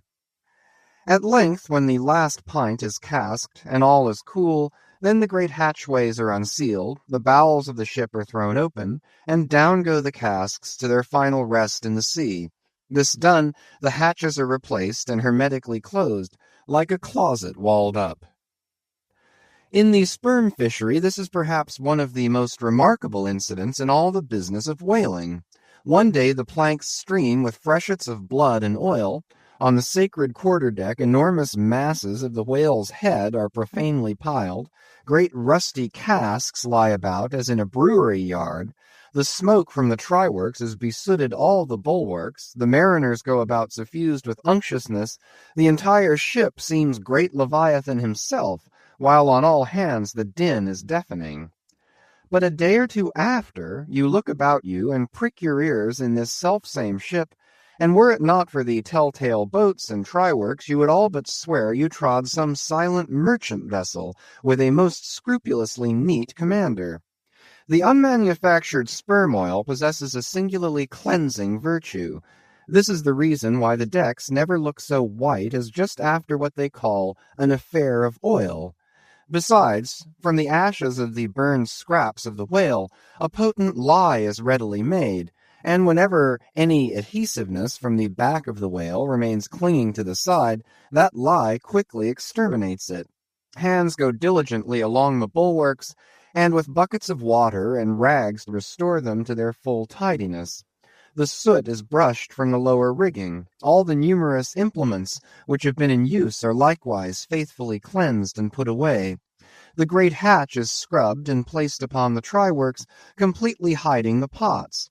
Every cask is out of sight, all tackles are coiled in unseen nooks, and when, by the combined and simultaneous industry of almost the entire ship's company, the whole of this conscientious duty is at last concluded, then the crew themselves proceed to their own ablutions, shift themselves from top to toe, and finally issue to the immaculate deck, fresh and all aglow, as bridegroom new leaped from out of the daintiest Holland. Now, with elated step, they pace the planks in twos and threes, and humorously discourse of parlors, sofas, carpets, and fine cambrics, propose to mat the deck, think of having hanging to the top, object not to taking tea by moonlight on the piazza of the forecastle.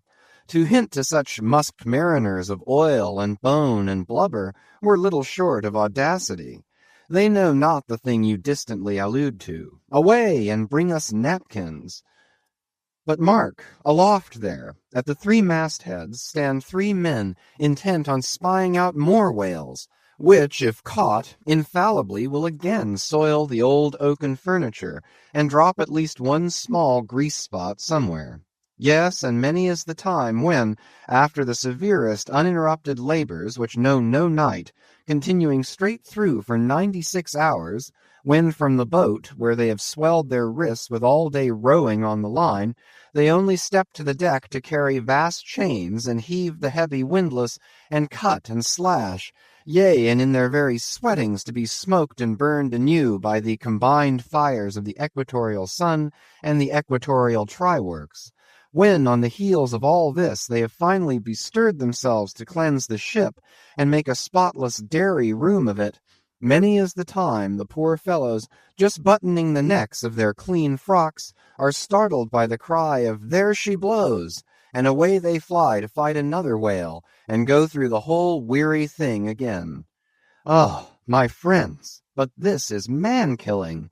Yet this is life. For hardly have we mortals, by long toilings, extracted from this world's vast bulk its small but valuable sperm, and then with weary patience cleansed ourselves from its defilements, and learned to live here in clean tabernacles of the soul, hardly is this done when, there she blows, the ghost is spouted up, and away we sail to fight some other world, and go through young life's old routine again. Oh, the metempsychosis! Oh, Pythagoras, that in bright Greece 2,000 years ago did die, so good, so wise, so mild.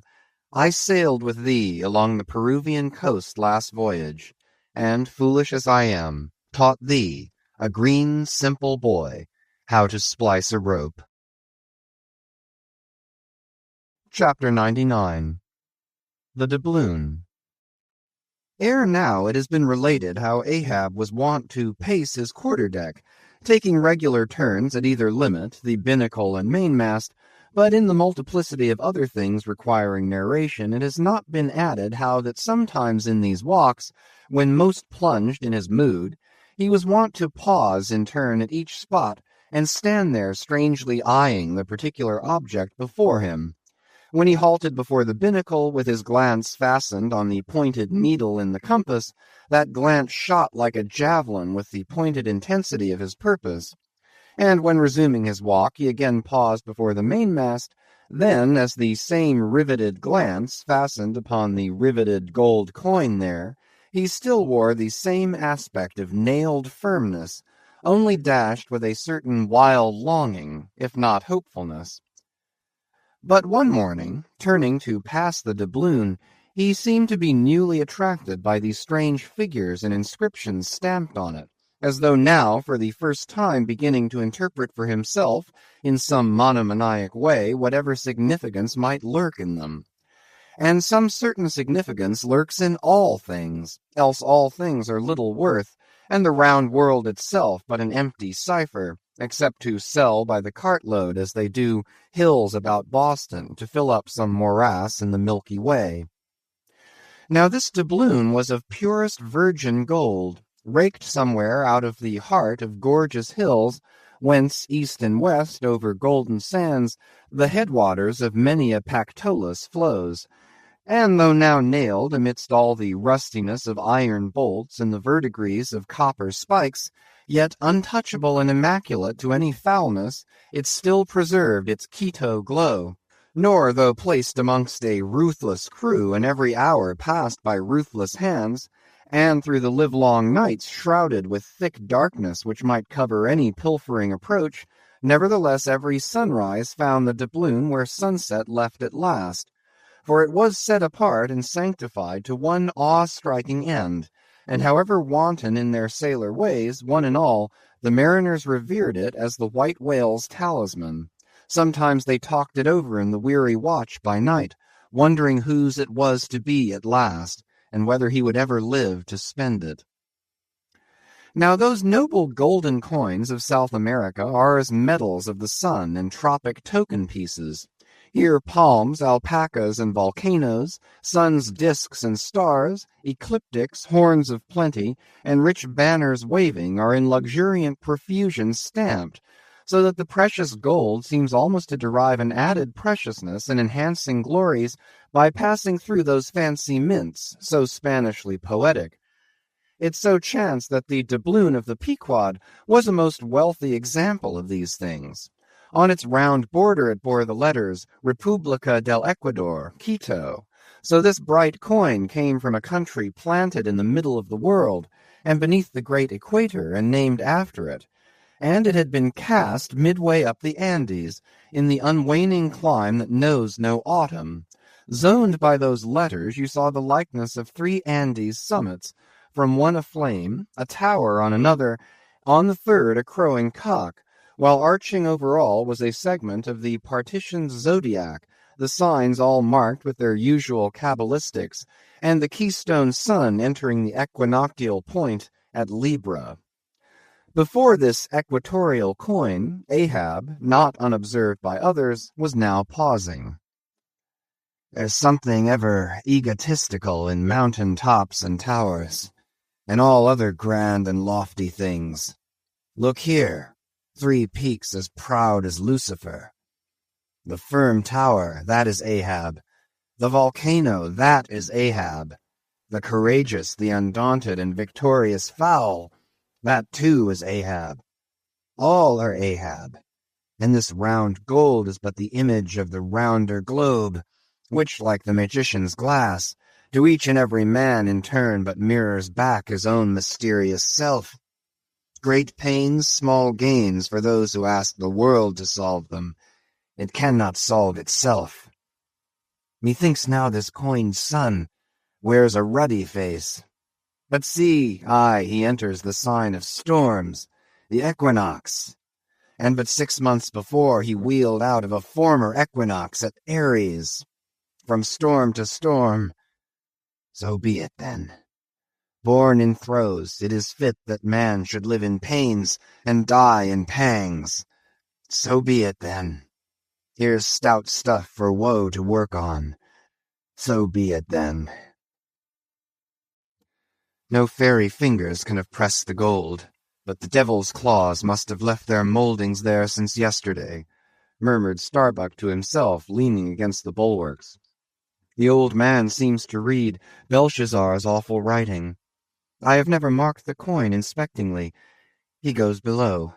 Let me read. A dark valley between 3 mighty heaven-abiding peaks that almost seem the Trinity in some faint earthly symbol. So in this veil of death God girds us round, and over all our gloom the sun of righteousness still shines a beacon and a hope. If we bend down our eyes, the dark veil shows her mouldy soil, but if we lift them, the bright sun meets our glance halfway to cheer.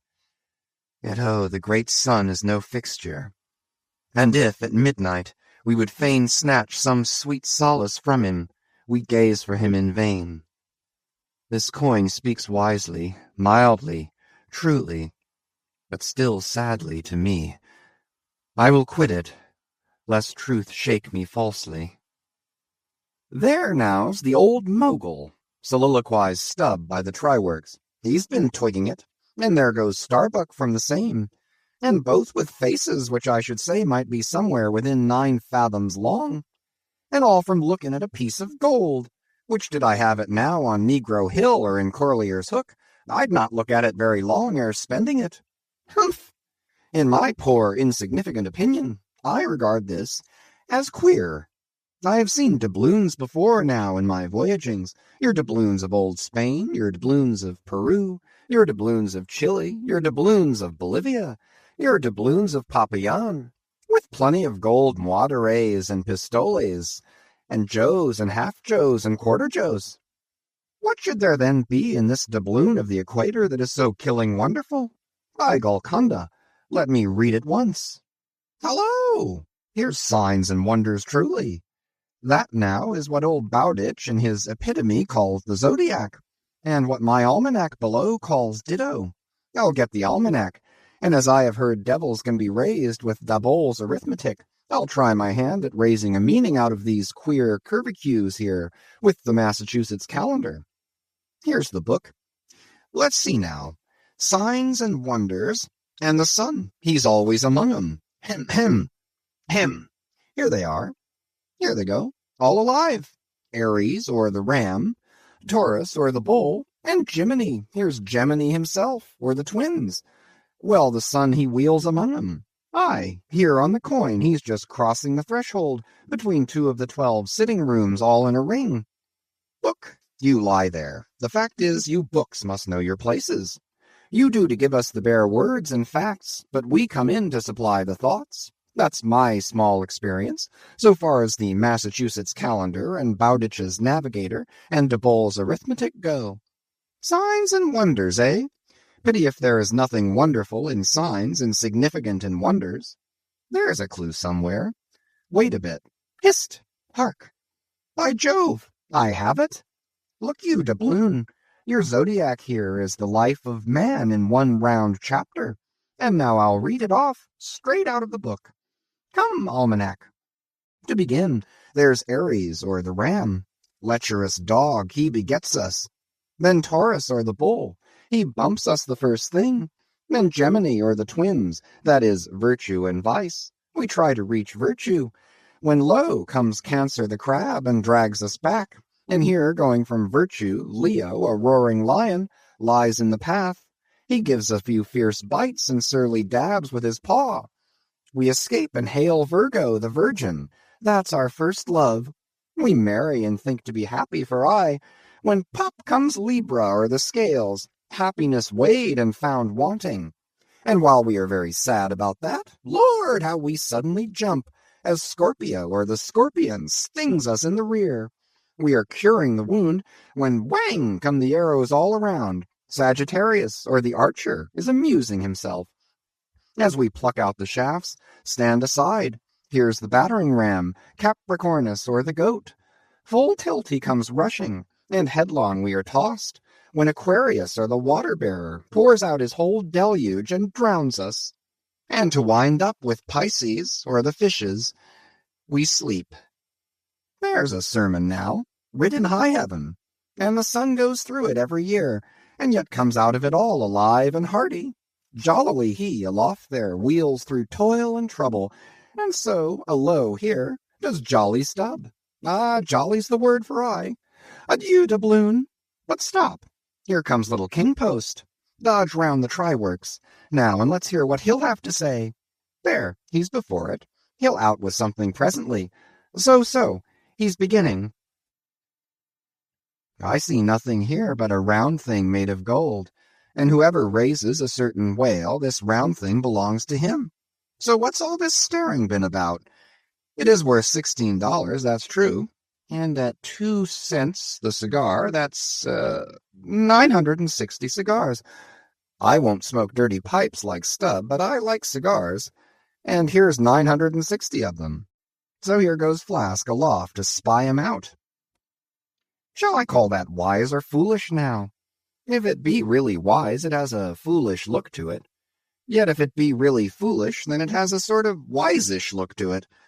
But if asked, here comes our old Manxman, the old hearse driver he must have been, that is, before he took to the sea. He luffs up before the doubloon, hello, and goes round the other side of the mast. Why, there's a horseshoe nailed on that side. And now he's back again. What does that mean? Hark, he's muttering, voice like an old worn-out coffee mill. Prick ears and listen. If the white whale be raised, it must be in a month and a day when the sun stands in some one of these signs. I've studied signs, and know their marks. They were taught me 20 years ago by an old witch in Copenhagen. Now, in what sign will the sun then be? The horseshoe sign.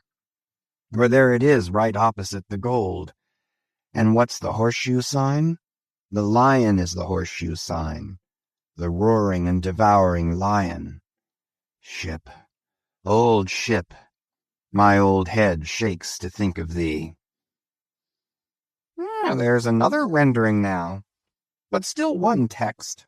All sorts of men in one kind of world, you see.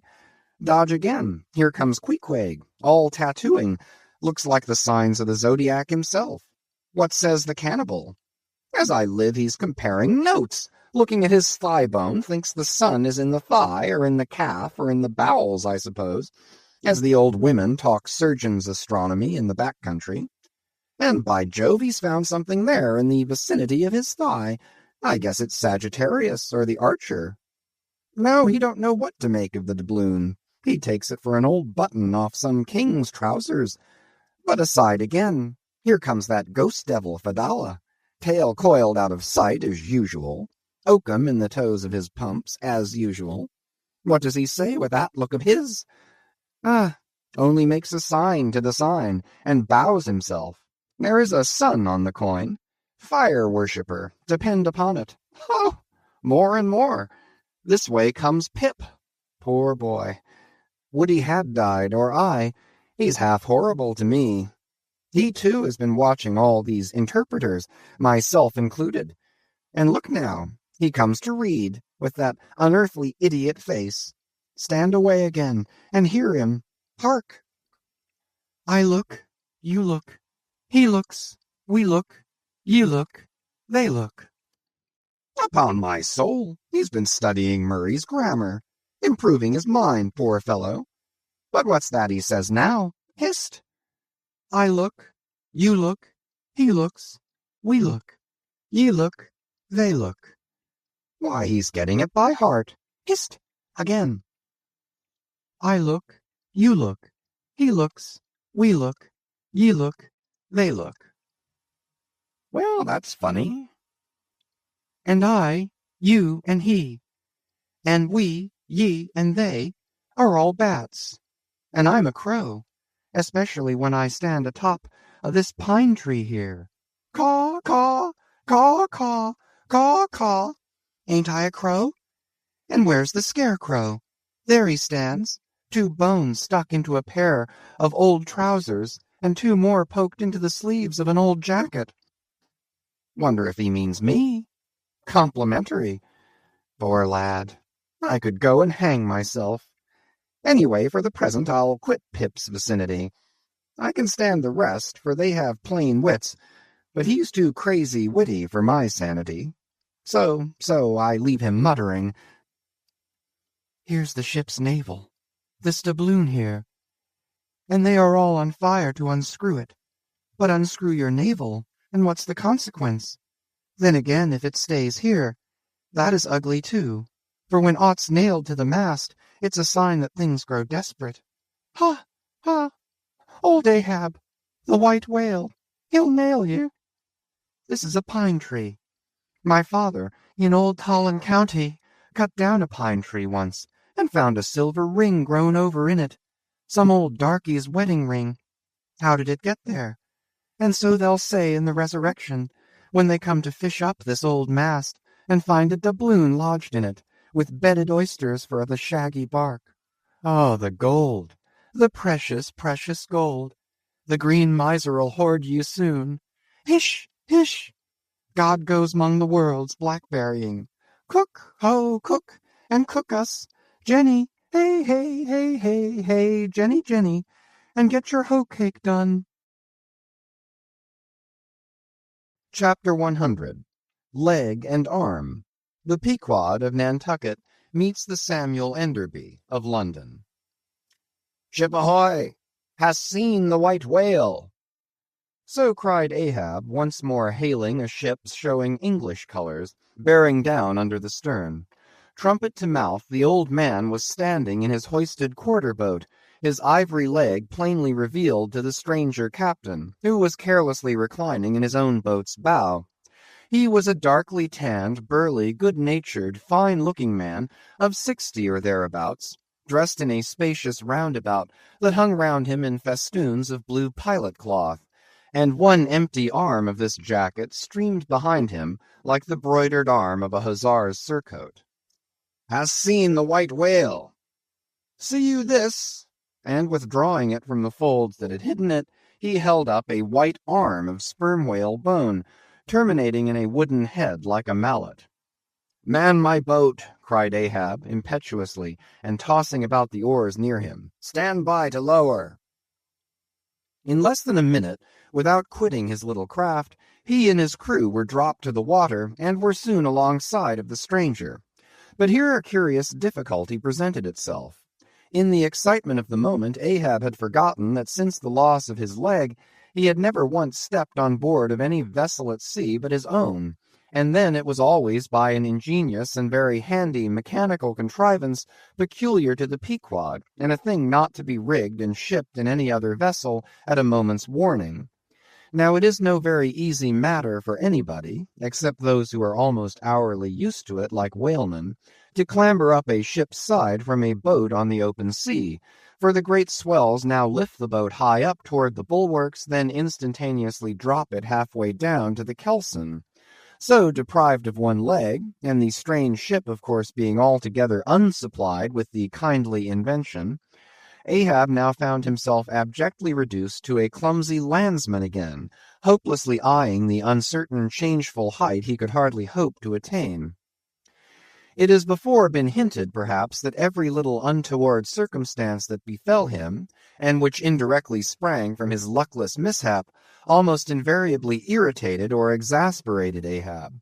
And in the present instance, all this was heightened by the sight of the two officers of the strange ship leaning over the side, by the perpendicular ladder of nailed cleats there, and swinging towards him a pair of tastefully ornamented man-ropes. For at first they did not seem to bethink them that a one-legged man must be too much of a cripple to use their sea banisters. But this awkwardness only lasted a minute, because the strange captain, observing at a glance how affairs stood, cried out, I see, avast heaving there! Jump, boys, and swing over the cutting tackle!" As good luck would have it, they had had a whale alongside a day or two previous, and the great tackles were still aloft, and the massive curved blubber hook, now clean and dry, was still attached to the end. This was quickly lowered to Ahab, who, at once comprehending it all, slid his solitary thigh into the curve of the hook. It was like sitting in the fluke of an anchor or the crotch of an apple tree, and then giving the word held himself fast, and at the same time also helped to hoist his own weight by pulling hand over hand upon one of the running parts of the tackle. Soon he was carefully swung inside the high bulwarks and gently landed upon the capstan head. With his ivory arm frankly thrust forth in welcome, the other captain advanced, and Ahab, putting out his ivory leg and crossing the ivory arm like two swordfish blades, cried out in his walrus way, Aye, aye, hearty. Let us shake bones together, an arm and a leg. An arm that never can shrink, d'ye see, and a leg that never can run. Where didst thou see the white whale? How long ago? The white whale, said the Englishman, pointing his ivory arm towards the east, and taking a rueful sight along it as if it had been a telescope. There I saw him, on the line last season. And he took that arm off, did he? Asked Ahab, now sliding down from the capstan, and resting on the Englishman's shoulder as he did so. Aye, he was the cause of it at least. And that leg too? Spin me the yarn, said Ahab. How was it? And it was the first time in my life that I ever cruised on the line, began the Englishman. I was ignorant of the white whale at that time. Well, one day we lowered for a pod of 4 or 5 whales, and my boat fastened to one of them. A regular circus horse he was, too, that went milling and milling round so, that my boat's crew could only trim dish by setting all their sterns on the outer gunwale. Presently up breaches from the bottom of the sea a bouncing great whale, with a milky white head and hump, all crow's feet and wrinkles. It was he, cried Ahab, suddenly letting out his suspended breath. And harpoons sticking in near his starboard fin. Aye, aye, they were mine, my irons, cried Ahab exultingly. But on. Give me a chance, then, said the Englishman good-humouredly. Well, this old great-grandfather, with a white head and hump, runs all afoam into the pod, and goes to snapping furiously at my fast line. Aye, I see. Wanted to part it, free the fast fish. An old trick. I know him. How it was exactly, continued the one-armed commander, I do not know, but in biting the line it got foul of his teeth, caught there somehow, but we didn't know it then, so that when we afterwards pulled on the line, bounce we came plump onto his hump, instead of the other whales that went off to windward, all fluking. Seeing how matters stood, and what a noble great whale it was, the noblest and biggest I ever saw, sir, in my life, I resolved to capture him, in spite of the boiling rage he seemed to be in, and thinking the haphazard line would get loose, or the tooth it was tangled to might draw, for I have a devil of a boat's crew for a pull on a whale line. Seeing all this, I say, I jumped into my first mate's boat, Mr. Mounttop's here. And by the way, Captain, Mounttop, the captain. As I was saying, I jumped into Mounttop's boat, which, do you see, was gunwale and gunwale with mine. Then, snatching the first harpoon, let this old great-grandfather have it. But, Lord, look you, sir, hearts and souls alive, man. The next instant, in a jiff, I was blind as a bat, both eyes out, all befogged and bedeadened with black foam, the whale's tail looming straight up out of it, perpendicular in the air like a marble steeple.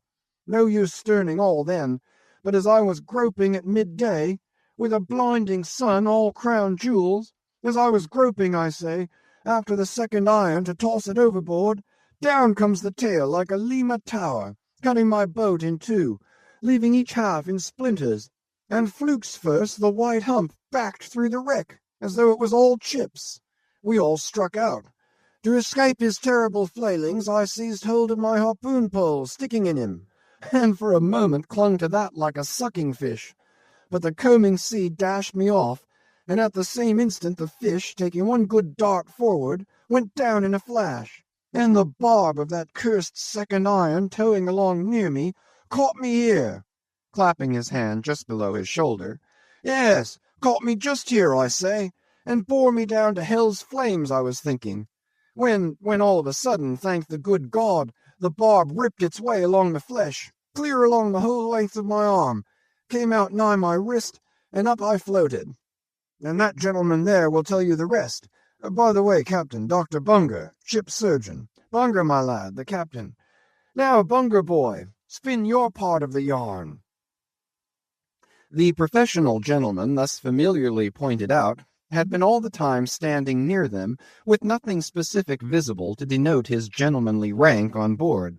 His face was an exceedingly round but sober one. He was dressed in a faded blue woolen frock or shirt and patched trousers, and had thus far been dividing his attention between a marling spike he held in one hand and a pillbox held in the other, occasionally casting a critical glance at the ivory limbs of the two crippled captains. But at his superior's introduction of him to Ahab, he politely bowed, and straightway went on to do his captain's bidding. It was a shocking bad wound, began the whale surgeon, and taking my advice, Captain Boomer here stood our old Sammy. Samuel Enderby is the name of my ship, interrupted the one-armed captain, addressing Ahab. Go on, my boy. Stood our old Sammy off to the northward to get out of the blazing hot weather there on the line.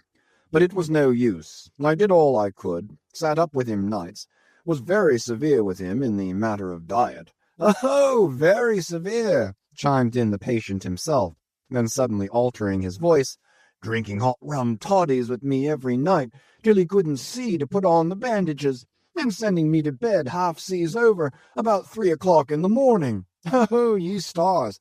He sat up with me, indeed, and was very severe in my diet. Oh, a great watcher, and very dietetically severe is Dr. Bunger. Bunger, you dog, laugh out, why don't you? You know you're a precious jolly rascal. But heave ahead, boy. I'd rather be killed by you than kept alive by any other man. My captain, you must have ere this perceived, respected sir, said the imperturbable, godly-looking Bunger, slightly bowing to Ahab, is apt to be facetious at times. He spins us many clever things of that sort. But I may as well say, en passant, as the French remark, that I myself, that is to say, Jack Bunger, late of the reverend clergy, am a strict, total abstinence man. I never drink. Water! Cried the captain. He never drinks it. It's a sort of fits to him. Fresh water throws him into the hydrophobia. But go on with the arm story. Yes, I may as well, said the surgeon coolly. I was about observing, sir, before Captain Boomer's facetious interruption, that, spite of my best and severest endeavours, the wound kept getting worse and worse.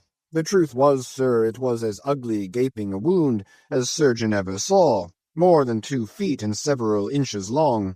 I measured it with the lead line. In short, it grew black. I knew what was threatened, and off it came. But I had no hand in shipping that ivory arm there. That thing is against all rule. Pointing at it with the marling spike, that is the captain's work, not mine. He ordered the carpenter to make it. He had that club hammer there put to the end to knock someone's brains out with, I suppose, as he tried mine once. He flies into diabolical passions sometimes. Do you see this dent, sir? Removing his hat and brushing aside his hair and exposing a bowl-like cavity in his skull, but which bore not the slightest scarry trace nor any token of ever having been a wound. Well, the captain there will tell you how that came here. He knows. No, I don't, said the captain, but his mother did. He was born with it. Oh, you solemn rogue, you Bunger.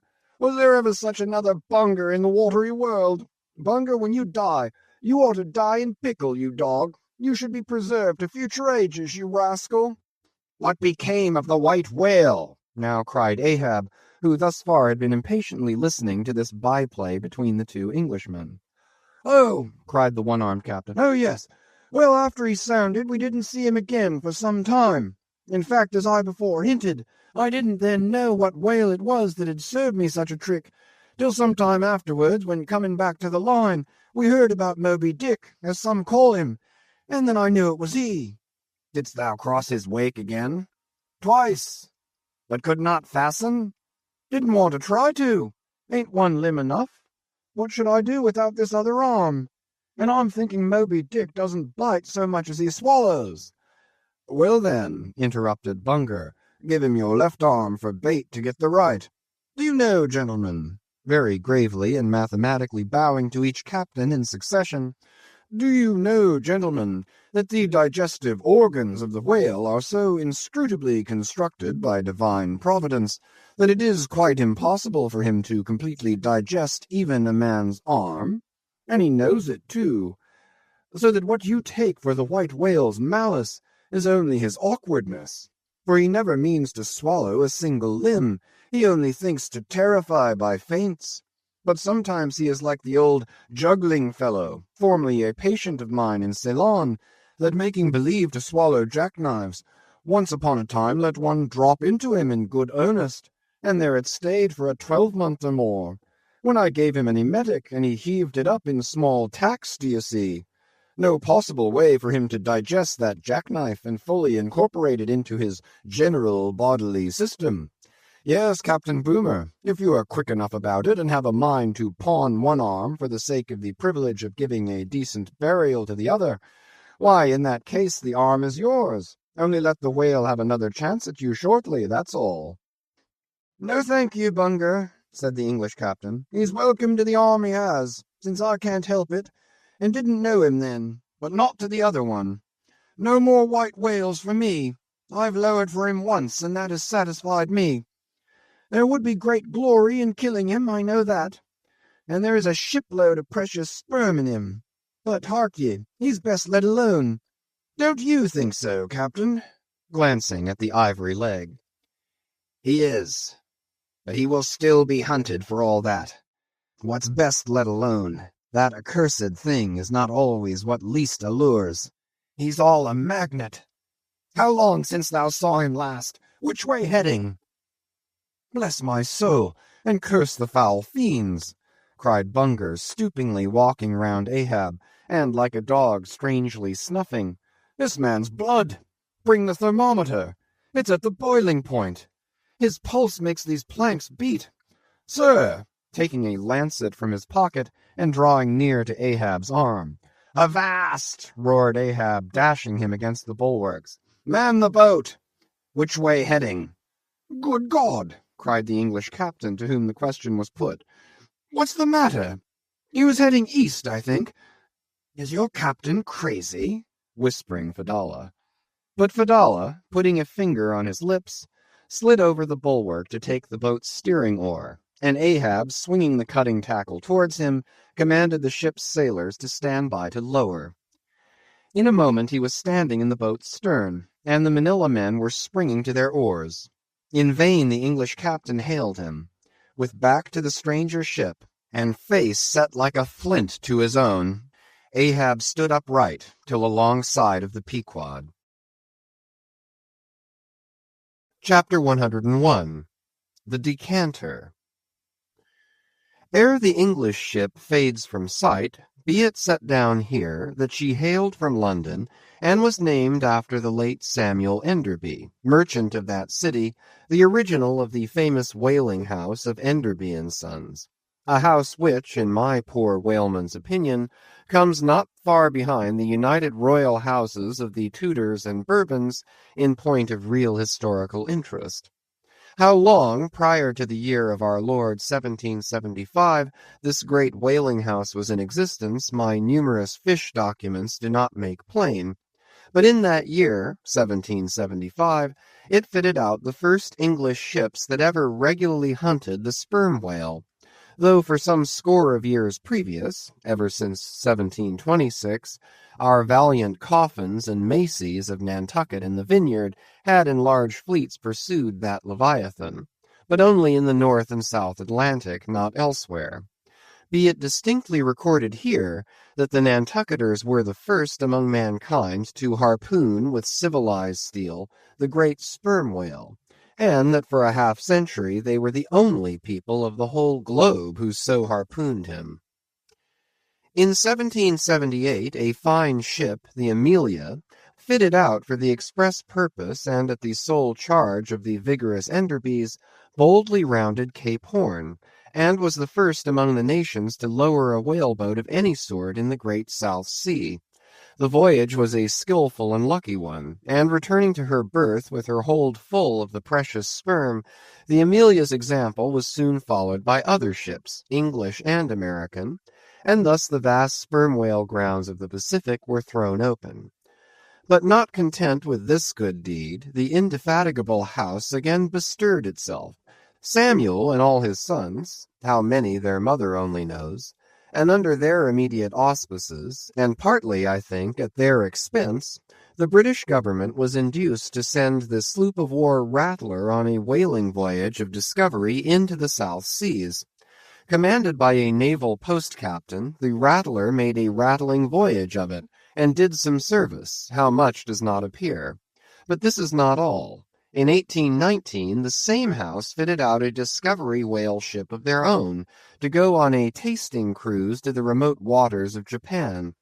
That ship, well called the Siren, made a noble experimental cruise, and it was thus that the great Japanese whaling ground first became generally known. The Siren in this famous voyage was commanded by a Captain Coffin, a Nantucketer. All honor to the Enderbys, therefore, whose house, I think, exists to the present day, though doubtless the original Samuel must long ago have slipped his cable for the great South Sea of the other world. The ship named after him was worthy of the honor, being a very fast sailor and a noble craft in every way. I boarded her once at midnight somewhere off the Patagonian coast, and drank good flip down in the forecastle. It was a fine gam we had, and they were all trumps, every soul on board, a short life to them and a jolly death. And that fine gam I had, long, very long after old Ahab touched her planks with his ivory heel. It minds me of the noble, solid Saxon hospitality of that ship. And may my parson forget me, and the devil remember me, if ever I lose sight of it. Flip? Did I say we had flip?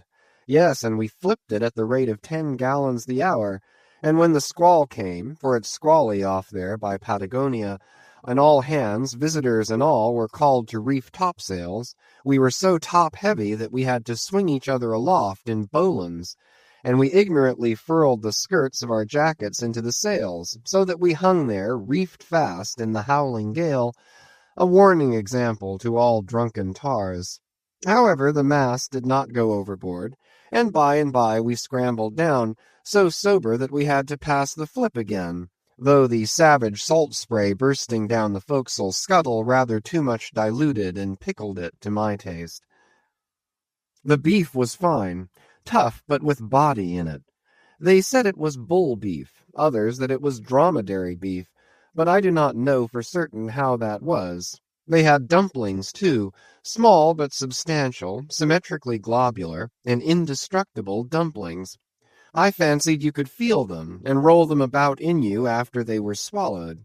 If you stooped over too far forward, you risked their pitching out of you like billiard balls.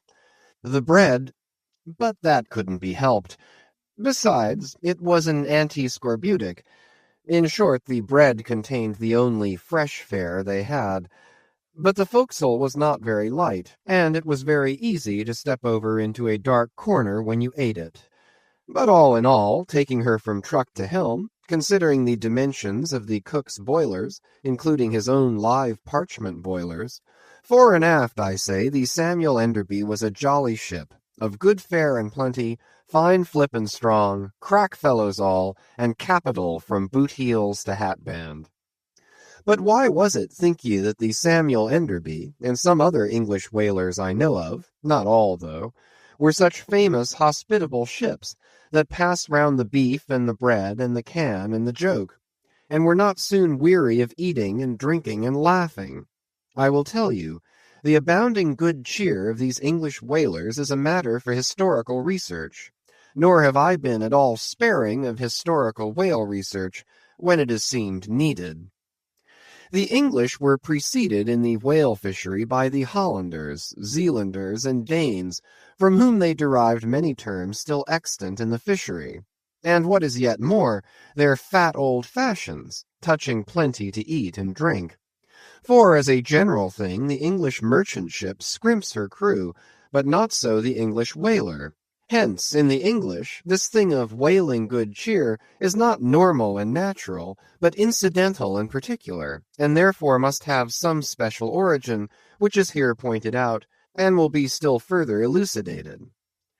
During my researches in the Leviathanic histories, I stumbled upon an ancient Dutch volume, which, by the musty whaling smell of it, I knew must be about whalers. The title was Dan Koopman, wherefore I concluded that this must be the invaluable memoirs of some Amsterdam cooper in the fishery, as every whale ship must carry its cooper. I was reinforced in this opinion by seeing that it was the production of one Fitz Swackhammer. But my friend Dr. Snodhead, a very learned man, professor of Low Dutch and High German in the College of Santa Claus and St. Potts, to whom I handed the work for translation, giving him a box of sperm candles for his trouble, this same Dr. Snodhead, so soon as he spied the book, assured me that Dan Koopman did not mean the cooper, but the merchant. In short, this ancient and learned Low Dutch book treated of the commerce of Holland, and, among other subjects, contained a very interesting account of its whale fishery.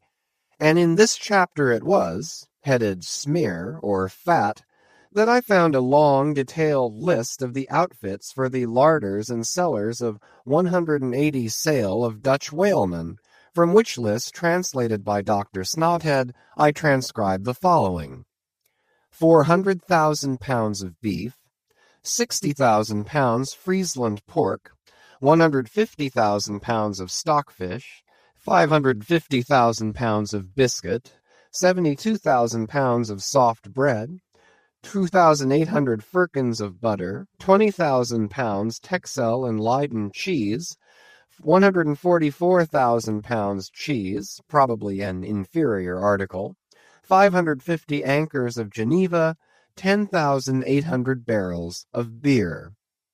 Most statistical tables are parchingly dry in the reading. Not so in the present case, however, where the reader is flooded with whole pipes, barrels, quarts, and gills of good gin and good cheer.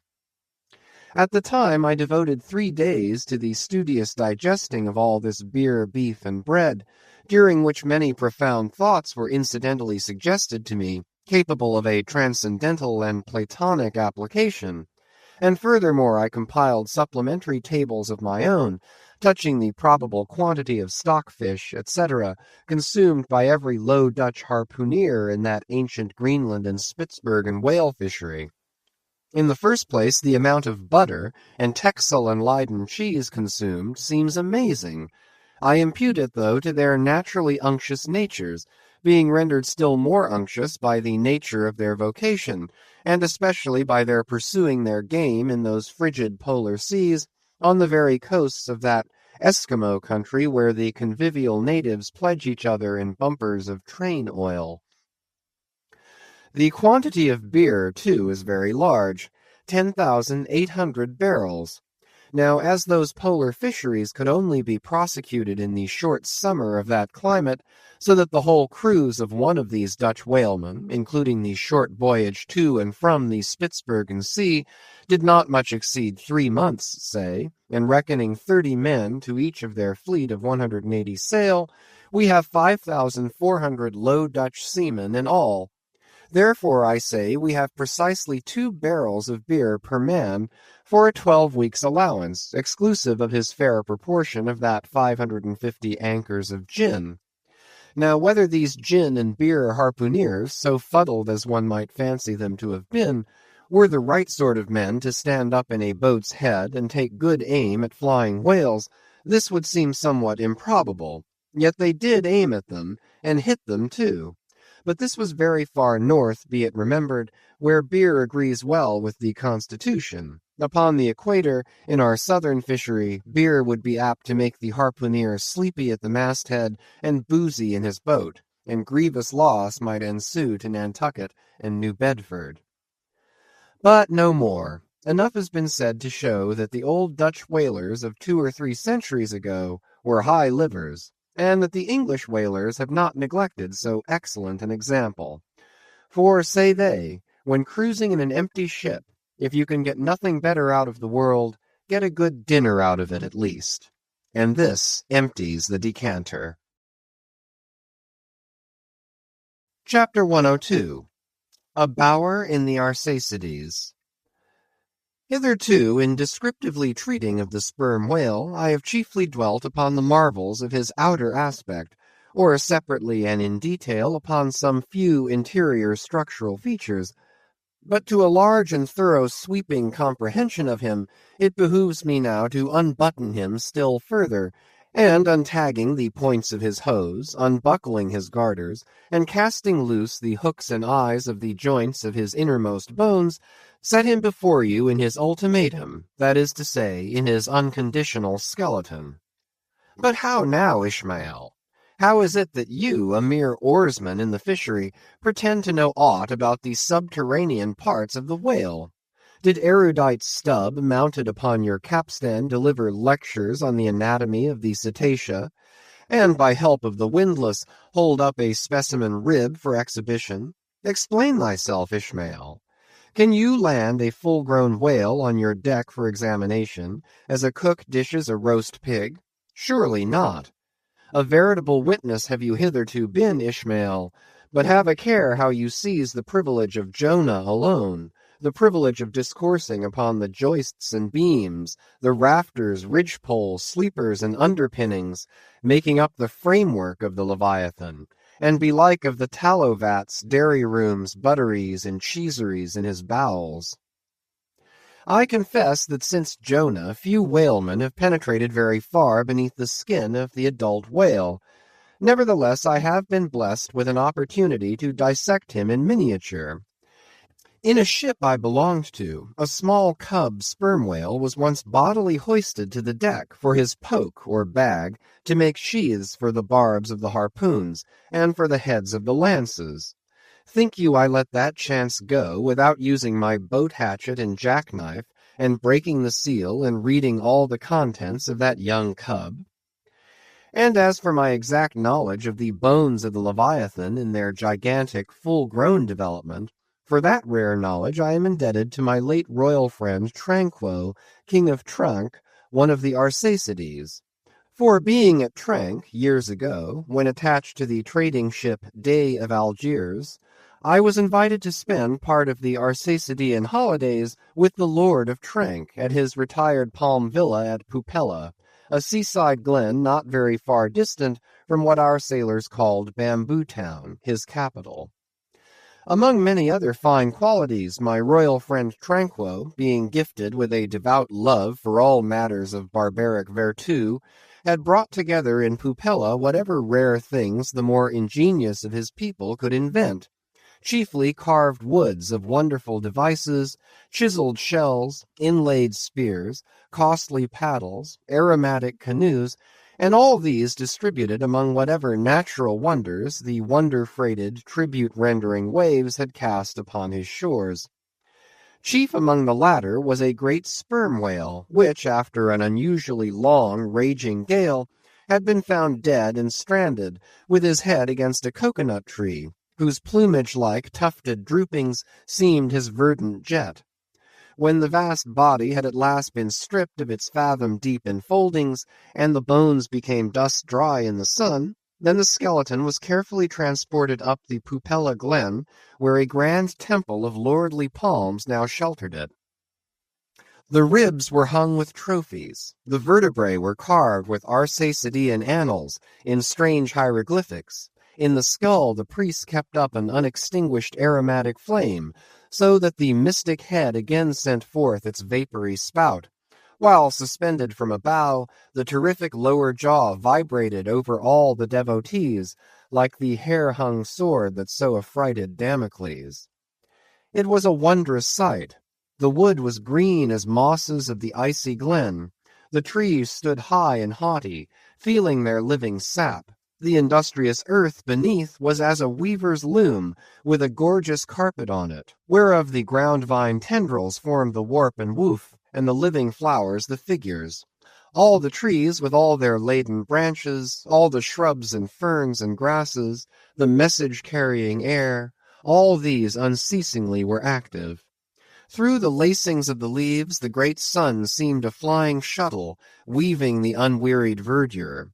O busy weaver, unseen weaver, pause, one word. Whither flows the fabric? What palace may it deck? Wherefore all these ceaseless toilings? Speak, weaver, stay thy hand, but one single word with thee. Nay, the shuttle flies, the figures float from forth the loom, the freshet rushing carpet forever slides away. The weaver god, he weaves, and by that weaving is he deafened, that he hears no mortal voice. And by that humming, we too, who look on the loom, are deafened, and only when we escape it shall we hear the thousand voices that speak through it. For even so it is in all material factories. The spoken words that are inaudible among the flying spindles, those same words are plainly heard without the walls, bursting from the opened casements. Thereby have villainies been detected. Ah, mortal, then be heedful, for so in all this din of the great world's loom, thy subtlest thinkings may be overheard afar. Now, amid the green, life-restless loom of that Arsacidean wood, the great, white, worshipped skeleton lay lounging, a gigantic idler. Yet, as the ever-woven, verdant warp and woof intermixed and hummed around him, the mighty idler seemed the cunning weaver, himself all woven over with the vines, every month assuming greener, fresher verdure, but himself a skeleton. Life folded death, death trellised life, the grim god wived with youthful life, and begat him curly-headed glories. Now when with the royal Tranquo I visited this wondrous whale, and saw the skull and altar and the artificial smoke ascending from where the real jet had issued, I marveled that the king should regard a chapel as an object of virtu. He laughed. But more I marveled that the priest should swear that smoky jet of his was genuine. To and fro I paced before this skeleton, brushed the vines aside, broke through the ribs, and with a ball of Arsacidean twine, wandered, eddied long amid its many winding, shaded colonnades and arbors. But soon my line was out, and following it back, I emerged from the opening where I entered. I saw no living thing within. Naught was there but bones. Cutting me a green measuring rod, I once more dived within the skeleton. From their arrow slit in the skull, the priests perceived me taking the altitude of the final rib. "How now?" they shouted. "Darest thou measure this, our god? That's for us." "Aye, priests. Well, how long do you make him, then?" But hereupon a fierce contest rose among them, concerning feet and inches. They cracked each other's sconces with their yardsticks. The great skull echoed, and seizing that lucky chance, I quickly concluded my own admeasurements. These admeasurements I now propose to set before you. But first be it recorded that, in this matter, I am not free to utter any fancied measurement I please, because there are skeleton authorities you can refer to test my accuracy. There is a Leviathanic museum, they tell me, in Hull, England, one of the whaling ports of that country, where they have some fine specimens of finbacks and other whales. Likewise, I have heard that in the Museum of Manchester, in New Hampshire, they have what the proprietors call, quote, the only perfect specimen of a Greenland or river whale in the United States, end quote. Moreover, at a place in Yorkshire, England, Burton Constable by name, a certain Sir Clifford Constable has in his possession the skeleton of a sperm whale, but of moderate size, by no means of the full-grown magnitude of my friend King Tranquo's. In both cases, the stranded whales to which these two skeletons belonged were originally claimed by their proprietors upon similar grounds, King Tranquo seizing his because he wanted it, and Sir Clifford because he was lord of the seigneuries in those parts. Sir Clifford's whale has been articulated throughout, so that like a great chest of drawers, you can open and shut him in all of his bony cavities, spread out his ribs like a gigantic fan, and swing all day upon his lower jaw. Locks are to be put upon some of his trap-doors and shutters, and a footman will show round future visitors with a bunch of keys at his side. Sir Clifford thinks of charging twopence for a peep at the whispering gallery in the spinal column, 3d to hear the echo of the hollow of his cerebellum, and 6d for the unrivalled view from his forehead. The skeleton dimensions I shall now proceed to set down are copied verbatim from my right arm, where I had them tattooed, as in my wild wanderings at that period there was no other secure way of preserving such valuable statistics, but as I was crowded for space and wished the other parts of my body to remain a blank page for a poem I was then composing, at least what untattooed parts might remain, I did not trouble myself with the odd inches, nor indeed should inches at all enter into a congenial admeasurement of the whale. Chapter 103. Measurement of the whale's skeleton. In the first place, I wish to lay before you a particular plain statement touching the living bulk of this Leviathan, whose skeleton we are briefly to exhibit. Such a statement may prove useful here. According to a careful calculation I have made, and which I partly base upon Captain Scoresby's estimate of 70 tons for the largest size Greenland whale of 60 feet in length, according to my careful calculation, I say, a sperm whale of the largest magnitude, between 85 and 90 feet in length, and something less than 40 feet in its fullest circumference, such a whale will weigh at least 90 tons, so that reckoning 13 men to a ton, he would considerably outweigh the combined population of a whole village of 1,100 inhabitants. Think you not, then, that brains, like yoked cattle, should be put to this Leviathan, to make him at all budge to any landsman's imagination? Having already in various ways put before you his skull, spout-hole, jaw, teeth, tail, forehead, fins, and divers other parts, I shall now simply point out what is most interesting in the general bulk of his unobstructed bones, But as the colossal skull embraces so very large a proportion of the entire extent of the skeleton, as it is by far the most complicated part, and as nothing is to be repeated concerning it in this chapter, you must not fail to carry it in your mind or under your arm as we proceed, otherwise you will not gain a complete notion of the general structure we are about to view. In length, the sperm whale's skeleton at Trank measured 72 feet, so that when fully invested and extended in life, he must have been 90 feet long, for in the whale the skeleton loses about 1/5 in length compared with the living body. Of this 72 feet, his skull and jaw comprised some 20 feet, leaving some 50 feet of plain backbone. Attached to this backbone, for something less than a third of its length, was the mighty circular basket of ribs which once enclosed his vitals. To me, this vast ivory-ribbed chest, with the long, unrelieved spine extending far away from it in a straight line, not a little resembled the hull of a great ship new laid upon the stocks, when only some 20 of her naked bow ribs are inserted, and the keel is otherwise, for the time, but a long, disconnected timber. The ribs were 10 on a side. The first, to begin from the neck, was nearly 6 feet long. The second, third, and fourth were each successively longer, till you came to the climax of the fifth, or one of the middle ribs, which measured 8 feet and some inches. From that part the remaining ribs diminished, till the 10th and last only spanned 5 feet and some inches. In general thickness they all bore a seemly correspondence to their length. The middle ribs were the most arched. In some of the Arsacides they are used for beams whereon to lay footpath bridges over small streams.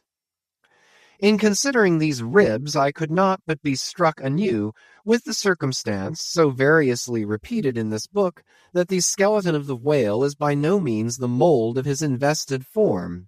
The largest of the Trank ribs, one of the middle ones, occupied that part of the fish which, in life, is greatest in depth. Now, the greatest depth of the invested body of this particular whale must have been at least 16 feet, whereas the corresponding rib measured but little more than 8 feet, so that this rib only conveyed half of the true notion of the living magnitude of that part. Besides, for some way, where I now saw but a naked spine, all that had been once wrapped round with tons of added bulk in flesh, muscle, blood, and bowels. Still more, for the ample fins, I here saw but a few disordered joints, and, in place of the weighty and majestic, but boneless flukes, an utter blank. How vain and foolish, then, thought I, for timid, untravelled man to try to comprehend aright this wondrous whale by merely poring over his dead, attenuated skeleton, stretched in this peaceful wood. No, only in the heart of quickest perils, only when within the eddyings of his angry flukes, only on the profound, unbounded sea can the fully invested whale be truly and livingly found out. But the spine, for that the best way we can consider it is with a crane to pile its bones high up on end. No speedy enterprise, but now it's done, it looks much like Pompey's pillar. There are 40 and odd vertebrae in all, which in the skeleton are not locked together. They mostly lie like the great knobbed blocks on a Gothic spire, forming solid courses of heavy masonry.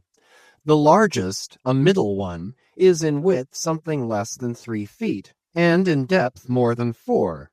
The smallest, where the spine tapers away into the tail, is only 2 inches in width, and looks something like a white billiard ball.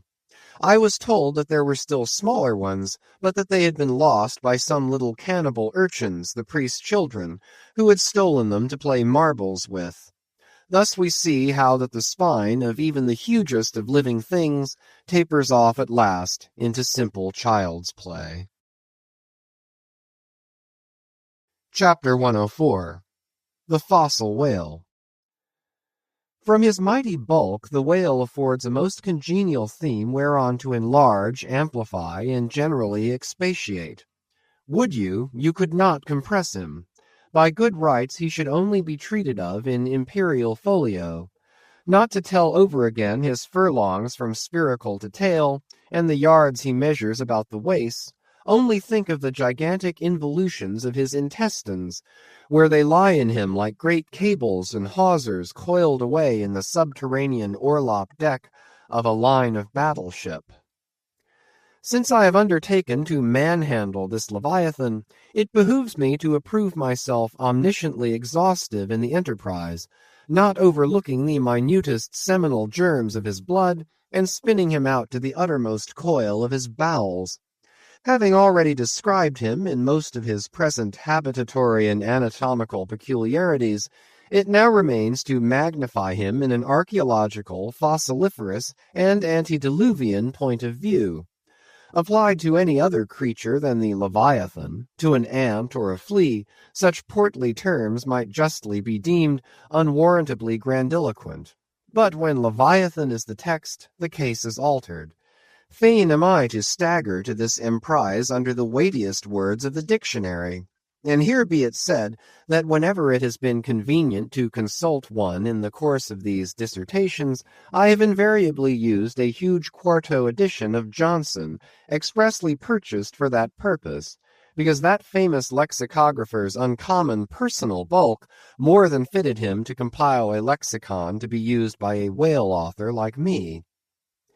One often hears of writers that rise and swell with their subject, though it may seem but an ordinary one. How then with me writing of this Leviathan? Unconsciously my chirography expands into placard capitals. Give me a condor's quill. Give me Vesuvius's crater for an inkstand. Friends, hold my arms. For in the mere act of penning my thoughts of this Leviathan, they weary me, and make me faint with their outreaching comprehensiveness of sweep, as if to include the whole circle of the sciences, and all the generations of whales and men and mastodons, past, present, and to come, with all the revolving panoramas of empire on earth, and throughout the whole universe, not excluding its suburbs. Such and so magnifying is the virtue of a large and liberal theme. We expand to its bulk. To produce a mighty book, you must choose a mighty theme. No great and enduring volume can ever be written on the flea, though many there be who have tried it. Ere entering upon the subject of fossil whales, I present my credentials as a geologist, by stating that in my miscellaneous time I have been a stonemason, and also a great digger of ditches, canals, and wells, wine vaults, and cellars, and cisterns of all sorts. Likewise, by way of preliminary, I desire to remind the reader that while in the earlier geological strata there are found fossils of monsters now almost completely extinct, the subsequent relics discovered in what are called the tertiary formations seem the connecting, or at any rate intercepted, links between the ante-chronicle creatures and those whose remote posterity are said to have entered the ark. All the fossil whales hitherto discovered belong to the tertiary period, which is the last preceding the superficial formations. And though none of them precisely answer to any known species of the present time, they are yet sufficiently akin to them in general respects to justify their taking rank as cetacean fossils. Detached broken fossils of pre-Adamite whales, fragments of their bones and skeletons, have within 30 years past at various intervals been found at the base of the Alps, in Lombardy, in France, in England, in Scotland, and in the states of Louisiana, Mississippi, and Alabama. Among the more curious of such remains is part of a skull, which in the year 1779 was disinterred in the Rue Dauphine in Paris, a short street opening almost directly upon the Palace of the Tuileries, and bones disinterred in excavating the great docks of Antwerp in Napoleon's time. Cuvier pronounced these fragments to have belonged to some utterly unknown leviathanic species. But by far the most wonderful of all cetacean relics was the almost complete vast skeleton of an extinct monster found in the year 1842 on the plantation of Judge Cree in Alabama. The awe-stricken, credulous slaves in the vicinity took it for the bones of one of the fallen angels. The Alabama doctors declared it a huge reptile and bestowed upon it the name of Basilosaurus. But some specimen bones of it being taken across the sea to Owen, the English anatomist, it turned out that this alleged reptile was a whale, though of a departed species. A significant illustration of the fact, again and again repeated in this book, that the skeleton of the whale furnishes but little clue to the shape of his fully invested body. So Owen rechristened the monster Zeuglodon, and in his paper read before the London Geological Society, pronounced it in substance one of the most extraordinary creatures which the mutations of the globe have blotted out of existence. When I stand among these mighty Leviathan skeletons, skulls, tusks, jaws, ribs, and vertebrae, all characterized by partial resemblances to the existing breeds of sea monsters, but at the same time bearing, on the other hand, similar affinities to the annihilated anti-chronicle leviathans, their incalculable seniors, I am, by a flood, borne back to that wondrous period, ere time itself can be said to have begun, for time began with man.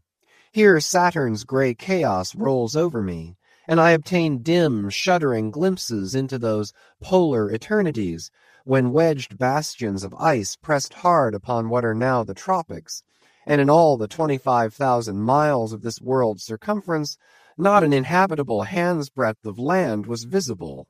Then the whole world was the whale's, and, king of creation, he left his wake along the present lines of the Andes and the Himalayas. Who can show a pedigree like Leviathan? Ahab's harpoon had shed older blood than the Pharaoh's. Methuselah seems a schoolboy. I look round to shake hands with Shem. I am horror-struck at this ante-Mosaic, unsourced existence of the unspeakable terrors of the whale, which, having been before all time, must needs exist after all humane ages are over. But not alone has this Leviathan left his pre-Adamite traces in the stereotype plates of nature, and in limestone and marl bequeathed his ancient bust, but upon Egyptian tablets, whose antiquity seems to claim for them an almost fossiliferous character, we find the unmistakable print of his fin. In an apartment of the great temple of Dendera, some 50 years ago, there was discovered upon the granite ceiling a sculptured and painted planisphere abounding in centaurs, griffins, and dolphins, similar to the grotesque figures on the celestial globe of the moderns. Gliding among them, old Leviathan swam as of yore, was there swimming in that planisphere centuries before Solomon was cradled. Nor must there be omitted another strange attestation of the antiquity of the whale, in his own osseous post-diluvian reality, as set down by the venerable John Leo, the old Barbary traveler. Quote, "Not far from the seaside they have a temple, the rafters and beams of which are made of whale bones, for whales of a monstrous size are oftentimes cast up dead upon that shore. The common people imagine that by a secret power bestowed by God upon the temple, no whale can pass it without immediate death. But the truth of the matter is that on either side of the temple there are rocks that shoot 2 miles into the sea, and wound the whales when they light upon them. They keep a whale's rib of an incredible length for a miracle, which lying upon the ground with its convex part uppermost, makes an arch, the head of which cannot be reached by a man upon a camel's back. This rib, says John Leo, is said to have lain there 100 years before I saw it. Their historians affirm that a prophet who prophesied of Muhammad came from this temple, and some do not stand to assert that the prophet Jonas was cast forth by the whale at the base of the temple." End quote. In this Afric temple of the whale I leave you, reader, and if you be a Nantucketer and a whaleman, you will silently worship there. Chapter 105. Does the whale's magnitude diminish? Will he perish? Inasmuch, then, as this Leviathan comes floundering down upon us from the headwaters of the eternities, it may be fitly inquired whether, in the long course of his generations, he has not degenerated from the original bulk of his sires. But upon investigation we find that not only are the whales of the present day superior in magnitude to those whose fossil remains are found in the tertiary system, embracing a distinct geological period prior to man, but of the whales found in that tertiary system, those belonging to its latter formations exceed in size those of its earlier ones. Of all the pre-Adamite whales yet exhumed, by far the largest is the Alabama one mentioned in the last chapter, and that was less than 70 feet in length in the skeleton, whereas we have already seen that the tape measure gives 72 feet for the skeleton of a large-sized modern whale. And I have heard, on whaleman's authority, that sperm whales have been captured near 100 feet long at the time of capture. But may it not be that while the whales of the present hour are an advance in magnitude upon those of all previous geological periods, may it not be that since Adam's time they have degenerated? Assuredly, we must conclude so, if we are to credit the accounts of such gentlemen as Pliny and the ancient naturalists generally. For Pliny tells us of whales that embraced acres of living bulk, and Aldrovandus of others which measured 800 feet in length, rope walks and Thames tunnels of whales.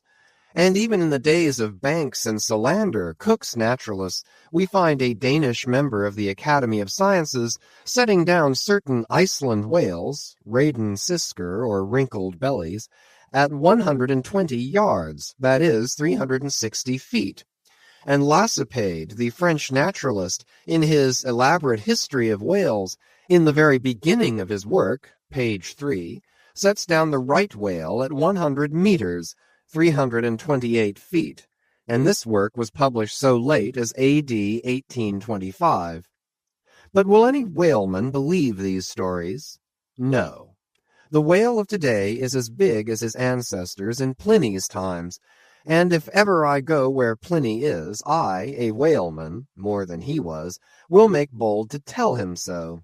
Because I cannot understand how it is that while the Egyptian mummies that were buried thousands of years before even Pliny was born do not measure so much in their coffins as a modern Kentuckian in his socks, and while the cattle and other animals sculptured on the oldest Egyptian and Nineveh tablets by the relative proportions in which they are drawn, just as plainly prove that the high-bred, stall-fed, prize cattle of Smithfield not only equal, but far exceed in magnitude the fattest of Pharaoh's fat kine. In the face of all this, I will not admit that of all animals the whale alone should have degenerated. But still another inquiry remains, one often agitated by the more recondite Nantucketers. Whether owing to the almost omniscient lookouts at the mastheads of the whale ships, now penetrating even through Bering Straits and into the remotest secret drawers and lockers of the world, and the 1,000 harpoons and lances darted along all continental coasts, the moot point is whether Leviathan can long endure so wide a chase, and so remorseless a havoc, whether he must not at last be exterminated from the waters, and the last whale, like the last man, smoke his last pipe, and then himself evaporate in the final puff.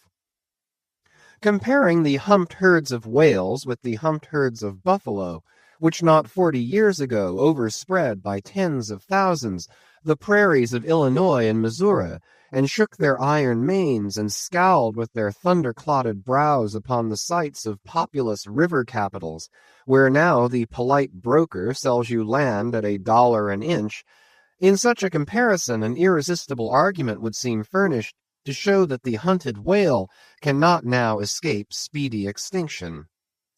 But you must look at this matter in every light.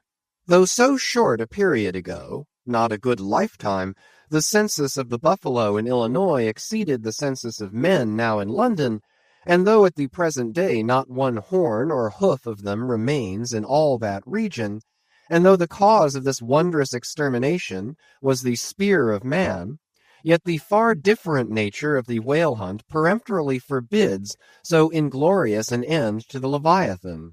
40 men in one ship hunting the sperm whales for 48 months think that they have done extremely well. and thank God if at last they carry home the oil of 40 fish. Whereas in the days of the old Canadian and Indian hunters and trappers of the West, when the far West, in whose sunset suns still rise, was a wilderness and a virgin, the same number of moccasined men for the same number of months, mounted on horse instead of sailing in ships, would have slain not 40 but 40,000 and more buffaloes, a fact that, if need were, could be statistically stated. Nor, considered aright, does it seem any argument in favor of the gradual extinction of the sperm whale, for example, that in former years, the latter part of the last century, say, these leviathans in small pods were encountered much oftener than at present, and, in consequence, the voyages were not so prolonged, and were also much more remunerative. Because, as has been elsewhere noticed, those whales, influenced by some views to safety, now swim the seas in immense caravans, so that to a large degree the scattered solitaries, yolks, and pods, and schools of other days are now aggregated into vast but widely separated, unfrequent armies. That is all. And equally fallacious seems the conceit that because the so-called whalebone whales no longer haunt many grounds in former years abounding with them, hence that species also is declining. For they are only being driven from promontory to cape, and if one coast is no longer enlivened with their jets, then be sure some other and remoter strand has been very recently startled by the unfamiliar spectacle. Furthermore, concerning these last mentioned leviathans, they have two firm fortresses, which, in all human probability, will forever remain impregnable. And as upon the invasion of their valleys the frosty Swiss have retreated to their mountains, so, hunted from the savannas and glades of the middle seas, the whalebone whales can at last resort to their polar citadels, and diving under the ultimate glassy barriers and walls there, come up among icy fields and floes, and in a charmed circle of everlasting December bid defiance to all pursuit from man. But as perhaps 50 of these whalebone whales are harpooned for one cachalot, some philosophers of the forecastle have concluded that this positive havoc has already very seriously diminished their battalions. But though for some time past a number of these whales, not less than 13,000, have been annually slain on the northwest coast by the Americans alone, yet there are considerations which render even this circumstance of little or no account as an opposing argument in this matter. Natural as it is to be somewhat incredulous concerning the populousness of the more enormous creatures of the globe, yet what shall we say to Harto, the historian of Goa, when he tells us that at one hunting the king of Siam took 4,000 elephants, that in those regions elephants are as numerous as droves of cattle in the temperate climes. And there seems no reason to doubt that if these elephants, which have now been hunted for thousands of years by Semiramis, by Porus, by Hannibal, and by all the successive monarchs of the East, if they still survive there in great numbers, much more may the great whale outlast all hunting, since he has a pasture to expatiate in which is precisely twice as large as all Asia, both Americas, Europe, and Africa, New Holland, and all the isles of the sea combined. Moreover, we are to consider that from the presumed great longevity of whales, their probably attaining an age of a century or more, therefore at any one period of time several distinct adult generations must be contemporary. And what that is we may soon gain some idea of by imagining all the graveyards, cemeteries, and family vaults of creation yielding up the live bodies of all the men, women, and children who were alive 75 years ago, and adding this countless host to the present human population of the globe.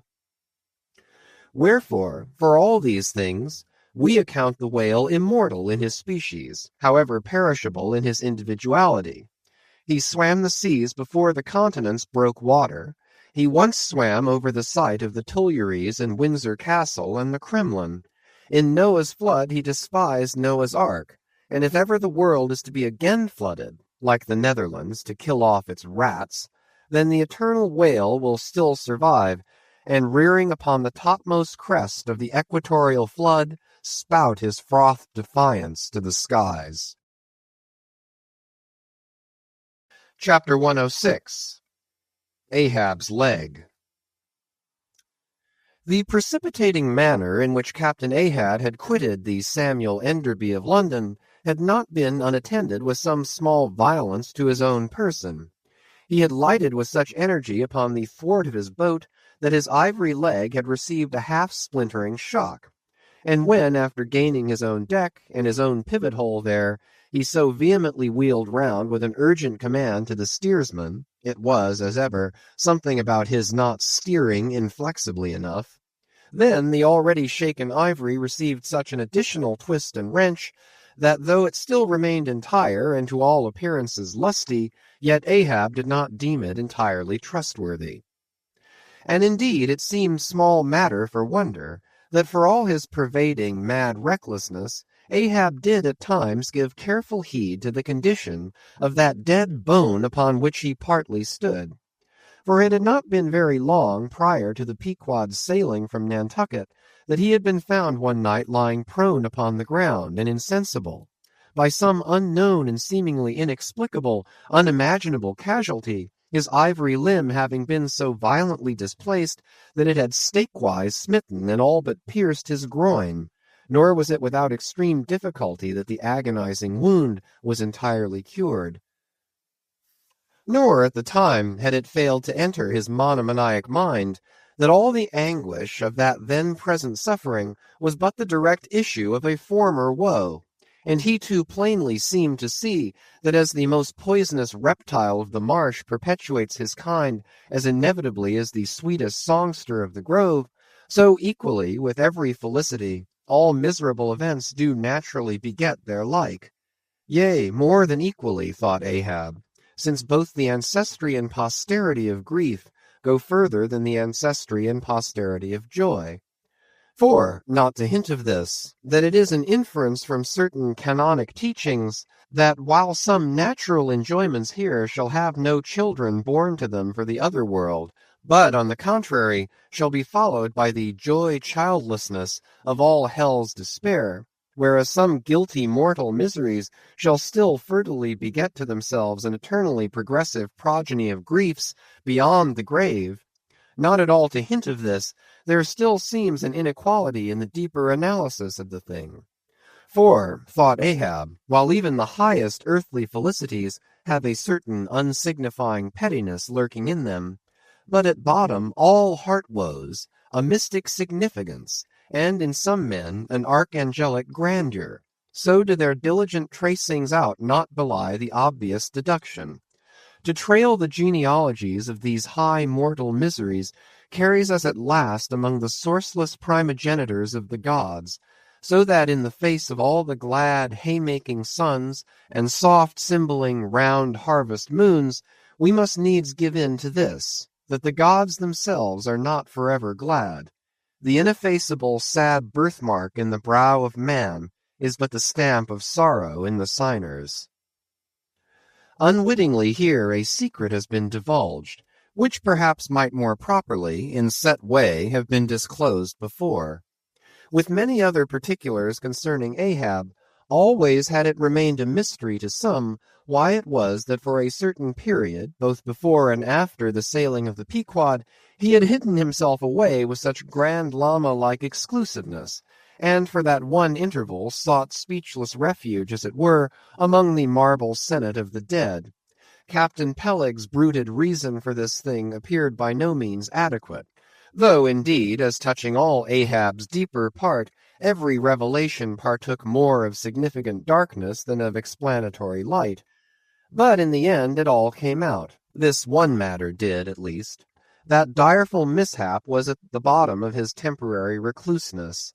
And not only this, but to that ever-contracting, dropping circle ashore, who for any reason possessed the privilege of a less banned approach to him, to that timid circle the above-hinted casualty, remaining as it did, moodily unaccounted for by Ahab, invested itself with terrors not entirely underived from the land of spirits and of whales. so that, through their zeal for him, they had all conspired, so far as in them lay, to muffle up the knowledge of this thing from others, and hence it was that not till a considerable interval had elapsed did it transpire upon the Pequod's decks. But, be all this as it may, let the unseen ambiguous synod in the air, or the vindictive princes and potentates of fire, have to do or not with earthly Ahab, yet in this present matter of his leg, he took plain, practical procedures. He called the carpenter.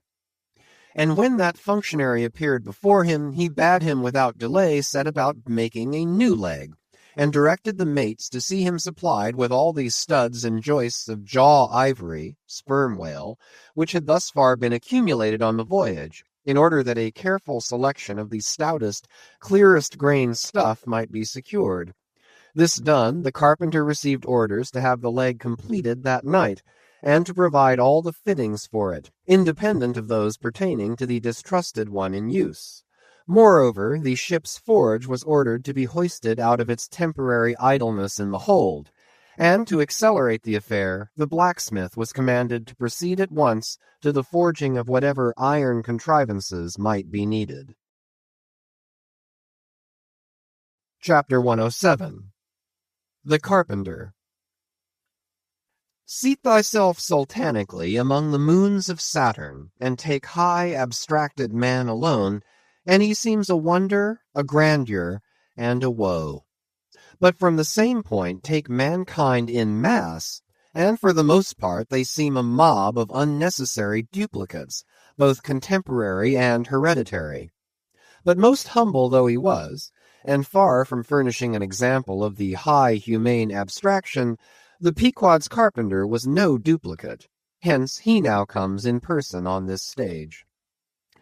Like all sea-going ship carpenters, and more especially those belonging to whaling vessels, he was, to a certain off-handed practical extent, alike experienced in numerous trades and callings collateral to his own, the carpenter's pursuit being the ancient and outbranching trunk of all those numerous handicrafts which more or less have to do with wood as an auxiliary material.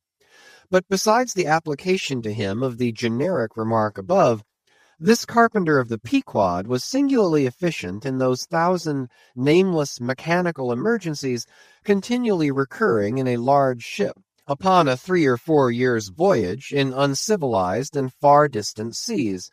For not to speak of his readiness in ordinary duties, repairing stove boats, sprung spars, reforming the shape of clumsy-bladed oars, inserting bull's-eyes in the deck or new tree-nails in the side-planks, and other miscellaneous matters more directly pertaining to his special business, he was, moreover, unhesitatingly expert in all manner of conflicting aptitudes, both useful and capricious. The one grand stage where he enacted all his various parts so manifold was his vice-bench, a long, rude, ponderous table furnished with several vices of different sizes, and both of iron and of wood. At all times, except when whales were alongside, this bench was securely lashed athwartships against the rear of the try-works. A belaying pin is found too large to be easily inserted into its hole. The carpenter claps it into one of his ever-ready vices, and straightway files it smaller. A lost land bird of strange plumage strays on board and is made a captive. Out of clean-shaved rods of right whalebone and cross-beams of sperm whale ivory, the carpenter makes a pagoda-looking cage for it. An oarsman sprains his wrist. The carpenter concocts a soothing lotion. Stubb longed for vermilion stars to be painted upon the blade of his every oar. Screwing each oar in his big vise of wood, the carpenter symmetrically supplies the constellation. A sailor takes a fancy to wear shark-bone earrings. The carpenter drills his ears. Another has a toothache. The carpenter out-pincers, and clapping one hand upon his bench, bids him be seated there. But the poor fellow unmanageably winces under the unconcluded operation. Whirling round the handle of his wooden vice, the carpenter signs him to clap his jaw in that, if he would have him draw the tooth. Thus this carpenter was prepared at all points, and alike indifferent and without respect in all. Teeth he accounted bits of ivory. Heads he deemed but top blocks. Men themselves he lightly held for capstans. But while now upon so wide a field thus variously accomplished, and with such liveliness of expertness in him too, all this would seem to argue some uncommon vivacity of intelligence. But not precisely so. For nothing was this man more remarkable than for a certain impersonal stolidity, as it were.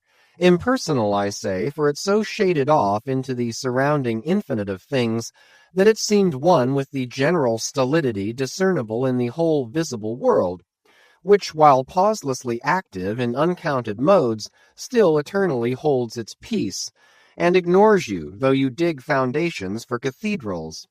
Yet was this half-horrible stolidity in him, involving too, as it appeared, an all-ramifying heartlessness, yet was it oddly dashed at times with an old, crutch-like, antediluvian, wheezing humorousness, not unstreaked now and then with a certain grizzled wittiness, such as might have served to pass the time during the midnight watch on the bearded forecastle of Noah's Ark. Was it that this old carpenter had been a lifelong wanderer, whose much rolling to and fro not only had gathered no moss, but, what is more, had rubbed off whatever small outward clingings might have originally pertained to him? He was a stripped abstract, an unfractioned integral, uncompromised as a newborn babe, living without premeditated reference to this world or the next. You might almost say that this strange uncompromisedness in him involved a sort of unintelligence, for in his numerous trades he did not seem to work so much by reason or by instinct, or simply because he had been tutored to it, or by any intermixture of all these, even or uneven, but merely by a kind of deaf and dumb, spontaneous, literal process.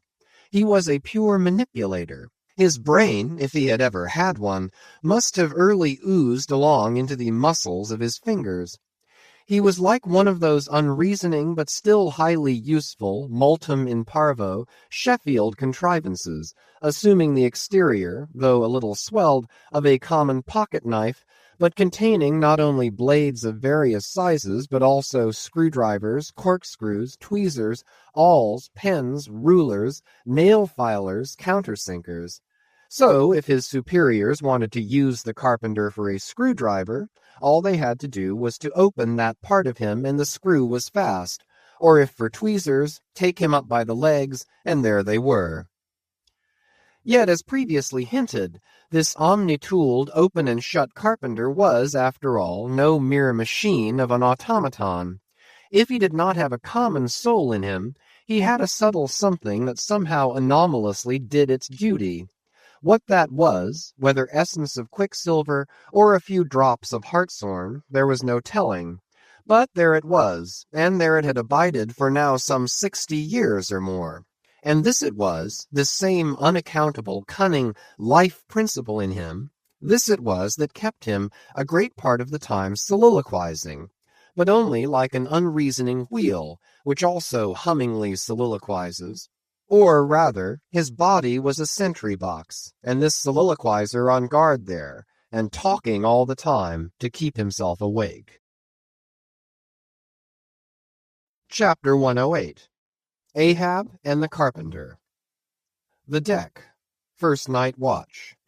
Carpenter standing before his vice bench, and by the light of 2 lanterns, busily filing the ivory joist for the leg, which joist is firmly fixed in the vice. Slabs of ivory, leather straps, pads, screws, and various tools of all sorts lying about the bench. Forward, the red flame of the forge is seen, where the blacksmith is at work. Drat the file, and drat the bone. That is hard which should be soft, and that is soft which should be hard. So we go, who file old jaws and shin bones. Let's try another. Aye, now this works better. Sneezes. Hello, this bone dust is... Sneezes. Why, it's... Sneezes. Yes, it's... Sneezes. Bless my soul, it won't let me speak. That is what an old fellow gets now for working in dead lumber. Saw a live tree, and you don't get this dust. Amputate a live bone, and you don't get it. Sneezes. Come, come, you, old smut. There, bear a hand, and let's have that ferrule and buckle screw. I'll be ready for them presently. Lucky now, sneezes, there's no knee joint to make. That might puzzle a little, but a mere shin bone, why, it's as easy as making hop poles, only I should like to put a good finish on. Time. If I but only had the time, I could turn him out as neat a leg now as ever, sneezes, scraped to a lady in a parlor. Those buckskin legs and calves of legs I've seen in shop windows wouldn't compare at all. They soak water, they do, and of course get rheumatic and have to be doctored, sneezes, with washes and lotions, just like live legs. There, before I saw it off now, I must call his old mogulship, and see whether the length will be all right. Too short, if anything, I guess. Ha! That's the heel. We are in luck. Here he comes. Or it's somebody else, that's certain. Ahab, advancing. During the ensuing scene, the carpenter continues, sneezing at times. Well, man-maker? Just in time, sir. If the captain pleases, I will now mark the length. Let me measure, sir. Measured for a leg. Good. Well, it's not the first time. About it. There, keep thy finger on it. This is a cogent vice thou hast here, carpenter. Let me feel its grip once. So, it does pinch some. Oh, sir, it will break bones. Beware. No fear. I like a good grip. I like to feel something in this slippery world that can hold man. What's Prometheus about there? The blacksmith, I mean. What's he about? He must be forging the buckle screw, sir, now. Right. It's a partnership. He supplies the muscle part. He makes a fierce red flame there. Aye, sir. He must have the white heat for this kind of fine work. So he must. I do deem it now a most meaning thing that this old Greek Prometheus, who made men, they say, should have been a blacksmith, and animated them with fire. For what's made in fire must properly belong to fire, and so hell's probable. How the soot flies! This must be the remainder the Greek made the Africans of. Carpenter, when he's through with that buckle, tell him to forge a pair of steel shoulder blades. There's a peddler aboard with a crushing pack. Sir? Hold. While Prometheus is about it, I'll order a complete man after a desirable pattern.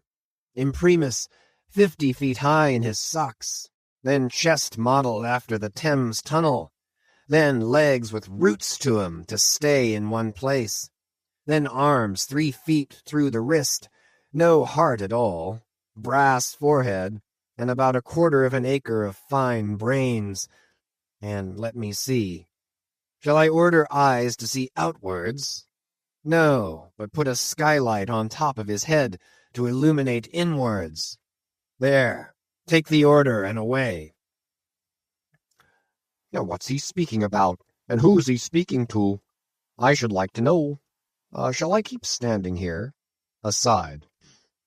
'Tis but indifferent architecture to make a blind dome. Here's one. No. I must have a lantern. Ho. That's it, eh? Here are 2, sir. One will serve my turn. What art thou thrusting that thief-catcher into my face for, man? Thrusted light is worse than presented pistols. I thought, sir, that you spoke to Carpenter. Carpenter? Why, that's... But no. A very tidy, and I may say an extremely gentlemanlike sort of business thou art in here, Carpenter. Or wouldst thou rather work in clay? Sir? Clay? Clay, sir? That's mud. We leave clay to ditchers, sir. The fellow's impious. What art thou sneezing about? A bone is rather dusty, sir. Take the hint, then, and when thou art dead, never bury thyself under living people's noses. Sir? I guess so. Yes, dear. Look ye, Carpenter. I dare say thou callest thyself a right good, workmanlike workman, eh? Well then, Will it speak thoroughly well for thy work, if, when I come to mount this leg thou makest, I shall nevertheless feel another leg in the same identical place with it? That is, carpenter, my old lost leg, the flesh and blood one, I mean. Canst thou not drive that old Adam away? Truly, sir, I begin to understand somewhat now. Yes, I have heard something curious on that score, sir. How a dismasted man never entirely loses the feeling of his old spar, but it will be still pricking him at times. May I humbly ask if it really be so, sir? It is, man. Look, put thy live leg here in the place where mine once was. So, now, here is only one distinct leg to the eye, yet two to the soul. Where thou feelest tingling life, there, exactly there to a hair, do I. Is it a riddle? I should humbly call it a poser, sir. Hiss, then. How dost thou know that some entire, living, thinking thing may not be invisibly and uninterpenetratingly standing precisely where thou now standest? Aye, and standing there in thy spite. In thy most solitary hours, then, dost thou not fear eavesdroppers? Hold! Don't speak. And if I still feel the smart of my crushed leg, though it be now so long dissolved, then why mayest not thou, carpenter, feel the fiery pains of hell forever, and without a body? Huh? Good Lord! Truly, sir, if it comes to that, I must calculate over again. I think I didn't carry a small figure, sir. Look ye, Puddinghead should never grant premises. How long before the leg is done? Perhaps an hour, sir. Bungle away at it, then, and bring it to me. Turns to go. Oh, life. Here I am, proud as a Greek god, and yet standing debtor to this blockhead for a bone to stand on. Cursed be that mortal inter-indebtedness, which will not do away with ledgers. I would be free as air, and I'm down in the whole world's books. I am so rich I could have given bid for bid with the wealthiest praetorians at the auction of the Roman Empire, which was the world's, and yet I owe for the flesh in the tongue I brag with. By heavens, I'll get a crucible, and into it, and dissolve myself down to one small compendious vertebra. So. Carpenter, resuming his work. Well, well, well. Stubb knows him best of all, and Stubb always says he's queer. Says nothing but that one sufficient little word. Queer. He's queer, says Stubb. He's queer. Queer. Queer. And keeps dinning it into Mr. Starbuck all the time. Queer, sir. Queer. Queer. Very queer. And here's his leg. Yes, now that I think of it, here's his bedfellow. He has a stick of whale's jawbone for a wife, and this is his leg. He'll stand on this. What was that now about one leg standing in 3 places, and all the 3 places standing in one hell? How was that? Oh, I don't wonder he looked so scornful at me. I'm a sort of strange-thoughted sometimes, they say, but that's only haphazard-like. Then a short, little old body like me should never undertake to wade out into deep waters with tall, heron-built captains. The water chucks you under the chin pretty quick, and there's a great cry for lifeboats. And here's the heron's leg, long and slim, sure enough. Now, for most folks, one pair of legs lasts a lifetime, and that must be because they use them mercifully, as a tender-hearted old lady uses her roly-poly old coach horses. But Ahab, oh, he's a hard driver. Look, driven one leg to death and spavined the other for life, and now wears out bone legs by the cord. Hallo there, you smut! Bear a hand there with those screws, and let's finish it before the resurrection fellow comes a-calling with his horn for all legs, true or false, as brewery men go round collecting old beer barrels to fill 'em up again. What a leg this is! It looks like a real live leg, filed down to nothing but the core. He'll be standing on this tomorrow. He'll be taking altitudes on it. Ah, hello? I almost forgot the little oval slate, smoothed ivory where he figures up the latitude. So. Chisel, file, and sandpaper now. Chapter 109. Ahab and Starbuck in the cabin. According to usage, they were pumping the ship the next morning, and lo, no inconsiderable oil came up with the water. The casks below must have sprung a bad leak. Much concern was shown, and Starbuck went down into the cabin to report this unfavorable affair. Footnote. In sperm whalemen with any considerable quantity of oil on board, it is a regular semi-weekly duty to conduct a hose into the hold and drench the casks with seawater, which afterwards at varying intervals is removed by the ship's pumps. Hereby the casks are sought to be kept damply tight, while by the changed character of the withdrawn water the mariners readily detect any serious leakage in the precious cargo. End of footnote. Now, from the south and west, the Pequod was drawing nigh to Formosa and the Bashee Isles, between which lies one of the tropical outlets from the China waters into the Pacific. And so Starbuck found Ahab with a general chart of the Oriental archipelagos spread before him, and another separate one representing the long eastern coasts of the Japanese islands, Niphon, Matsumai, and Shikoke. With his snow-white new ivory leg braced against the screwed leg of his table, and with a long pruning hook of a jackknife in his hand, the wondrous old man, with his back to the gangway door, was wrinkling his brow and tracing his old courses again. "Who's there?" hearing the footstep at the door, but not turning round to it. "On deck! Begone!" "Captain Ahab mistakes. It is I. The oil in the hold is leaking, sir. We must up Burton's and break out."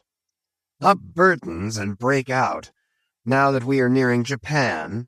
Heave to here for a week to tinker a parcel of old hoops?" "Either do that, sir, or waste in one day more oil than we may make good in a year. What we come 20,000 miles to get is worth saving, sir." So it is, if we get it." "I was speaking of the oil in the hold, sir." "And I was not speaking or thinking of that at all. Begone! Let it leak. I'm all a leak myself. Aye, leaks and leaks. Not only full of leaky casks, but those leaky casks are in a leaky ship. And that's a far worse plight than the Pequod's, man. Yet I don't stop to plug my leak. For who can find it in the deep-loaded hull? Or how hope to plug it, even if found, in this life's howling gale? Starbuck, I'll not have the Burtons hoisted." "What will the owners say, sir?" "Let the owners stand on Nantucket Beach and out-yell the typhoons. What cares Ahab? Owners, owners! Thou art always prating to me, Starbuck, about those miserly owners, as if the owners were my conscience. But look ye, the only real owner of anything is its commander, and hark ye, my conscience is in this ship's keel. On deck!" "Captain Ahab," said the reddening mate, moving further into the cabin, with a daring so strangely respectful and cautious that it almost seemed not only every way seeking to avoid the slightest outward manifestation of itself, but within also seemed more than half distrustful of itself.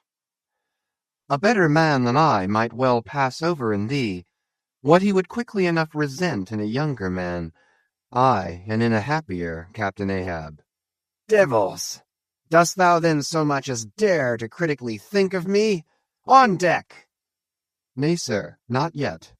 I do entreat, and I do dare, sir, to be forbearing. Shall we not understand each other better than hitherto, Captain Ahab?" Ahab seized a loaded musket from the rack, forming part of most South Seamen's cabin furniture, and, pointing it towards Starbuck, exclaimed, "There is one God that is Lord over the earth, and one captain that is Lord over the Pequod. On deck!" For an instant, in the flashing eyes of the mate and his fiery cheeks, You would have almost thought that he had really received the blaze of the leveled tube.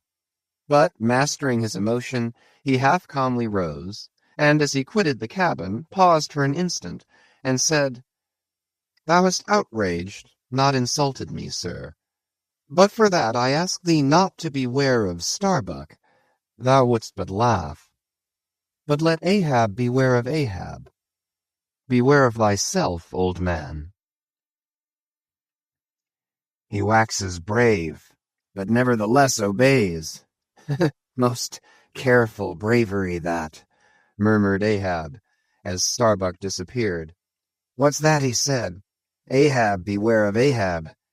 There's something there."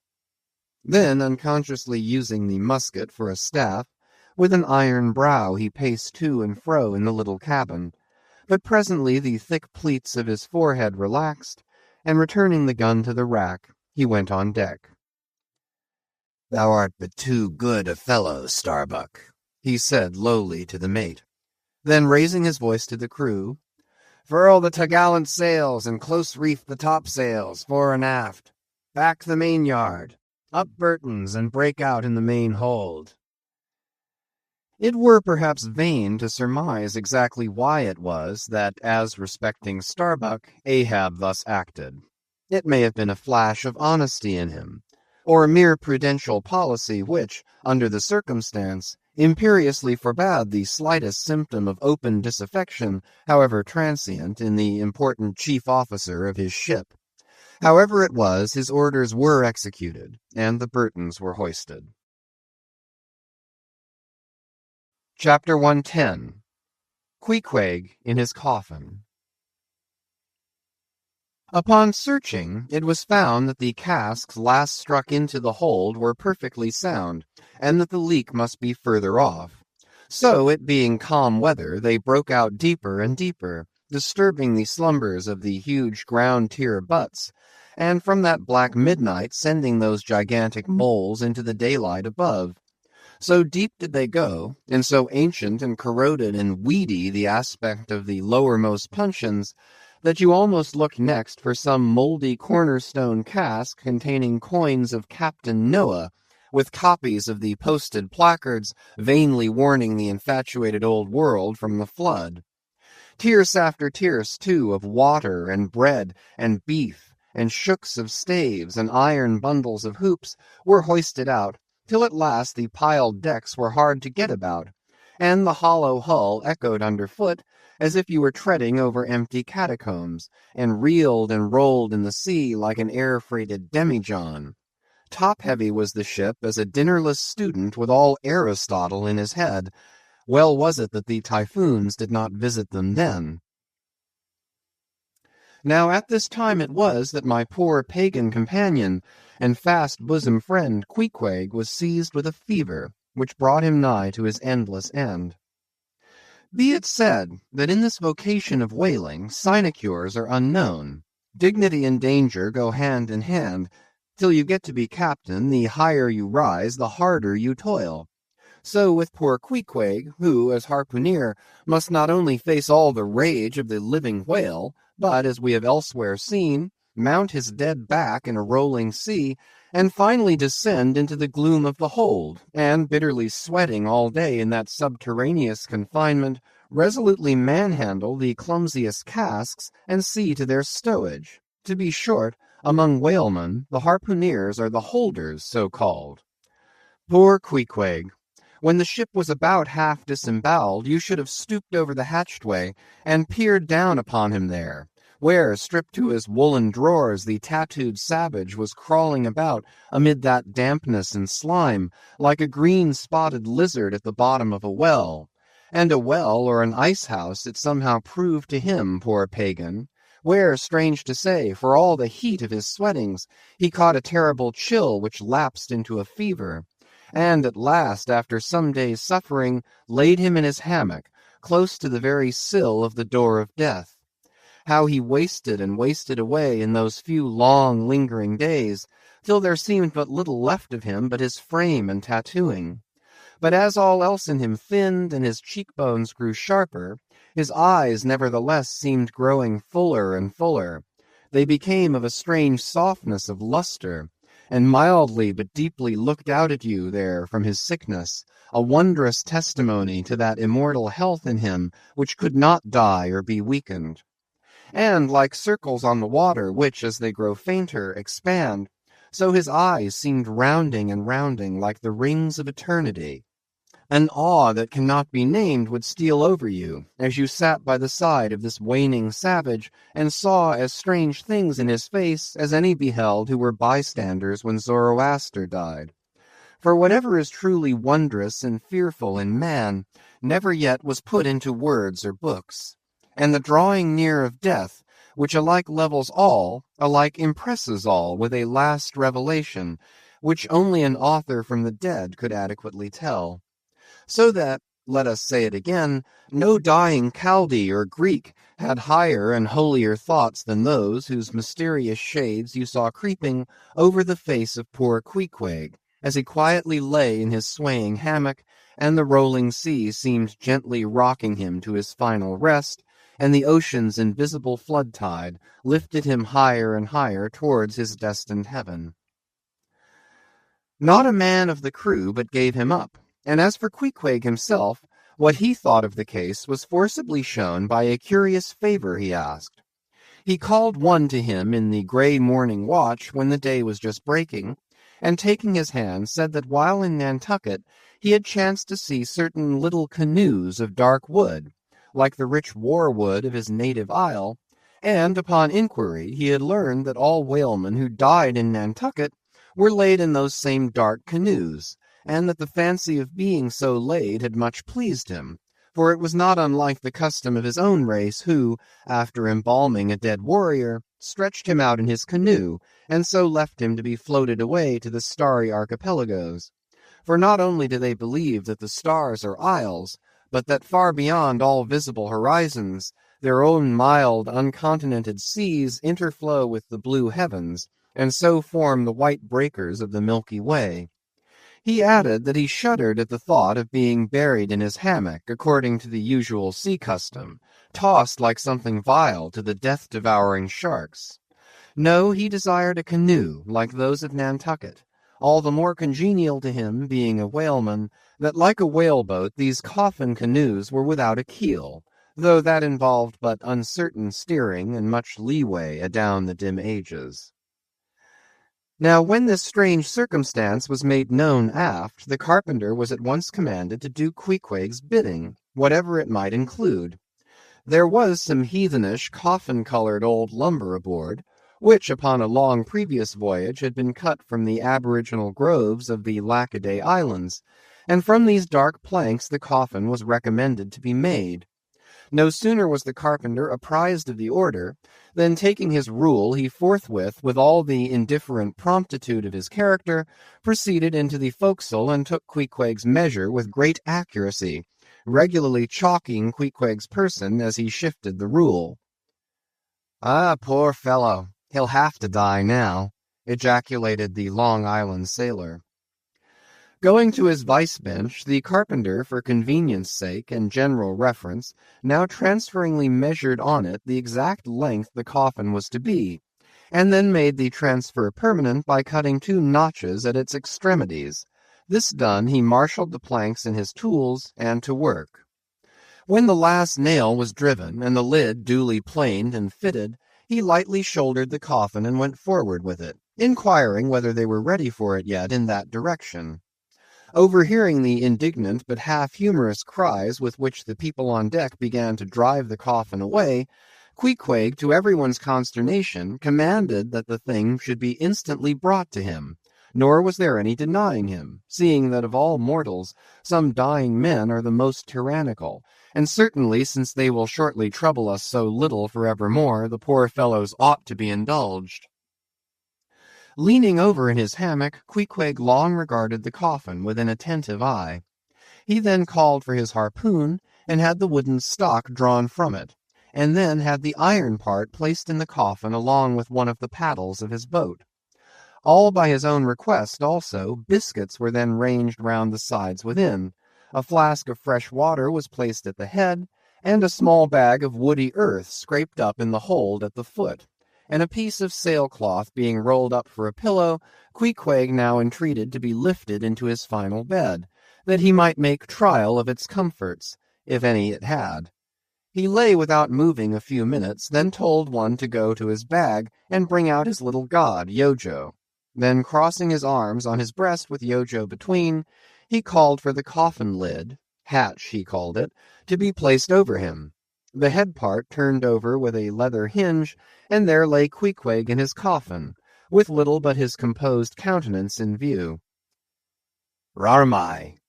It will do, it is easy," he murmured at last, and signed to be replaced in his hammock. But ere this was done, Pip, who had been slyly hovering near by all this while, drew nigh to him where he lay, and with soft sobbings took him by the hand, in the other holding his tambourine. "Poor rover, will ye never have done with all this weary roving? Where go ye now? But if the currents carry ye to those sweet Antilles, where the beaches are only beat with water lilies, will you do one little errand for me? Seek out one Pip, who's now been missing long. I think he's in those far Antilles. If you find him, then comfort him, for he must be very sad. For look, he's left his tambourine behind. I found it. Rig-a-dig-dig. Now, Queequeg, die, and I'll beat your dying march." "I have heard," murmured Starbuck, gazing down the scuttle, "that in violent fevers men, all ignorance, have talked in ancient tongues, and that when the mystery is probed it turns out always that in their wholly forgotten childhood those ancient tongues had been really spoken in their hearing by some lofty scholars. So to my fond faith poor Pip, in this strange sweetness of his lunacy, brings heavenly vouchers of all our heavenly homes. Where learned he that but there? Hark, he speaks again, but more wildly now. Form 2 and 2. Let's make a general of him. Ho! Where's his harpoon? Lay it across here. Rig-a-dig-dig. Huzzah! Oh, for a gamecock now to sit upon his head and crow. Queequeg dies game. Mind ye that. Queequeg dies game. Take ye good heed of that. Queequeg dies game, I say. Game, game, game. But base little Pip, he died a coward. Died all a shiver. Out upon Pip! Hark ye. If you find Pip, tell all the Antilles he's a runaway. A coward, a coward, a coward. Tell them he jumped from a whaleboat. I'd never beat my tambourine over base Pip, and hail him general, if he were once more dying here. No, no, shame upon all cowards, shame upon them. Let him go drown like Pip that jumped from a whaleboat. Shame, shame. During all this, Queequeg lay with closed eyes, as if in a dream. Pip was led away, and the sick man was replaced in his hammock.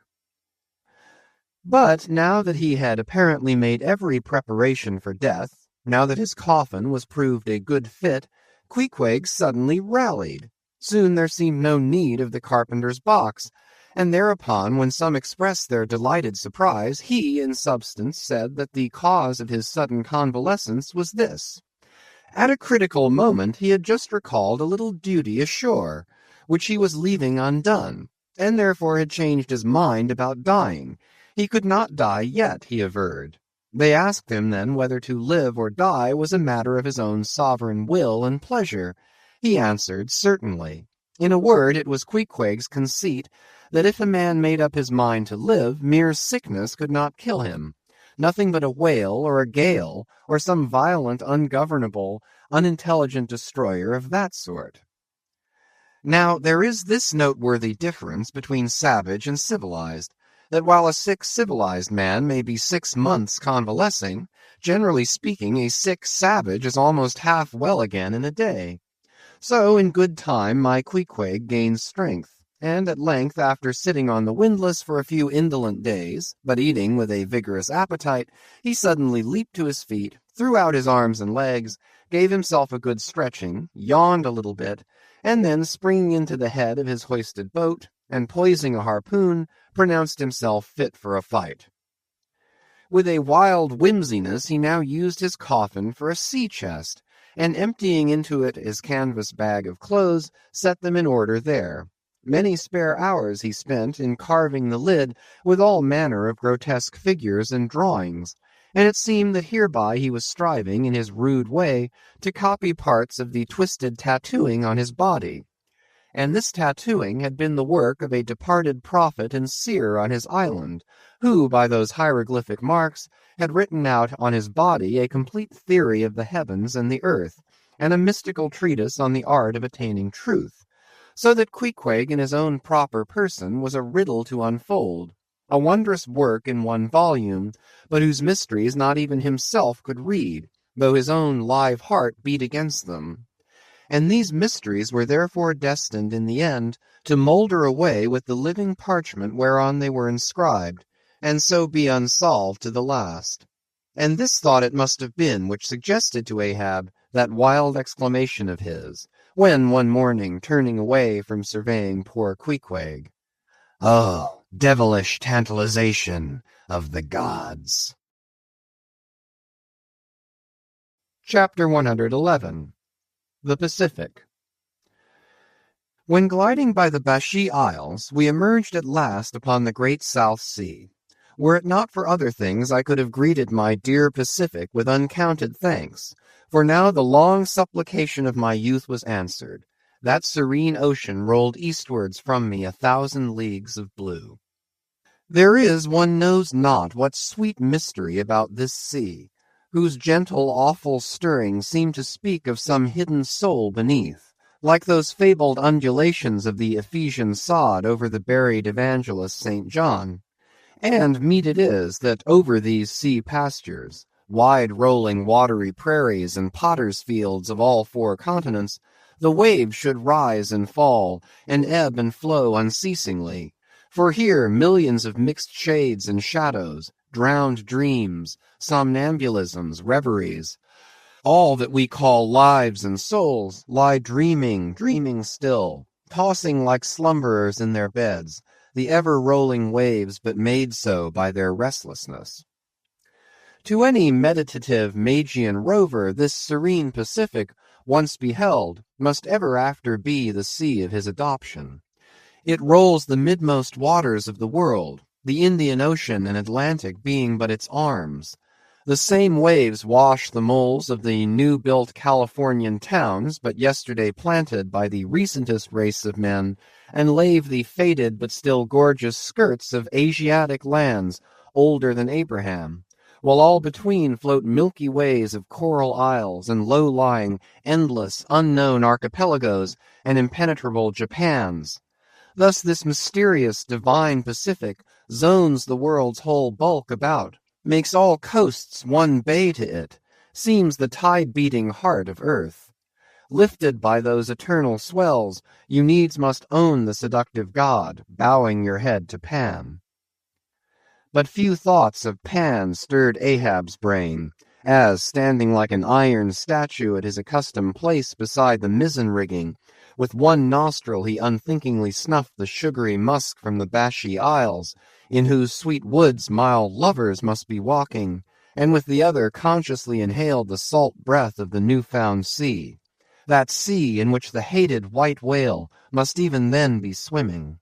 Launched at length upon these almost final waters, and gliding towards the Japanese cruising ground, the old man's purpose intensified itself. His firm lips met like the lips of a vice. The delta of his forehead's veins swelled like overladen brooks. In his very sleep, his ringing cry ran through the vaulted hull. "Stern all! The white whale spouts thick blood!" Chapter 112. The Blacksmith.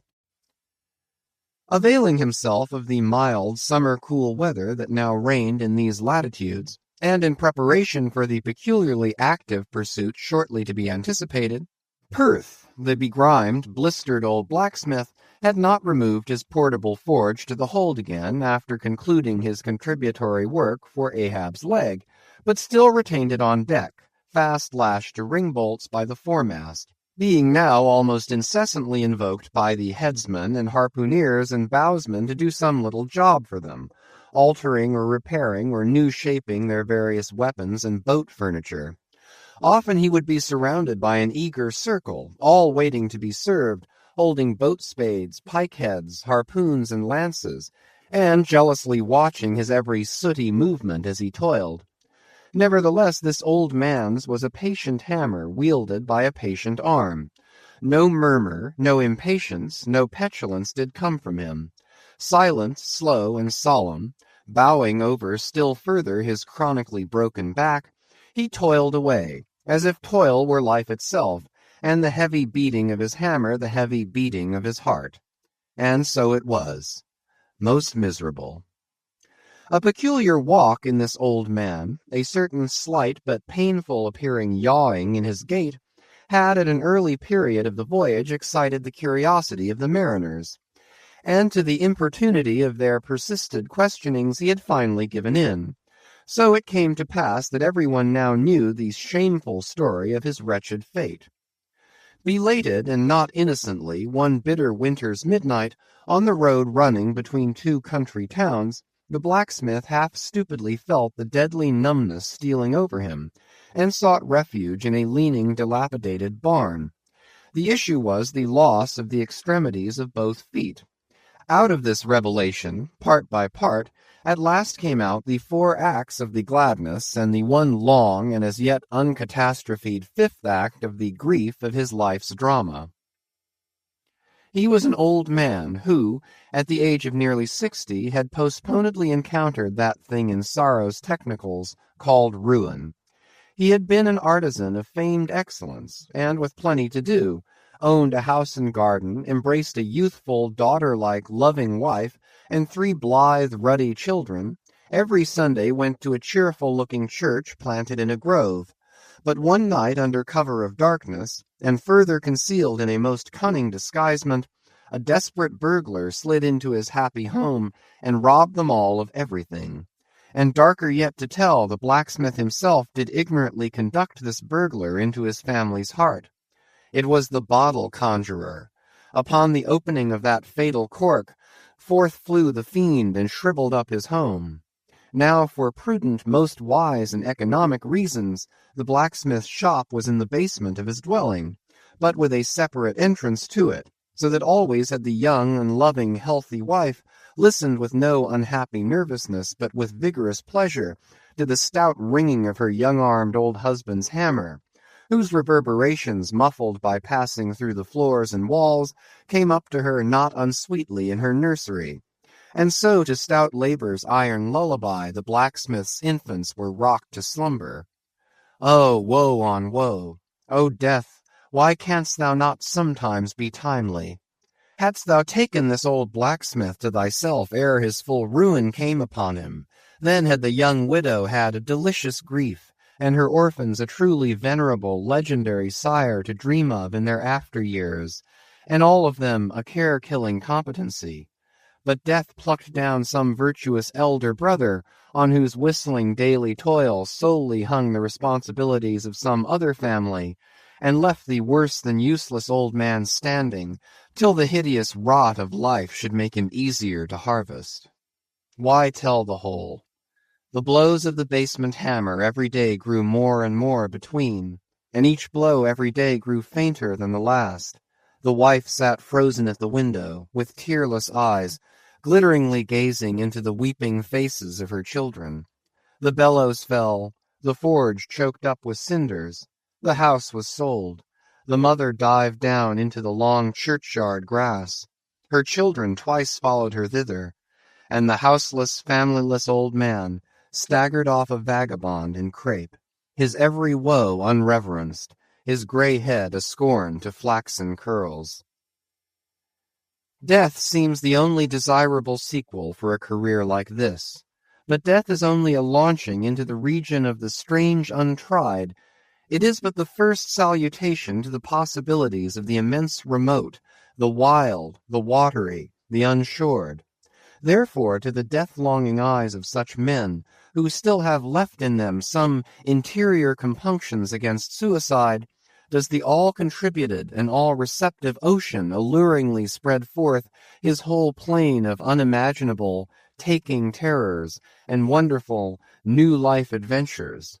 and from the hearts of infinite Pacifics, the 1,000 mermaids sing to them, "Come hither, broken-hearted. Here is another life without the guilt of intermediate death. Here are wonders supernatural, without dying for them. Come hither, bury thyself in a life which, to your now equally abhorred and abhorring landed world, is more oblivious than death. Come hither, put up thy gravestone too within the churchyard, and come hither till we marry thee." Hearkening to these voices, east and west, by early sunrise and by fall of eve, the blacksmith's soul responded, "Aye, I come." And so Perth went a-whaling. Chapter 113. The Forge. With matted beard and swathed in a bristling sharkskin apron, about midday, Perth was standing between his forge and anvil, the latter placed upon an ironwood log, with one hand holding a pike-head in the coals, and with the other at his forge's lungs, when Captain Ahab came along, carrying in his hand a small, rusty-looking leathern bag. While yet a little distance from the forge, moody Ahab paused, till at last Perth, withdrawing his iron from the fire, began hammering it upon the anvil, the red mass sending off the sparks in thick, hovering flights, some of which flew close to Ahab. "Are these thy mother Carey's chickens, Perth? They are always flying in thy wake. Birds of good omen, too, but not to all. Look here, they burn, but thou livest among them without a scorch." "Because I am scorched all over, Captain Ahab," answered Perth, resting for a moment on his hammer. "I am past scorching. Not easily canst thou scorch a scar." "Well, well, no more. Thy shrunk voice sounds too calmly, sanely woeful to me. In no paradise myself, I am impatient of all misery in others that is not mad. Thou shouldst go mad, blacksmith. Say, why dost thou not go mad? How canst thou endure without being mad? Do the heavens yet hate thee, that thou canst not go mad? What wert thou making there?" "Welding an old pike-head, sir. There were seams and dents in it."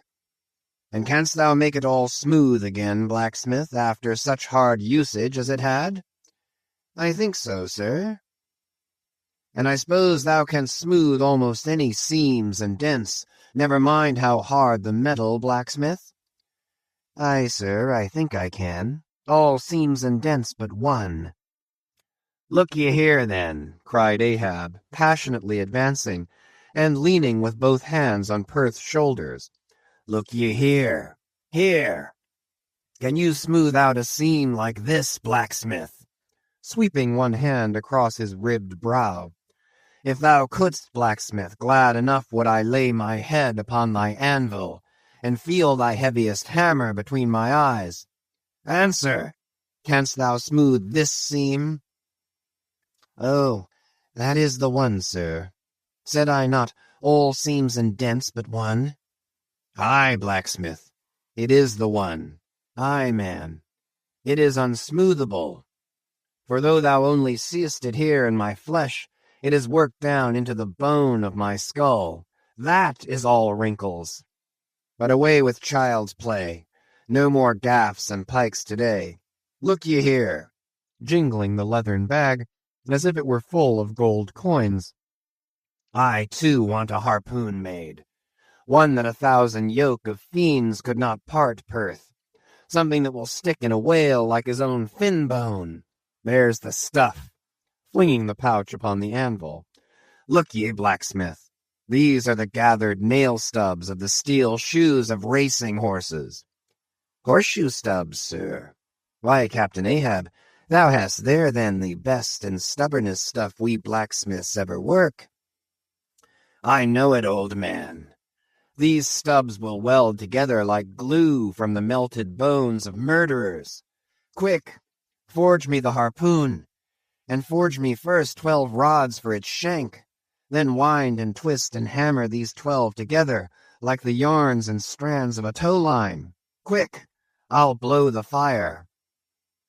When at last the 12 rods were made, Ahab tried them one, by spiraling them with his own hand round a long, heavy iron bolt. "A flaw," rejecting the last one. "Work that over again, Perth." This done, Perth was about to begin welding the 12 into one, when Ahab stayed his hand and said he would weld his own iron.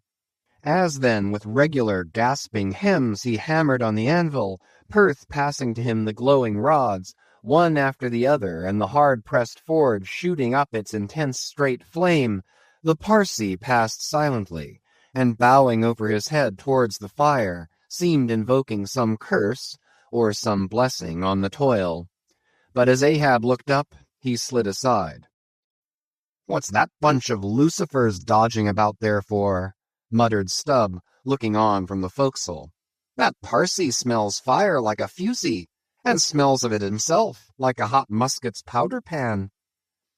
At last the shank in one complete rod received its final heat, and as Perth, to temper it, plunged it all hissing into the cask of water near by, the scalding steam shot up into Ahab's bent face. "Wouldst thou brand me, Perth?" wincing for a moment with the pain. "Have I been but forging my own branding iron, then?" "Pray God, not that. Yet I fear something, Captain Ahab. Is not this harpoon for the white whale?" "For the white fiend. But now for the barbs. Thou must make them thyself, man. Here are my razors, the best of steel. Here, and make the barbs sharp as the needle-sleet of the icy sea." For a moment the old blacksmith eyed the razors, as though he would fain not use them. "Take them, man. I have no need for them, for I now neither shave, sup, nor pray till... But here, to work."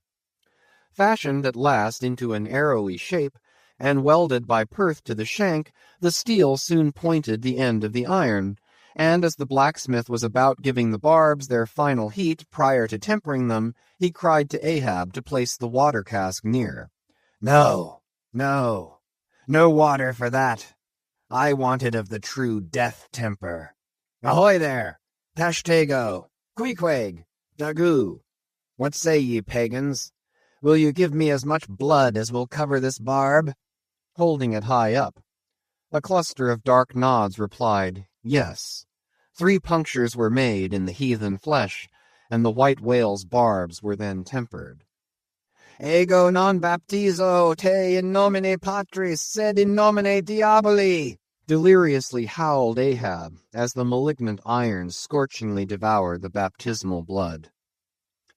Now, mustering the spare poles from below, and selecting one of hickory, with the bark still investing it, Ahab fitted the end to the socket of the iron. A coil of new tow-line was then unwound, and some fathoms of it taken to the windlass and stretched to a great tension. Pressing his foot upon it till the rope hummed like a harp-string, then eagerly bending over it and seeing no strandings, Ahab exclaimed, "Good! And now for the seizings." At one extremity the rope was unstranded, and the separate spread yarns were all braided and woven round the socket of the harpoon. The pole was then driven hard up into the socket.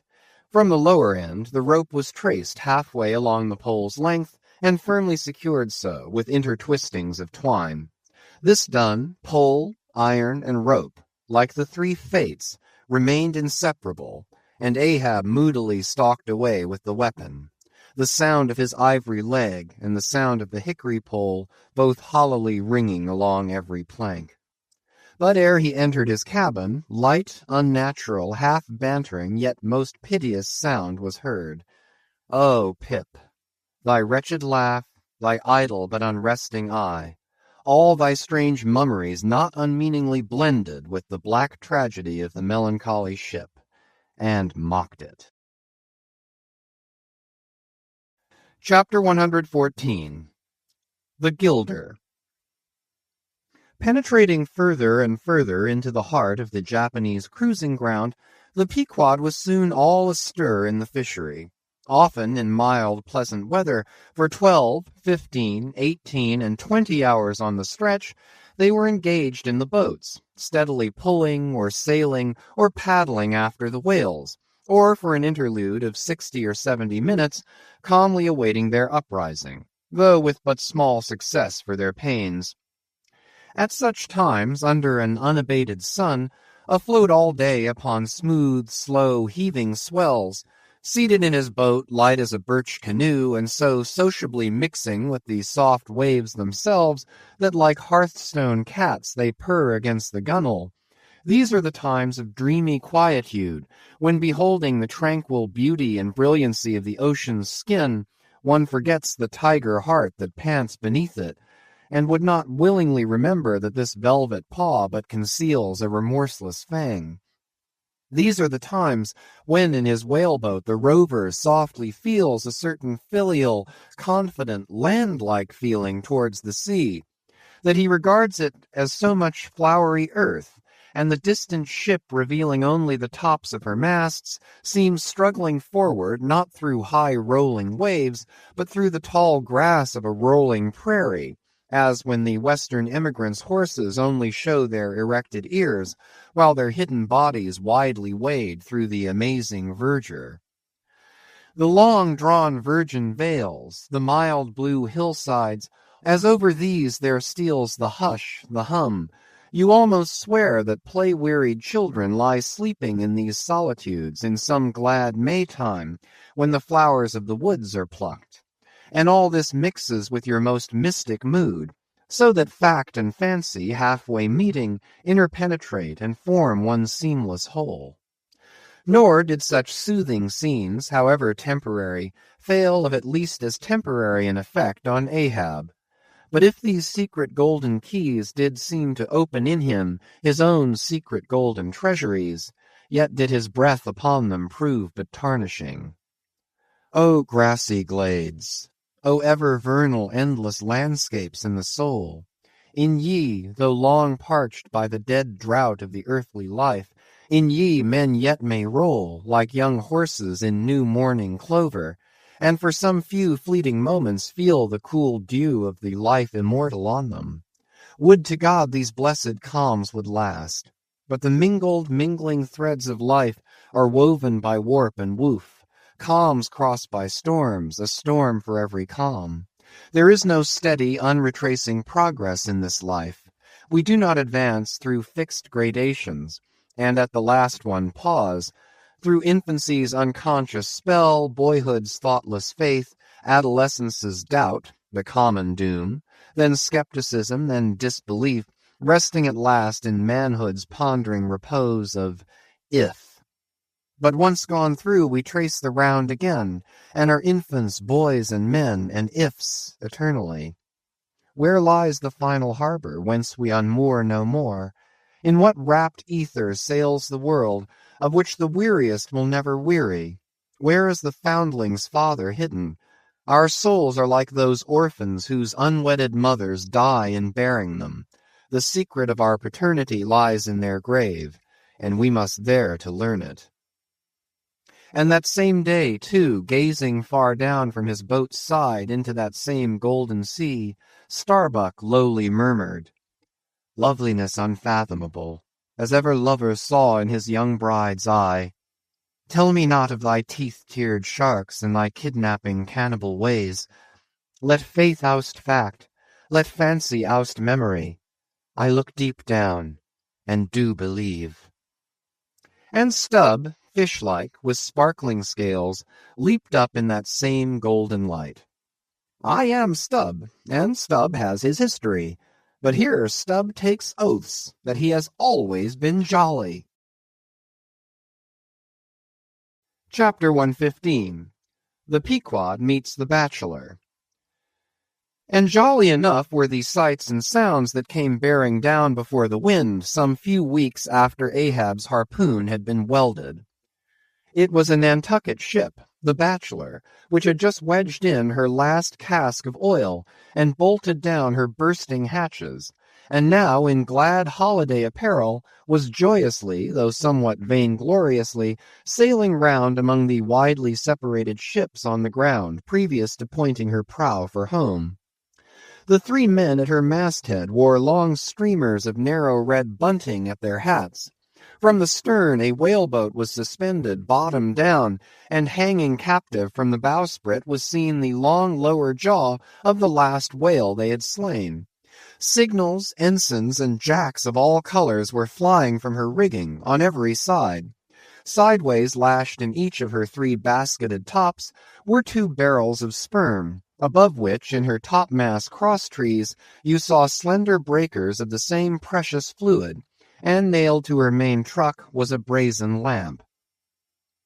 As was afterwards learned, the bachelor had met with the most surprising success, all the more wonderful for that while cruising in these same seas, numerous other vessels had gone entire months without securing a single fish.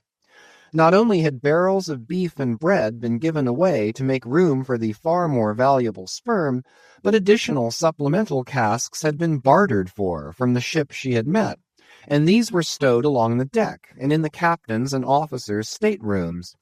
Even the cabin table itself had been knocked into kindling wood, and the cabin mess dined off the broad head of an oil butt, lashed down to the floor for a centerpiece.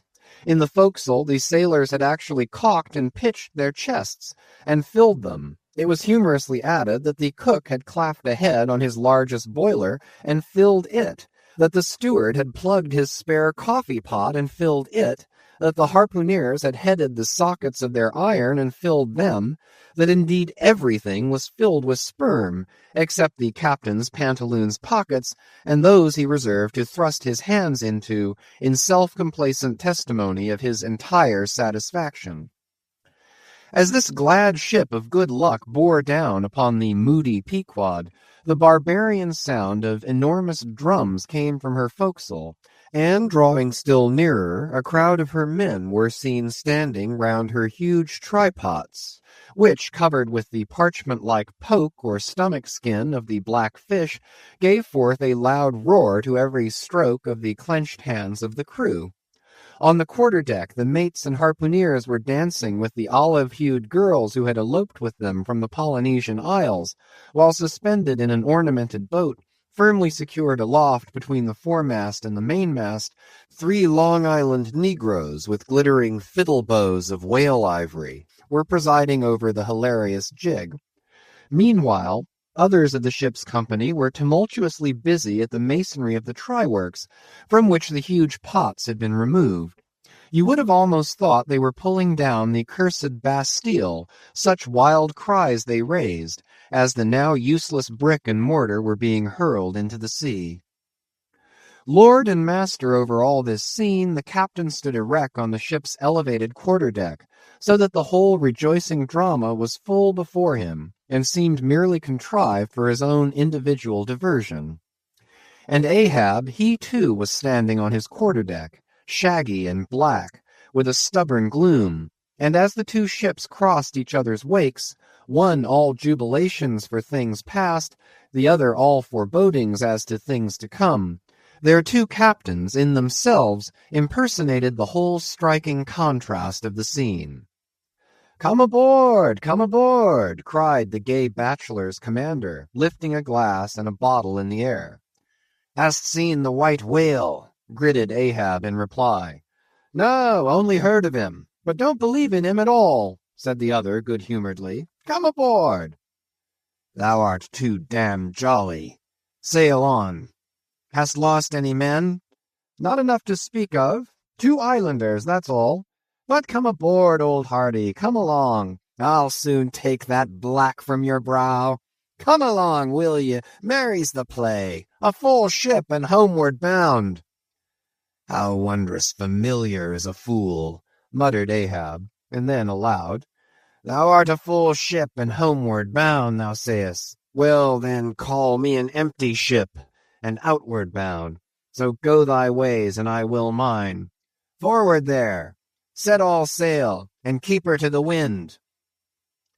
And thus, while the one ship went cheerily before the breeze, the other stubbornly fought against it, and so the 2 vessels parted, the crew of the Pequod looking with grave, lingering glances toward the receding bachelor. but the bachelor's men never heeding their gaze for the lively revelry they were in. And as Ahab, leaning over the taffrail, eyed the homeward-bound craft, he took from his pocket a small vial of sand, and then looking from the ship to the vial, seemed thereby bringing two remote associations together, for that vial was filled with Nantucket soundings. Chapter 116. The Dying Whale. Not seldom in this life, when, on the right side, fortune's favorites sail close by us, we, though all adroop before, catch somewhat of the rushing breeze, and joyfully feel our bagging sails fill out. So seemed it with the Pequod, for next day after encountering the gay bachelor, whales were seen, and 4 were slain, and one of them by Ahab. It was far down the afternoon, and when all the spearings of the crimson fight were done, and floating in the lovely sunset sea and sky, sun and whale both stilly died together, then such a sweetness and such plaintiveness, such inwreathing orisons, curled up in that rosy air, that it almost seemed as if far over from the deep green convent valleys of the Manila Isles, the Spanish land breeze, wantonly turned sailor, had gone to sea, freighted with these vesper hymns.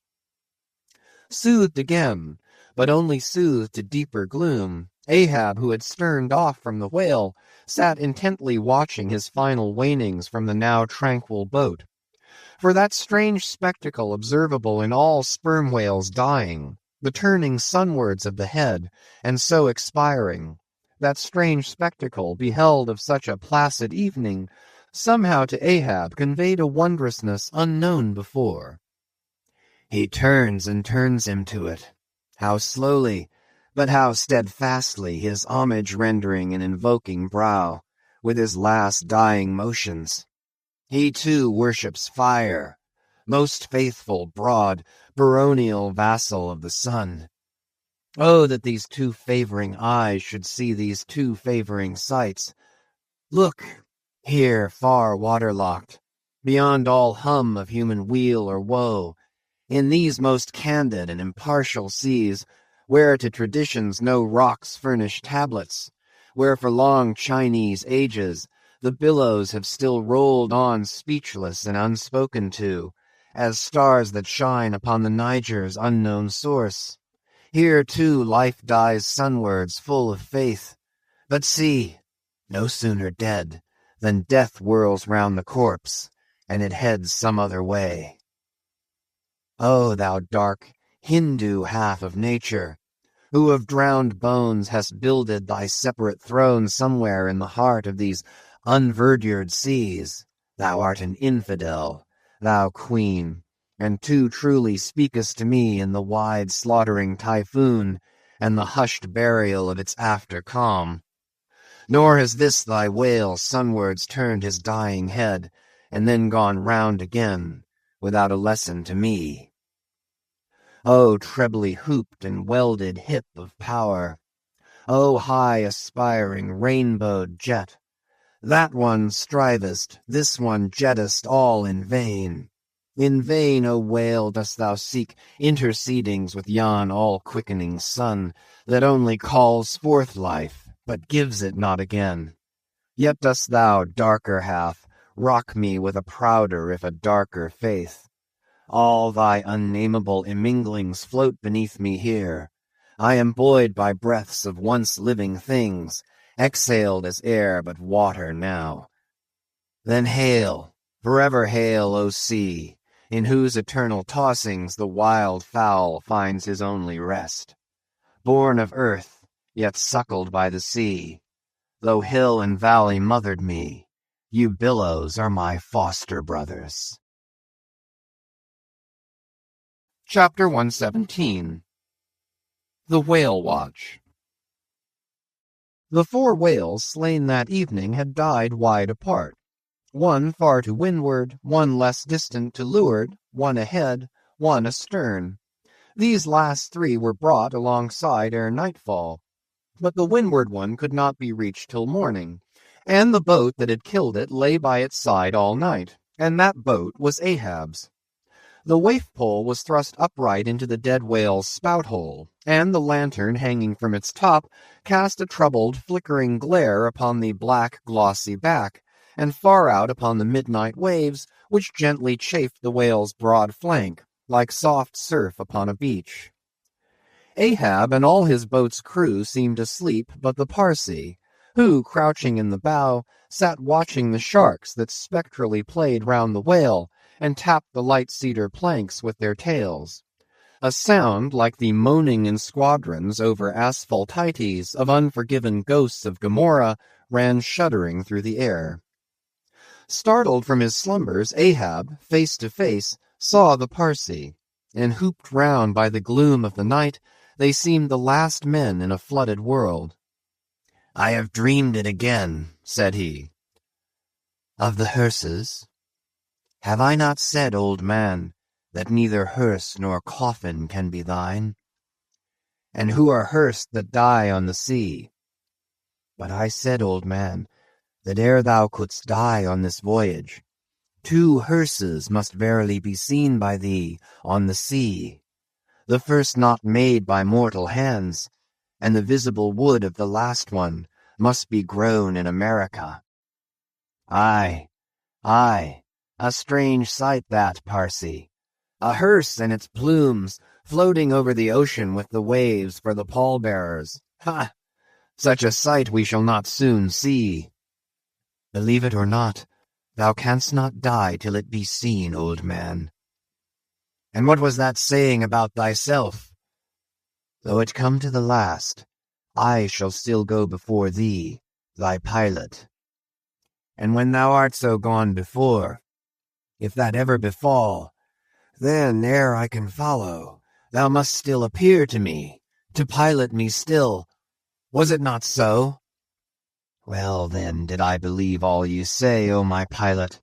I have here 2 pledges that I shall yet slay Moby Dick and survive it.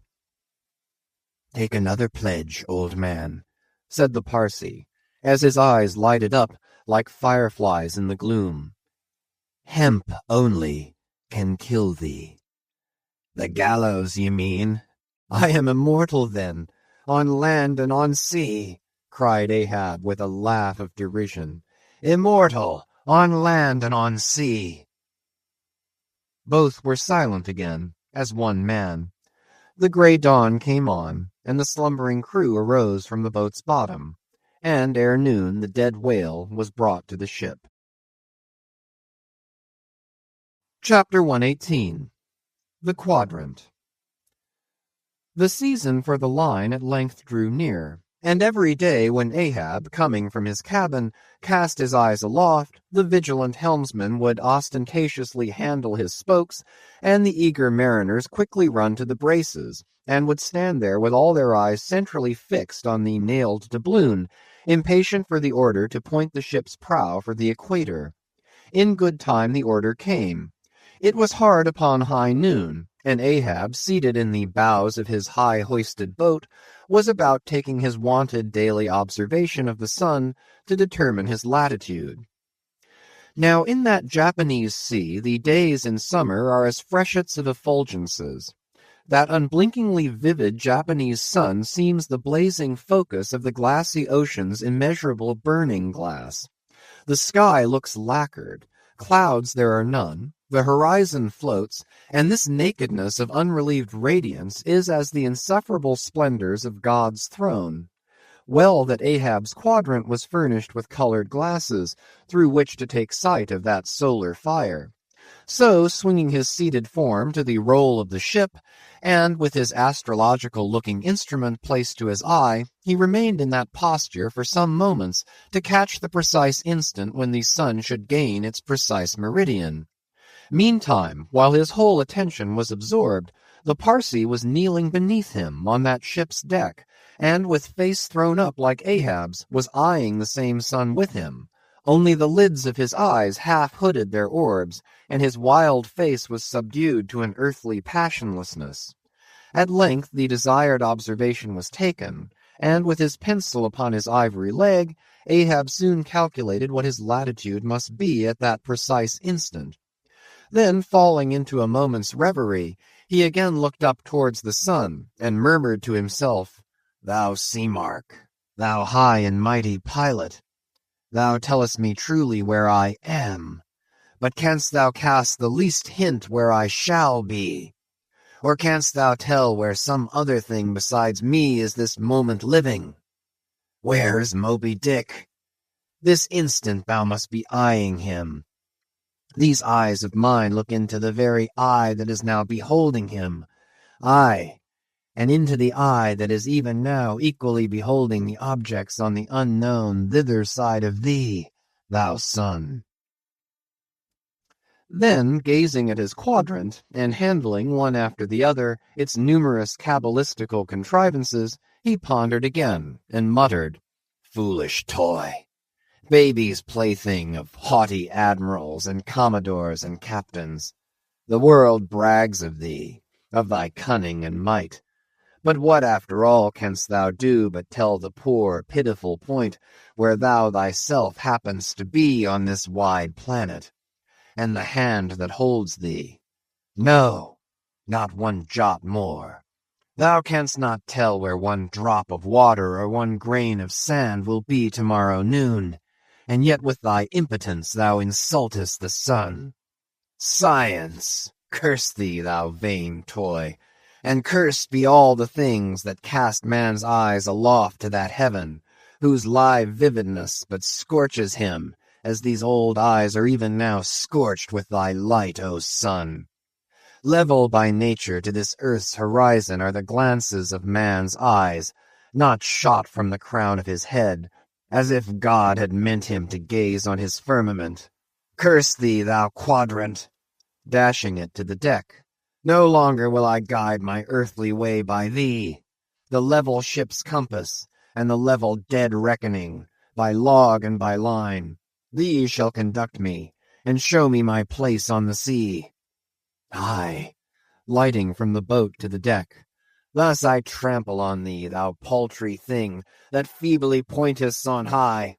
Thus I split and destroy thee."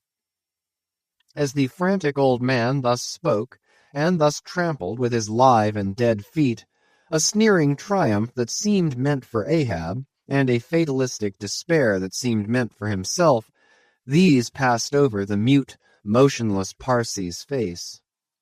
Unobserved, he rose and glided away, while, awestruck by the aspect of their commander, the seamen clustered together on the forecastle, till Ahab, troubledly pacing the deck, shouted out, "To the braces! Up helm! Square in!" In an instant the yards swung round, and as the ship half-wheeled upon her heel, her three firm-seated, graceful masts, erectly poised upon her long-ribbed hull, seemed as the three Horatii pirouetting on one sufficient steed. Standing between the knightheads, Starbuck watched the Pequod's tumultuous way, and Ahab's also, as he went lurching along the deck.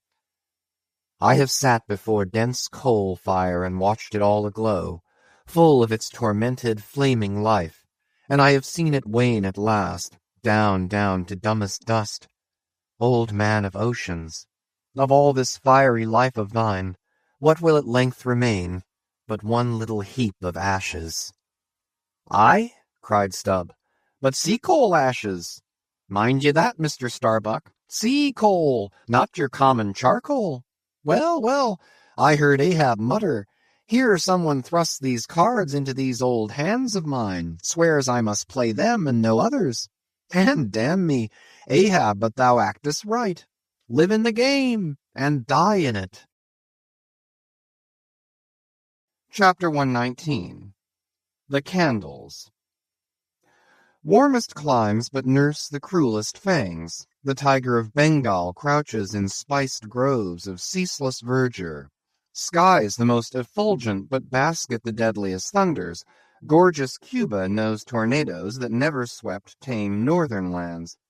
So, too, is it that in these resplendent Japanese seas the mariner encounters the direst of all storms, the typhoon. It will sometimes burst out of that cloudless sky like an exploding bomb upon a dazed and sleepy town.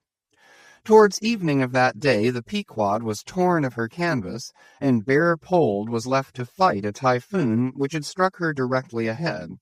When darkness came on, sky and sea roared and split with the thunder, and blazed with the lightning, that showed the disabled mass fluttering here and there with the rags which the first fury of the tempest had left for its after sport. Holding by a shroud, Starbuck was standing on the quarter-deck, at every flash of the lightning glancing aloft to see what additional disaster might have befallen the intricate hamper there, while Stubb and Flask were directing the men in the higher hoisting and firmer lashing of the boats. But all their pains seemed naught. Though lifted to the very top of the cranes, the windward quarter-boat, Ahab's, did not escape. A great rolling sea, dashing high up against the reeling ship's high teetering side, stove in the boat's bottom at the stern, and left it again all dripping through like a sieve. Bad work, Mr. Starbuck, said Stubb, regarding the wreck, but the sea will have its way. Stubb, for one, can't fight it. You see, Mr. Starbuck, a wave has such a great long start before it leaps. All round the world it runs, and then comes the spring. But as for me, all the start I have to meet it is just across the deck here. But never mind, it's all in fun, so the old song says. Sings. Oh, jolly is the gale, and a joker is the whale, a flourish in his tail. Such a funny, sporty, gamey, jesty, jokey, hokey-pokey lad is the ocean, oh. The scud all a-flyin', that's his flip-only foamin', when he stirs in the spicin'. Such a funny, sporty, gamey, justy, jokey, hokey-pokey lad is the ocean, no. Thunder splits the ship, but he only smacks his lips, a tastin' of this flip. Such a funny, sporty, gamey, justy, jokey, hokey-pokey lad is the ocean, no. Avast, Stubb, cried Starbuck. Let the typhoon sing, and strike his harp here in our rigging. But if thou art a brave man, thou wilt hold thy peace. But I'm not a brave man. Never said I was a brave man. I am a coward, and I sing to keep up my spirits. And I'll tell you what it is, Mr. Starbuck. There's no way to stop my singing in this world but to cut my throat. And when that's done, 10 to 1 I sing ye the doxology for a wind-up. Madman, look through my eyes if thou hast none of thine own. What? How can you see better of a dark night than anybody else? Never mind how foolish. Here, cried Starbuck, seizing Stubb by the shoulder, and pointing his hand towards the weather bow. Mark'st thou not that the gale comes from the eastward? The very course Ahab is to run from Moby Dick? The very course he swung to this day noon? Now mark his boat there. Where is that stove? In the stern sheets, man, where he is wont to stand. His standpoint is stove, man. Now jump overboard and sing away if thou must. I don't half understand ye. What's in the wind? Yes, round the Cape of Good Hope is the shortest way to Nantucket, soliloquized Starbuck suddenly, heedless of Stubb's question. The gale that now hammers at us to stave us, we can turn it into a fair wind that will drive us towards home. Yonder to windward is all blackness of doom, but to leeward, homeward, I see it lightens up there, but not with the lightning. At that moment, in one of the intervals of profound darkness following the flashes, a voice was heard at his side, and almost at the same instant a volley of thunder peals rolled overhead. Who's there?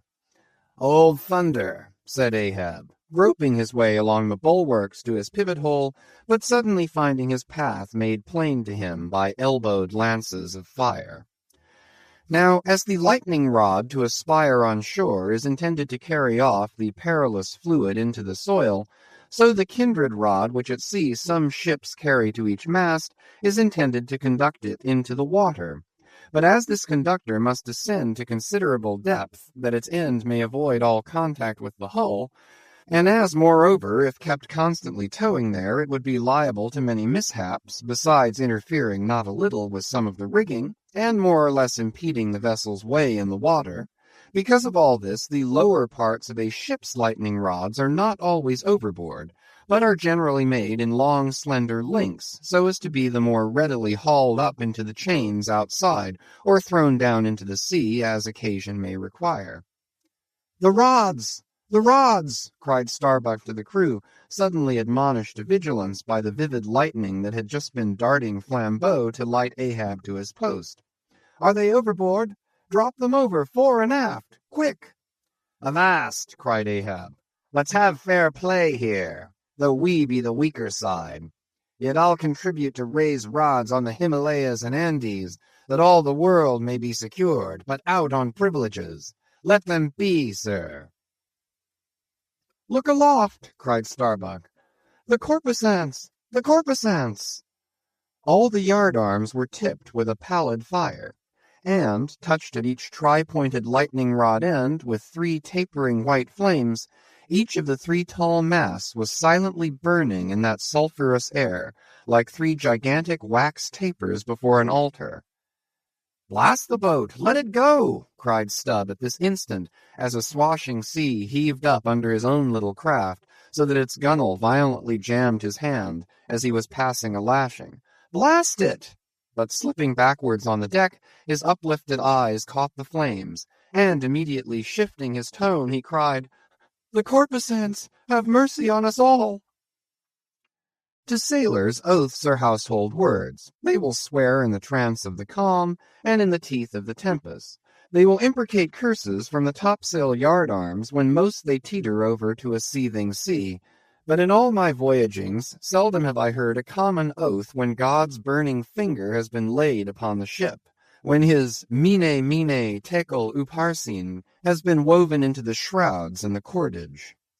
While this pallidness was burning aloft, few words were heard from the enchanted crew, who in one thick cluster stood on the forecastle, all their eyes gleaming in that pale phosphorescence like a faraway constellation of stars. Relieved against the ghostly light, the gigantic jet negro, Dagu, loomed up to thrice his real stature, and seemed the black cloud from which the thunder had come. The parted mouth of Tashtego revealed his shark-white teeth, which strangely gleamed as if they too had been tipped by corpusants, while, lit up by the preternatural light, Queequeg's tattooing burned like satanic blue flames on his body. The tableau all waned at last with the pallidness aloft, and once more the Pequod and every soul on her decks were wrapped in a pall. A moment or 2 passed, when Starbuck, going forward, pushed against someone. It was Stubb. What thinkest thou now, man? I heard thy cry. It was not the same in the song.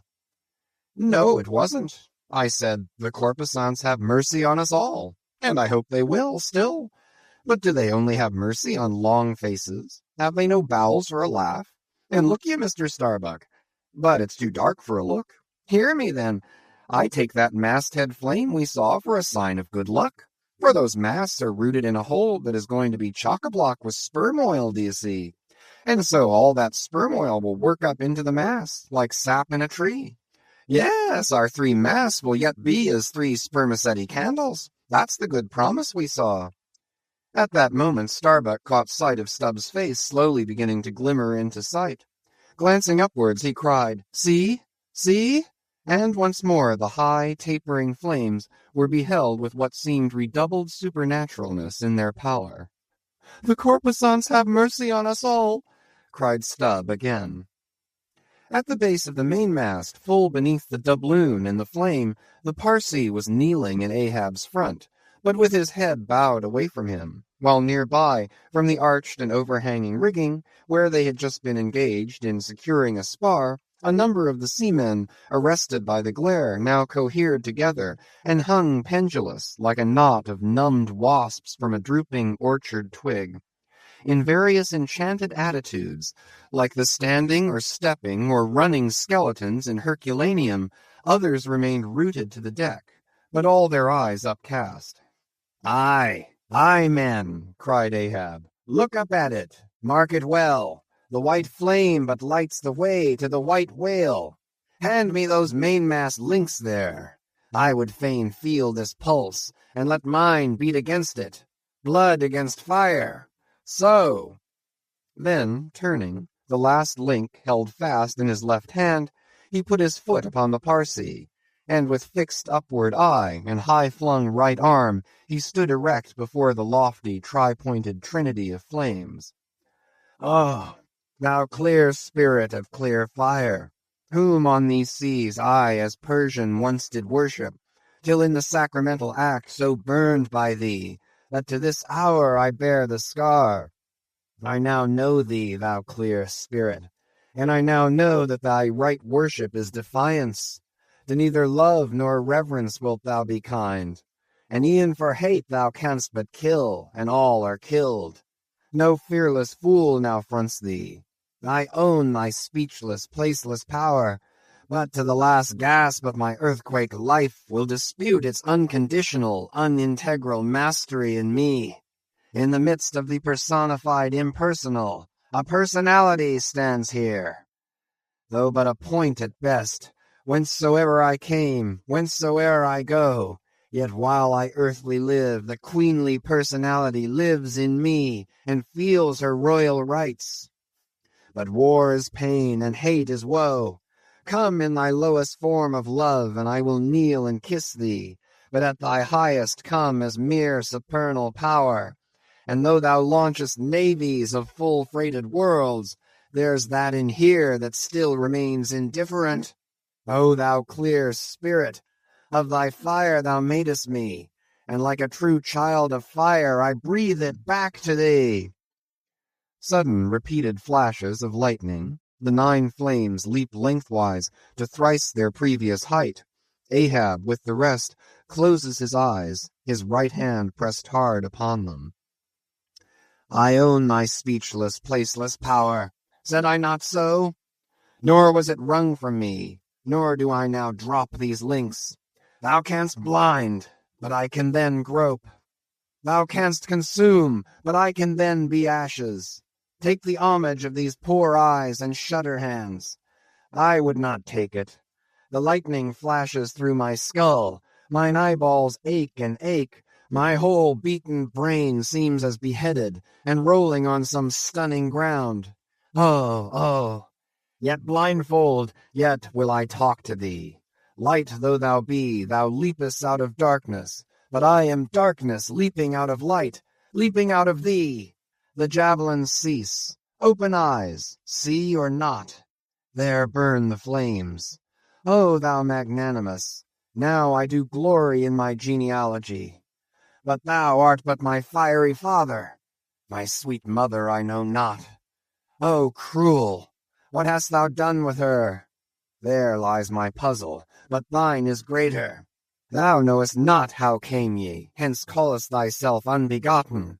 Certainly knowest not thy beginning, hence callest thyself unbegun. I know that of me which thou knowest not of thyself, O thou omnipotent. There is some unsuffusing thing beyond thee, thou clear spirit, to whom all thy eternity is but time, all thy creativeness mechanical. Through thee, thy flaming self, my scorched eyes do dimly see it. O thou foundling fire, thou hermit immemorial, thou too hast thy incommunicable riddle, thy unparticipated grief. Here again, with haughty agony, I read my sire. Leap, leap up and lick the sky. I leap with thee, I burn with thee, would fain be welded with thee. Defyingly, I worship thee. The boat! The boat! Cried Starbuck. Look at thy boat, old man! Ahab's harpoon, the one forged at Perth's fire, remained firmly lashed in its conspicuous crotch, so that it projected beyond his whaleboat's bow. But the sea that had stove its bottom had caused the loose leather sheath to drop off, and from the keen steel barb there now came a leveled flame of pale, forked fire. As the silent harpoon burned there like a serpent's tongue, Starbuck grasped Ahab by the arm. God! God is against thee, old man! Forbear! 'Tis an ill voyage, ill begun, ill continued. Let me square the yards while we may, old man, and make a fair wind of it homewards, to go on a better voyage than this. Overhearing Starbuck, the panic-stricken crew instantly ran to the braces, though not a sail was left aloft. For the moment all the aghast mate's thoughts seemed theirs. They raised a half-mutinous cry, but dashing the rattling lightning links to the deck, and snatching the burning harpoon, Ahab waved it like a torch among them, swearing to transfix with it the first sailor that but cast loose a rope's end. Petrified by his aspect, and still more shrinking from the fiery dart that he held, the men fell back in dismay, and Ahab again spoke. All your oaths to hunt the white whale are as binding as mine, and heart, soul, and body, lungs and life, old Ahab is bound. And that ye may know to what tune this heart beats, look ye here, lest I blow out the last fear. And with one blast of his breath, he extinguished the flame. As in the hurricane that sweeps the plain, men fly the neighborhood of some lone gigantic elm, whose very height and strength but render it so much the more unsafe, because so much the more a mark for thunderbolts. So at those last words of Ahab's, many of the mariners did run from him in a terror of dismay. Chapter 120. The deck towards the end of the first night watch. Ahab standing by the helm, Starbuck approaching him. We must send down the main topsail yard, sir. The band is working loose, and the lee lift is half stranded. Shall I strike it, sir? Strike nothing. Lash it. If I had skysail poles, I'd sway them up now. Sir, in God's name. Sir? Well? The anchors are working, sir. Shall I get them inboard? Strike nothing and stir nothing, but lash everything. The wind rises, but it has not got up to my tablelands yet. Quick, and see to it. By masts and keels, he takes me for the hunchbacked skipper of some coasting smack. Send down my main topsail yard. Ha! Glue pots. Loftiest trucks were made for wildest winds, and this brain truck of mine now sails amid the cloud scud. Shall I strike that? Oh, none but cowards send down their brain trucks in tempest time. What a huroosh aloft there! I would e'en take it for sublime, did I not know that the colic is a noisy malady. Oh, take medicine, take medicine. Chapter 121. Midnight, the forecastle bulwarks. Stubb and Flask mounted on them, and passing additional lashings over the anchors there hanging. No, Stubb, you may pound that knot there as much as you please, but you will never pound into me what you were just now saying. And how long ago is it since you said the very contrary? Didn't you once say that whatever ship Ahab sails in, that ship should pay something extra on its insurance policy, just as though it were loaded with powder barrels aft and boxes of lucifers forward? Stop now, didn't you say so? Well, suppose I did. What then? I've part changed my flesh since that time. Why not my mind? Besides, supposing we are loaded with powder barrels aft and lucifers forward, how the devil should the lucifers get afire in this drenching spray here? Why, my little man, you have pretty red hair, but you couldn't get a fire now. Shake yourself. Your Aquarius or the water-bearer Flask might fill pitchers at your coat collar.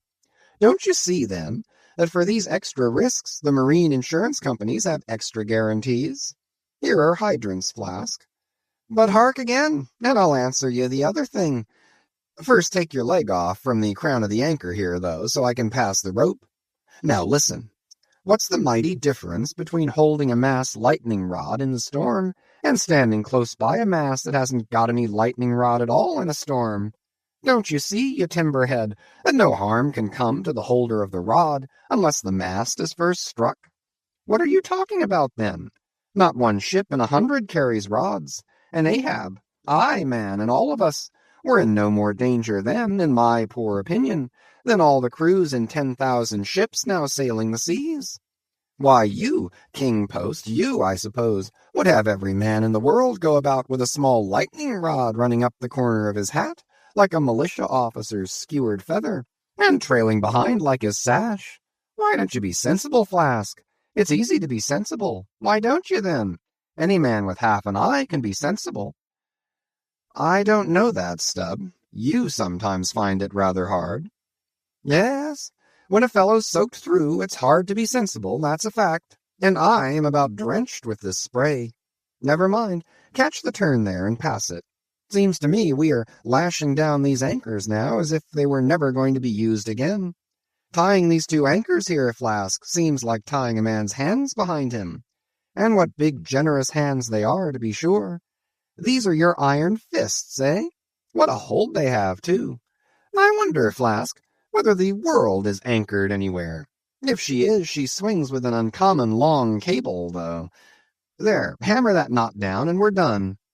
So, next to touching land, lighting on deck is most satisfactory. I say, just wring out my jacket skirts, will you? Thank you. They laugh at long togs so, Flask, but it seems to me a long-tailed coat ought always to be worn in storms afloat. The tails tapering down that way serve to carry off the water, do you see? Same with cocked hats. The cocks form gable-end eave troughs, Flasks. No more monkey jackets and tarpaulins for me. I must mount a swallowtail and drive down a beaver, so. Hello! Whew! There goes my tarpaulin overboard. Lord, Lord, that the winds that come from heaven should be so unmannerly. This is a nasty night, lad. Chapter 122. Midnight aloft. Thunder and lightning. The main topsail yard. Tashtego passing new lashings around it. Stop that thunder. Plenty too much thunder up here. What's the use of thunder? We don't want thunder, we want rum. Give us a glass of rum. Chapter 123. The Musket. During the most violent shocks of the typhoon, the man at the Pequod's jawbone tiller had several times been reelingly hurled to the deck by its spasmodic motions, even though preventer tackles had been attached to it, for they were slack because some play to the tiller was indispensable. In a severe gale like this, while the ship is but a tossed shuttlecock to the blast, it is by no means uncommon to see the needles in the compasses at intervals go round and round.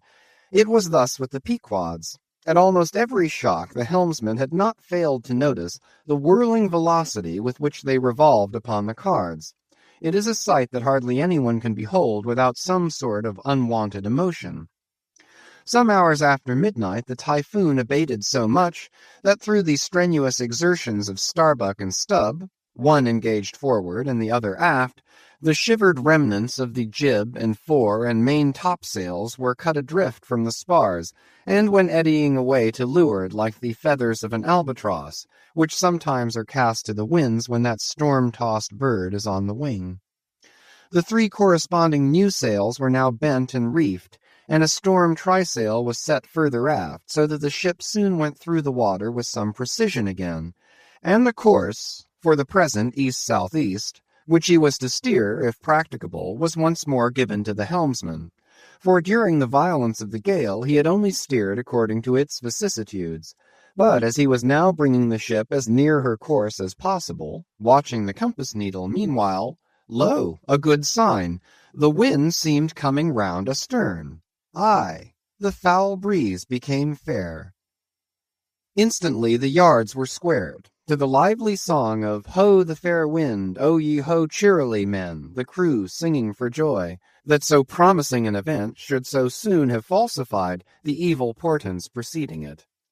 In compliance with the standing order of his commander, to report immediately, and at any one of the 24 hours, any decided change in the affairs of the deck, Starbuck had no sooner trimmed the yards to the breeze, however reluctantly and gloomily, than he mechanically went below to apprise Captain Ahab of the circumstance. Ere knocking at his stateroom door, he involuntarily paused before it a moment. The cabin lamp, taking long swings this way and that, was burning fitfully, and casting fitful shadows upon the old man's bolted door, a thin one, with fixed blinds inserted in place of upper panels. The isolated subterraneousness of the cabin made a certain humming silence to reign there, though it was hooped round by all the roar of the elements. The loaded muskets in the rack were shiningly revealed as they stood upright against the forward bulkhead. Starbuck was an honest, upright man, but out of Starbuck's heart, at that instant when he saw the muskets, there strangely evolved an evil thought. but so blent with its neutral or good accompaniments that for the instant he hardly knew it for itself. "He would have shot me once," he murmured. "Yes, there's the very musket that he pointed at me. That one with the studded stock. Let me touch it. Lift it. Strange that I, who have handled so many deadly lances, strange that I should shake so now. Loaded? I must see. Aye, aye. And powder in the pan. That's not good. Best spill it. Wait. I'll cure myself of this.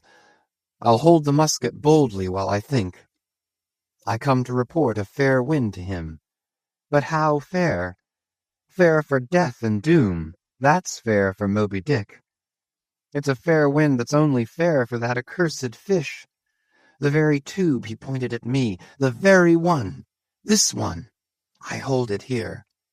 He would have killed me with the very thing I handle now. Aye, and he would fain kill all his crew. Does he not say that he will not strike his spars to any gale? Has he not dashed his heavenly quadrant? And in these same perilous seas, gropes he not his way by mere dead reckoning of the error-abounding log? And in this very typhoon, did he not swear that he would have no lightning rods? But shall this crazed old man be tamely suffered to drag a whole ship's company down to doom with him? Yes, it would make him the wilful murderer of 30 men and more, if this ship come to any deadly harm. And come to deadly harm, my soul swears this ship will, if Ahab have his way. If, then, he were this instant put aside, that crime would not be his. Is he muttering in his sleep?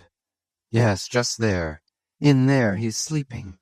Sleeping, aye, but still alive, and soon awake again. I can't withstand thee, old man. Not reasoning, not remonstrance, not entreaty wilt thou hearken to. All this thou scornest. Flat obedience to thy own flat commands. This is all thou breathest. Aye, and sayest the men have vowed thy vow. Sayest all of us are Ahab's. Great God forbid. But is there no other way? No lawful way? Make him a prisoner to be taken home? What? Hope to wrest this old man's living power from his own living hands? Only a fool would try it. Say he were pinioned even, knotted all over with ropes and hawsers, chained down to ring-bolts on his cabin floor. He would be more hideous than a caged tiger then. I could not endure the sight, could not possibly fly his howlings. All comfort, sleep itself, inestimable reason would leave me on the long, intolerable voyage. What then remains? The land is hundreds of leagues away, and locked Japan the nearest. I stand alone here upon an open sea, with 2 oceans and a whole continent between me and law. Aye, 'tis so. Is heaven a murderer, when its lightning strikes a would-be murderer in his bed, tindering sheets and skin together? And would I be a murderer then, if— And slowly, stealthily, and half sideways looking, he placed the loaded musket's end against the door. On this level Ahab's hammock swings within, his head this way. A touch, and Starbuck may survive to hug his wife and child again. Oh, Mary, Mary, boy, boy, boy. But if I wake thee not to death, old man, who can tell to what unsounded deeps Starbuck's body this day week may sink, with all the crew? Great God, where art thou? Shall I? Shall I? The wind has gone down and shifted, sir. The fore and main topsails are reefed and set. She heads her course. Stern all, O Moby Dick, I clutch thy heart at last. Such were the sounds that now came hurtling from out the old man's tormented sleep, as if Starbuck's voice had caused a long, dumb dream to speak. The yet levelled musket shook like a drunkard's arm against the panel. Starbuck seemed wrestling with an angel, but turning from the door, he placed the death tube in its rack and left the place. "He's too sound asleep, Mr. Stubb. Go thou down and wake him and tell him. I must see to the deck here. Thou knowest what to say." Chapter 124. The Needle. Next morning, the not yet subsided sea rolled in long, slow billows of mighty bulk, and striving in the Pequod's gurgling track, pushed her on like giants' palms outspread. The strong, unstaggering breeze abounded so that sky and air seemed vast outbellying sails. The whole world boomed before the wind. Muffled in the full morning light, the invisible sun was only known by the spread intensity of his place, where his bayonet rays moved on in stacks. Emblazonings as of crowned Babylonian kings and queens reigned over everything. The sea was as a crucible of molten gold that bubblingly leaps with light and heat. Long maintaining an enchanted silence, Ahab stood apart, and every time the teetering ship loweringly pitched down her bowsprit, he turned to eye the bright sun's rays produced ahead. And when she profoundly settled by the stern, he turned behind and saw the sun's rearward place, and how the same yellow rays were blending with his undeviating wake. "Ha! Ha! My ship! Thou mightest well be taken now for the sea-chariot of the sun. Ho! Ho! All ye nations before my prow, I bring the sun to ye. Yoke on the further billows. Hello! A tandem, I drive the sea." But suddenly, reined back by some counter-thought, he hurried towards the helm, huskily demanding how the ship was heading. "East southeast, sir," said the frightened steersman. "Thou liest," smiting him with his clenched fist. "Heading east at this hour in the morning, and the sun astern." Upon this every soul was confounded, for the phenomenon just then observed by Ahab had unaccountably escaped everyone else, but its very blinding palpableness must have been the cause. Thrusting his head halfway into the binnacle, Ahab caught one glimpse of the compasses. His uplifted arm slowly fell. For a moment he almost seemed to stagger. Standing behind him, Starbuck looked, and lo, the two compasses pointed east, and the Pequod was as infallibly going west. But ere the first wild alarm could get out abroad among the crew, the old man, with a rigid laugh, exclaimed, "I have it. It has happened before. Mr. Starbuck, last night's thunder turned our compasses, that's all. Thou hast before now heard of such a thing, I take it." "Aye, but never before has it happened to me, sir," said the pale mate, gloomily. Here it must needs be said that accidents like this have in more than one case occurred to ships in violent storms. The magnetic energy, as developed in the mariner's needle, is, as all know, essentially one with the electricity beheld in heaven. Hence it is not to be much marveled at that such things should be. Instances where the lightning has actually struck the vessel, so as to smite down some of the spars and rigging, the effect upon the needle has at times been still more fatal, all its lodestone virtue being annihilated, so that the before magnetic steel was of no more use than an old wife's knitting needle. But in either case the needle never again of itself recovers the original virtue thus marred or lost, and if the binnacle compasses be affected, the same fate reaches all the others that may be in the ship, even were the lowermost one inserted into the kelson. Deliberately standing before the binnacle, and eyeing the transpointed compasses, the old man, with the sharp of his extended hand, now took the precise bearing of the sun, and, satisfied that the needles were exactly inverted, shouted out his orders for the ship's course to be changed accordingly.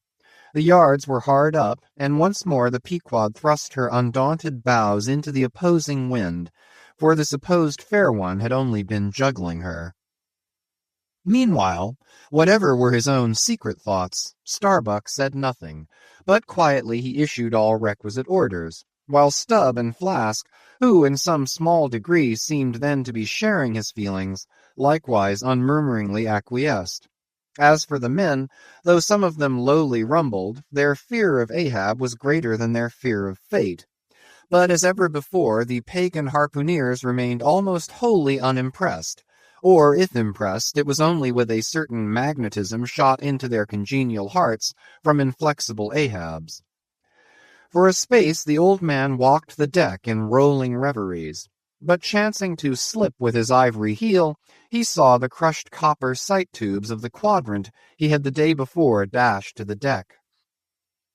"Thou poor, proud heaven-gazer and sun's pilot, yesterday I wrecked thee, and today the compasses would fain have wrecked me. So. But Ahab is lord over the level lodestone yet. Mr. Starbuck, a lance without a pole, a topmaul, and the smallest of the sailmaker's needles. Quick!" Accessory, perhaps, to the impulse dictating the thing he was now about to do, were certain prudential motives, whose object might have been to revive the spirits of his crew by a stroke of his subtle skill in a matter so wondrous as that of the inverted compasses.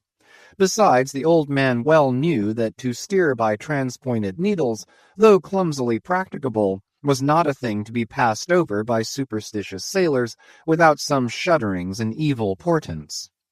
"Men," said he, steadily turning upon the crew as the mate handed him the things he had demanded. "My men, the thunder turned old Ahab's needles, but out of this bit of steel Ahab can make one of his own that will point as true as any." Abashed glances of servile wonder were exchanged by the sailors as this was said, and with fascinated eyes they awaited whatever magic might follow. But Starbuck looked away. With a blow from the topmaul, Ahab knocked off the steel head of the lance, and then, handing to the mate the long iron rod remaining, bade him hold it upright, without its touching the deck. Then, with the maul, after repeatedly smiting the upper end of this iron rod, he placed the blunted needle endwise on top of it, and less strongly hammered that, several times, the mate still holding the rod as before. Then, going through some small strange motions with it, whether indispensable to the magnetizing of the steel or merely intended to augment the awe of the crew is uncertain, he called for linen thread, and moving to the binnacle, slipped out the 2 reverse needles there, and horizontally suspended the sail needle by its middle over one of the compass cards. At first the steel went round and round, quivering and vibrating at either end, but at last it settled to its place, when Ahab, who had been intently watching for this result, stepped frankly back from the binnacle, and pointing his stretched arm towards it, exclaimed, "Look ye for yourselves if Ahab be not lord of the level lodestone. The sun is east, and that compass swears it." One after another they peered in, for nothing but their own eyes could persuade such ignorance as theirs, and one after another they slunk away. In his fiery eyes of scorn and triumph, you then saw Ahab in all his fatal pride. Chapter 125. The Log and Line. While now the fated Pequod had been so long afloat this voyage, the log and line had but very seldom been in use. Owing to a confident reliance on other means of determining the vessel's place, some merchantmen and many whalemen, especially when cruising, wholly neglect to heave the log, though at the same time, and frequently more for form's sake than anything else, regularly putting down upon the customary slate the course steered by the ship, as well as the presumed average rate of progression every hour. It had thus been with the Pequod. The wooden reel, an angular log attached, hung, long untouched, just beneath the railing of the after bulwarks. Rains and spray had damped it, sun and wind had warped it, all the elements had combined to rot a thing that hung so idly. But heedless of all this, his mood seized Ahab as he happened to glance upon the reel not many hours after the magnet scene, and he remembered how his quadrant was no more, and recalled his frantic oath about the level log and line. The ship was sailing plungingly. Astern the billows rolled in riots. "Forward there! Heave the log!" 2 seamen came, the golden-hued Tahitian and the grisly Manxman. "Take the reel, one of ye. I'll heave."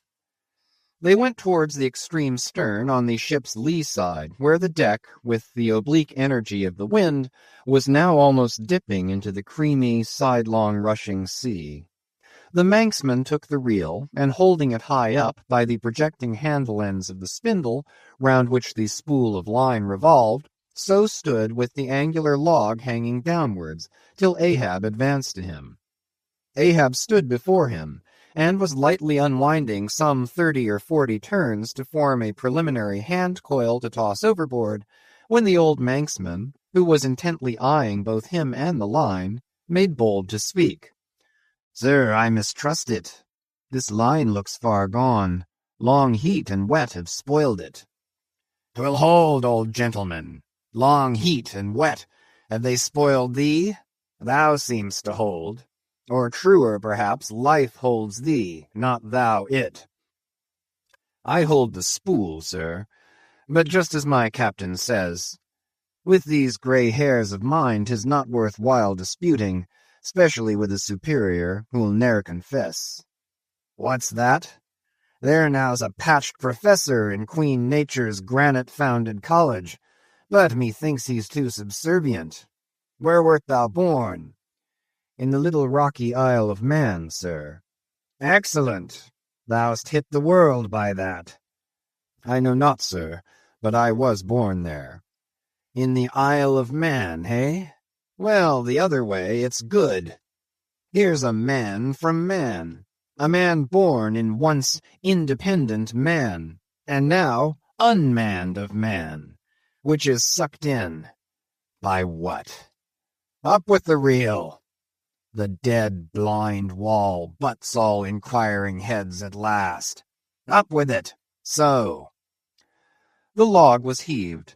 The loose coils rapidly straightened out in a long, dragging line astern, and then, instantly, the reel began to whirl. In turns, jerkingly raised and lowered by the rolling billows, the towing resistance of the log caused the old reelman to stagger strangely. "Hold hard!" Snap! The overstrained line sagged down in one long festoon. The tugging log was gone. "I crushed the quadrant. The thunder turns the needles, and now the mad sea parts the log line. But Ahab can mend all. Haul in there, Tahitian. Reel up, Manxman.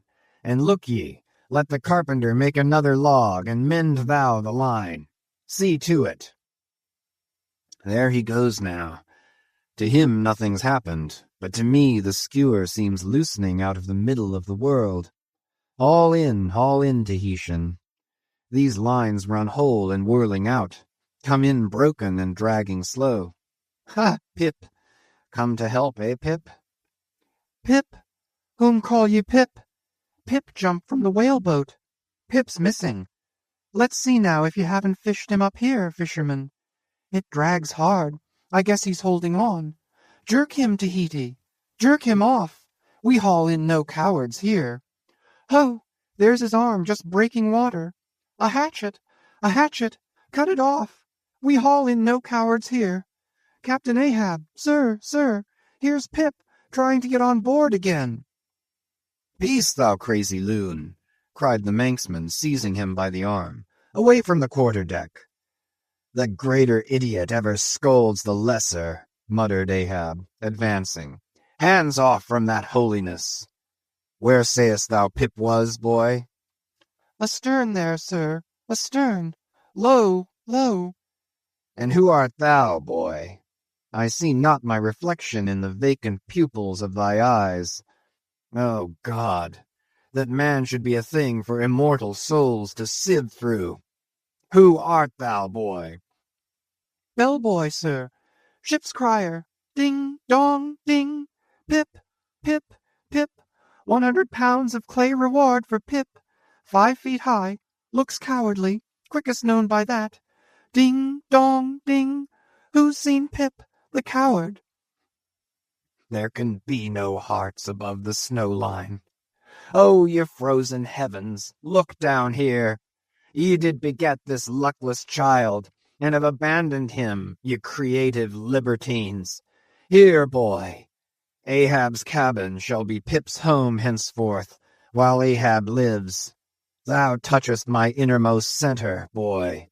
Thou art tied to me by cords woven of my heartstrings. Come, let's down. What's this? Here's velvet sharkskin. Intently gazing at Ahab's hand and feeling it. Ah, now, had poor Pip but felt so kind a thing as this, perhaps he had ne'er been lost. This seems to me, sir, as a man-rope, something that weak souls may hold by. Oh, sir, let old Perth now come and rivet these two hands together, the black one with the white, for I will not let this go. Oh, boy, nor will I thee, unless I should thereby drag thee to worse horrors than are here. Come then to my cabin. Lo, ye believers in God's all goodness, and in man all ill. Lo, you, see the omniscient God's oblivious of suffering man, and man, though idiotic, and knowing not what he does, yet full of the sweet things of love and gratitude. Come, I feel prouder leading thee by thy black hand than though I had grasped an emperor's. There go two daft ones now, muttered the old Manxman. One daft with strength, the other daft with weakness. But here's the end of the rotten line, all dripping too. Mend it, eh? I think we had best have a new line altogether. I'll see Mr. Stubb about it. Chapter 126. The Lifebuoy. Steering now southeastward by Ahab's leveled steel, and her progress solely determined by Ahab's level log and line, the Pequod held on her path towards the equator. Making so long a passage through such unfrequented waters, descrying no ships, and ere long sideways impelled by unvarying trade winds over waves monotonously mild, all these seemed the strange calm things preluding some riotous and desperate scene. At last, when the ship drew near to the outskirts, as it were, of the equatorial fishing ground, and in the deep darkness that goes before the dawn was sailing by a cluster of rocky islets, the watch, then headed by Flask, was startled by a cry so plaintively wild and unearthly, like half-articulated wailings of the ghosts of all Herod's murdered innocents, that one and all they started from their reveries, and for the space of some moments stood or sat or leaned all transfixedly listening, like the carved Roman slave, while that wild cry remained within hearing. The Christian or civilized part of the crew said it was mermaids and shuddered, but the pagan harpooneers remained unappalled. Yet the grey Manxman, the oldest mariner of all, declared that the wild thrilling sounds that were heard were the voices of newly drowned men in the sea. Below, in his hammock, Ahab did not hear of this till grey dawn, when he came to the deck. It was then recounted to him by Flask, not unaccompanied with hinted dark meanings. He hollowly laughed, and thus explained the wonder. Those rocky islands the ship had passed were the resort of great numbers of seals, and some young seals that had lost their dams, or some dams that had lost their cubs, must have risen nigh the ship and kept company with her, crying and sobbing with their human sort of wail.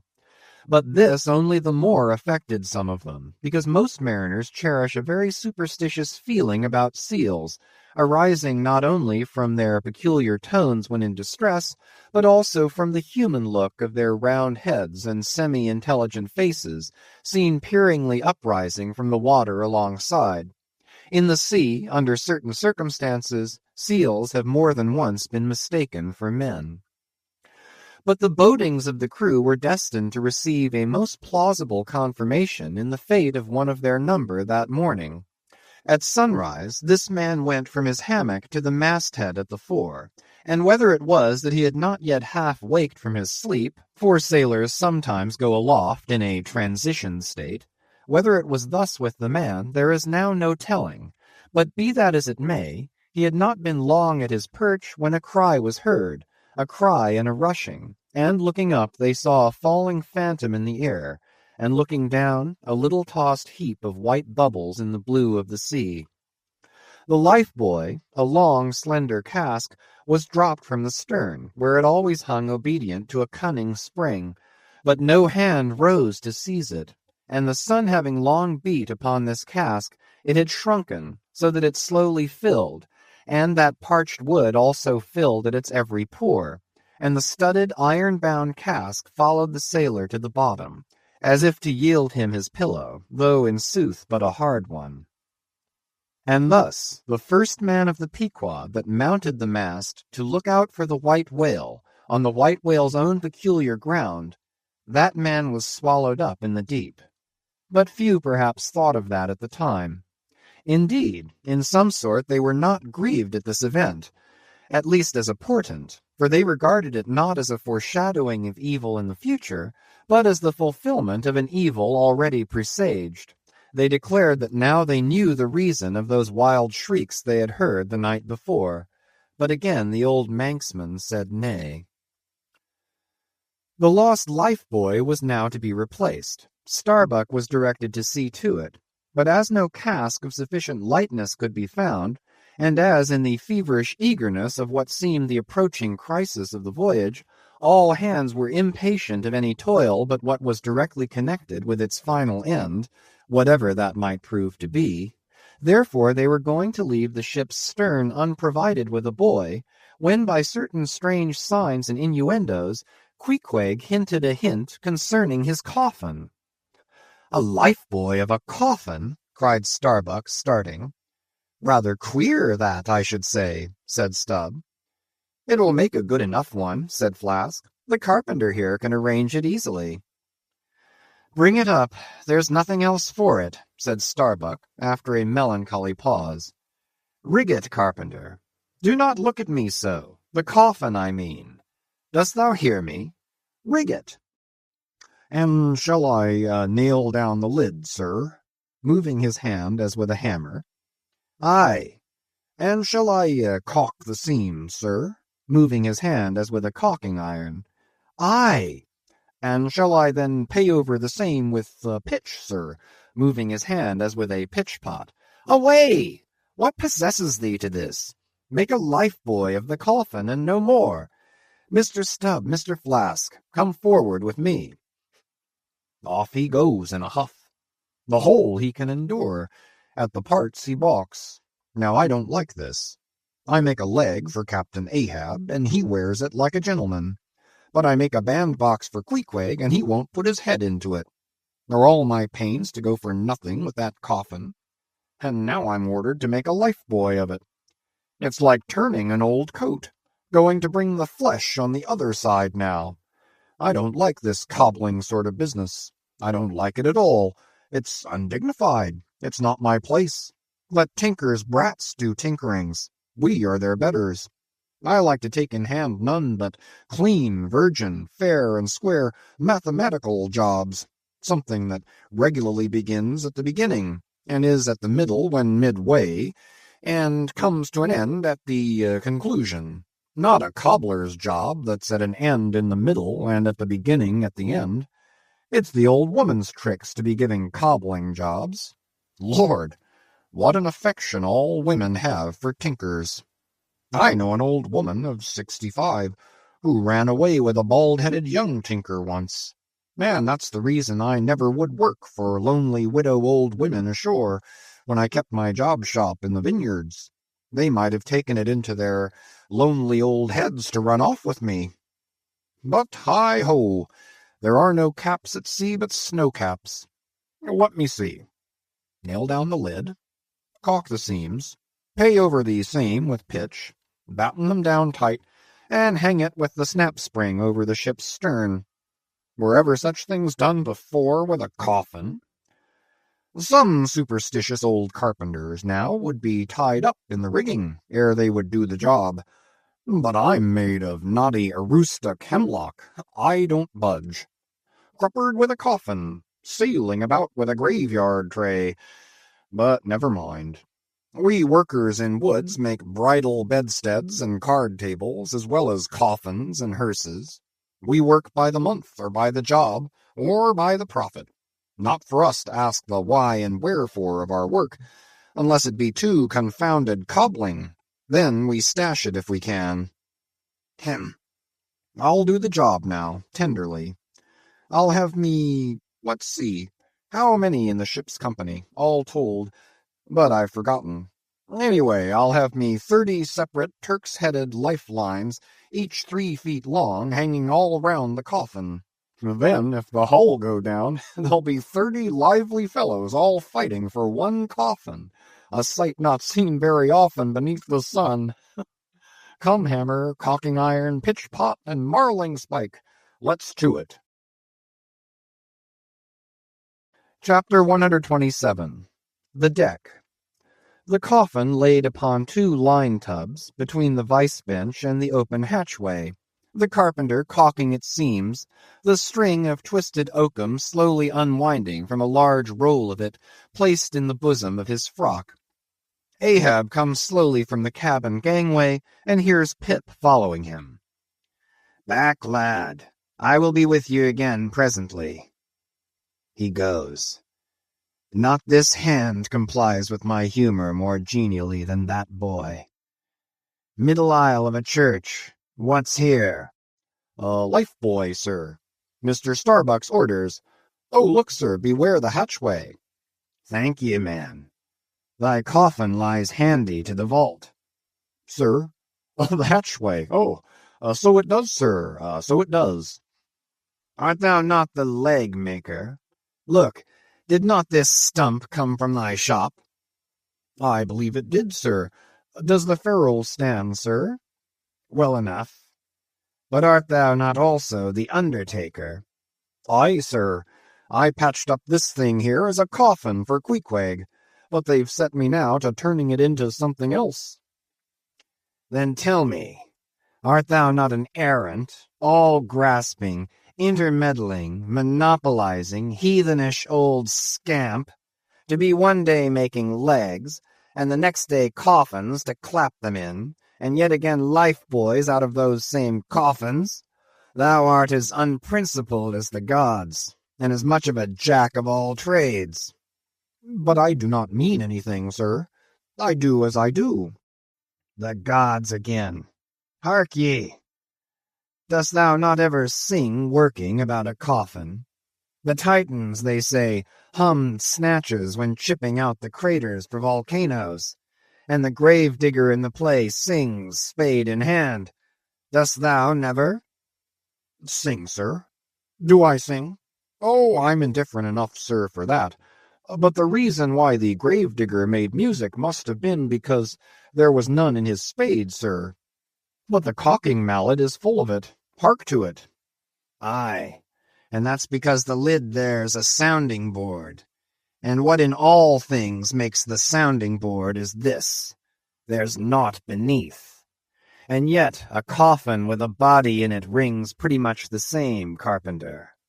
Hast thou ever helped carry a bier, and heard the coffin knock against the churchyard gate going in? Faith, sir, Faith? What's that? Why, faith, sir, it's only a sort of exclamation like. That's all, sir. Go on. I was about to say, sir, that... Art thou a silkworm? Dost thou spin thy own shroud out of thyself? Look at thy bosom. Dispatch and get these traps out of sight. He goes aft. That was sudden now. But squalls come sudden in hot latitudes. I've heard that the Isle of Albemarle, one of the Galapagos, is cut by the equator right in the middle. It seems to me some sort of equator cuts yon old man, too, right in his middle. He's always under the line. Fiery hot, I tell ye. He's looking this way. Come, Oakum, quick. Here we go again. This wooden mallet is the cork, and I'm the professor of musical glasses. Tap, tap. Ahab to himself. There's a sight. There's a sound. The gray-headed woodpecker tapping the hollow tree. Blind and dumb might well be envied now. See, that thing rests on 2 line tubs full of tow lines. A most malicious wag, that fellow. Rat, tat. So man's seconds tick. Oh, how immaterial are all materials. What things real are there but imponderable thoughts? Here now's the very dreaded symbol of grim death, by a mere hap, made the expressive sign of the help and hope of most endangered life. A life-buoy of a coffin. Does it go further? Can it be that in some spiritual sense, the coffin is, after all, but an immortality preserver? I'll think of that. But no. So far gone am I in the dark side of earth, that its other side, the theoretic bright one, seems but uncertain twilight to me. Will you never have done, carpenter, with that accursed sound? I go below. Let me not see that thing here when I return again. Now then, Pip, we'll talk this over. I do suck most wondrous philosophies from thee. Some unknown conduits from the unknown worlds must empty into thee. Chapter 128. The Pequod Meets the Rachel. Next day a large ship, the Rachel, was descried, bearing directly down upon the Pequod, all her spars thickly clustering with men. At the time the Pequod was making good speed through the water, but as the broad-winged windward stranger shot nigh to her, the boastful sails all fell together as blank bladders that are burst, and all life fled from the smitten hull. "Bad news, she brings bad news," muttered the old Manxman. But ere her commander, who with trumpet to mouth stood up in his boat, ere he could hopefully hail, Ahab's voice was heard. "Hast seen the white whale?" "Aye, yesterday. Have you seen a whaleboat adrift?" Throttling his joy, Ahab negatively answered this unexpected question, and would have fain boarded the stranger, when the stranger captain himself, having stopped his vessel's way, was seen descending her side. A few keen pulls and his boat-hook soon clinched the Pequod's main chains, and he sprang to the deck. Immediately he was recognized by Ahab for a Nantucketer he knew, but no formal salutation was exchanged. "Where was he? Not killed! Not killed!" cried Ahab, closely advancing. "How was it?"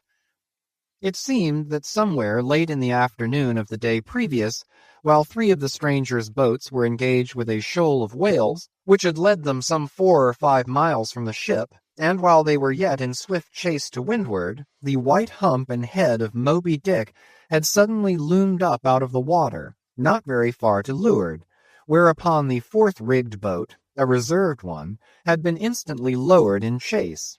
After a keen sail before the wind, this 4th boat, the swiftest keeled of all, seemed to have succeeded in fastening, at least as well as the man at the masthead could tell anything about it. In the distance he saw the diminished dotted boat, and then a swift gleam of bubbling white water, and after that nothing more, whence it was concluded that the stricken whale must have indefinitely run away with his pursuers, as often happens. There was some apprehension, but no positive alarm as yet. The recall signals were placed in the riggings, darkness came on, and forced to pick up her 3 far to windward boats, ere going in quest of the 4th one in the precisely opposite direction, the ship had not only been necessitated to leave that boat to its fate till near midnight, but, for the time, to increase her distance from it. But the rest of her crew being at last safe aboard, she crowded all sail, stunsail on stunsail, after the missing boat, kindling a fire in her trypots for a beacon, and every other man aloft on the lookout. But though when she had thus sailed a sufficient distance to gain the presumed place of the absent ones when last seen, though she then paused to lower her spare boats to pull all around her, and, not finding anything, had again dashed on, again paused and lowered her boats, and though she had thus continued doing till daylight, yet not the least glimpse of the missing keel had been seen. The story told, the stranger captain immediately went on to reveal his object in boarding the Pequod. He desired that ship to unite with his own in the search, by sailing over the sea some 4 or 5 miles apart on parallel lines, and so sweeping a double horizon, as it were. "I will wager something now," whispered Stubb to Flask, "that someone in that missing boat wore off that captain's best coat. Mayhap his watch. He's so cursed anxious to get it back. Who ever heard of 2 pious whale ships cruising after one missing whaleboat in the height of the whaling season? See, Flask, only see how pale he looks, pale in the very buttons of his eyes. Look, it wasn't the coat. It must have been my boy. My own boy is among them. For God's sake, I beg, I conjure," here exclaimed the stranger captain to Ahab, who thus far had but icily received his petition, "for 48 hours let me charter your ship. I will gladly pay for it, and roundly pay for it, if there be no other way. For 48 hours only that. You must, oh, you must, and you shall do this thing." "His son!" cried Stubb. "Oh, it's his son he's lost. I take back the coat and the watch. What says Ahab? We must save that boy." "He's drowned with the rest of them last night," said the old Manx sailor standing behind them. "I heard. All of you heard their spirits." Now, as it shortly turned out, what made this incident of the Rachels the more melancholy was the circumstance that not only was one of the captain's sons among the number of the missing boat's crew, but among the number of the other boat's crews, and at the same time, but on the other hand, separated from the ship during the dark vicissitudes of the chase, there had been still another son, and that for a time the wretched father was plunged to the bottom of the cruelest perplexity, which was only solved for him by his chief mate's instinctively adopting the ordinary procedure of a whale ship in such emergencies, that is, when placed between jeopardized but divided boats, always to pick up the majority first. But the captain, for some unknown constitutional reason, had refrained from mentioning all this, and not till forced to it by Ahab's iciness did he allude to his one yet missing boy, a little lad but 12 years old, whose father, with the earnest but unmisgiving hardihood of a Nantucketer's paternal love, had thus early sought to initiate him in the perils and wonders of a vocation almost immemorially the destiny of all his race. Nor does it unfrequently occur that Nantucket captains will send a son of such tender age away from them for a protracted 3 or 4 years' voyage in some other ship than their own, so that their first knowledge of a whaleman's career shall be unenervated by any chance display of a father's natural but untimely partiality or undue apprehensiveness and concern. Meantime, now the stranger was still beseeching his poor boon of Ahab, and Ahab still stood like an anvil, receiving every shock, but without the least quivering of his own. "I will not go," said the stranger, "till you say aye to me. Do me as you would have me do to you in the like case, for you too have a boy, Captain Ahab, though but a child and nestling safely at home now, a child of your old age too. Yes, yes, you relent. I see it. Run, run, men, now, and stand by to square in the yards." "Avast!" cried Ahab. "Touch not a rope yarn." Then, in a voice that prolongingly molded every word, "Captain Gardner, I will not do it. Even now I lose time. Goodbye, goodbye. God bless ye, man, and may I forgive myself, but I must go. Mr. Starbuck, look at the binnacle watch, and in 3 minutes from this present instant warn off all strangers. Then brace forward again and let the ship sail as before." Hurriedly turning, with averted face, he descended into his cabin, leaving the strange captain transfixed at this unconditional and utter rejection of his so earnest suit. But, starting from his enchantment, Gardner silently hurried to the side, more fell than stepped into his boat, and returned to his ship. Soon the 2 ships diverged their wakes, and long as the strange vessel was in view, she was seen to yaw hither and thither at every dark spot, however small on the sea. This way and that, her yards were swung round, starboard and larboard, she continued to tack. Now she beat against a head sea, and again it pushed her before it, while all the while her masts and yards were thickly clustered with men, as 3 tall cherry trees when the boys are cherrying among the boughs. But by her still halting course, and winding woeful way, you plainly saw that this ship that so wept with spray still remained without comfort. She was Rachel, weeping for her children, because they were not. Chapter 129. The Cabin. Ahab moving to go on deck. Pip catches him by the hand to follow. Lad, lad, I tell thee, thou must not follow Ahab now. The hour is coming when Ahab would not scare thee from him, yet would not have thee by him. There is that in thee, poor lad, which I feel too curing to my malady. Like cures like, and for this hunt my malady becomes my most desired health. Do thou abide below here, where they shall serve thee as if thou wert the captain. Ay, lad, thou shalt sit here in my own screwed chair. Another screw to it thou must be. No, no, no. Ye have not a whole body, sir. Do ye but use poor me for your one lost leg? Only tread upon me, sir. I ask no more, so I remain a part of ye.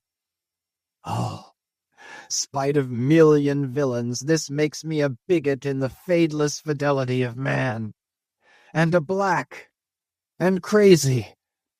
But methinks like cures like applies to him, too. He grows so sane again. They tell me, sir, that Stubb did once desert poor little Pip, whose drowned bones now show white for all the blackness of his living skin. But I will never desert ye, sir, as Stubb did him. Sir, I must go with ye. If thou speakest thus to me much more, Ahab's purpose keels up in him.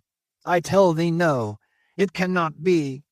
Oh, good master, master, master! Weep so, and I will murder thee. Have a care, for Ahab too is mad. Listen, and thou wilt often hear my ivory foot upon the deck, and still know that I am there. And now I quit thee. Thy hand met. True art thou, lad, as the circumference to its centre. So God forever bless thee, and if it come to that, God forever save thee, let what will befall. Ahab goes. Pip steps 1 step forward. Here he this instant stood. I stand in his air, but I'm alone. Now were even poor Pip here I could endure it, but he's missing. Pip, Pip, ding dong ding, who's seen Pip? He must be up here. Let's try the door. What? Neither lock, nor bolt, nor bar, and yet there's no opening it. It must be the spell. He told me to stay here, aye, and told me this screwed chair was mine. Here, then, I'll seat me against the transom, in the ship's full middle, all her keel and her 3 masts before me. Here our old sailors say, in their black 74s, great admirals sometimes sit at table and lord it over rows of captains and lieutenants. Huh, what's this? Epaulets! Epaulets! The epaulets all come crowding. Pass round the decanters. Glad to see you. Fill up, messieurs. What an odd feeling now, when a black boy's host to white men with gold lace upon their coats. Messieurs, have you seen one Pip? A little Negro lad, 5 feet high, hangdog look, and cowardly. Jumped from a whaleboat once. Seen him? No? Well then, fill up again, captains, and let's drink shame upon all cowards. I name no names. Shame upon them. Put 1 foot upon the table. Shame upon all cowards. Hist! Above there. I hear ivory. Oh, master, Master, I am indeed downhearted when you walk over me, but here I'll stay, though this stern strikes rocks, and they bulge through, and oysters come to join me. Chapter 130. The Hat. And now that at the proper time and place, after so long and wide a preliminary cruise, Ahab, all other wailing waters swept, seemed to have chased his foe into an ocean fold to slay him the more securely there. Now that he found himself hard by the very latitude and longitude where his tormenting wound had been inflicted, now that a vessel had been spoken, which on the very day preceding had actually encountered Moby Dick, and now that all his successive meetings with various ships contrastingly concurred to show the demoniac indifference with which the white whale tore his hunters, whether sinning or sinned against, now it was that there lurked a something in the old man's eyes which it was hardly sufferable for feeble souls to see. As the unsetting polar star, which through the livelong Arctic 6 months' night sustains its piercing, steady central gaze, so Ahab's purpose now fixedly gleamed down upon the constant midnight of the gloomy crew. It domineered above them so that all their bodings, doubts, misgivings, fears were fain to hide beneath their souls, and not sprout forth a single spear or leaf. In this foreshadowing interval, too, all humor, forced or natural, vanished. Stubb no more strove to raise a smile. Starbuck no more strove to check one. Alike joy and sorrow, hope and fear seemed ground to finest dust, and powdered for the time in the clamped mortar of Ahab's iron soul. Like machines, they dumbly moved about the deck, ever conscious that the old man's despot eye was on them. But did you deeply scan him in his more secret confidential hours, when he thought no glance but one was on him, then you would have seen that even as Ahab's eyes so awed the crew's, the inscrutable Parsee's glance awed his, or somehow at least in some wild way at times affected it. Such an added, gliding strangeness began to invest the thin Fedallah now. Such ceaseless shuddering shook him, that the men looked dubious at him, half uncertain, as it seemed, whether indeed he were a mortal substance, or else a tremulous shadow cast upon the deck by some unseen being's body. And that shadow was always hovering there, for not by night even had Fedallah ever certainly been known to slumber, or go below. He would stand still for hours, but never sat or leaned. His wan but wondrous eyes did plainly say, "We two watchmen never rest."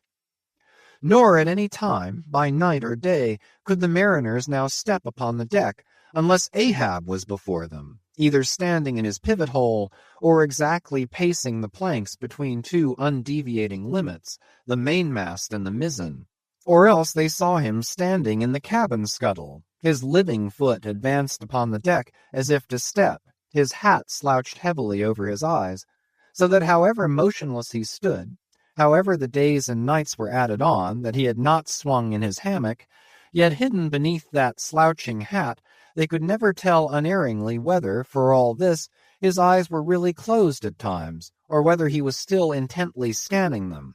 No matter, though he stood so in the scuttle for a whole hour on the stretch, and the unheeded night damp gathered in beads of dew upon that stone-carved coat and hat. The clothes that night had wet, the next day's sunshine dried upon him, and so day after day, and night after night, he went no more beneath the planks. Whatever he wanted from the cabin, that thing he sent for. He ate in the same open air, that is, his two only meals, breakfast and dinner. Supper he never touched, nor reaped his beard, which darkly grew all gnarled, as unearthed roots of trees blown over, which still grow idly on at naked base, though perished in the upper verdure. But though his whole life was now become one watch on deck, and though the Parsee's mystic watch was without intermission as his own, yet these two never seemed to speak, one man to the other, unless at long intervals some passing, unmomentous matter made it necessary. Though such a potent spell seemed secretly to join the twain, openly, and to the awe-struck crew they seemed pole-like asunder. If by day they chanced to speak one word, by night dumb men were both, so far as concerned the slightest verbal interchange. At times, for longest hours, without a single hail, they stood far parted in the starlight, Ahab in his scuttle, the Parsee by the mainmast, but still fixedly gazing upon each other, as if in the Parsee Ahab saw his forethrown shadow, in Ahab the Parsee his abandoned substance. And yet somehow did Ahab, in his own proper self, as daily, hourly, and every instant commandingly revealed to his subordinates, Ahab seemed an independent lord, the Parsee but his slave. Still again both seemed yoked together, and an unseen tyrant driving them, the lean shade siding the solid rib. For be this Parsee what he may, all rib and keel was solid Ahab. At the first faintest glimmering of the dawn, his iron voice was heard from aft, "Man the mastheads!" And all through the day, till after sunset and after twilight, the same voice every hour at the striking of the helmsman's bell was heard. "What d'ye see? Sharp! Sharp!" But when 3 or 4 days had slided by after meeting the children seeking Rachel, and no spout had yet been seen, the monomaniac old man seemed distrustful of his crew's fidelity, at least of nearly all except the pagan harpooneers. He seemed to doubt even whether Stubb and Flask might not willingly overlook the sight he sought. But if these suspicions were really his, he sagaciously refrained from verbally expressing them, however his actions might seem to hint them. "I will have first sight of the whale myself," he said. "Aye, Ahab must have the doubloon." And with his own hands he rigged a nest of basketed bowlines, and sending a hand aloft with a single sheaved block to secure to the main masthead, he received the 2 ends of the downward reeved rope, and attaching one to his basket prepared a pin for the other end, in order to fasten it at the rail. This done, with that end yet in his hand, and standing beside the pin, he looked round upon his crew, sweeping from one to the other, pausing his glance long upon Daggoo, Queequeg, Tashtego, but shunning Fadalla, and then, settling his firm, relying eye upon the chief mate, said, "Take the rope, sir. I give it into thy hands, Starbuck." Then, arranging his person in the basket, he gave the word for them to hoist him to his perch, Starbuck being the one who secured the rope at last, and afterwards stood near it. And thus, with one hand clinging round the royal mast, Ahab gazed abroad upon the sea for miles and miles, ahead, astern, this side and that, within the wide expanded circle commanded at so great a height.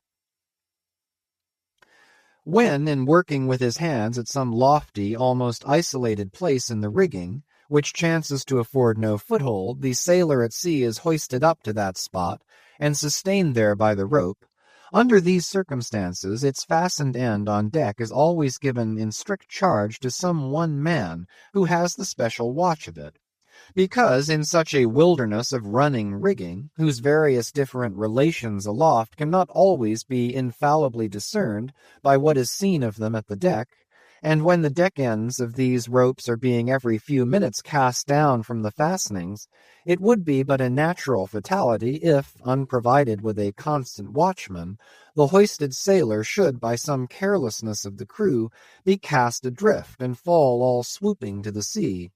So Ahab's proceedings in this matter were not unusual. The only strange thing about them seemed to be that Starbuck, almost the one only man who had ever ventured to oppose him with anything in the slightest degree approaching to decision, one of those, too, whose faithfulness on the lookout he had seemed to doubt somewhat, it was strange that this was the very man he should select for his watchman, freely giving his whole life into such an otherwise distrusted person's hands. Now the first time Ahab was perched aloft, ere he had been there 10 minutes, one of those red-billed savage sea-hawks which so often fly incommodiously close round the manned mastheads of whalemen in these latitudes, one of those birds came wheeling and screaming round his head in a maze of untrackably swift circlings. Then it darted 1,000 feet straight up into the air, then spiralized downwards and went eddying again round his head. But with his gaze fixed upon the dim and distant horizon, Ahab seemed not to mark this wild bird, nor, indeed, would anyone else have marked it much, it being no uncommon circumstance. Only now, almost the least heedful eye seemed to see some sort of cunning meaning in almost every sight. Your hat, sir!" suddenly cried the Sicilian seaman, who, being posted at the mizzen masthead, stood directly behind Ahab, though somewhat lower than his level, and with a deep gulf of air dividing them. But already the sable wing was before the old man's eyes, the long hooked bill at his head. With a scream the black hawk darted away with his prize. An eagle flew thrice round Tarquin's head, removing his cap to replace it, and thereupon Tanaquil, his wife, declared that Tarquin would be king of Rome. But only by the replacing of the cap was that omen accounted good. Ahab's hat was never restored. The wild hawk flew on and on with it, far in advance of the prow, and at last disappeared, while from the point of that disappearance a minute black spot was dimly discerned, falling from that vast height into the sea. Chapter 131. The Pequod Meets the Delight. The intense Pequod sailed on, the rolling waves and days went by, the lifebuoy coffin still lightly swung, and another ship, most miserably misnamed the Delight, was descried. As she drew nigh, all eyes were fixed upon her broad beams, called shears, which in some whaling ships cross the quarter-deck at the height of 8 or 9 feet, serving to carry the spare, unrigged, or disabled boats. Upon the stranger's shears were beheld the shattered white ribs and some few splintered planks of what had once been a whale-boat. But you now saw through this wreck, as plainly as you see through the peeled, half-unhinged, and bleaching skeleton of a horse. "Hast seen the white whale?" "Look," replied the hollow-cheeked captain from his taffrail, and with his trumpet he pointed to the wreck. "Hast killed him?" "The harpoon is not yet forged that will ever do that," answered the other, sadly glancing upon a rounded hammock on the deck, whose gathered sides some noiseless sailors were busy in sewing together. "Not forged!" And snatching Perth's levelled iron from the crotch, Ahab held it out, exclaiming, "Look ye, Nantucketer! Here in this hand I hold his death. Tempered in blood, and tempered by lightning are these barbs, and I swear to temper them triply in that hot place behind the fin, where the white whale most feels his accursed life."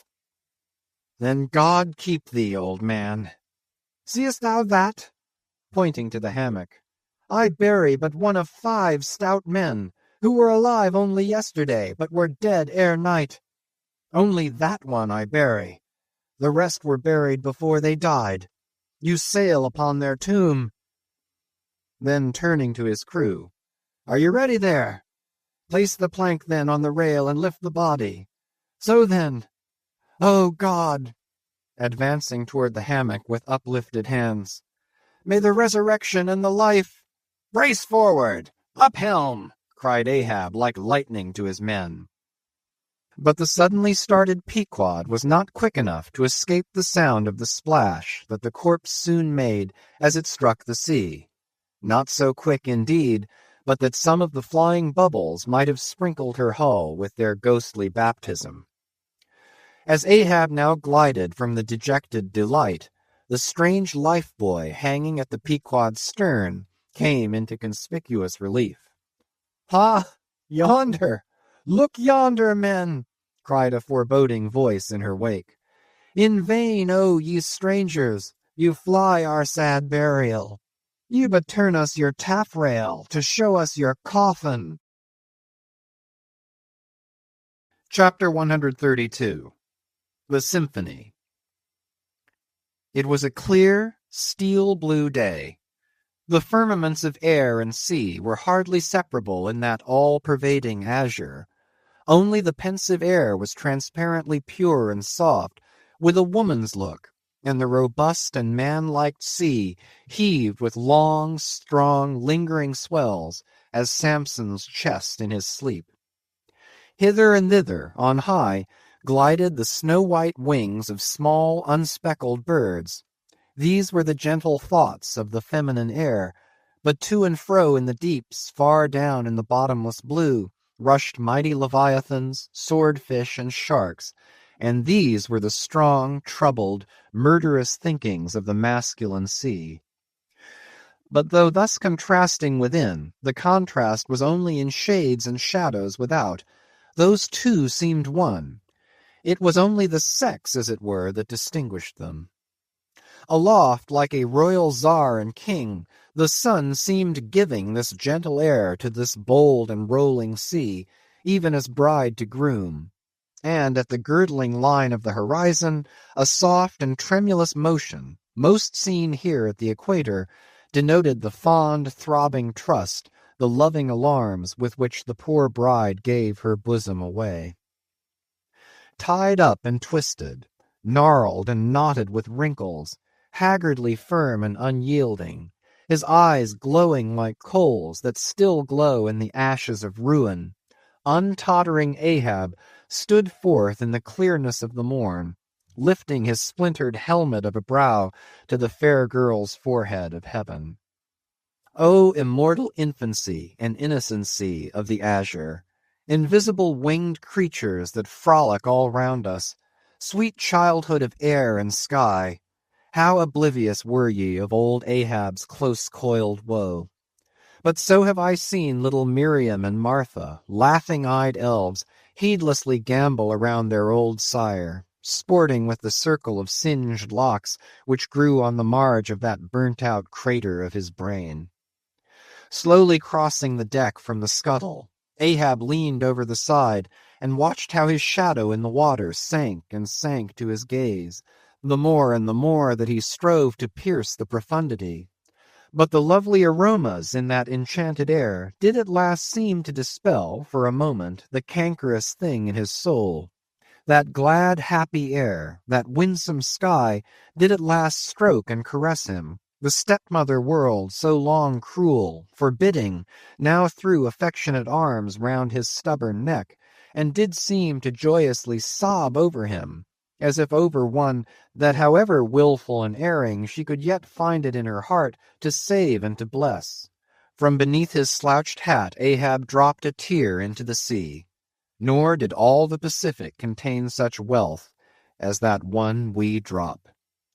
Starbuck saw the old man, saw him, how he heavily leaned over the side, and he seemed to hear in his own true heart the measureless sobbing that stole out of the center of the serenity around. Careful not to touch him, or be noticed by him, he yet drew near to him, and stood there. Ahab turned. "Starbuck." "Sir?" "Oh, Starbuck, it is a mild, mild wind, and a mild-looking sky. On such a day, very much such a sweetness as this, I struck my first whale, a boy harpooneer of 18. 40 years ago. 40 years of continual whaling, 40 years of privation and peril and storm time, 40 years on the pitiless sea. For 40 years has Ahab forsaken the peaceful land, for 40 years to make war on the horrors of the deep. Aye, and yes, Starbuck, out of those 40 years I have not spent 3 ashore.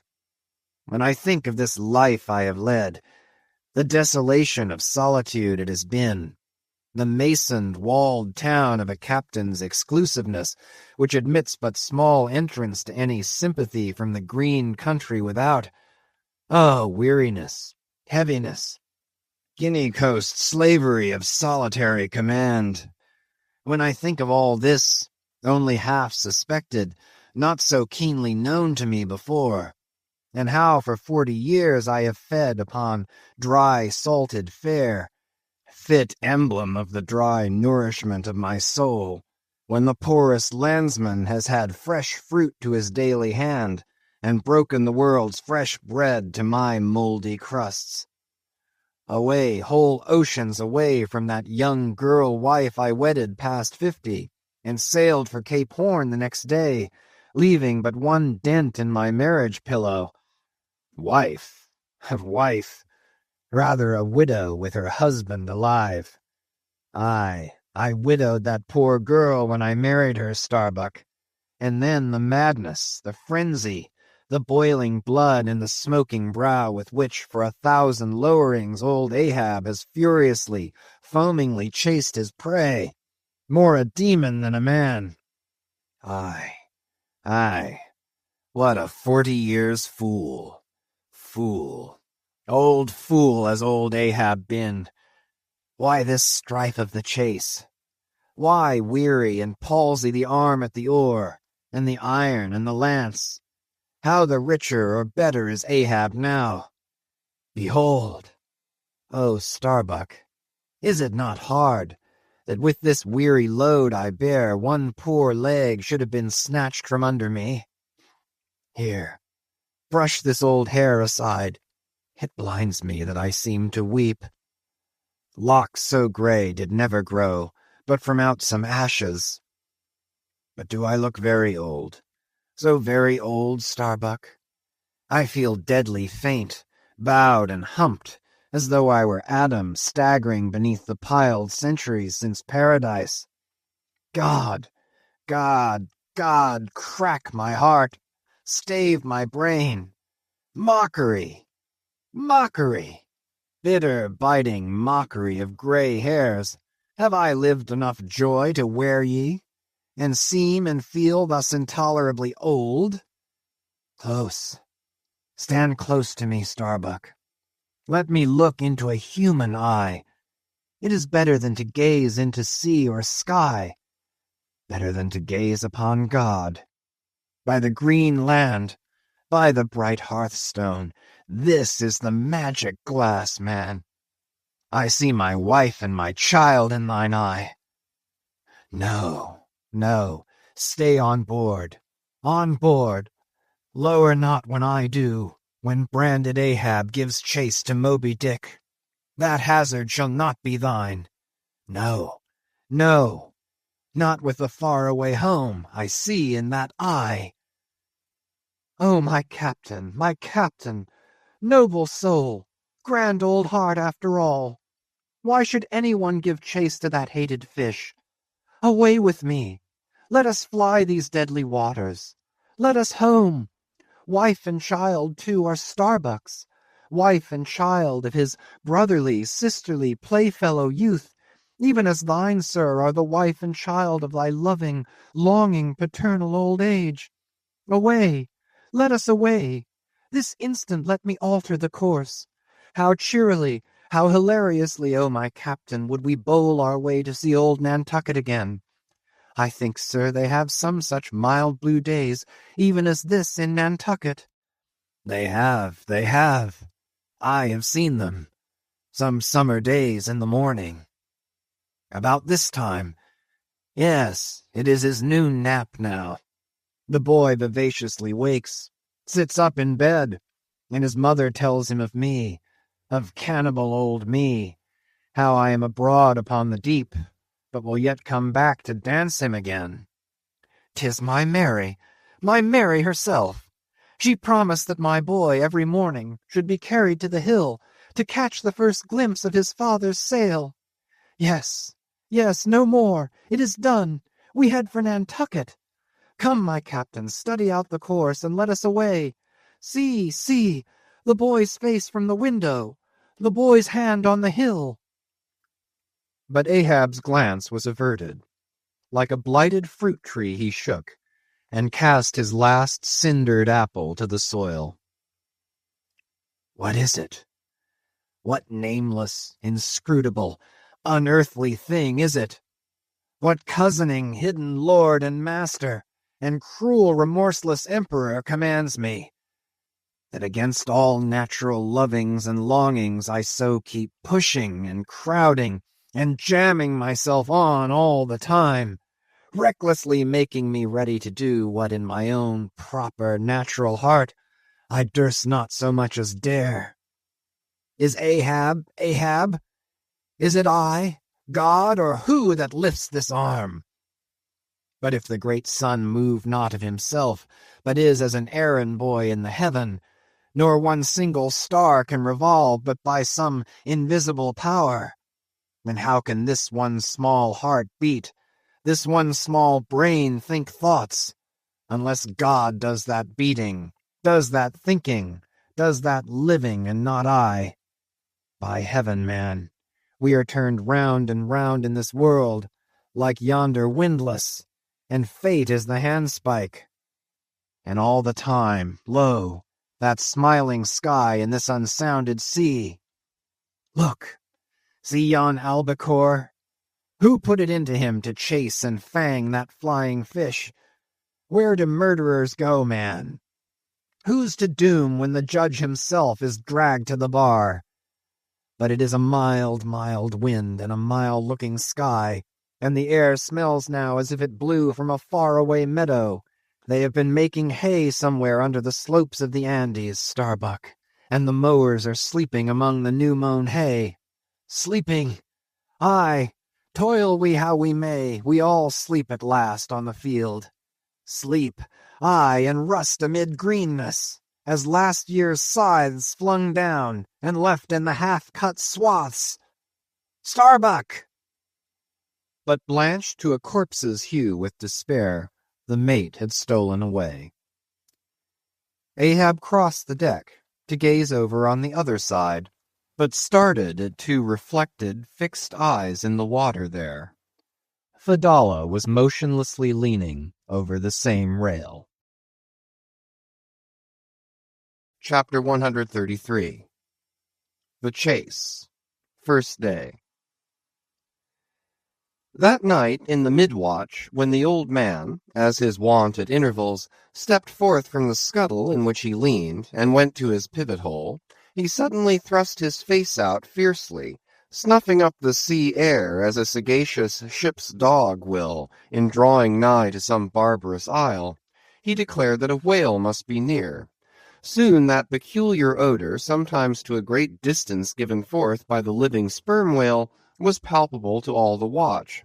Nor was any mariner surprised when, after inspecting the compass, and then the dog vane, and then ascertaining the precise bearing of the odor as nearly as possible, Ahab rapidly ordered the ship's course to be slightly altered, and the sail to be shortened. The acute policy dictating these movements was sufficiently vindicated at daybreak by the sight of a long sleek on the sea directly and lengthwise ahead, smooth as oil, and resembling, in the pleated watery wrinkles bordering it, the polished metallic-like marks of some swift tide-rip at the mouth of a deep, rapid stream. "Man the mastheads! Call all hands!" Thundering with the butts of 3 clubbed handspikes on the forecastle deck, Daggoo roused the sleepers with such judgment claps that they seemed to exhale from the scuttle, so instantaneously did they appear with their clothes in their hands. "What do you see?" cried Ahab, flattening his face to the sky. "Nothing, nothing, sir," was the sound hailing down in reply. "T'gallant sails, stunsails, alow and aloft, and on both sides." All sail being set, he now cast loose the lifeline reserved for swaying him to the main royal masthead, and in a few moments they were hoisting him thither, when, while but 2/3 of the way aloft, and while peering ahead through the horizontal vacancy between the main topsail and the t'gallant sail, he raised a gull-like cry in the air. "There she blows! There she blows! A hump like a snow hill! It is Moby Dick!" Fired by the cry, which seemed simultaneously taken up by the 3 lookouts, the men on deck rushed to the rigging to behold the famous whale they had so long been pursuing. Ahab had now gained his final perch, some feet above the other lookouts, Tashtego standing just beneath him on the cap of the topgallant mast, so that the Indian's head was almost on a level with Ahab's heel. From this height the whale was now seen some mile or so ahead, at every roll of the sea revealing his high, sparkling hump, and regularly jetting his silent spout into the air. To the credulous mariners it seemed the same silent spout they had so long ago beheld in the moonlit Atlantic and Indian Oceans. "And did none of ye see it before?" cried Ahab, hailing the perched men all around him. "I saw him almost that same instant, sir, that Captain Ahab did, and I cried out," said Tashtego. "Not the same instant. Not the same. No, the doubloon is mine. Fate reserved the doubloon for me. I only. None of you could have raised the white whale first. There she blows! There she blows! There she blows! There again! There again!" he cried out in long-drawn, lingering, methodic tones, attuned to the gradual prolongings of the whale's visible jets. "He's going to sound! In stunsails! Down topgallant sails! Stand by 3 boats! Mr. Starbuck, remember, stay on board and keep the ship. Helm there! Luff a point! So, steady, man, steady! There go flukes! No, only black water! Already the boat's there! Stand by! Stand by! Lower me, Mr. Starbuck! Lower, lower! Quicker!" And he slid through the air to the deck. "He's heading straight to leeward, sir," cried Stubb. "Right away from us. Cannot have seen the ship yet." "Be dumb, man. Stand by the braces. Hard down the helm. Brace up. Shiver her, shiver her. So, well that. Boats, boats!" Soon all the boats but Starbuck's were dropped, all the boat sails set, all the paddles plying, with rippling swiftness shooting to leeward, and Ahab heading the onset. A pale death glimmer lit up Fadala's sunken eyes, a hideous motion gnawed his mouth. Like noiseless nautilus shells, their light prows sped through the sea, but only slowly they neared the foe. As they neared him, the ocean grew still more smooth, seemed drawing a carpet over its waves, seemed a noon meadow, so serenely it spread. At length the breathless hunter came so nigh his seemingly unsuspecting prey that his entire dazzling hump was distinctly visible, sliding along the sea as if an isolated thing, and continually set in a revolving ring of finest, fleecy, greenish foam. He saw the vast, involved wrinkles of the slightly projecting head beyond. Before it, far out on the soft, Turkish-rugged waters, went the glistening white shadow from his broad, milky forehead, a musical rippling playfully accompanying the shade, and behind the blue waters interchangeably flowed over into the moving valley of his steady wake, and on either hand bright bubbles arose and danced by his side. But these were broken again by the light toes of hundreds of gay fowl, softly feathering the sea, alternate with their fitful flight, and like to some flagstaff rising from the painted hull of an argosy, the tall but shattered pole of a recent lance projected from the white whale's back, and at intervals one of the cloud of soft-toed fowls hovering, and to and fro skimming like a canopy over the fish, silently perched and rocked on this pole, the long tail feathers streaming like pennons. A gentle joyousness, a mighty mildness of repose and swiftness invested the gliding whale. Not the white bull Jupiter swimming away with ravished Europa clinging to his graceful horns, his lovely leering eyes sideways intent upon the maid, with smooth bewitching fleetness rippling straight for the nuptial bower in Crete. Not Jove, not that great majesty supreme did surpass the glorified whale as he so divinely swam. On each soft side, coincident with the parted swell that but once leaving him then flowed so wide away, on each bright side the whale shed off enticings. No wonder there had been some among the hunters who, namelessly transported and allured by all this serenity, had ventured to assail it, but had fatally found that quietude but the vesture of tornadoes. Yet calm, enticing calm, O whale, thou glidest on to all who for the first time eye thee, no matter how many in that same way thou mayest have bejuggled and destroyed before. And thus, through the serene tranquillities of the tropical sea, among waves whose hand-clappings were suspended by exceeding rapture, Moby Dick moved on, still withholding from sight the full terrors of his submerged trunk, entirely hiding the wrenched hideousness of his jaw. But soon the forepart of him slowly rose from the water. For an instant his whole marbleized body formed a high arch, like Virginia's natural bridge, and warningly waving his bannered flukes in the air, the grand god revealed himself, sounded, and went out of sight. Hoveringly halting and dipping on the wing, the white sea-fowls longingly lingered over the agitated pool that he left. With oars apeak and paddles down, the sheets of their sails adrift, the three boats now stilly floated, awaiting Moby Dick's reappearance. "An hour," said Ahab, standing rooted in his boat's stern, and he gazed beyond the whale's place, towards the dim blue spaces and wide wooing vacancies to leeward. It was only an instant, for again his eyes seemed whirling round in his head as he swept the watery circle. The breeze now freshened, the sea began to swell. "The birds! The birds!" cried Tashtego. In long Indian file, as when herons take wing, the white birds were now all flying towards Ahab's boat, and when within a few yards began fluttering over the water there, wheeling round and round with joyous expectant cries. Their vision was keener than man's. Ahab could discover no sign in the sea. But suddenly, as he peered down and down into its depths, he profoundly saw a white living spot no bigger than a white weasel, with wonderful celerity uprising and magnifying as it rose, till it turned, and then there were plainly revealed two long crooked rows of white glistening teeth, floating up from the undiscoverable bottom. It was Moby Dick's open mouth and scrolled jaw, his vast shadowed bulk still half blending with the blue of the sea. The glittering mouth yawned beneath the boat like an open-doored marble tomb, and giving one sidelong sweep with his steering oar, Ahab whirled the craft aside from this tremendous apparition.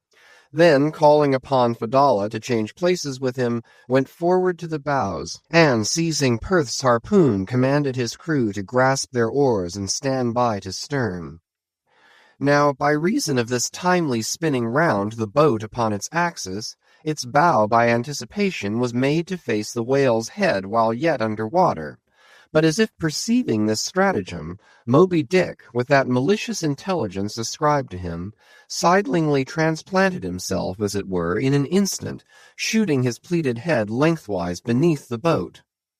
Through and through every plank and each rib, it thrilled for an instant, the whale obliquely lying on his back, in the manner of a biting shark, slowly and feelingly taking its bows full within his mouth, so that the long, narrow, scrolled lower jaw curled high up into the open air, and one of the teeth caught in a rowlock. The bluish pearl white of the inside of the jaw was within 6 inches of Ahab's head, and reached higher than that. In this attitude the white whale now shook the slight cedar as a mildly cruel cat her mouse. With unastonished eyes Fedallah gazed and crossed his arms, but the tiger-yellow crew were tumbling over each other's heads to gain the uttermost stern. And now, while both elastic gunwales were springing in and out, while the whale dallied with the doomed craft in this devilish way, and from his body being submerged beneath the boat he could not be darted at from the bows, for the bows were almost inside of him, as it were, and while the other boats involuntarily paused as before a quick crisis impossible to withstand, then it was that monomaniac Ahab, furious with this tantalizing vicinity of his foe, which placed him all alive and helpless in the very jaws he hated, frenzied with all this, he seized the long bone with his naked hands, and wildly strove to wrench it from its grip. As now he thus vainly strove, the jaw slipped from him, the frail gunwales bent in, collapsed, and snapped, as both jaws, like an enormous shears, sliding further aft, bit the craft completely in twain, and locked themselves fast again in the sea, midway between the two floating wrecks. These floated aside, the broken ends drooping, the crew at the stern wreck clinging to the gunwales and striving to hold fast to the oars to lash them across. At that preluding moment, ere the boat was yet snapped, Ahab, the first to perceive the whale's intent by the crafty upraising of his head, a movement that loosed his hold for the time. At that moment his hand made one final effort to push the boat out of the bite, but only slipping further into the whale's mouth and tilting over sideways as it slipped. The boat had shaken off his hold on the jaw, spilled him out of it, as he leaned to the push, and so he fell flat-faced upon the sea. Ripplingly withdrawing from his prey, Moby Dick now lay at a little distance, vertically thrusting his oblong white head up and down in the billows, and at the same time slowly revolving his whole spindled body, so that when his vast wrinkled forehead rose, some 20 or more feet out of the water, the now rising swells, with all their confluent waves, dazzlingly broke against it, vindictively tossing their shivered spray still higher in the air. So, in a gale, the but half-baffled channel billows only recoil from the base of the Eddystone, triumphantly to overleap its summit with their scud. Footnote: this motion is peculiar to the sperm whale. It receives its designation, pitch-poling, from its being likened to that preliminary up-and-down poise of the whale lance in the exercise called pitch-poling previously described. By this motion the whale must best and most comprehensively view whatever objects may be encircling him. End of footnote. But soon resuming his horizontal attitude, Moby Dick swam swiftly round and round the wrecked crew, sideways churning the water in his vengeful wake, as if lashing himself up to still another and more deadly assault. The sight of the splintered boat seemed to madden him, as the blood of grapes and mulberries cast before Antiochus's elephants in the book of Maccabees. Meanwhile Ahab, half smothered in the foam of the whale's insolent tail, and too much of a cripple to swim, though he could still keep afloat even in the heart of such a whirlpool as that, helpless Ahab's head was seen, like a tossed bubble which the least chance shock might burst. From the boat's fragmentary stern, Fedallah incuriously and mildly eyed him. The clinging crew at the other drifting end could not succor him. More than enough was it for them to look to themselves. For so revolvingly appalling was the white whale's aspect, and so planetarily swift the ever-contracting circles he made, that he seemed horizontally swooping upon them. And though the other boats, unharmed, still hovered hard by, still they dared not pull into the eddy to strike, lest that should be the signal for the instant destruction of the jeopardized castaways, Ahab and all, nor, in that case, could they themselves hope to escape. With straining eyes, then, they remained on the outer edge of the direful zone, whose center had now become the old man's head. Meantime, from the beginning, all this had been descried from the ship's mastheads, and, squaring her yards, she had borne down upon the scene, and was now so nigh that Ahab in the water hailed her. "Sail on the—" But that moment a breaking sea dashed on him from Moby Dick and whelmed him for the time. But struggling out of it again, and chancing to rise on the towering crest, he shouted, "Sail on the whale! Drive him off!" The Pequod's prows were pointed, and, breaking up the charmed circle, she effectually parted the white whale from his victim. As he sullenly swam off, the boats flew to the rescue. Dragged into Stubbs' boat with bloodshot, blinded eyes, the white brine caking in his wrinkles, the long tension of Ahab's bodily strength did crack, and helplessly he yielded to his body's doom, for a time lying all crushed in the bottom of Stubbs' boat, like one trodden under foot of herds of elephants. Far inland, nameless wails came from him, as desolate sounds from out ravines. But this intensity of his physical prostration did but so much the more abbreviate it. In an instant's compass, great hearts sometimes condense to one deep pang the sum total of those shallow pains kindly diffused through feebler men's whole lives, and so such hearts, though summary in each one suffering, still, if the gods decree it, in their lifetime aggregate a whole age of woe, wholly made up of instantaneous intensities. for even in their pointless centers, those noble natures contain the entire circumferences of inferior souls. "The harpoon," said Ahab, halfway rising, and draggingly leaning on one bended arm. "Is it safe?" "Aye, sir, for it was not darted. This is it," said Stubb, showing it. "Lay it before me. Any missing men?" "1, 2, 3, 4, 5. There were 5 oars, sir, and here are 5 men." "That's good. Help me, man. I wish to stand. So, I see him. There. Going to leeward still. What a leaping spout. Hands off from me. The eternal sap runs up in Ahab's bones again. Set the sail. Out oars. The helm." It is often the case that when a boat is stove, its crew, being picked up by another boat, help to work that second boat, and the chase is thus continued with what is called double-banked oars. It was thus now. But the added power of the boat did not equal the added power of the whale, for he seemed to have treble-banked his every fin, swimming with a velocity which plainly showed that if now, under these circumstances, pushed on, the chase would prove an indefinitely prolonged, if not a hopeless one, nor could any crew endure for so long a period such an unintermitted, intense straining at the oar, a thing barely tolerable only in some one brief vicissitude. The ship itself, then, as it sometimes happens, offered the most promising intermediate means of overtaking the chase.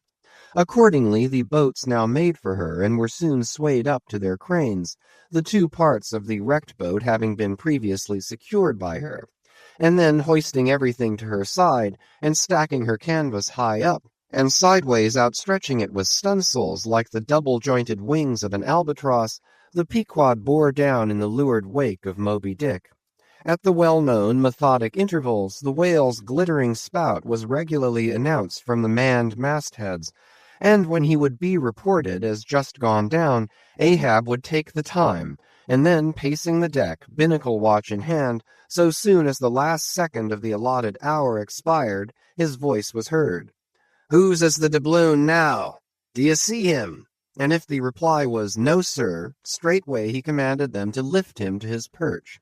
In this way the day wore on, Ahab now aloft and motionless, anon unrestingly pacing the planks. As he was thus walking, uttering no sound except to hail the men aloft, or to bid them hoist a sail still higher, or to spread one to a still greater breadth, thus to and fro pacing beneath his slouched hat, at every turn he passed his own wrecked boat, which had been dropped upon the quarter-deck, and lay there reversed, broken bow to shattered stern. At last he paused before it, and as in an already overclouded sky fresh troops of clouds will sometimes sail across, so over the old man's face there now stole some such added gloom as this. Stubb saw him pause, and perhaps intending, not vainly though, to evince his own unabated fortitude, and thus keep up a valiant place in his captain's mind, he advanced, and eyeing the wreck, exclaimed, "The thistle the ass refused. It pricked his mouth too keenly, sir. Ha ha! What soulless thing is this that laughs before a wreck? Man, did I not know thee brave as fearless fire, and as mechanical? I could swear thou wert a poltroon. Groan nor laugh should be heard before a wreck." "Aye, sir," said Starbuck, drawing near. "'Tis a solemn sight, an omen and an ill one." "Omen! The dictionary! If the gods think to speak outright to man, they will honorably speak outright, not shake their heads and give an old wives' darkling hint. Begone! Ye two are the opposite poles of one thing. Starbuck is Stubb reversed, and Stubb is Starbuck. And ye two are all mankind. And Ahab stands alone among the millions of the peopled earth, nor gods nor men his neighbors. Cold, I shiver. How now? Aloft there! D'ye see him? Sing out for every spout, though he spout 10 times a second." The day was nearly done. Only the hem of his golden robe was rustling. Soon it was almost dark, but the lookout men still remained unset. Can't see the spout now, sir. Too dark, cried a voice from the air. How heading when last seen? As before, sir. Straight to leeward. Good. He will travel slower now 'tis night. Down royals and to gallant stunsails, Mr. Starbuck. We must not run over him before morning. He's making a passage now, and may heave to a while. Helm there! Keep her full before the wind. Aloft, come down. Mr. Stubb, send a fresh hand to the fore-masthead, and see it manned till morning. Then, advancing toward the doubloon in the mainmast, Men, this gold is mine, for I earned it, but I shall let it abide here till the white whale is dead. And then whosoever of ye first raises him, upon the day he shall be killed, this gold is that man's. And if on that day I shall again raise him, then 10 times its sum shall be divided among all of ye. Away now. The deck is thine, sir. And so saying, he placed himself halfway within the scuttle, and slouching his hat, stood there till dawn, except when at intervals rousing himself to see how the night wore on. Chapter 134. The Chase. Second Day. At daybreak, the 3 mastheads were punctually manned afresh. "D'ye see him?" cried Ahab, after allowing a little space for the light to spread. "See nothing, sir." "Turn up all hands and make sail. He travels faster than I thought for. The t'gallant sails. Aye, they should have been kept on her all night. But no matter, 'tis but resting for the rush." Here be it said that this pertinacious pursuit of one particular whale, continued through day into night and through night into day, is a thing by no means unprecedented in the South Sea fishery. For such is the wonderful skill, prescience of experience, and invincible confidence acquired by some great natural geniuses among the Nantucket commanders, that from the simple observation of a whale when last described, they will, under certain given circumstances, pretty accurately foretell both the direction in which he will continue to swim for a time while out of sight, as well as his probable rate of progression during that period. And in these cases, somewhat as a pilot when about losing sight of the coast, whose general trending he well knows, and which he desires shortly to return to again, but at some further point, like as this pilot stands by his compass and takes the precise bearing of the cape at present visible, in order the more certainly to hit aright the remote unseen headland eventually to be visited, so does the fisherman at his compass with the whale. For after being chased and diligently marked through several hours of daylight, then when night obscures the fish, the creature's future wake through the darkness is almost as established to the sagacious mind of the hunter as the pilot's coast is to him. So that to this hunter's wondrous skill, the proverbial evanescence of a thing writ in water, awake, is to all desired purposes well nigh as reliable as the steadfast land. And as the mighty iron leviathan of the modern railway is so familiarly known in its every pace, that with watches in their hands men time his rate as doctors that of a baby's pulse, and lightly say of it, the up train or the down train will reach such and such a spot at such and such an hour, even so almost there are occasions when these Nantucketers time that other leviathan of the deep, according to the observed humor of his speed, and say to themselves, so many hours hence, this whale will have gone 200 miles, will have about reached this or that degree of latitude or longitude.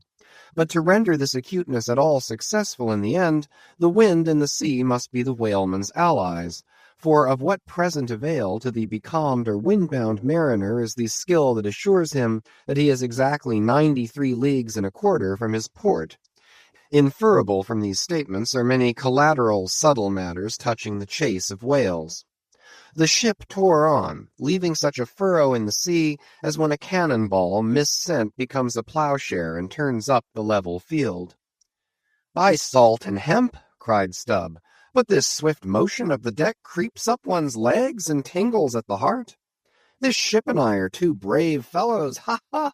Someone take me up and launch me spine-wise on the sea. For by live oaks my spine's a keel. Ha ha! We go the gait that leaves no dust behind." There she blows! She blows! She blows right ahead! Was now the masthead cry.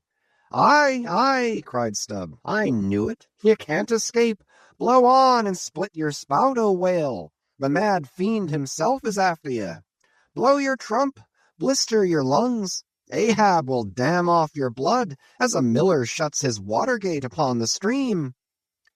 And Stubb did but speak out for well nigh all the crew.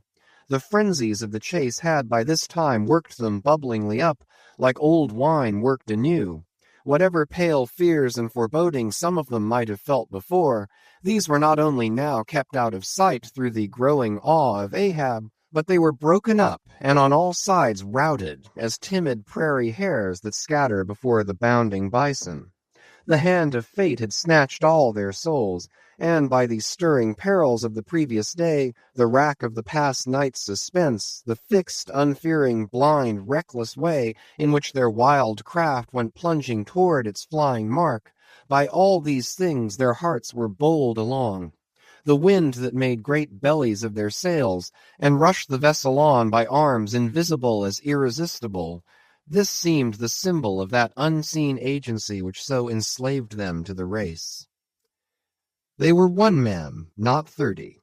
For, as the one ship that held them all, though it was put together of all contrasting things, oak and maple and pine wood, iron and pitch and hemp, yet all these ran into each other into the one concrete hull which shot on its way, both balanced and directed by the long central keel.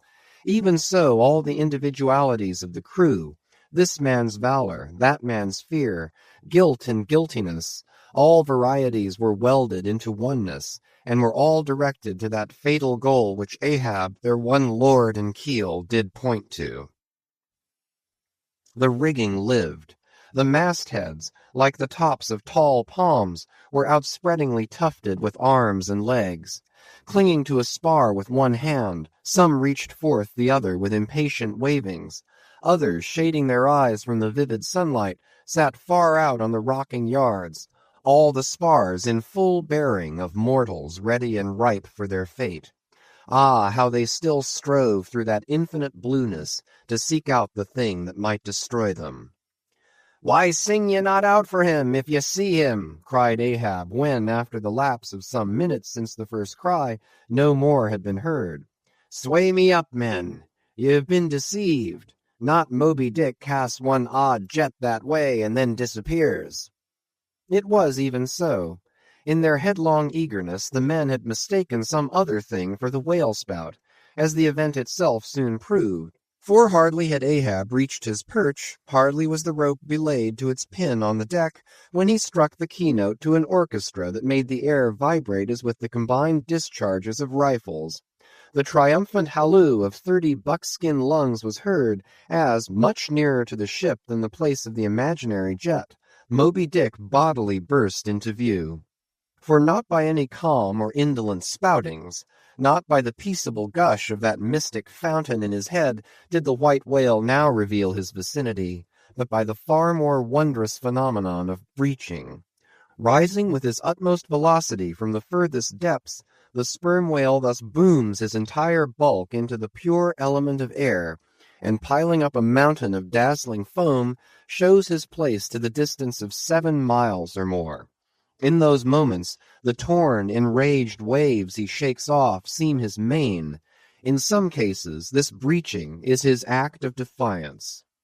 "There she breaches! There she breaches!" was the cry, as in his immeasurable bravadoes the white whale tossed himself salmon-like to heaven. So suddenly seen in the blue plain of the sea, and relieved against the still bluer margin of the sky, the spray that he raised for the moment intolerably glittered and glared like a glacier, and stood there gradually fading and fading away from its first sparkling intensity to the dim mistiness of an advancing shower in a vale. "Aye, breach your last to the sun, Moby Dick," cried Ahab. "Thy hour and thy harpoon are at hand. Down, down, all of ye, but one man at the fore. The boats, stand by." Unmindful of the tedious rope ladders of the shrouds, the men, like shooting stars, slid to the deck by the isolated backstays and halyards, while Ahab, less dartingly but still rapidly, was dropped from his perch. "Lower away!" he cried so soon as he had reached his boat, a spare one rigged the afternoon previous. "Mr. Starbuck, the ship is thine. Keep away from the boats, but keep near them. Lower all!" As if to strike a quick terror into them, by this time being the first assailant himself, Moby Dick had turned, and was now coming for the three crews. Ahab's boat was central, and cheering his men, he told them he would take the whale head and head, that is, pull straight up to his forehead, a not uncommon thing, for when within a certain limit such a course excludes the coming onset from the whale's sidelong vision. But ere that close limit was gained, and while yet all three boats were plain as the ship's three masts to his eye, the white whale churning himself into furious speed, almost in an instant as it were, rushing among the boats with open jaws and a lashing tail, offered appalling battle on every side, and heedless of the irons darted at him from every boat, seemed only intent on annihilating each separate plank of which those boats were made. But skillfully maneuvered, incessantly wheeling like trained chargers in the field, the boats for a while eluded him, though at times but by a plank's breadth, while all the time Ahab's unearthly slogan tore every other cry but his to shreds. But at last, in his untraceable evolutions, the white whale so crossed and recrossed, and in 1,000 ways entangled the slack of the three lines now fast to him, that they foreshortened, and of themselves warped the devoted boats toward the planted irons in him, though now for a moment the whale drew aside a little, as if to rally for a more tremendous charge.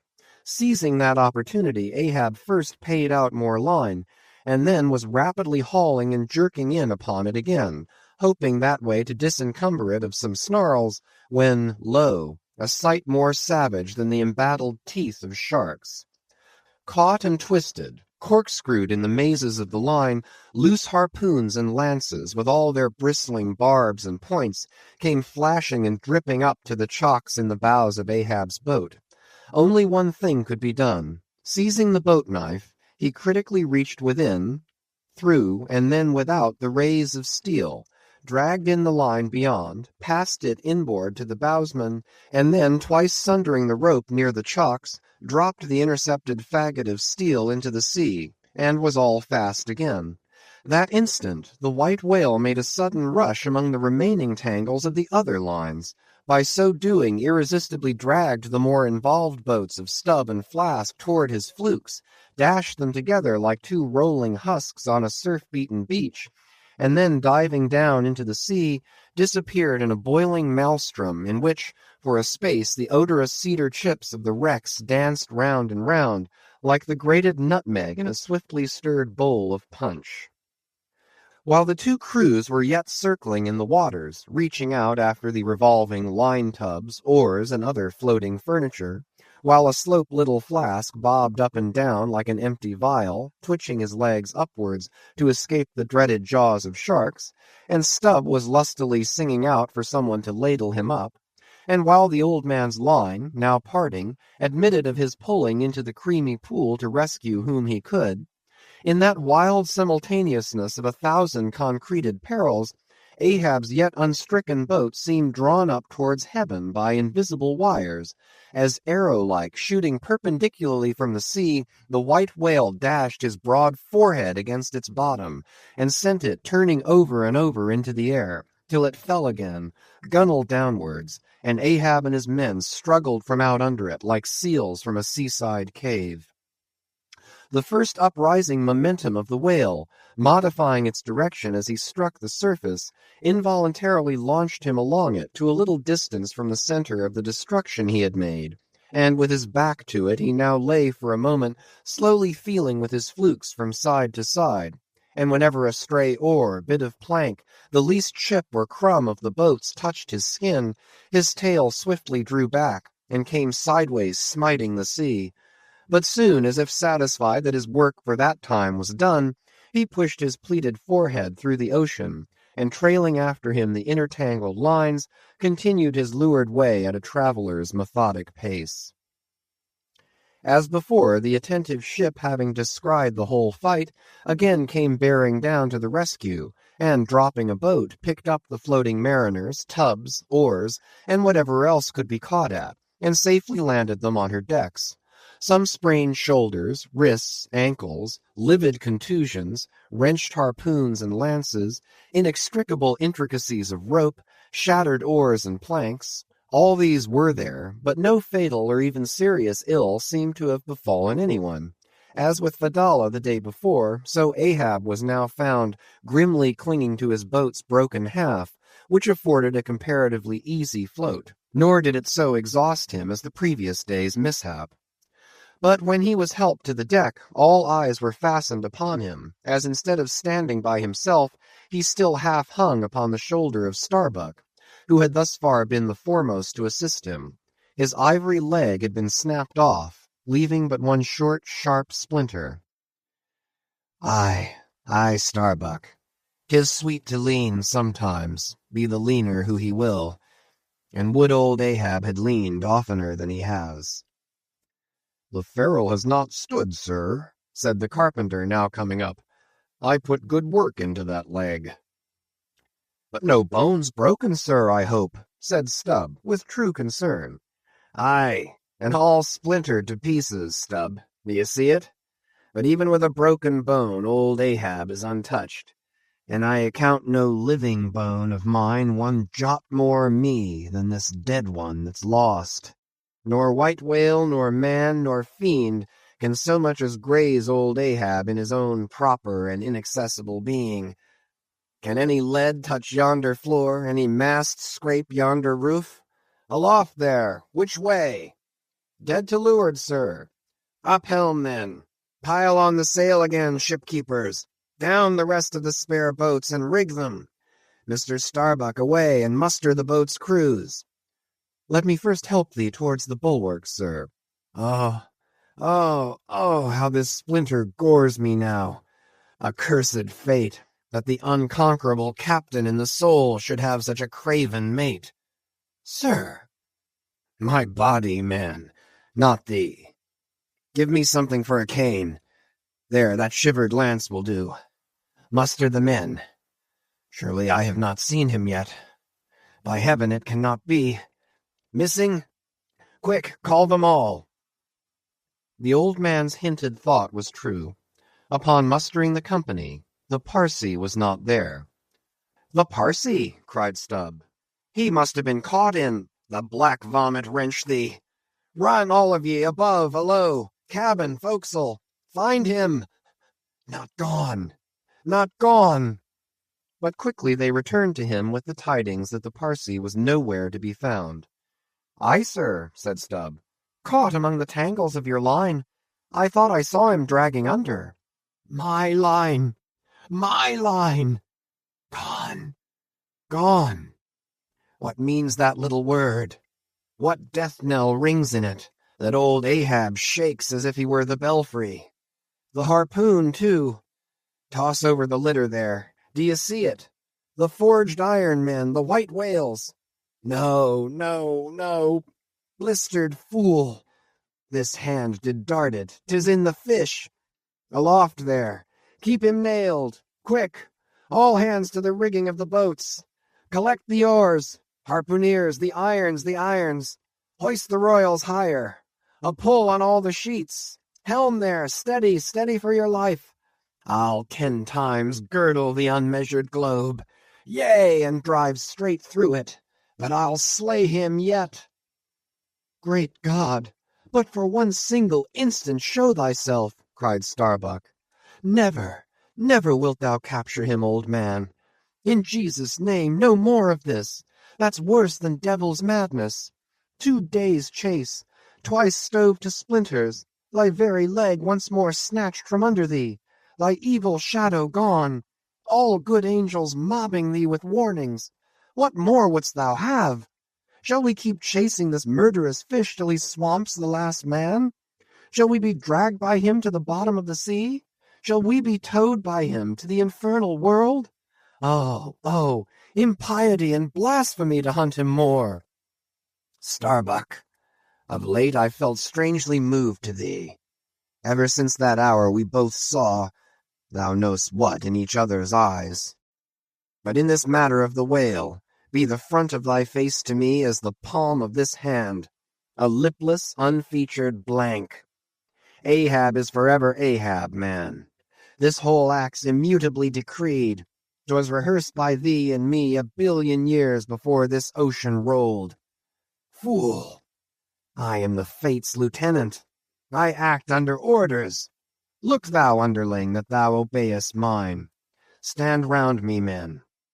You see an old man cut down to the stump, leaning on a shivered lance, propped up on a lonely foot. 'Tis Ahab, his body's part. But Ahab's soul's a centipede that moves upon 100 legs. I feel strained, half-stranded, as ropes that tow dismasted frigates in a gale. And I may look so. But ere I break, you'll hear me crack. And till you hear that, know that Ahab's hawser tows his purpose yet. Believe ye, men, in the things called omens? Then laugh aloud and cry encore. For ere they drown, drowning things will twice rise to the surface, then rise again to sink forevermore. So with Moby Dick. 2 days he's floated. Tomorrow will be the 3rd. Aye, men, he'll rise once more, but only to spout his last. Do you feel brave, men? Brave! As fearless fire, cried Stubb. And as mechanical, muttered Ahab. Then, as the men went forward, he muttered on. The things called omens. And yesterday I talked the same to Starbuck there concerning my broken boat. Oh, how valiantly I seek to drive out of others' hearts what's clinched so fast in mine. The Parsee, gone, gone. And he was to go before, but still was to be seen again ere I could perish. How's that? There's a riddle now might baffle all the lawyers backed by the ghosts of the whole line of judges. Like a hawk's beak it pecks my brain. I'll solve it, though. When dusk descended, the whale was still in sight to leeward. So once more the sail was shortened, and everything passed nearly as on the previous night. Only the sound of hammers and the hum of the grindstone was heard till nearly daylight, as the men toiled by lanterns in the complete and careful rigging of the spare boats and sharpening their fresh weapons for the morrow. Meantime, of the broken keel of Ahab's wrecked craft, the carpenter made him another leg, while still as on the night before, slouched Ahab stood fixed within his scuttle, his hid heliotrope glance anticipatingly gone backward on its dial, sat due eastward for the earliest sun. Chapter 135. The Chase, 3rd Day. The morning of the 3rd day dawned fair and fresh, and once more the solitary nightman of the foremast-head was relieved by crowds of the daylight lookouts, who dotted every mast and almost every spar. "Do you see him?" cried Ahab, but the whale was not yet in sight. "In his infallible wake, though, but follow that wake, that's all. Helm there, steady as thou goest and hast been going. What a lovely day again. We're at a new-made world, and made for a summer house to the angels, and this morning the first of its throwing open to them. A fairer day could not dawn upon that world. Here's food for thought, had Ahab time to think. But Ahab never thinks. He only feels. That's tingling enough for mortal man. To think's audacity. God only has that right and privilege. Thinking is, or ought to be, a coolness and a calmness, and our poor hearts throb, and our poor brains beat too much for that. And yet I've sometimes thought my brain was very calm, frozen calm. This old skull cracks so, like a glass in which the contents turn to ice and shiver it. And still this hair is growing now, this moment growing, and heat must breed it. But no. It's like that sort of common grass that will grow anywhere, between the earthly clefts of Greenland ice or in Vesuvius's lava. How the wild winds blow it! They whip it about me as the torn shreds of split sails lash the tossed ship they cling to. A vile wind, that has no doubt blown ere this through prison corridors and cells, and wards of hospitals, and ventilated them, and now comes blowing hither as innocent as fleeces. Out upon it! It's tainted. Were I the wind, I'd blow no more on such a wicked, miserable world. I'd crawl somewhere to a cave and slink there. And yet 'tis a noble and heroic thing, the wind. Whoever conquered it? In every fight it has the last and bitterest blow. Run tilting at it, and you but run through it. Ha! A coward wind that strikes stark naked men, but will not stand to receive a single blow. Even Ahab is a braver thing, a nobler thing than that. Would now the wind but had a body. But all the things that most exasperate and outrage mortal man, all these things are bodiless, but only bodiless as objects, not as agents. There's a most special, a most cunning, a most malicious difference.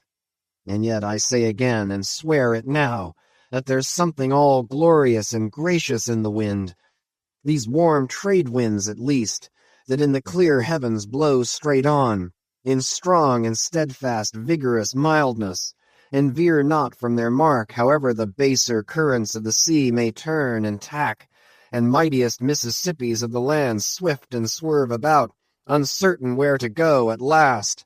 And by the eternal poles, these same trades that so directly blow my good ship on, these trades or something like them, something so unchangeable and full as strong, blow my keeled soul along. To it! Aloft there! What do you see? Nothing, sir. Nothing. And noon at hand. The doubloon goes a-begging. See the sun. Aye, it must be so. I've oversailed him. How? Got the start? Aye, he's chasing me now, not I him. That's bad. I might have known it, too. Fool!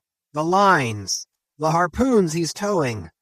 Aye, I have run by him last night. About! Come down, all of you but the regular lookouts. Man the braces! Steering as she had done, the wind had been somewhat on the Pequod's quarter, so that now, being pointed in the reverse direction, the braced ship sailed hard upon the breeze as she rechurned the cream in her own white wake. Against the wind he now steers for the open jaw, murmured Starbuck to himself as he coiled the new-hauled main-brace upon the rail. God keep us, but already my bones feel damp within me, and from the inside wet my flesh. I misdoubt me that I disobey my God in obeying him. Stand by to sway me up, cried Ahab, advancing to the hempen basket. We should meet him soon. Aye, sir. And straightway Starbuck did Ahab's bidding, and once more Ahab swung on high. A whole hour now passed, gold beaten out to ages. Time itself now held long breaths with keen surprise, but at last, some 3 points off the weather bow, Ahab descried the spout again, and instantly from the 3 mastheads 3 shrieks went up, as if the tongues of fire had voiced it. Forehead to forehead I meet thee this 3rd time, Moby Dick. On deck there, brace sharper up. Crowd her into the wind's eye. He's too far off to lower yet, Mr. Starbuck. The sails shake. Stand over that helmsman with a topmaul. So. He travels fast, and I must down. But let me have one more good look round aloft here at the sea. There's time for that. An old sight, and yet somehow so young. Aye, and not changed a wink since I first saw it. A boy from the sandhills of Nantucket. The same to Noah as to me. There's a soft shower to leeward. Such lovely leewardings. They must lead somewhere, to something else than common land, more palmy than the palms. Leeward. The white whale goes that way. Look to windward, then, the better if the bitterer quarter. But goodbye, old masthead. What's this? Green? Aye, tiny mosses in these warped cracks. No such green weather stains on Ahab's head. There's the difference now between man's old age and matters. But I, old mast, we both grow old together. Sound in our hulls, though, are we not, my ship? Aye, minus a leg, that's all. By heaven, this dead wood has the better of my live flesh every way. I can't compare with it, and I've known some ships made of dead trees outlast the lives of men made of the most vital stuff of vital fathers. What's that he said? He should still go before me, my pilot, and yet to be seen again? But where? Will I have eyes at the bottom of the sea, supposing I descend those endless stairs? And all night I've been sailing from him, wherever he did sink to. Aye, aye. Like many more, thou toldst direful truth as touching thyself, O Parsi. But Ahab, there thy shot fell short. Goodbye, masthead. Keep a good eye upon the whale while I'm gone. We'll talk tomorrow, nay, tonight, when the white whale lies down there, tied by head and tail. He gave the word, and still gazing round him, was steadily lowered through the cloven blue air to the deck. In due time the boats were lowered, but as, standing in his shallop's stern, Ahab just hovered upon the point of the descent, he waved to the mate, who held one of the tackle ropes on deck, and bade him pause. "Starbuck." "Sir?" "For the third time my soul's ship starts upon this voyage, Starbuck." "Aye, sir. Thou wilt have it so. Some ships sail from their ports, and ever afterwards are missing, Starbuck." "Truth, sir. Saddest truth." "Some men die at ebb tide, some at low water, some at the full of the flood. And I feel now like a billow that's all one crested comb, Starbuck. I am old. Shake hands with me, man." Their hands met, their eyes fastened, and Starbuck's tears the glue. "Oh, my captain, my captain! Noble heart, go not, go not! See, it's a brave man that weeps. How great the agony of the persuasion, then!" "Lower away!" cried Ahab, tossing the mate's arm from him. "Stand by the crew!" In an instant the boat was pulling round close under the stern. "The sharks! The sharks!" cried a voice from the low cabin window there. "Oh, master, my master, come back!" But Ahab heard nothing, for his own voice was high lifted then, and the boat leaped on. Yet the voice spake true, for scarce had he pushed from the ship when numbers of sharks, seemingly rising from out the dark waters beneath the hull, maliciously snapped at the blades of the oars every time they dipped in the water, and in this way accompanied the boat with their bites. It is a thing not uncommonly happening to the whale-boats in those swarming seas, the sharks at times apparently following them in the same prescient way that vultures hover over the banners of marching regiments in the east. But these were the first sharks that had been observed by the Pequod since the white whale had first been descried, and whether it was that Ahab's crew were all such tiger-yellow barbarians, and therefore their flesh more musky to the senses of the sharks, a matter sometimes well known to affect them, however it was, they seemed to follow that one boat without molesting the others. "Heart of wrought steel," murmured Starbuck, gazing over the side, and following with his eye the receding boat. "Canst thou yet ring boldly to that sight, lowering thy keel among ravening sharks, and followed by them, open-mouthed to the chase, and this the critical third day? For when 3 days flow together in one continuous intense pursuit, be sure the first is the morning, the second the noon, and the third the evening and the end of that thing, be that end what it may. Oh, my God!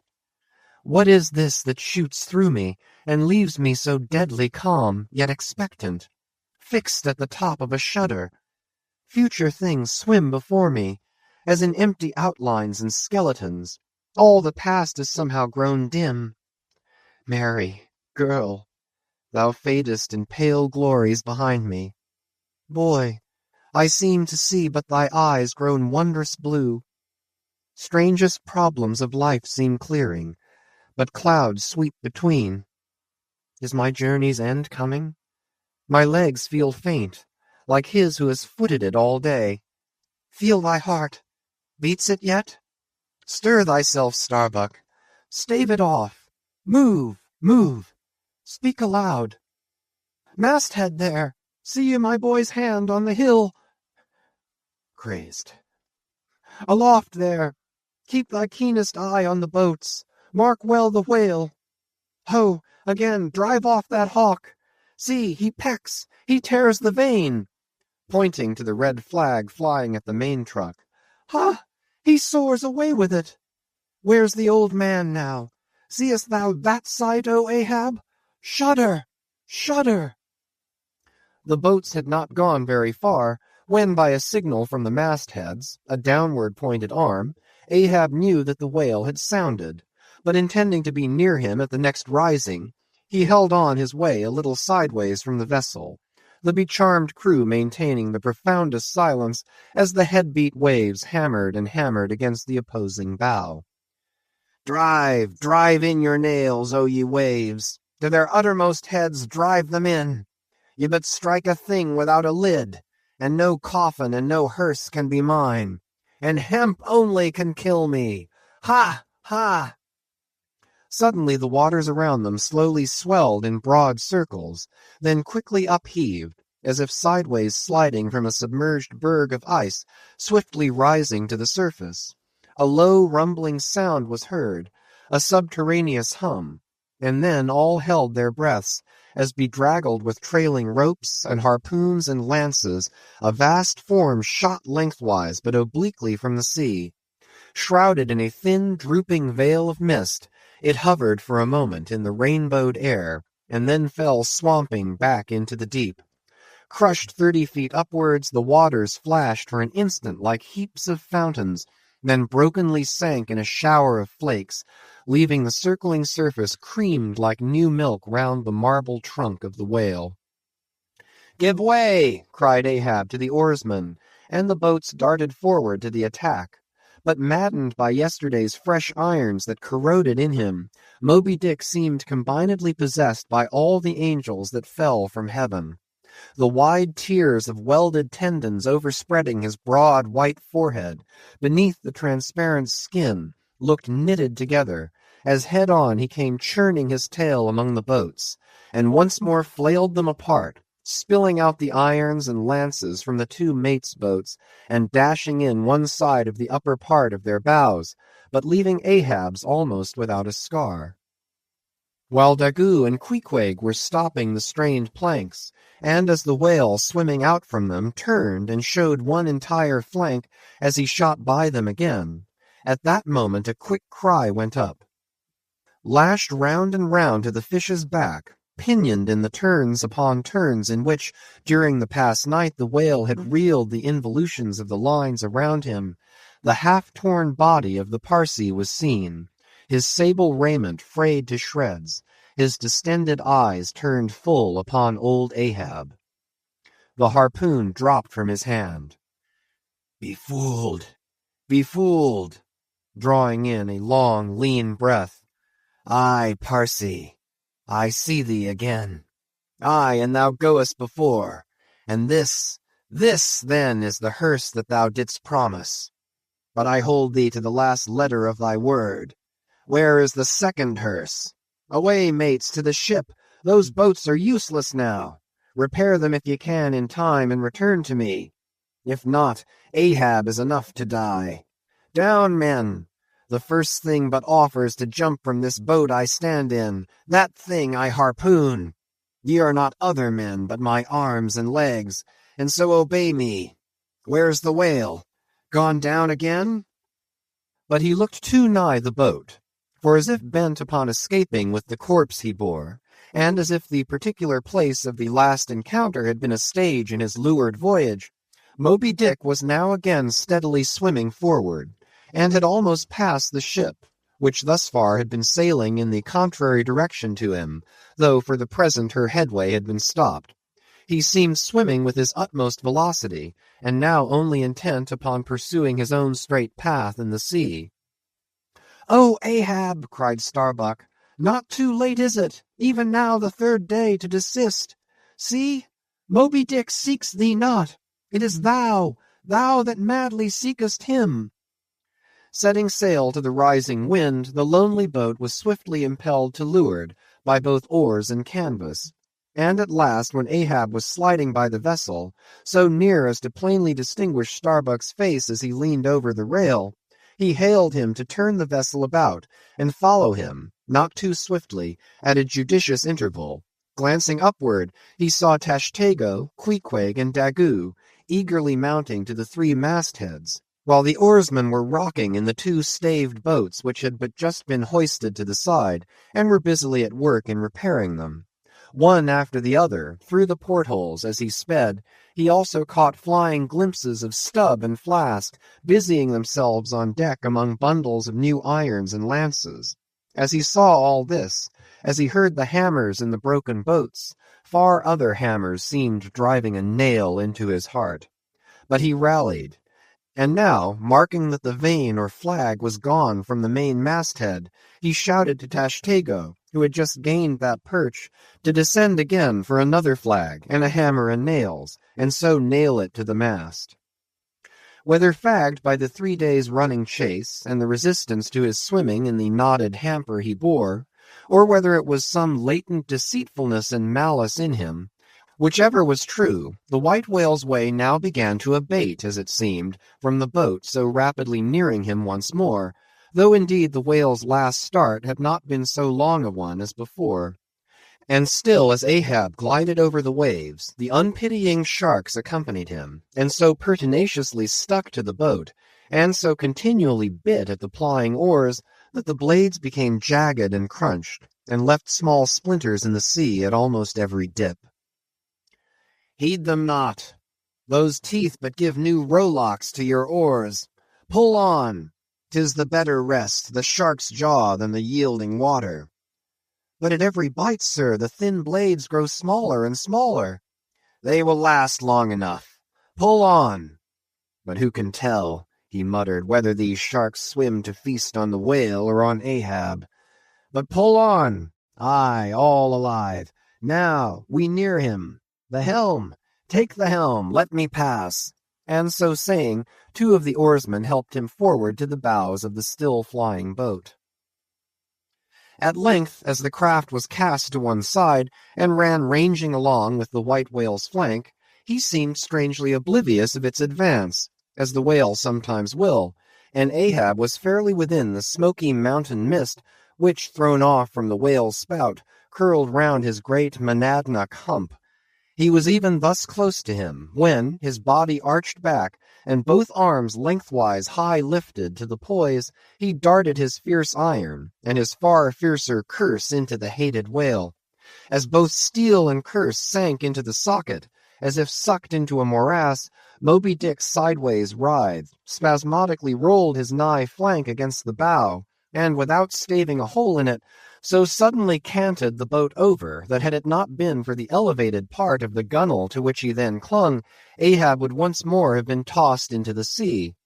As it was, 3 of the oarsmen, who foreknew not the precise instant of the dart, and were therefore unprepared for its effects, these were flung out, but so fell that in an instant 2 of them clutched the gunwale again, and rising to its level on a combing wave, hurled themselves bodily inboard again, the 3rd man helplessly dropping astern, but still afloat and swimming.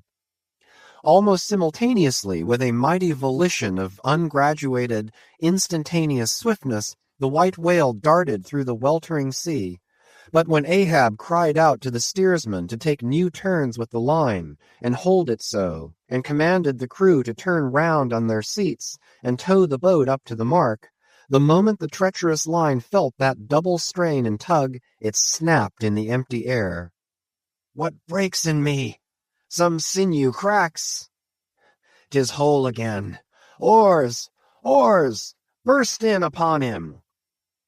Hearing the tremendous rush of the sea-crashing boat, the whale wheeled round to present his blank forehead at bay. But in that evolution, catching sight of the nearing black hull of the ship, seemingly seeing in it the source of all his persecutions, bethinking it, It may be a larger and nobler foe. Of a sudden he bore down upon its advancing prow, smiting his jaws amid fiery showers of foam. Ahab staggered. His hands smote his forehead. I grow blind. Hands, stretch out before me that I may yet grope my way. Is it night? The whale! The ship! Cried the cringing oarsman. Oars! Oars! Slope downward to thy depths, O sea, that ere it be forever too late, Ahab may slide this last time upon his mark. I see! The ship! The ship! Dash on, my men! Will ye not save my ship?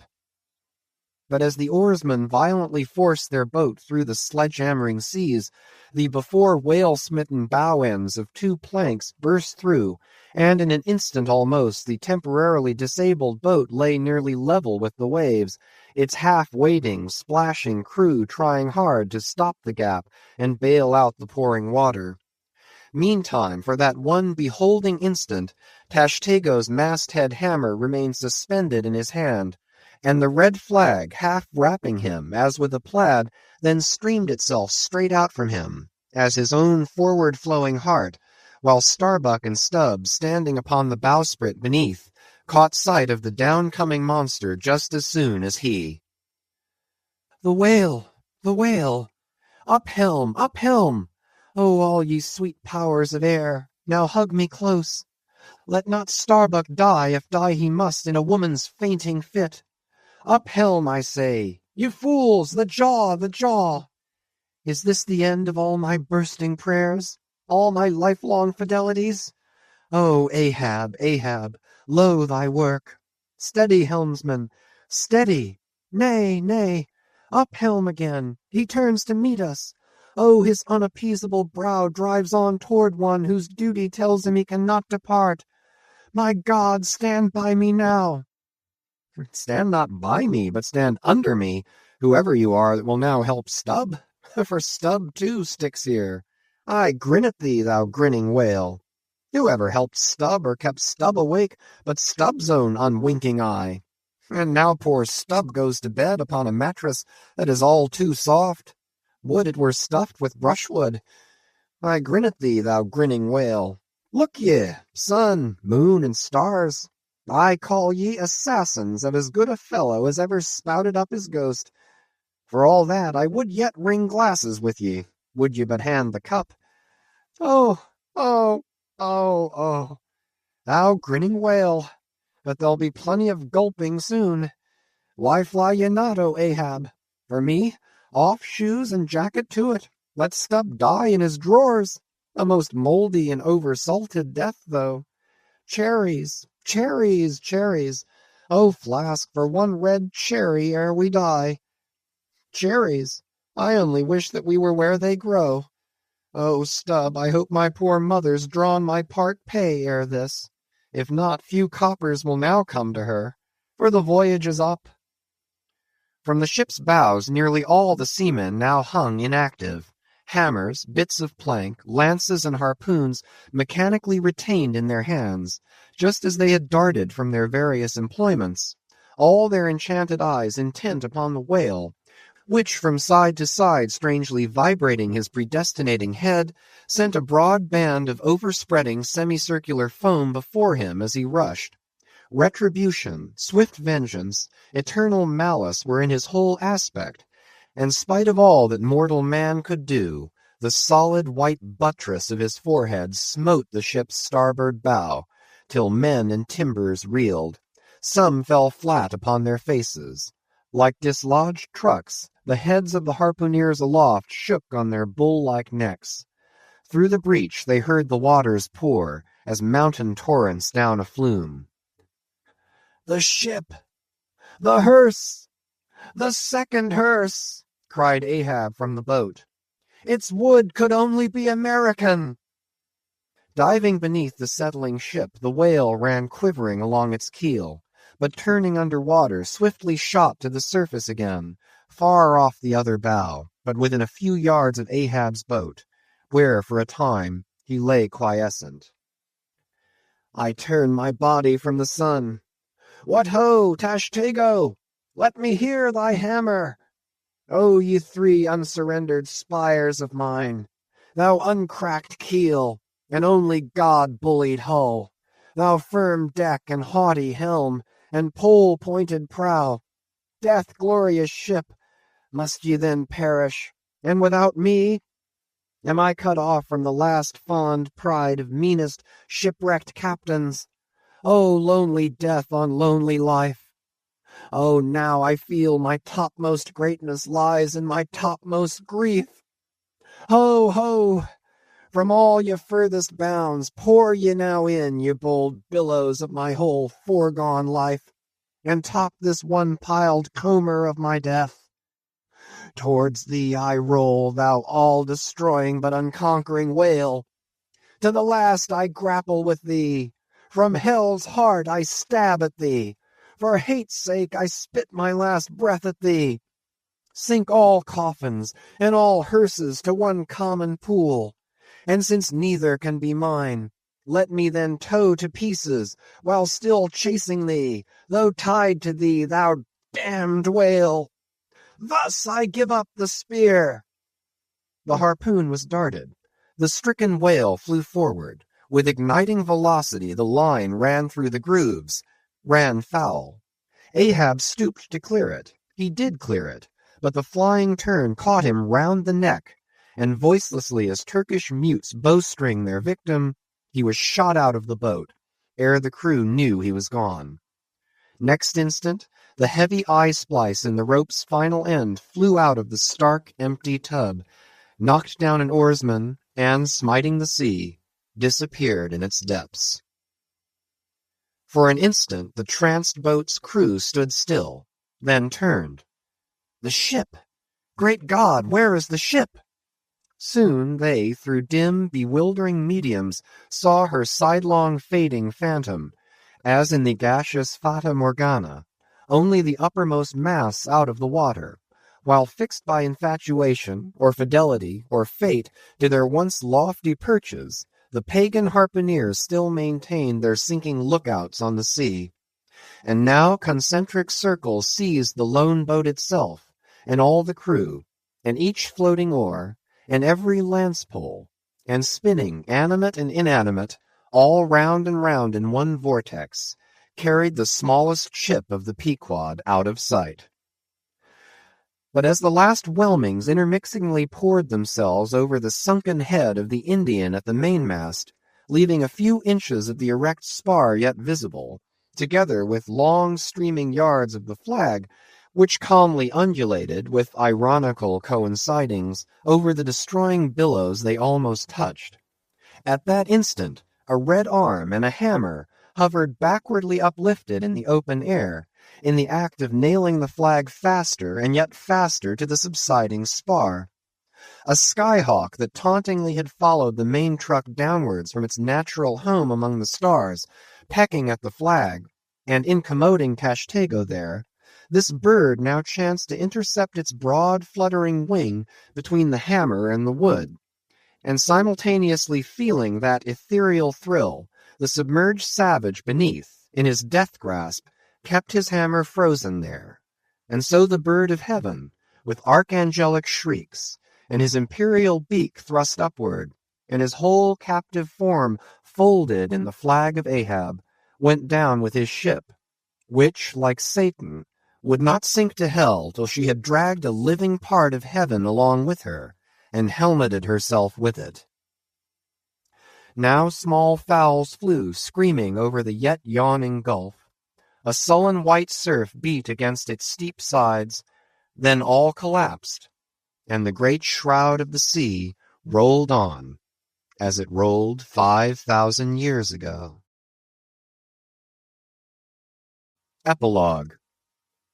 And I only am escaped alone to tell thee. Job. The drama's done. Why then here does anyone step forth? Because one did survive the wreck. It so chanced that after the Parsi's disappearance, I was he whom the fates ordained to take the place of Ahab's bowsman, when that bowsman assumed the vacant post. The same who, when on the last day the 3 men were tossed from out of the rocking boat, was dropped astern. So, floating on the margin of the ensuing scene, and in full sight of it, when the half-spent suction of the sunk ship reached me, I was then but slowly drawn towards the closing vortex. When I reached it, it had subsided to a creamy pool.